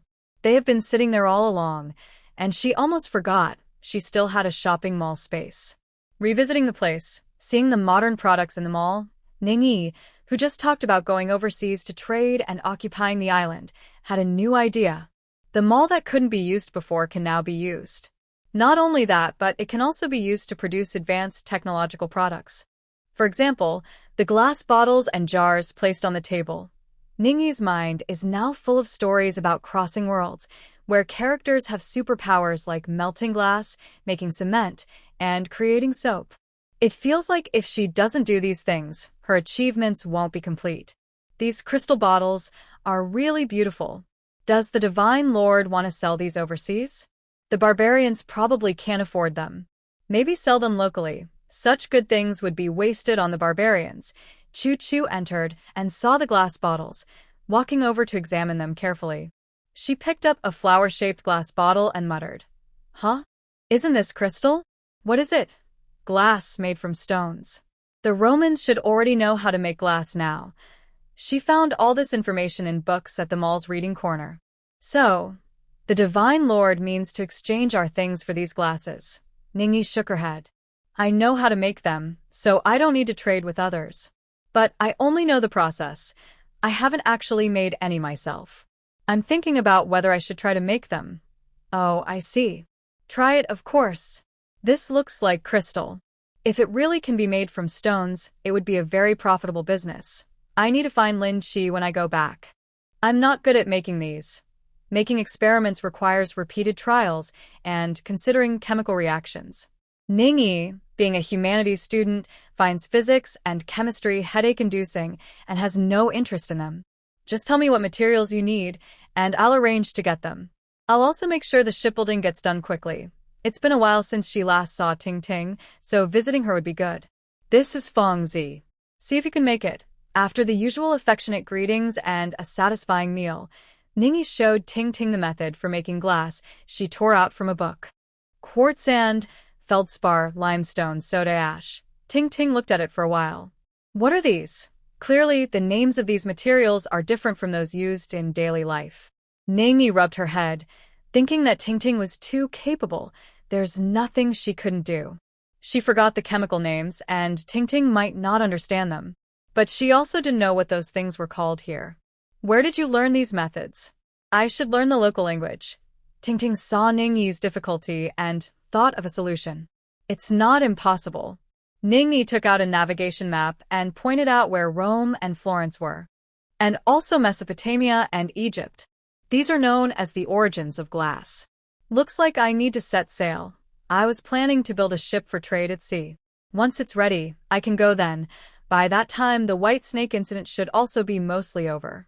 After the excitement, she wanted to go out and see the world, and maybe visit some nearby islands. It's a small but worthwhile gain. Ting Ting smiled. No need to trouble yourself. As long as I can still use magic, I can just fly over on my boat. It'll be quick. Once this obstacle passes, spiritual energy might be scarce, making it harder to use magic later.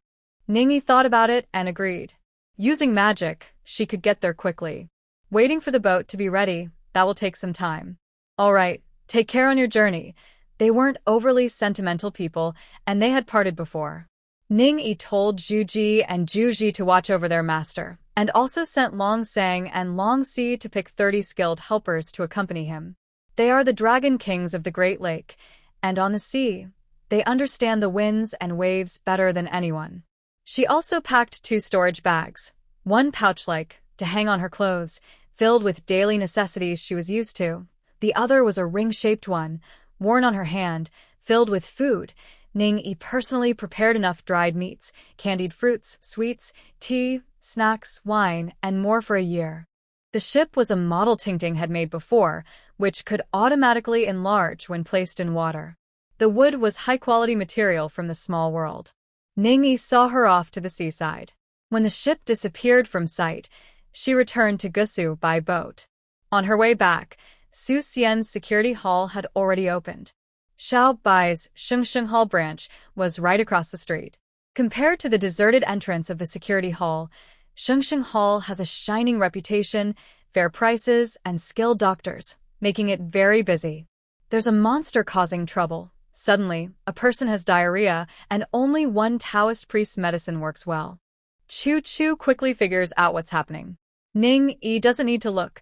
She already knows the villain has appeared to push the story forward. Xiao Bai, dressed in colorful clothes, leisurely drinks tea. It's okay. The local city god isn't just for show, he will act. In a big city like Gusu, the position of city god was one of the earliest to be established. It must be someone from Tianyu Mountain. Besides, no matter where they come from, the city god's duty is to guard the area. If monsters appear, it's a sign that he's not doing his job well. If he doesn't handle it, who will? But before the city god can act, the white snake strikes first, replacing the medicinal herbs with flour and marking the poisoned well, one by one, removing the poison. Shengsheng Hall then offers free medicine, and their reputation spreads. They really dare to boast. Su Xian is so young, only a few years of medical training, and he dares to sit as the main doctor. And people still come to see him. That's overestimating himself. Usually, older doctors are more popular. Who would trust Su Xian to treat them? Offering medicine can boost temporary fame, but free clinics aren't a long-term solution. The reputation built might last only 30 or 50 days, which is hard to maintain. Who needs her to interfere? I've already prepared everything, and once I get solid evidence, I'll arrest him. Before I could act, the white snake made her move. She clearly did it. The city god, annoyed, takes the chance to explain himself while delivering gifts to Ningyi. It's not that he's neglectful, he needs proof to arrest someone. An attempted crime and an actual crime are 2 different things. Then why don't you catch the white snake? Isn't she a monster too? If a monster appears on your territory, just catch her, right? Now, monsters are so respected that they can be caught without reason. If they're caught and killed, It's just a loss. Hu Xiaomei asks the city god, annoyed at the white snake, and takes her. The city god looks helpless. Of course I want to catch her. The heavens and the Buddha have already sent messages not to move her. What does the heavens have to do with this? I don't know. The heavenly official who gave the orders only said not to interfere with the white snake's affairs and to let her go. They didn't explain why. Once the city god left, everyone looked at Ningyi, hoping she could explain. I also don't know. Maybe ask the Jade Pool. Ningyi was reluctant to use her spiritual power to calculate and sent Hu Xiaomei to find out. Hu Xiaomei returned and said, Guanyin found the mother of the mountain and took the white snake as her registered disciple. The queen of the Purple Star Emperor was visiting the mother of the mountain at the time, and she wanted to save face for her. So, she sent someone to pass the message. Is there also something about Daji here? She really is quite idle. Without her in oil or salt, what is she meddling in? The root of the matter is still with Guanyin. The mother of the mountain is giving her face, and Daji is also giving face to the mother of the mountain. Chu-Chu analyzed the reason logically. Then why isn't anyone giving me face? Ningyi muttered this aloud. Chu-Chu burst out laughing, amused by the slightly resentful tone of the divine master. Just ask anyone. Who would believe you care about such a minor character? This little thing? If Guanyin knew you were interested in the white snake, do you think she would hide forever in Lingshan and never come out? Between Ningyi and the white snake, there are too many layers of hierarchy, like tiny ants. There's no way to connect them at all. Isn't it because Xiao Bai is now fighting against her? Xiao Bai is related to me, right? Ningyi felt unfair. She was so down to earth. What's wrong with that? Unlike them, who are all high and mighty, acting all superior. But now, Su isn't the same as the white girl who is by your side. She changed her identity. How can others see through that? Everyone knows she runs her own business, and no one thinks she needs to personally oversee everything. Xiao Bai is also quite important outside her family. Not to mention the white girl's status.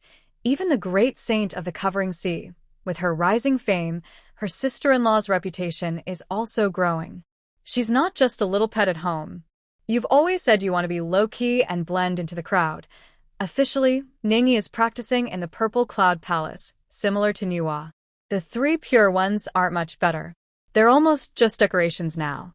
On Earth, Ningyi always carries a special lock charm she made herself to hide her identity. Only those very close to her, whom she doesn't want to deceive, know her true whereabouts. Why are you always defending Daji? Ningyi looked at Chu-Chu with suspicion. She isn't the type to meddle in others' affairs normally. Oh, it's just because my sister has some issues with her. We're in the wrong, so I don't want to owe her anything. Mostly, she's been with Ningyi for so long that she knows what kind of person the Divine Master is. When she says something like that, it means she doesn't take it seriously.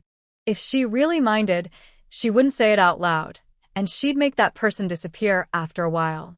If you want to repay a favor, you should let the other person know. No. Daji looks at the Purple Emperor as if he's something special. She's suspicious of every little thing a woman says. I won't accept that kind of doubt. Even among immortals, there are jealous and possessive types. Bo Ikao and Daji are like that. Everyone who knows about it is just watching the fun. Once the topic is over, it's no big deal. Dragon Boat Festival is coming soon. Oh, I forgot to bring Zongzi for Tingting. Ningyi suddenly remembered something else. Maybe I should ask Long Air's butler to deliver some? Chu-Chu suggested. Learning new skills and systems is complicated. Even the most talented person can't master everything overnight. It would take years. Thinking this way, Ningyi didn't reject Chu-Chu's idea. That's fine. You still need to speed up the shipbuilding. If we can make a round trip at sea every year, it'll be much easier to transport goods. Yes, we're building it now. If it weren't for training shipwrights and preparing for future large fleet organization and using some magic, it would have been finished long ago. Chu-Chu explained the slow progress, thinking about how she just helped Daji explain things. It's not like she was talking nonsense. Who would have thought that she, Chu-Chu, a divine master who also trains in the mortal world and is a big boss among empresses, would personally participate in shipbuilding and maritime trade? No matter how you look at it, her divine master, is very down to earth. While others descend to the mortal world for training, her divine master is truly living as a human. She's doing well. Living like this isn't boring, and there's always something new to do. Lord Lin Chi is very cooperative. They should learn a lot from Lord Lin Chi. You're so arrogant, so arrogant. Ningyi had just finished making zongzi, sticky rice dumplings. During the Dragon Boat Festival, there wasn't much to celebrate, just a few friends hanging out by the lake and eating together, which was enough for the holiday. Meng Xiao suddenly ran over, speaking seriously but with a mischievous smile, eager to watch the fun. What happened? Only Hu Xiaomei cheered her on and asked. Meng Xiao took a meat zongzi, opened it, and said while eating, "It's about the white snake." Su Xian was scared to death by her. She chased the black and white impermanence to the underworld to steal someone. On the Yellow Spring Road, she took the person away. Haha, Big Ant, you're also part of the underworld. If the black and white impermanence got stolen, why aren't you laughing? It's so lacking in team spirit, isn't it? The black and white impermanents are under the control of the king of. It has nothing to do with me. I don't know who chose the black and white impermanents here, but they're terrible. They can't even handle a little snake demon, and they're supposed to be divine officials. Black and white impermanence isn't just two people, it's a title used in different places. It's not like ordinary people think, one black, one white, walking around with chains, jingling everywhere, with white impermanence sticking out its tongue. It's very normal, just a regular official position. People have powerful backing. Yes, they do. Now, everyone knows that behind the white snake, there are influential people. Since the white snake is so high-profile and openly relies on her backing to act recklessly, I think it's necessary to bring her powerful supporter out for everyone to see, to reveal what's really inside. We should also let the world know about her great deeds. Meng Xiao lazily filed her nails, took a few more strokes, then looked at her hands carefully and coolly gave Sha Bai some advice. Among the beautiful women, Meng Xiao is second to none. No one dares claim first. She's beautiful, loves beauty, and knows how to enhance her looks. Born with natural beauty, she also studies various skincare methods and makeup techniques. For example, nail art. Ningyi casually mentioned during a group discussion about different styles, new pigments, and makeup ideas that there are many ways to decorate nails. Unintentional words, but meaningful to the listener. Afterward, Meng Xiao organized people to start researching hand care and nail art. In the underworld, there are all kinds of experts. She can find anyone she needs, and they come at her call. Soon, they develop techniques like acupoint pressing and essential oil treatments for hand care. Nail dyeing definitely doesn't involve the chemical materials used in later times, but simple coloring reactions are not hard to do. People already paint their nails. Just adding a new idea of drawing on nails isn't difficult. She got some good things, inspired by Ningyi. How could she not come first to show Ningyi her treasures? But she can't just bring someone directly to try on Ningyi.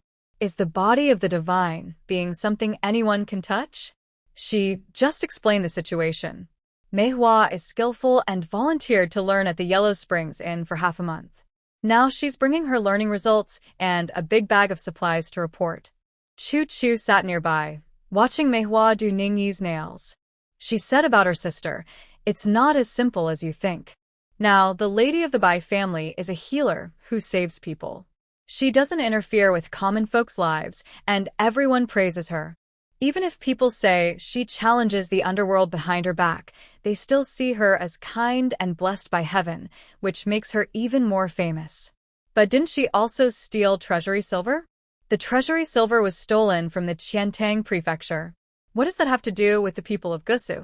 As long as it doesn't hurt their own interests, no one cares. Also, the theft case isn't solved yet. Su Xian was only found to have used the treasury silver, but the thief hasn't been caught. So, you're saying there's no way to deal with her? Meng Xiao thought to himself, I can't use the tricks I used to fool King Zhou, frame her, or something. Xiao Bai also looked worried, biting his teeth. If it doesn't work, we should push her shop out of business so they lose their livelihood. That fool will probably steal or rob again. If we watch her closely, I don't believe we can't catch her in the act. Ordinary guards definitely can't catch her. Only heavenly soldiers or city gods. But they've all been warned. How can you catch her? Do you want to do it yourself? That would show the divine being that you're interfering. Then this disaster will be chaotic, and the cause and effect of heaven's way might turn in unpredictable directions. Chu-Chu didn't say it outright, but her meaning was clear. Disrupting the cause and effect is not allowed by the divine being. Other things are minor. Delaying the great panga's cultivation leaves no room for mercy from the divine. Xiao Bai slumped on the table, looking hopeless. What should I do? Such a stupid person. I'm afraid she'll do even more foolish things and drag me down. Now I have to give free treatments at the pharmacy every 10 days. I feel like shouting on the street that Bai girl has nothing to do with Bai Nyangzi. Poor thing. Worried about damaging her reputation, the child is trying very hard. Ningyi wanted to say that you all are somewhat connected. Without the white lady, you might not exist. Thinking not to upset Little White anymore, she felt quite sorry for her. Didn't you ask the children from the charity hall and the street beggars to help spread the word? They walk around all day meeting many people. She also gave an idea. Little White didn't move at all. Why didn't I? Those kids are clever. They made up a pretty interesting story. They said that the White Lady was originally a fairy on Earth. Guanyin Bodhisattva was moved by the White Lady's good deeds and guided her to learn from a young girl to do good for the world. One day, she would complete her merits and ascend to the heavens. But then, the White Lady fell in love with Su Xian at first sight and wanted to fly away with him, only admiring the lovebirds, not the immortals. This story was well made, perfectly hitting the most loved points of the common people, especially the aunts and uncles. It's a melodramatic love story. It also elevated the White Snake and Guanyin, while distancing her from the white girl. Isn't that pretty good? Yes, but the effect is slow. Also, I don't want her to have a positive image. Who would want her to learn that? I'm just like her, chasing after men? What is she learning? I think the story is basically criticizing me. Little White still looked very displeased. When she said the White Snake only chased men, she kept glancing at Hu Xiaomei. It seemed she wasn't a nine-tailed fox, yet she was acting lovesick. Hu Xiaomei was furious. Taking advantage of Little White leaning over, she reached out and tickled her. What's that look in your eyes? Huh? Are you giving up? I'll fight you. Little White quickly slid off the table and ran behind Ningyi. Hu Xiaomei chased around the table, while Little White dodged around it.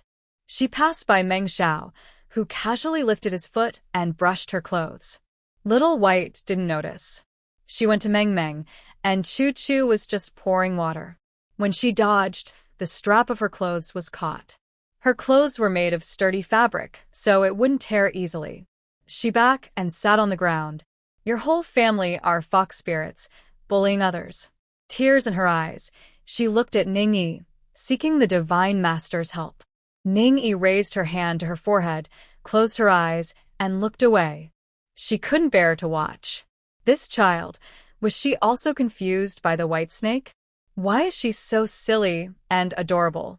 Chu-Chu and Meng Xiao are Hu Xiaomei's aunts and also nine-tailed foxes. They openly tease her about being in love with the nine-tailed fox clan. How could she not get upset? All right, everyone is grown up. Why are you still causing trouble? Xiao Mei is about to become a grandmother. Aren't you ashamed? Chu-Chu finished scolding and then came to mediate. Just then, Emolan arrived with her maid, bringing fruit, tea, and snacks. Xiao Bai and Hu Xiaomei sat down together. Ningyi watched them happily, not saying anything. Without these lively moments, the house would be dull and boring. It's so nice to have such lively energy, so fresh and full of life. It's no wonder Su looks down on those two silly little demons. They are spirits from the heavens, with great intelligence and many years of cultivation. They are top-tier beings in the mountains, forests, lakes, and seas. Their family runs a pharmacy and buys herbs. They are naturally a bit naive. Whenever they go out, can't they pick some good quality herbs? Why resort to stealing or breaking the law just to get money? Emolan always smiled kindly. After delivering the food, she stayed to watch Manhwa paint ginkgo leaves on Ningyi's nails, casually muttering a few words. Xiao Bai suddenly found a kindred spirit, rushing over to hold Imolan's hand and shake it happily. Exactly. They could let Su Xian live peacefully as a rich man, doing good deeds. But no, they have to cause trouble. This isn't gratitude, it's revenge. Normal gratitude is simply giving what is needed, letting good people be rewarded and live happily and prosperously, right? But the White Snake's way of repaying kindness is quite unique. Even if she just wanted a happy family and a child, why does she have to personally go out and do it? She just got married a few days ago, and now she's been exiled and scared to death. How is that a happy ending, huh? When she said this, Xiao Bai looked at Hu Xiaomei. Hu Xiaomei glared. Why are you looking at me? Are you done yet? Xiao Bai squinted and smiled. I wasn't talking about you. I thought of a plan. She turned to Ning Yi, grinning happily. Master, can I go find Aunt Gui Hua? Ning Yi looked at her. What's that got to do with the matchmaker? I want to borrow a red thread from Aunt Gui Hua to find a brave yet unlucky beautiful woman to form a good marriage with Su Xian. The White Snake is already pregnant. Her debt of gratitude is paid. Mr. Su is waiting to take her in once she gives birth. The ending won't change much, right? After Su Xian left her, marrying again was just a lucky chance. Nothing special, right? Hee. Anyway, everyone knows that a human and a fairy or a spirit can't really be together. There are many examples like Princess Yunhua, the three holy mothers, the Weaver Girl, the seventh fairy, and others. Even fairies can't do it. If a spirit and a human ended up happily together, wouldn't that embarrass the Jade Emperor? It's impossible. The Queen Mother of the Jade Pool definitely wouldn't accept the White Snake. Since they can't be together no matter what, does her plan change the outcome? Ning Yi was surprised by Xiao Bai's way of thinking. How did she come up with this idea? Oh, usually when people watch dramas, they only see bad men and women who are hurt by them. Is she trying to go against the usual story?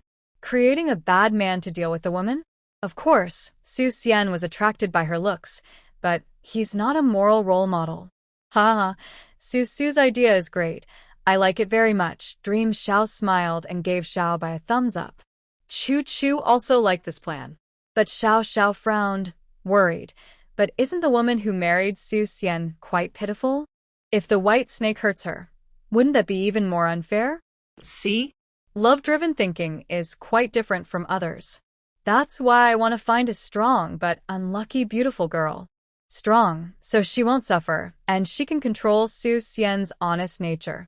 Unlucky, so she'll cherish what she has. Su Xian has medical skills, so no matter what, they can get by.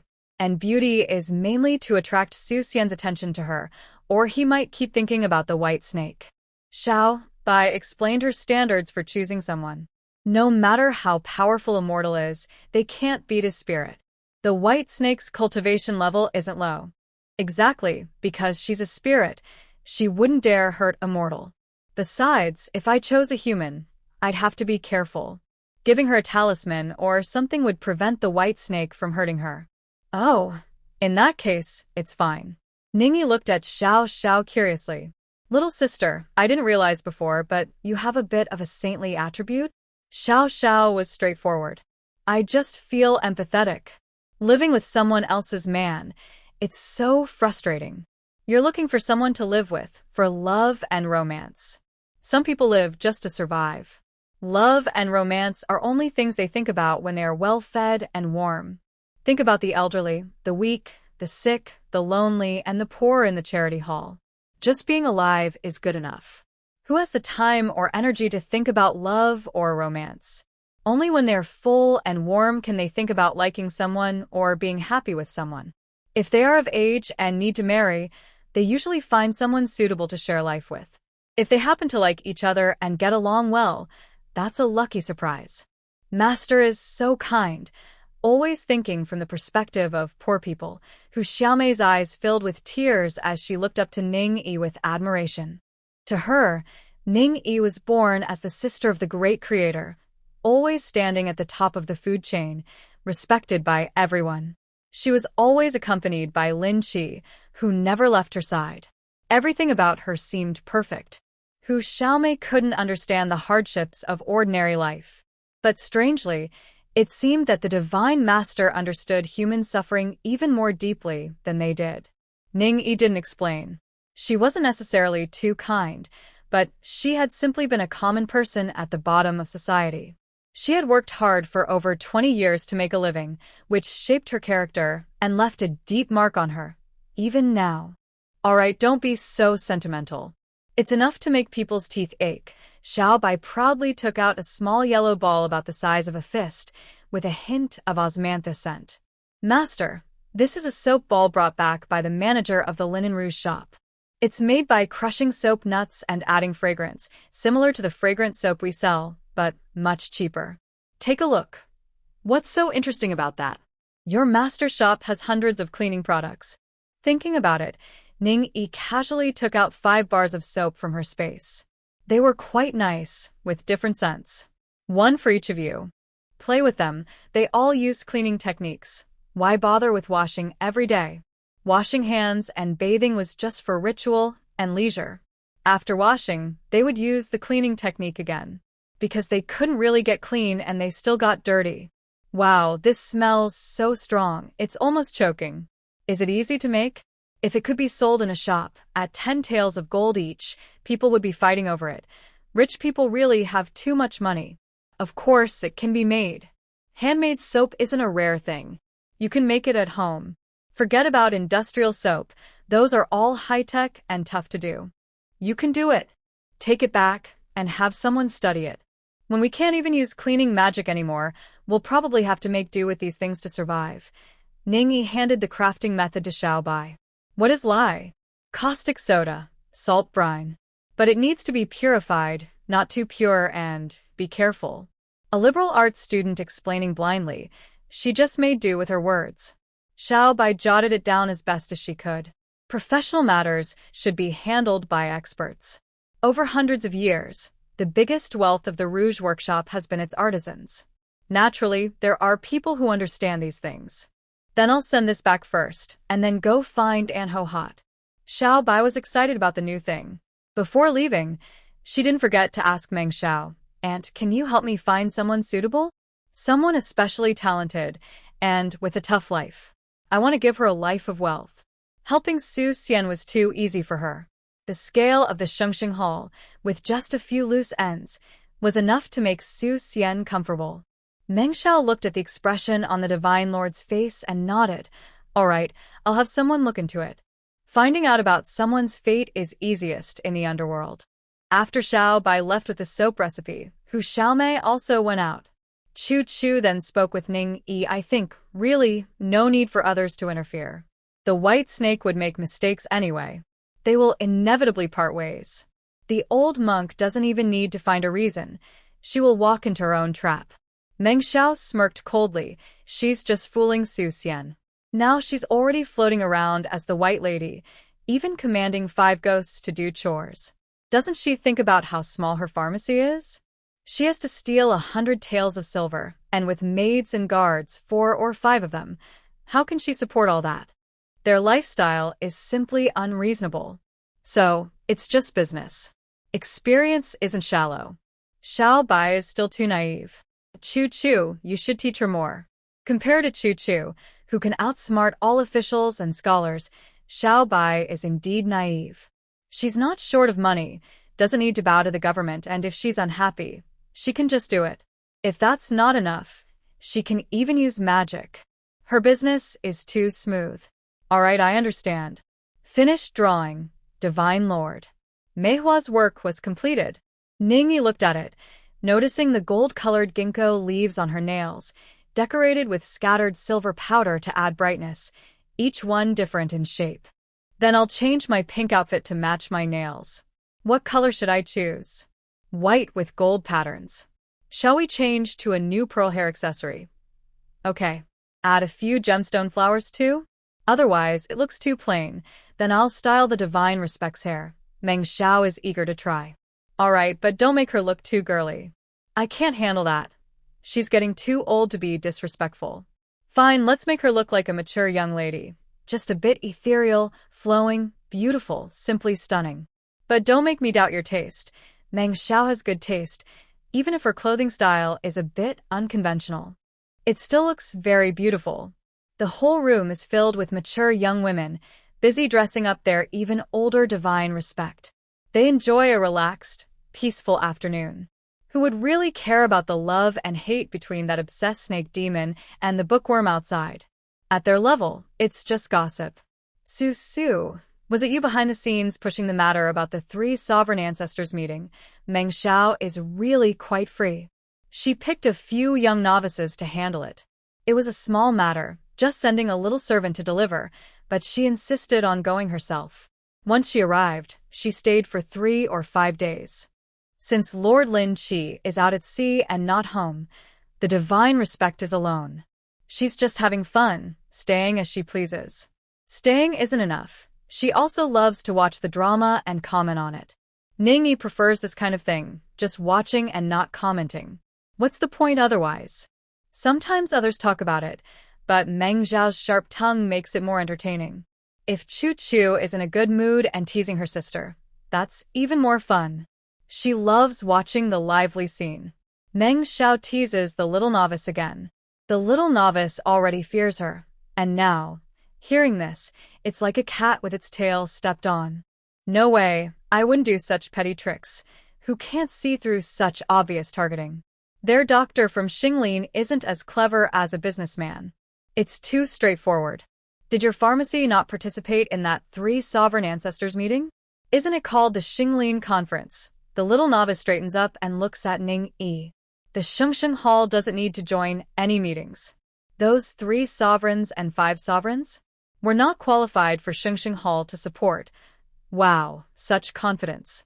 Is it possible that those people are also watching you open a new shop across from Bowen Hall, trying to annoy Su Xian and his wife, and deliberately flattering you?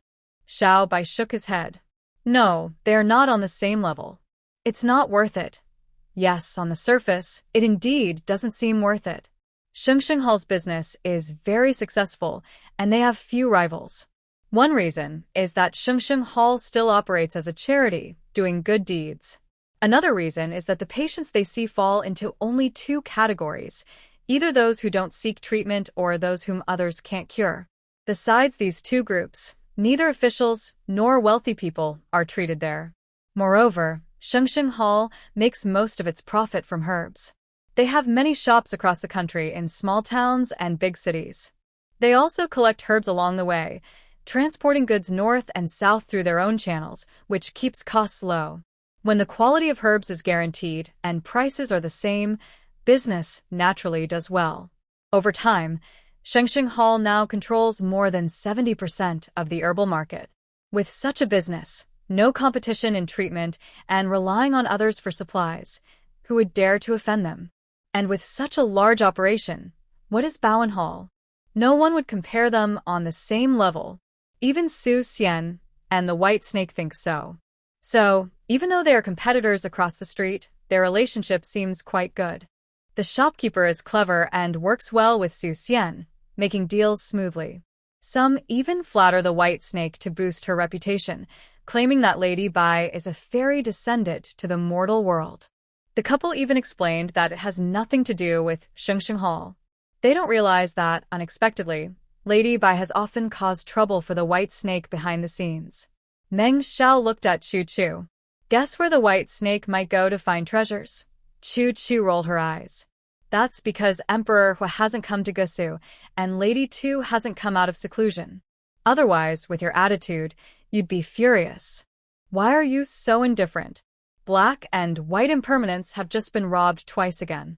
The face of the underworld is about to be lost. Meng Xiao didn't take it seriously. So, when the big bosses aren't around and no one is making decisions, the Yama Kings just take the case to the heavens. The last time something like this caused such a fuss was with Monkey King.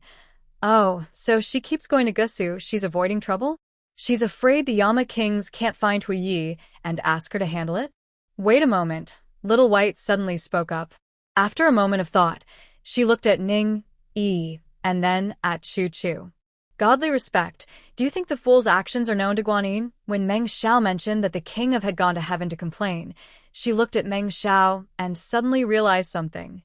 The way the white snake acts is so similar to how Manhwa sent her down to help King Zhou, pretending to obey while secretly scheming. Of course, she deliberately wanted to trap Manhwa. The white snake is truly naive. But the result?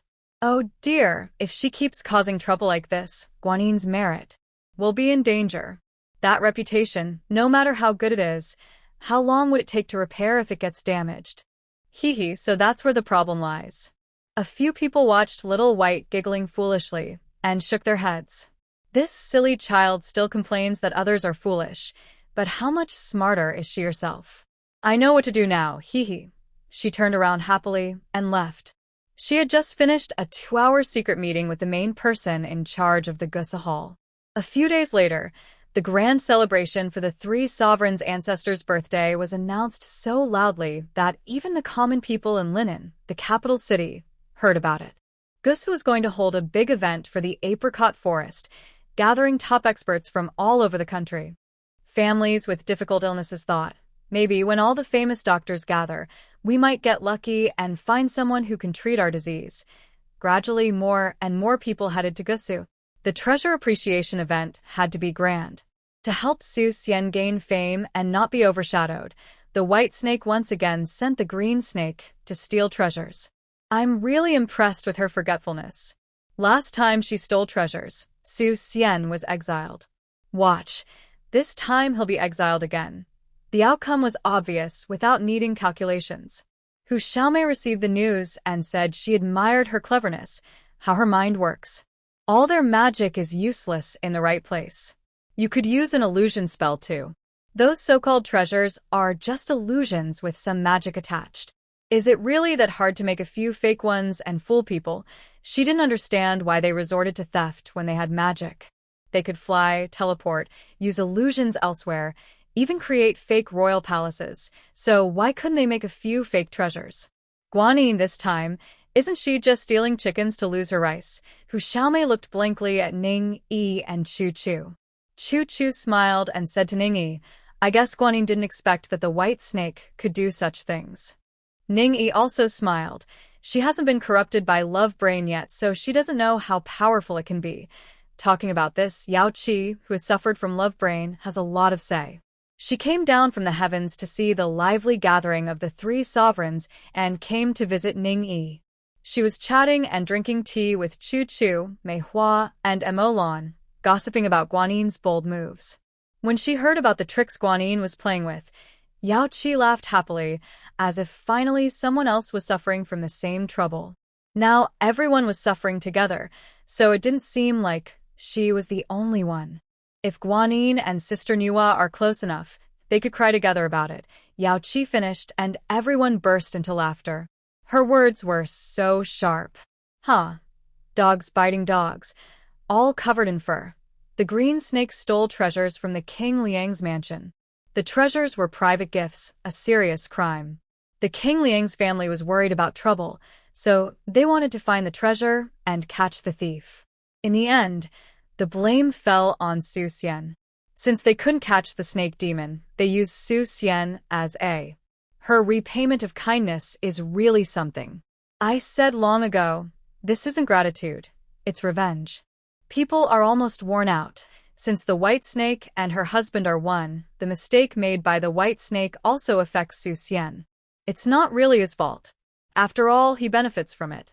He should bear the consequences. So, what kind of gratitude is this supposed to be? Oh, if Su Xian is so worried, then the one in the South Sea, haha.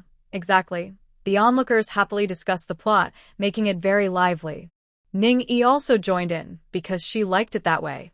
Your Majesty, do we have to move again? Su Xian has been sent to Zhenjiang for the 2nd time, Hu Xiaomei asked. Ning Yi shook her head. No need to move. It's good here. We'll go back to Qiantang after a while. Once everything is settled, I plan to stay here permanently. Who wants to go to Zhenjiang and wait to be flooded? Xiao Bai, hearing this, said that she would repair the place again, if she stayed in Gusu. It's still a bit small. Small? It's fine. You bought other land too. Don't move this one. I think it's good here. Let's not move for now. When shall we return to Qiantang? Let's wait until after the new year. I want to experience Gusu's New Year atmosphere. This year Tingting isn't home, so it might be boring. Your Majesty, Lord Lin Chi brought you a gift. This person, I can't help but think, just said Tingting isn't home, and Long Air, who went to deliver something, has returned with a boatload of Western goods. Everyone at home gathered to look at the Western sights. Jewels and gold items, I don't lack them, but the style is different. If I had to say, the items are quite special, just interesting to see. And those foods, besides seafood, there's ham, beef, and lamb. We have a lot of seafood stored at home. Gun once sent mountains of seafood from the South Sea. Even now, the Dragon Kings from the Four Seas know what she liked to collect in the South Sea, and they send those things. There's plenty of seafood and sea salt. But the beef and lamb, there isn't much to eat. This smell is too strong. I can't stand it. Xiao Bai looked disgusted and ran off immediately. She's not very lucky with her taste. Today, I'll cook a Western-style meal myself, and some good milk cookies. It's been a while since I made them. Western food also has delicious options. Your Majesty, the great gods said you would like these. They were found in a pirate hideout. Long Air took out a storage bag like a treasure again. It was filled with gold coins, flying carpets, small magic lamps, and other magical items. Of course I like them. Who hasn't dreamed of being a little wizard? How is Tingting doing over there? Is she eating well? Sleeping well? Is she used to living there? Is everything going smoothly? Yes, everything's fine. The great god lives in a space of our own, with everything she needs inside, not outside. The place is too dirty, so we use our own water. Now she's traveling to different cities to learn from others. When she has free time, she writes to you. Before I left, I was looking for stones to make a castle for you. Long Air's face was full of smiles, as happy as a palace attendant. All right, the new year is coming soon. I'll pack some food and supplies. Send someone to deliver them to her, okay? Oh, and since we don't need water, let's bring more water and fresh vegetables and fruits. I'll prepare more to prevent her from getting sick. Previously, I only heard that Westerners had very poor hygiene conditions in history, and that the Black Death was related to dirt. I didn't know if it was true. Now, it seems it might really be the case.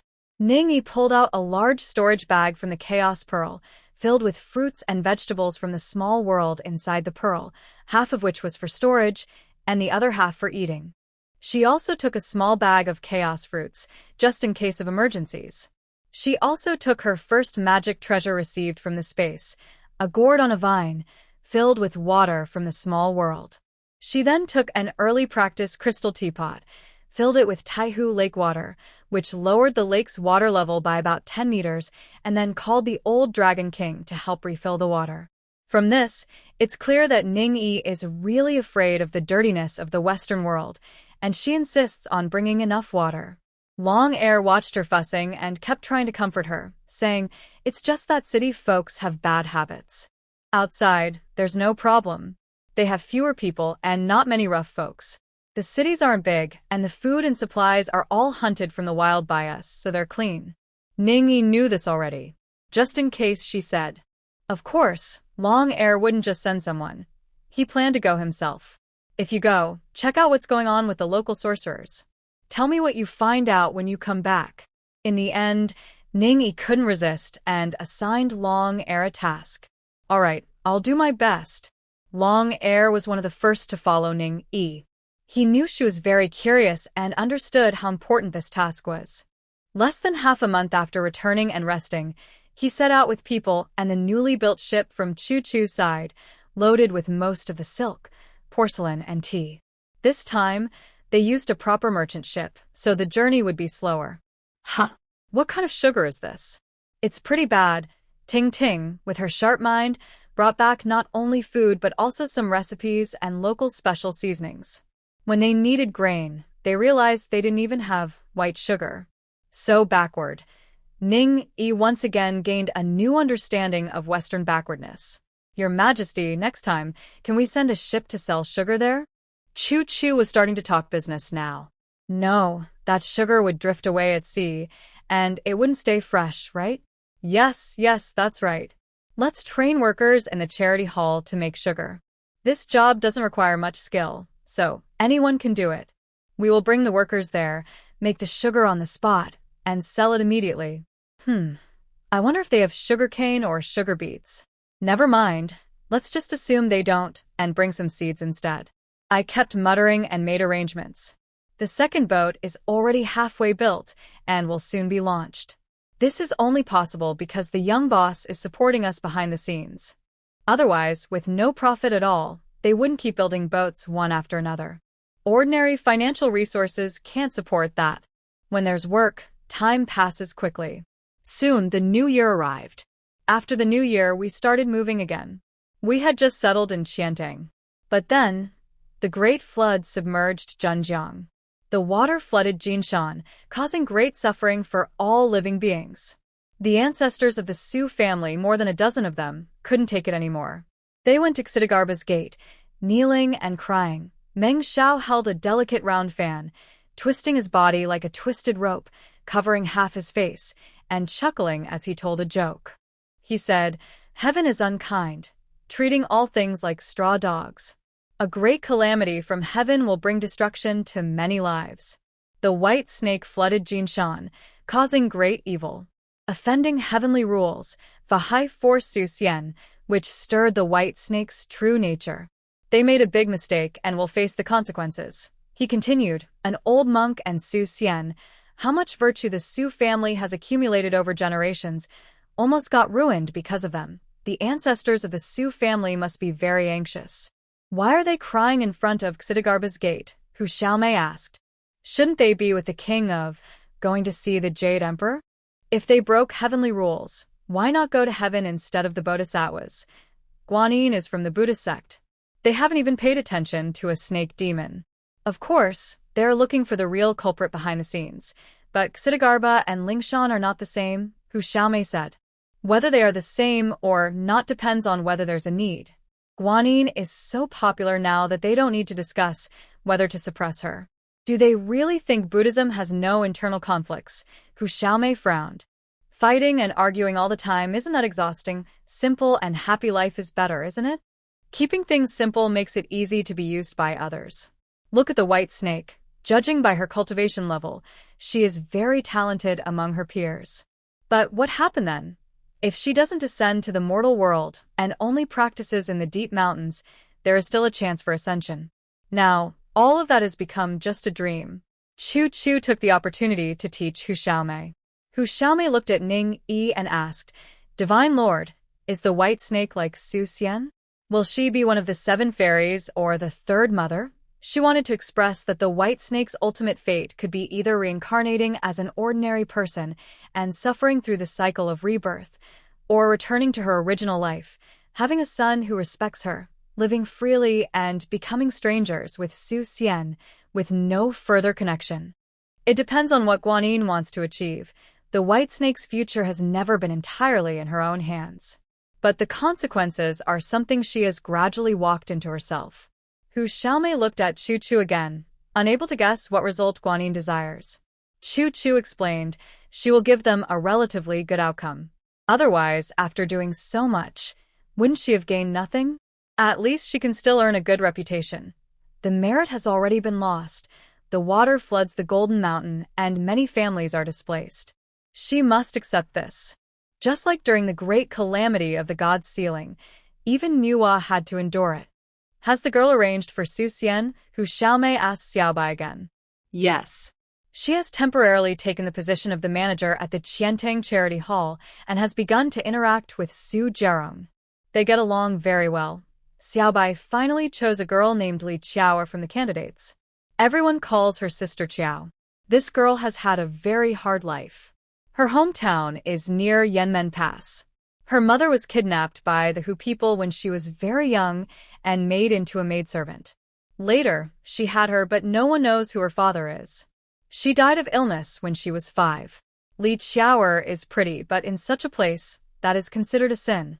She has been dirty since childhood. At 9, she ran away and followed a merchant caravan, passing through Yanmen Pass, begging her way south. She fell ill on the way and was taken in by the Charity Hall of Shengtang. Since then, she has stayed at the Charity Hall, now over 20 years old. When she was 17, She was betrothed. It was a boy from the charity hall, someone she grew up with, childhood sweethearts. The boy was clever, and both of them had hard lives.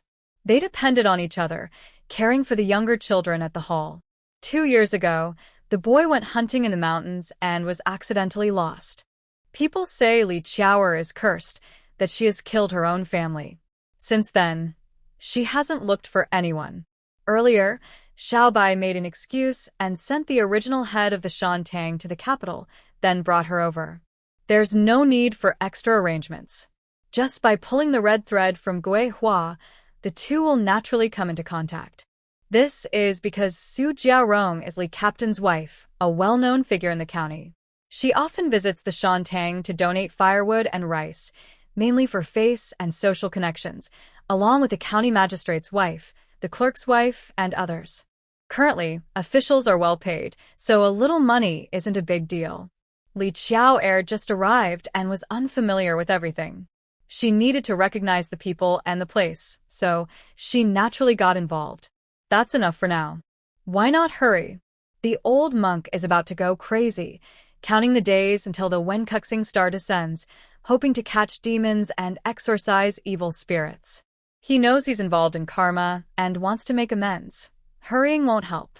The child in the white snake's belly is her lucky charm. No one can harm her. This Wenkuxing star is also a problem. Why choose such a target for reincarnation?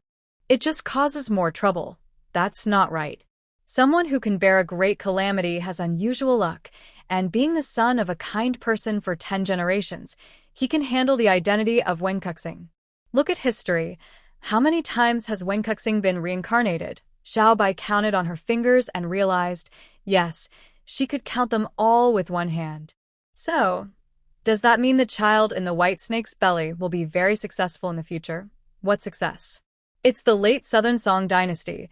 There are hardly any top scholars or successful people in the entire Song dynasty. They only know how to read and take exams. Will he save the country or the people?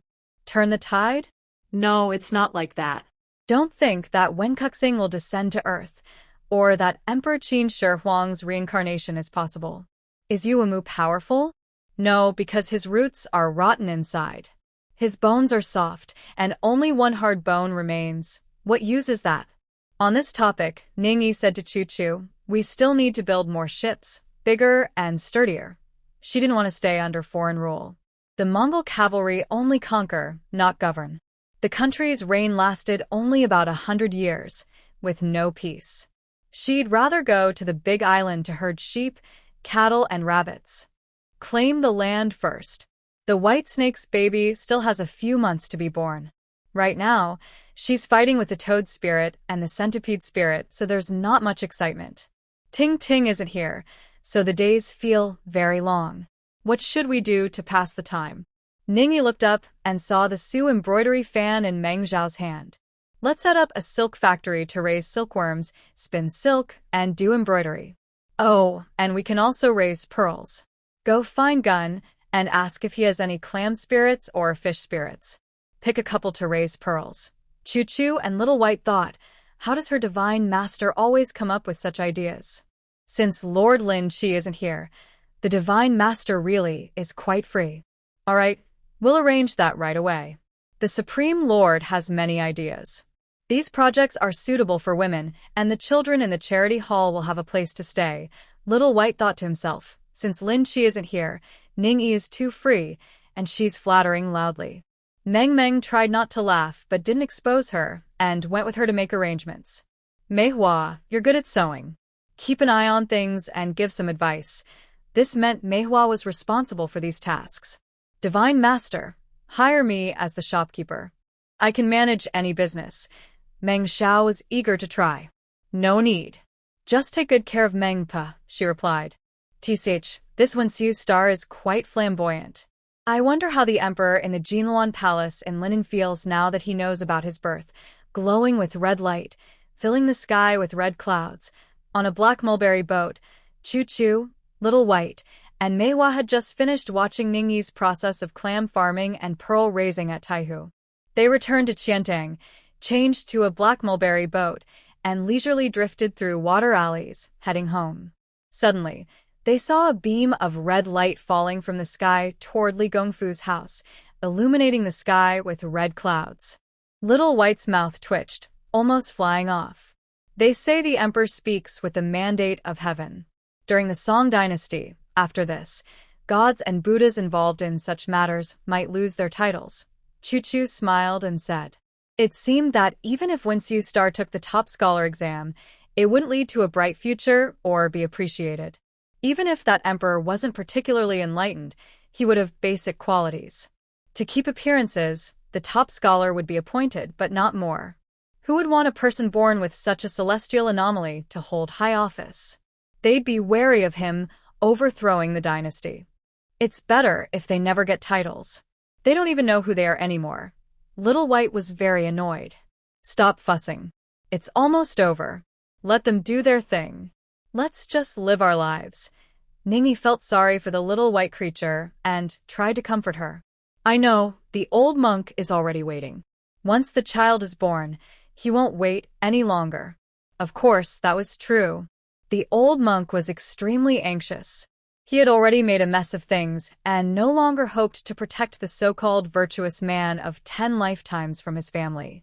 Now he was simply seeking revenge against the snake spirit, determined not to rest until one of them was gone. The Jade Emperor is really something. He has to get involved in every little matter, no matter how trivial. It's just a snake spirit who broke the heavenly rules. Can't any heavenly officer handle that? Why must he personally issue a decree to imprison her under the tower?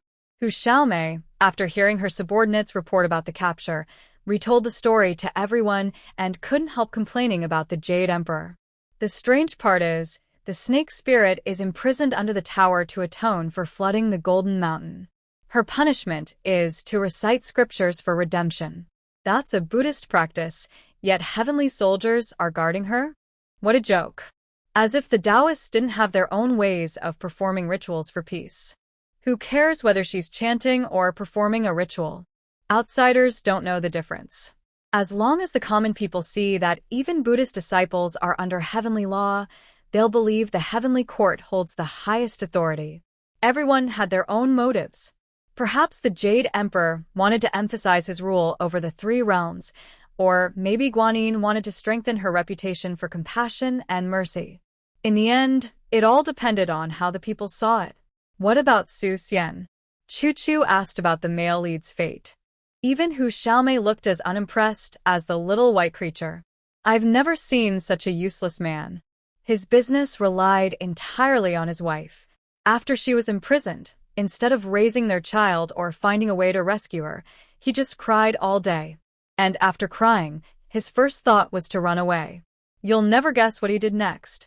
He left the baby with his sister and brother-in-law, then went to the Golden Mountain Temple to become a monk, saying he wanted to atone for his wife's sins through cultivation." Please. That was just an excuse to escape.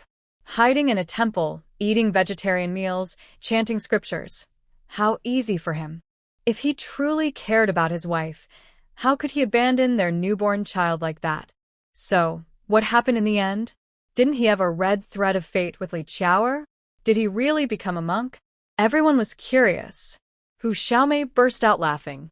That Li Qiaoer is quite something. She went straight to the Golden Mountain Temple with the baby in her arms, gave Su Xian 2 hard slaps, and scolded him for being an irresponsible father. Then Su Xian, still weak and helpless, kept saying he knew Qiao Jie was kind-hearted and asked her to help take care of his sister and raise Su Shilin. The more shameless he was, the more shameless he became. Qiao Jie told him that if he didn't want the child, she would take him to the charity hall. The shipyard business had been good these years, and there weren't enough shipbuilders. It was a good chance for the child to learn a skill and go to sea in the future. If he encountered storms or water monsters and died, it would just be his bad luck. After all, he was born unlucky without parents to care for him. His mother was not a good person. She was a demon and couldn't change her nature. She broke heavenly laws, harmed many creatures, and was unforgivable. His father was bewitched by a fairy, couldn't tell right from wrong, was irresponsible, and only knew how to run away when problems arose. He thought he was deeply in love, but he was just self-absorbed. He was born with sin, an evil child born from a human and demon union. Whether he lived or died, no one cared. She spoke so harshly that Su Xian had no choice but to go back. He just wanted to stay at Jinshan Temple, but even the temple wouldn't accept him, afraid he might help do evil. Su Xian, that timid fellow, obediently went home. Li Gongfu and Su Jiarong had already received instructions from Li Qiao. When Su Xian returned, he only said he would take care of his daughter and was too busy, so he handed Su Shilin over to Su Xian to manage himself. The child had just finished the imperial exam, and after half a month of fussing, Su Xian was so overwhelmed he couldn't think straight and had no time to worry. Li Qiao often went to see the child. Su Xian saw her as a savior and kept hoping she would help take care of the child. Over time, a young unmarried girl like her shouldn't help a grown man raise a child for no reason. So, Su Jiarong arranged a marriage proposal through a matchmaker. Li Qiao set 3 rules.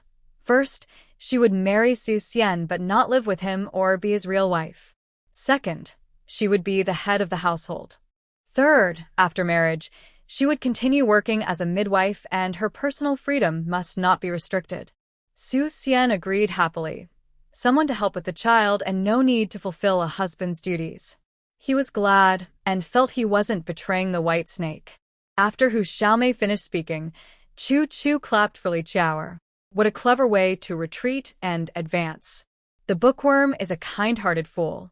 Li Qiao only needs to take good care of the children, keep the house in order, and run the pharmacy successfully. If she does all this, he will see her value and respect her. In less than half a year, the bookworm will start to feel he owes her and will find excuses to justify himself. They are already married, and no matter how well Li Qiao treats him, others will try to persuade him, but he is easily swayed. There's no reason he can't be controlled. Some men are just like that, they always find reasons to justify their actions.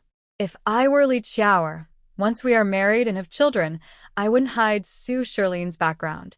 I would let him know from a young age that his mother was a snake spirit. I'd wait for him to become a top scholar and rescue her from the tower. His aunt's family has helped him a lot, and when he grows up, he should marry Li Billion to bring honor to the family. Everyone in the Li family, including Su Xian, should be grateful to her. Even the white snake trapped in the tower would remember her kindness forever. Then she would carefully raise her children, teach them skills, and help them find good jobs through the charity organization. They could earn enough to live comfortably for a lifetime. Even if the white snake comes out of the tower someday, her family can reunite as they wish. She would take her children and settle into her own business. When she becomes an old master, she can enjoy her grandchildren and live a comfortable, carefree life. Chu Chu kept thinking about how she would do things differently. Hu Xiaomei, lost in love again, said, "But if that happens, wouldn't Li Qiao be wasting her efforts? If the man doesn't love her, she'll end up lonely and old?" Chu Chu just wanted to peek inside her niece's mind to see if all she thought about was love and romance. Look at Li Qiao's feelings for Su Xian. Is it really just about love? She has a childhood sweetheart. And with her abilities, does she really care about Su Xian? It's just because his family is well off, he's honest, easy to get along with, and has a good reputation. That's why she's interested, not love. What she wants is a career, not love. Or simply put, she's just using him to have a child. With someone like Su Xian, how could she take him seriously? Xiaobai covered her mouth and laughed, thinking how funny her aunt and niece were. Their ideas were completely different, not even on the same page. She chose her partner, but not based on love. It's unclear whether Xiaobai told Chu Chu what she thought or if Li Qiao already had that idea herself. In the days that followed, life was quite similar. She truly lived that way. 6 months after getting married, she bought the courtyard next to Li Gongfu's house. They built a moon gate in the wall between the courtyards. When the gate was closed, it was like one family. When opened, it was like one household. Li Qiao managed both outside and inside the home. She hired a few servants to keep the house tidy. She also handled all the chores related to the pharmacy, like stocking and preparing medicines. Every day, Su de Guanren's life was just two places: home and the pharmacy. He either took pulses and prescribed medicine or prepared prescriptions. In the morning, he dressed neatly and left home. In the evening, after closing the shop, he returned to a delicious dinner. After dinner, he would read with Su Sherlin and Li Billion. The children were still young, so he sat in a cradle on each side and read to them, nurturing their minds. He would spend the last hour drinking a health tonic, then go back to his room to read before sleeping. Day after day, his life was the same, without any trouble. All the chaos outside was kept away by others. He was like a delicate flower in a greenhouse, only needing to recover from his illness. Nothing else mattered. He loved this life very much. He enjoyed it so much that he didn't want it to end. He kept finding reasons for himself: how hard Xiaoer worked, how deeply she loved him, how she deserved a normal life, and so on. His sister and brother-in-law also advised him, and the pharmacy's manager did too. He was easily persuaded. Soon, Li Xiaoer became pregnant. From then on, everything was centered around the child. She no longer shared a room with him, but Su de Guanren's life of wealth and comfort was secure. After giving birth to a pair of twins, Li Xiaoer was so busy with life that she had no time to think about their relationship. Although they no longer shared a room, she still showed him love publicly. She accepted Su Xian's advances without hesitation. She didn't refuse to fulfill her duties as a wife. She simply didn't have the time. And so life went on. Li Xiaoer was truly good to Su Sherlin. No one could find fault with her. She never hid from him that she was his stepmother or about his unusual background. She spent a lot of money hiring famous teachers, provided him with good food and clothing, and encouraged him to study hard, aiming for the top exam. She even helped him rescue his mother from the tower.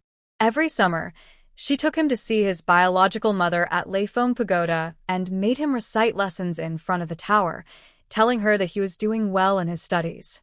She made sure her children studied both books and martial arts. They only say their qualifications are limited and no longer compete with their older brother for resources. They have always been sent to a good school to study and practice martial arts. When the children turn 10, they start going to sea with the martial master of the charity hall to gain experience. You're the same. Why are you so strict with the kids? They're only little, and the sea is full of wind and rain. They can't see land for half a year. What if they get sick or have accidents? Especially Bear, she's a girl. Why bother her? I've never seen you so harsh, mother. Su Jiarong feels sorry for her nephew and niece, especially Li Xiaoer. The twins are named Li Song and Li Bai, and they take their mother's surname. Li Xiaoer's name means she doesn't want to overshadow Su Sherlin. Su Xian is touched and agrees. They're not as smart as Sherlin, not suited for studying. Going out to see the world is good for them. Sister, going to sea isn't that scary. Now, dozens of ships go out every year on familiar routes, and they often rest on big islands for a month. It's safe. We can't just let them stay at home eating and growing up, waiting to help their brother and sister-in-law with life, right? Li Xiaoer doesn't mind. Su Jiarong is straightforward and says what she thinks, with no bad intentions. She's a good person. Hearing this, Su Jiarong feels happy. The twin sister-in-law is like Billion from her family. Her brother's wife is thinking of her daughter. But you don't have to go to sea. You can train at home too. If it's really necessary, you can go with the service, traveling all over the south and north. At least you're on land, with your feet on the ground. That makes me feel more secure. The sea is just water underneath. I feel uneasy about it. Li Xiaoer thinks to herself, you don't know that the sea is actually safer than land. The shipping routes have been well established over the years, and the sea monsters along the way are known to be dangerous, but tend to stay away. Besides the wind and waves, there's little real risk. The ships are made of good materials and fully loaded with cargo. They're not foolproof, but normal storms are manageable. Each ship's helmsman is an experienced old sailor, someone who started with the estate manager long ere. They're skilled at reading the weather and can usually avoid big storms. On the other hand, escorting on land is much more dangerous. As society gets worse, robbers and bandits are more common. The roads are full of dangers, ditches, steep slopes, and weapons everywhere. It's easy to get hurt. In the mountains, there's no way to call for help. How is that better than the sea? In the end, what's truly risk-free? Are you afraid of risks and therefore not doing anything? If that were true, there would be no saying about seeking wealth through danger. But she didn't argue with Su Jiarong. She just spoke softly. Whatever happens next, she would accept it. The child is gone and can't be brought back anyway. Su Jiarong wanted to intervene but felt it was complicated because of the distance. She told Su Xian, "As long as you're not troubled by it and don't disturb his peaceful daily life, I won't bother you. That's all I care about." As the older sister, she couldn't control her younger brother or tell her daughter-in-law what to do. What else could she do? You're also too much.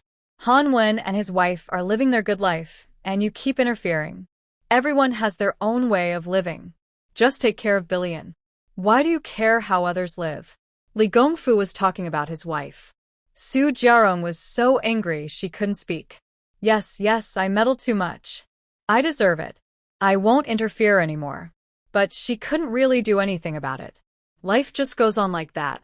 And that's how it is. Otherwise, how does everyone else live? What are you thinking about? Ningyi looked at Xiao Lu lying lazily in the yard, completely speechless. This guy is never involved in family matters, always running around visiting different places.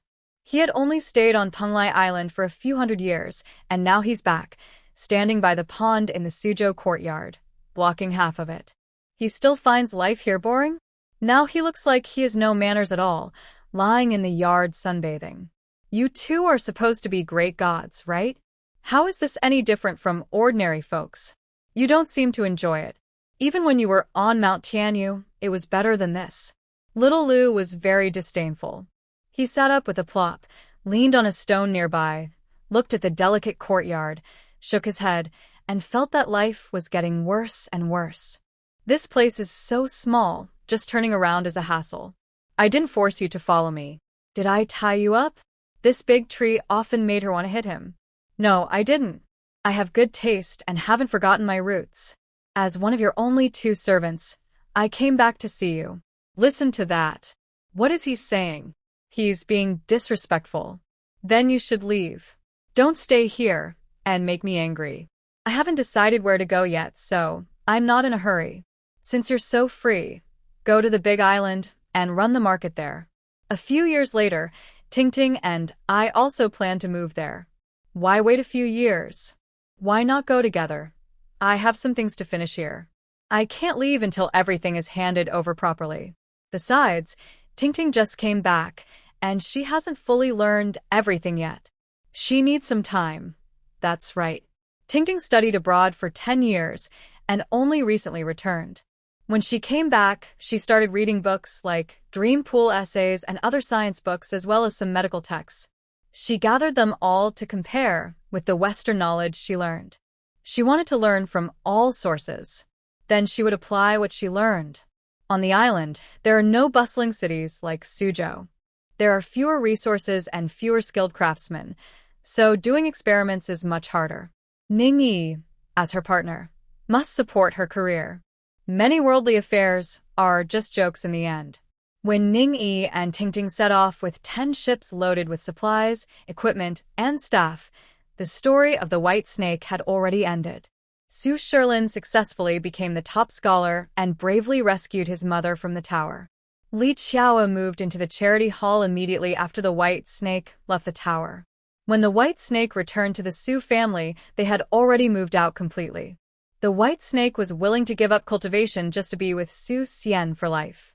Su Xian was deeply moved. The family hugged and cried until they were exhausted. Then they happily prepared for Su Shilin's wedding. Everyone in Jiangnan knew the story of the White Snake's gratitude. Su Shilin returned to the capital with his new wife to take up his post. The emperor appreciated his filial piety and unusual background, so he kept him in the capital as a mid-level official, a nominal noble. The White Snake and Su Xian stayed in Qiantang to run a pharmacy, but the common people were curious about the snake demon. They also wanted to see her and sought out Dr. Su for treatment, praising his skill and generosity in not charging. The pharmacy was crowded all day, but there wasn't much real business. Su Xian couldn't handle it. When the white snake appeared, chaos broke out. Soon, the pharmacy couldn't operate anymore. The couple moved to the mountains to live in seclusion, living off their savings. After a couple of years of planting flowers and growing herbs, their savings ran out. Without income, Su Xian couldn't bear the hardships of mountain life. The white snake dared not steal or rob, fearing crime. There was no choice but to go to the capital to rely on their son. Li Bilian had never had children. Su Shilin, pressured by his aunt and uncle's kindness, couldn't take a concubine. A family of 4 relied on his income to live in Beijing, but their life was far from wealthy. Having been a rich man for 20 years, Su Xian and his son could not stand living in poverty forever. At this moment, they finally remembered the long-lost Li Qiao and Li Song Li Bai, the twin siblings. But where could they find them now? Should they ask the charity hall for help? What right did they have? The charity hall was not afraid of snake demons, especially since the white snake would prefer that no one came looking for her. She wanted to go out and do business, but she couldn't leave the house. Even if she did, she wouldn't be honest and diligent in her work. When Mr. and Mrs. Li grow old and move to live with their daughter, the family of 6 would rely on Su Shilin's support and Mr. Li's retirement pension. Life would then have some warmth and happiness. They wondered if the white snake was behind all this. Where was Li Qiao now? "Young lady, please have some tea." "This is a fruit tea I just made, with sugar boiled by Li Bai," said a well-dressed middle-aged woman, carrying a tray into the spacious cabin. She placed a glass teapot of fruit tea on the table, smiling warmly. It could only be Li Qiao. The young lady she called was Xiao Bai, who now was the head of the Shengsheng Hall. Ning Yi was the owner of the island master. Lin Qi was her loyal husband, often called Lord Lin. Xiao Bai signaled to Li Qiao to set down the teapot. "Mrs. Li, why are you running errands again? Li Song is now in charge, and Li Bai is the chief guard on the island. You should be enjoying your life." Li Qiao just smiled. "I'm just under 40. What happiness is there to enjoy? I'm still quick and nimble. I just wanted to come and show some respect to the young lady." People said it so straightforwardly that she couldn't be criticized. On this ship, everyone around Ning Yi was not human, mostly old and strange. Xiao Bai thought that in order to deal with the white snake, she had used Li Qiao, giving her 20 years of youth and trying to boost her status. After consulting Ning Yi, she allowed her to come aboard. This made her stand out. If you weren't someone close, you wouldn't get this treatment. The main managers of all the businesses, the decision-makers, don't have this kind of authority. All right, I got it. You're flattering me perfectly. I'll handle it accordingly. Go back and rest now. I need to talk to Annie." Outside, Xiao Bai also calls Ning Yi Auntie. Li Qiao wisely returns to her own room, closes the door, and looks out the window at the sea. She stays out of the main household's affairs. She definitely won't disturb the host's conversations. She's really clever, Chu Chu says to Ning Yi as they come out from the inner room. She hopes to find someone who is practical and knows when to hold back. Does she really have no feelings for Su Xian at all, who Xiaomei came along this time to find her way and recognize the place? She still needs to return to Gusu to gather information. Xiao Bai and Chu Chu are the same. They need to manage the business. The mainland business can't be left unattended. They plan to stay on the island for a few days before returning. Hu Xiaomei asks, but no one answers her. Ningyi thinks maybe she does have feelings, but Li Qiao isn't a romantic fool. Her feelings aren't that deep. Compared to her sense of belonging to Shengsheng Hall and her children's futures, those feelings are easier to let go of. Or perhaps, knowing that the snake demon will leave the tower and that trouble is inevitable, she chooses not to get involved. If only she could find someone who truly loves her, supports her, and they could have children, how wonderful that would be. I wonder if she would feel regret. Who can say for sure? Maybe you should ask Li Qiao yourself, whether she feels lucky or unlucky in her life. Many years later, Hu Xiaomei did ask. At that time, Li Qiao was catching butterflies in her grand estate's garden with her great-granddaughter. She didn't recognize the girl asking questions, thinking she was just another romantic girl from the mainland who had heard some legend. She smiled gently and said, "What is happiness? What is unhappiness? What kind of life did I have when I was young? I also loved someone deeply. When that person died, my heart died with them. I just thought people need to live. When I reached marriageable age, if I didn't find someone like that, I would become an outsider. I was born alone and wanted to have my own children. People say I have tough luck. I think if even a snake demon can endure it, then I can surely handle my own fate. Girl, you're still young and don't understand. Living with a partner isn't always about vows of eternal love and life and death commitment. Sharing life together, each taking what they need, can still be peaceful and stable. The couple has been through a lot, so their relationship should be strong, right? But what's the use? Su Xian later married me. After I left, they didn't live very well either. People are always never satisfied. When they have enough to eat and are bored, they talk about love and feelings, which can make people feel sad. When they are hungry, those feelings don't matter at all. Oh, look at me, I'm getting old now. I talk more freely and say whatever I think. Girl, don't mind me. The old woman hopes that you young people will grow up happily with enough food and clothes, find someone you like to marry, have a few children, and live peacefully and happily. Hu Xiaomei thought about these words for a long time after hearing them. After that, she never asked again whether people were happy or sad, or if they had regrets. But those are future matters.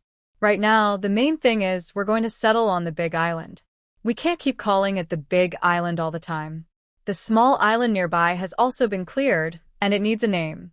Tingting insisted that Ning Yi choose the name. Ning Yi's education level isn't as good as Tingting's, but he refused to take the naming rights. He wanted her to choose. After thinking for many days, the boat was almost ready to dock. They decided on two names. The larger island is called Yuzhou Island, and the smaller one is called Ruzhou Island. Wow, this island is great. It's big enough. The first time someone visited Yuzhou Island, they got off the boat and were amazed. They thought it was just a small mountain from afar, but it turned out to be an endless landmass. It's not much smaller than our hometown. It takes 2 months to go around the island. Long-Air has been here many times and acted as a guide. Ningyi knew all this too. In the future, these two islands will become countries, not small ones. Yuzhou Island's size ranks in the top 10 in the world. It's really not much smaller than our hometown. She doesn't know much about these places, but there are books and maps in the marketplace. They looked at the maps and followed them. Some books about geography also provided information. Both places have developed agriculture and animal husbandry. For now, knowing this much is enough. They export a lot of beef, mutton, and dairy products. So, they should develop in this direction. There is still enough land to grow crops, and many types of seeds are available. There are also trees, fruits, and various seedlings. Others cannot bring these things, but surely they can bring some. It's not just about bringing everything from the old home. After 20 years of ocean voyages around the world, Long-Air's journey isn't only about helping Ning Yi investigate the wizard's magic life. He is also responsible for collecting crops and new species that aren't found in their homeland, including new fruits. They brought corn, potatoes, sweet potatoes, watermelons, and peppers. All of these are not yet popular back home. The people there don't recognize them. Here, and here, these places are good for building big cities. Ning Yi points to a small physical model map, which Long Yi personally had made.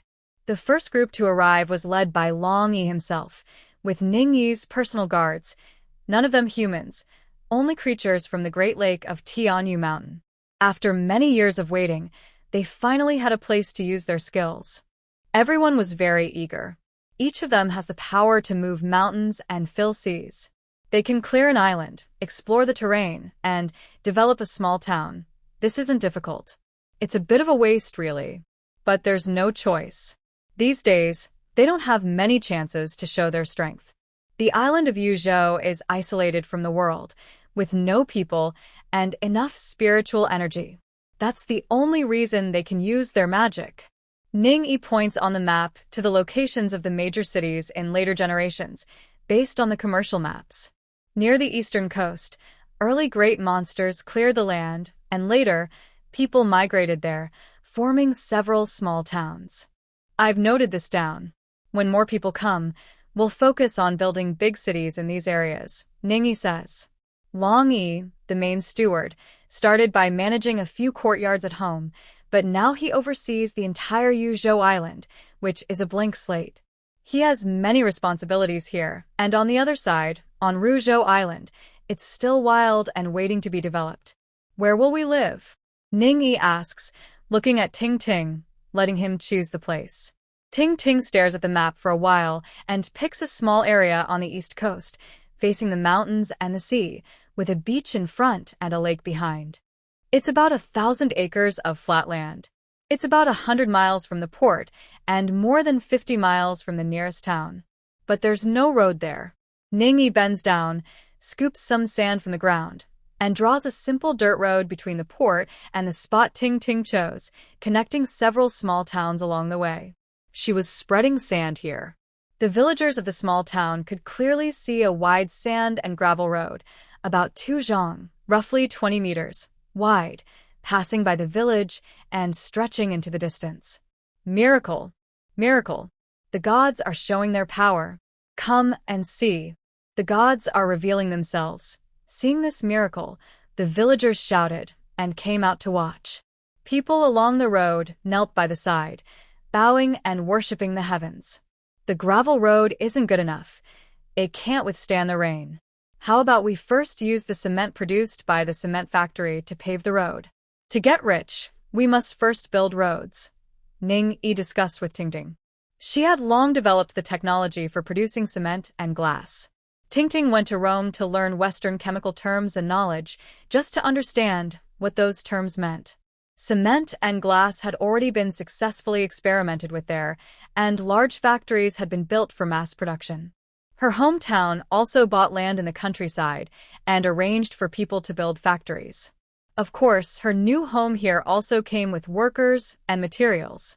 They initially planned to build factory buildings first, but building roads was also an option. Ting Ting was always willing to agree with Ning Yi. Ning Yi grabbed another handful of sand and spread it on the road near the port town as well. She couldn't favor one place over another. Once the road was finished, they didn't stay at the port.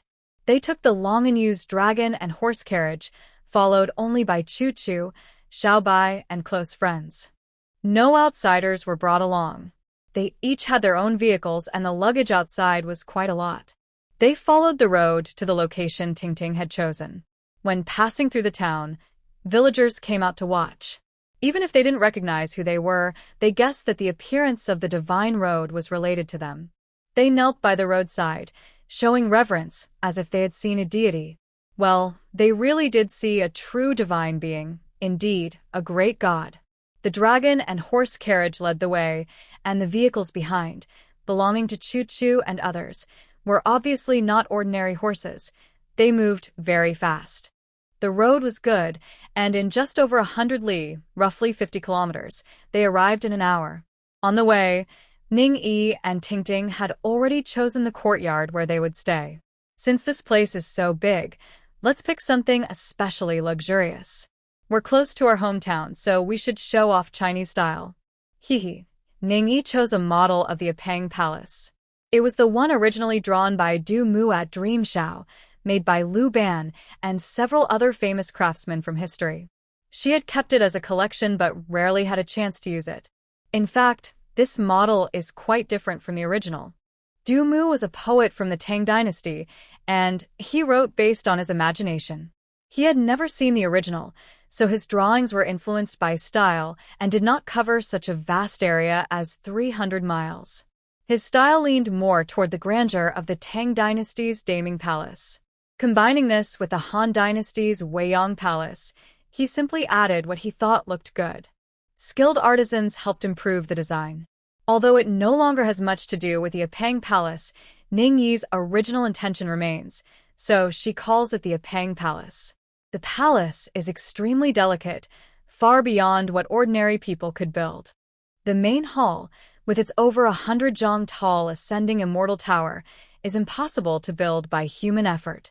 In another 1,000 years, a 50 or 60-story reinforced concrete skyscraper would be considered a tall building. This current structure uses traditional mortise and tenon joints. The craftsmanship is good, but the materials are not something ordinary people can handle. Any emperor wanting to build such a tower would have to destroy the country to do so. The skilled artisans only made models. Dream Xiao collected materials, even searching through the back soil, gathering ancient wood from the wilderness. It took 20 years to complete. Remember, those artisans at the time either became gods or ghosts. They didn't need food or rest, and they all had magical powers. Handling those woods was many times easier for them than for ordinary people. That's why it took so long. Just the ascending immortal tower required so much labor and materials, not to mention the other halls and pavilions. There are 9 towers in total, along with the 4 symbols tower, corner towers, city walls, and more. The intricate carvings, glazed tiles, red eaves, layered pavilions, everything is beautiful and magnificent. With such wonderful structures, Ning Yi feels eager to use them. She's not afraid of not being able to control them. If she wants to live there, she will. She can move them to a suitable place and transform them into real palaces. The 4 seasons, plum, orchid, bamboo, and chrysanthemum, will bring greenery inside and outside, with people arranging the plants and decorating the interiors. Should I build a stone castle on the side of Shanyang for you? Long Air once told Ning Yi that Lord Lin Chi was making her a castle when he first visited her family. The 2 of them flew to the southern side of the mountain, where a flat area was carved out on the mountainside with a sword. They released a very old-looking stone castle, which Ning Yi thought was very ancient. It was very different from the Gothic or Rococo styles she imagined, simple and plain, with small windows. The windows had colorful stained glass but couldn't be opened. Inside, the decorations were also very simple. Velvet and carpets, in her eyes, are nothing compared to her own silk and satin. Indeed, Europe at this time is quite poor and simple. Actually, there are some complicated styles like pointed arches, flying buttresses, columns, and stained glass windows. They look quite luxurious, but most of these are used in churches. Not many homes use this style. Mostly old wizard families and vampires prefer it. I don't think you'll like it, Tingting said, then showed 2 small church models, Gothic style. Ning Yi looked at them and thought they didn't quite match her idea of a wizard's castle. Then she thought about vampires. Ugh.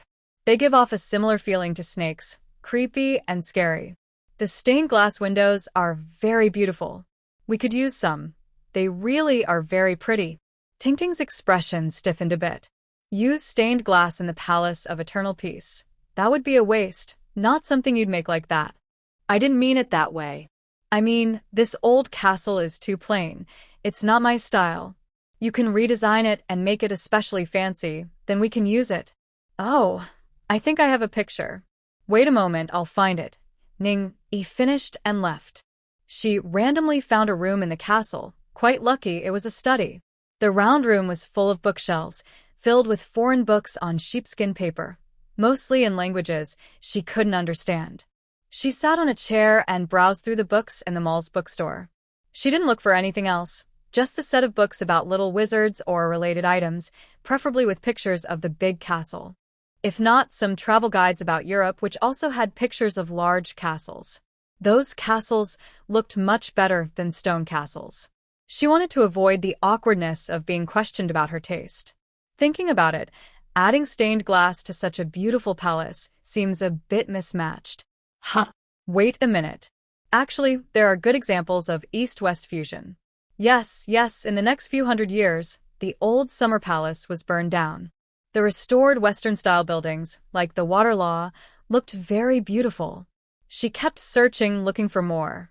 See? I found so many. What do you think? Are they nice? Ning Yi carried a pile of books back to the palace at the foot of the mountain. She found Tingting, placed the books on his large desk, crossed her arms, tilted her head proudly, and showed off. Tingting was amused by her proud attitude and smiled. He didn't say anything but picked up a book and started to read. Yes, it's very interesting. Wait a few days. Once we finish our work here, I'll make it for you. Do you need any help? Tingting is now drawing a city plan to build the first city on Yuzhou Island. Alright, then I'll take them to farm. Farming is Ningyi's strong suit. She once led a group at the Peacock Palace in Bajula Continent, turning the northern wasteland into thousands of acres of fertile land, enough to feed everyone. Doing it again is no problem, just a small task. Good tools are essential for good work. Let's start by smelting iron first. To clear the land, we need tools. There are tens of thousands of humans now, but fewer than 100 great demons. It's impossible to rely on the demons to do everything. Humans have to use what's available. They must do it themselves. Starting with land clearing. With few people, they should begin in the best places. Fertile, soft grasslands are a good choice. There's plenty of wood here. Iron ore is also easy to find, and the great demons can help locate it. For smelting iron, there are many blacksmiths among the craftsmen, dozens of experienced masters who have been working for years. While you prepare at home, we'll go find iron ore. Ning-yi left Chu-Chu to watch the house. She took Xiao Luer and rode the dragon horse carriage to find ore. Ores are easy to locate. The dragon horse carriage flies above the clouds, traveling across the continent. Wherever there's a hint of gold energy, it descends. Xiao Luer transforms into her true form, stands on a mountain, and uses her roots to probe below. She can tell what kind of gold energy is there, how much ore is stored, and what type of gold it is. In less than half a month, they can survey all the mines on the island. They will note the shallowest and largest deposits, then return to start mining. They will open the mines, build furnaces, and begin processing the ore. Coincidentally, Tingting's factory also needs iron, so that will be taken care of at the same time. Their city building is a mix of human effort and magic. They are busy and happy. Divine Lord, we'll return to our hometown first. We'll come back next year. Chu-Chu and Xiaobai are leaving. There are still some things to do at home. This place is not far from the Crystal Palace. If something happens, I will call Little Dragon Girl to come over. Little Dragon Girl's injury is not fully healed yet, so she mostly stays in the Crystal Palace. Long Sang and Long Si are worried about her, so they often stay nearby. The sea is naturally the home of dragons. Although she hasn't fully recovered, it's still easy for her to run errands or deliver messages. Okay, I understand. After sending her off, Ningyi continued working. The seaside climate is wonderful, like spring all year round. When people have achieved something, they don't feel tired. Here, everyone has their own land, their own house, and their own work. Clearing new land is paid work. The land that is cleared is also given for free to individuals to farm, and farming tools are provided free of charge. Large farming tools are available in every village, and when needed, the village arranges for their use free of charge. Farming here is much easier than back home. This is something you wouldn't even dare to think about in your hometown. If a family has 5 or 6 members, the elderly couple can manage all the land at home. If the grown children also work in factories, life becomes even easier. Families with skilled workers are the wealthiest. Artisans, regardless of their craft, earn high wages, especially those with excellent skills. Those wages are so high, it's hard to believe. If a family has an experienced master, life is very prosperous. Because of this, families with children try every way to send their kids to learn some skills. It doesn't matter what they learn as long as they learn something. Long Yi holds 2 large gold mines and a silver mine that Xiao Lu found. He speaks confidently, saying that as long as they work hard, they can earn good wages. Motivating people's enthusiasm makes the money spent worthwhile. We started mostly by importing things from outside and spending money to buy outside goods. Once we develop further and can sell beef, mutton, eggs, milk, and grains externally, that will be the time to earn more by selling less. Long Yi often mentions a young man nicknamed Money String, who carries a small abacus around his waist, identical to Long Yi's golden abacus, and frequently uses it to calculate accounts. This reminds Ning Yi again, on the island, goods only go out, not in, and they are close to losing money. Ning Yi still needs to comfort him. Starting a business always requires investment. Right now, they are in the investment stage. Well, the main problem is that there aren't enough people. The island has only over 30,000 people now. Everywhere is short of people. There are not enough workers for anything. Romjo Island is still deserted, with only about 100 people there herding sheep. The sheep have multiplied to tens of thousands, and it's hard to manage them all. Long-yi muttered to himself, feeling there was no one. Ning-yi smiled and said, "Then why don't I call Manhwa to come and recreate a few thousand more people for you? Relying only on the charity hall to send people is too slow. But we have to take it slow. There's no need to rush. We can't just steal people. What kind of people would we be then?" Long-yi was just thinking aloud. Of course, he wouldn't do something so unjust and harm the moral balance.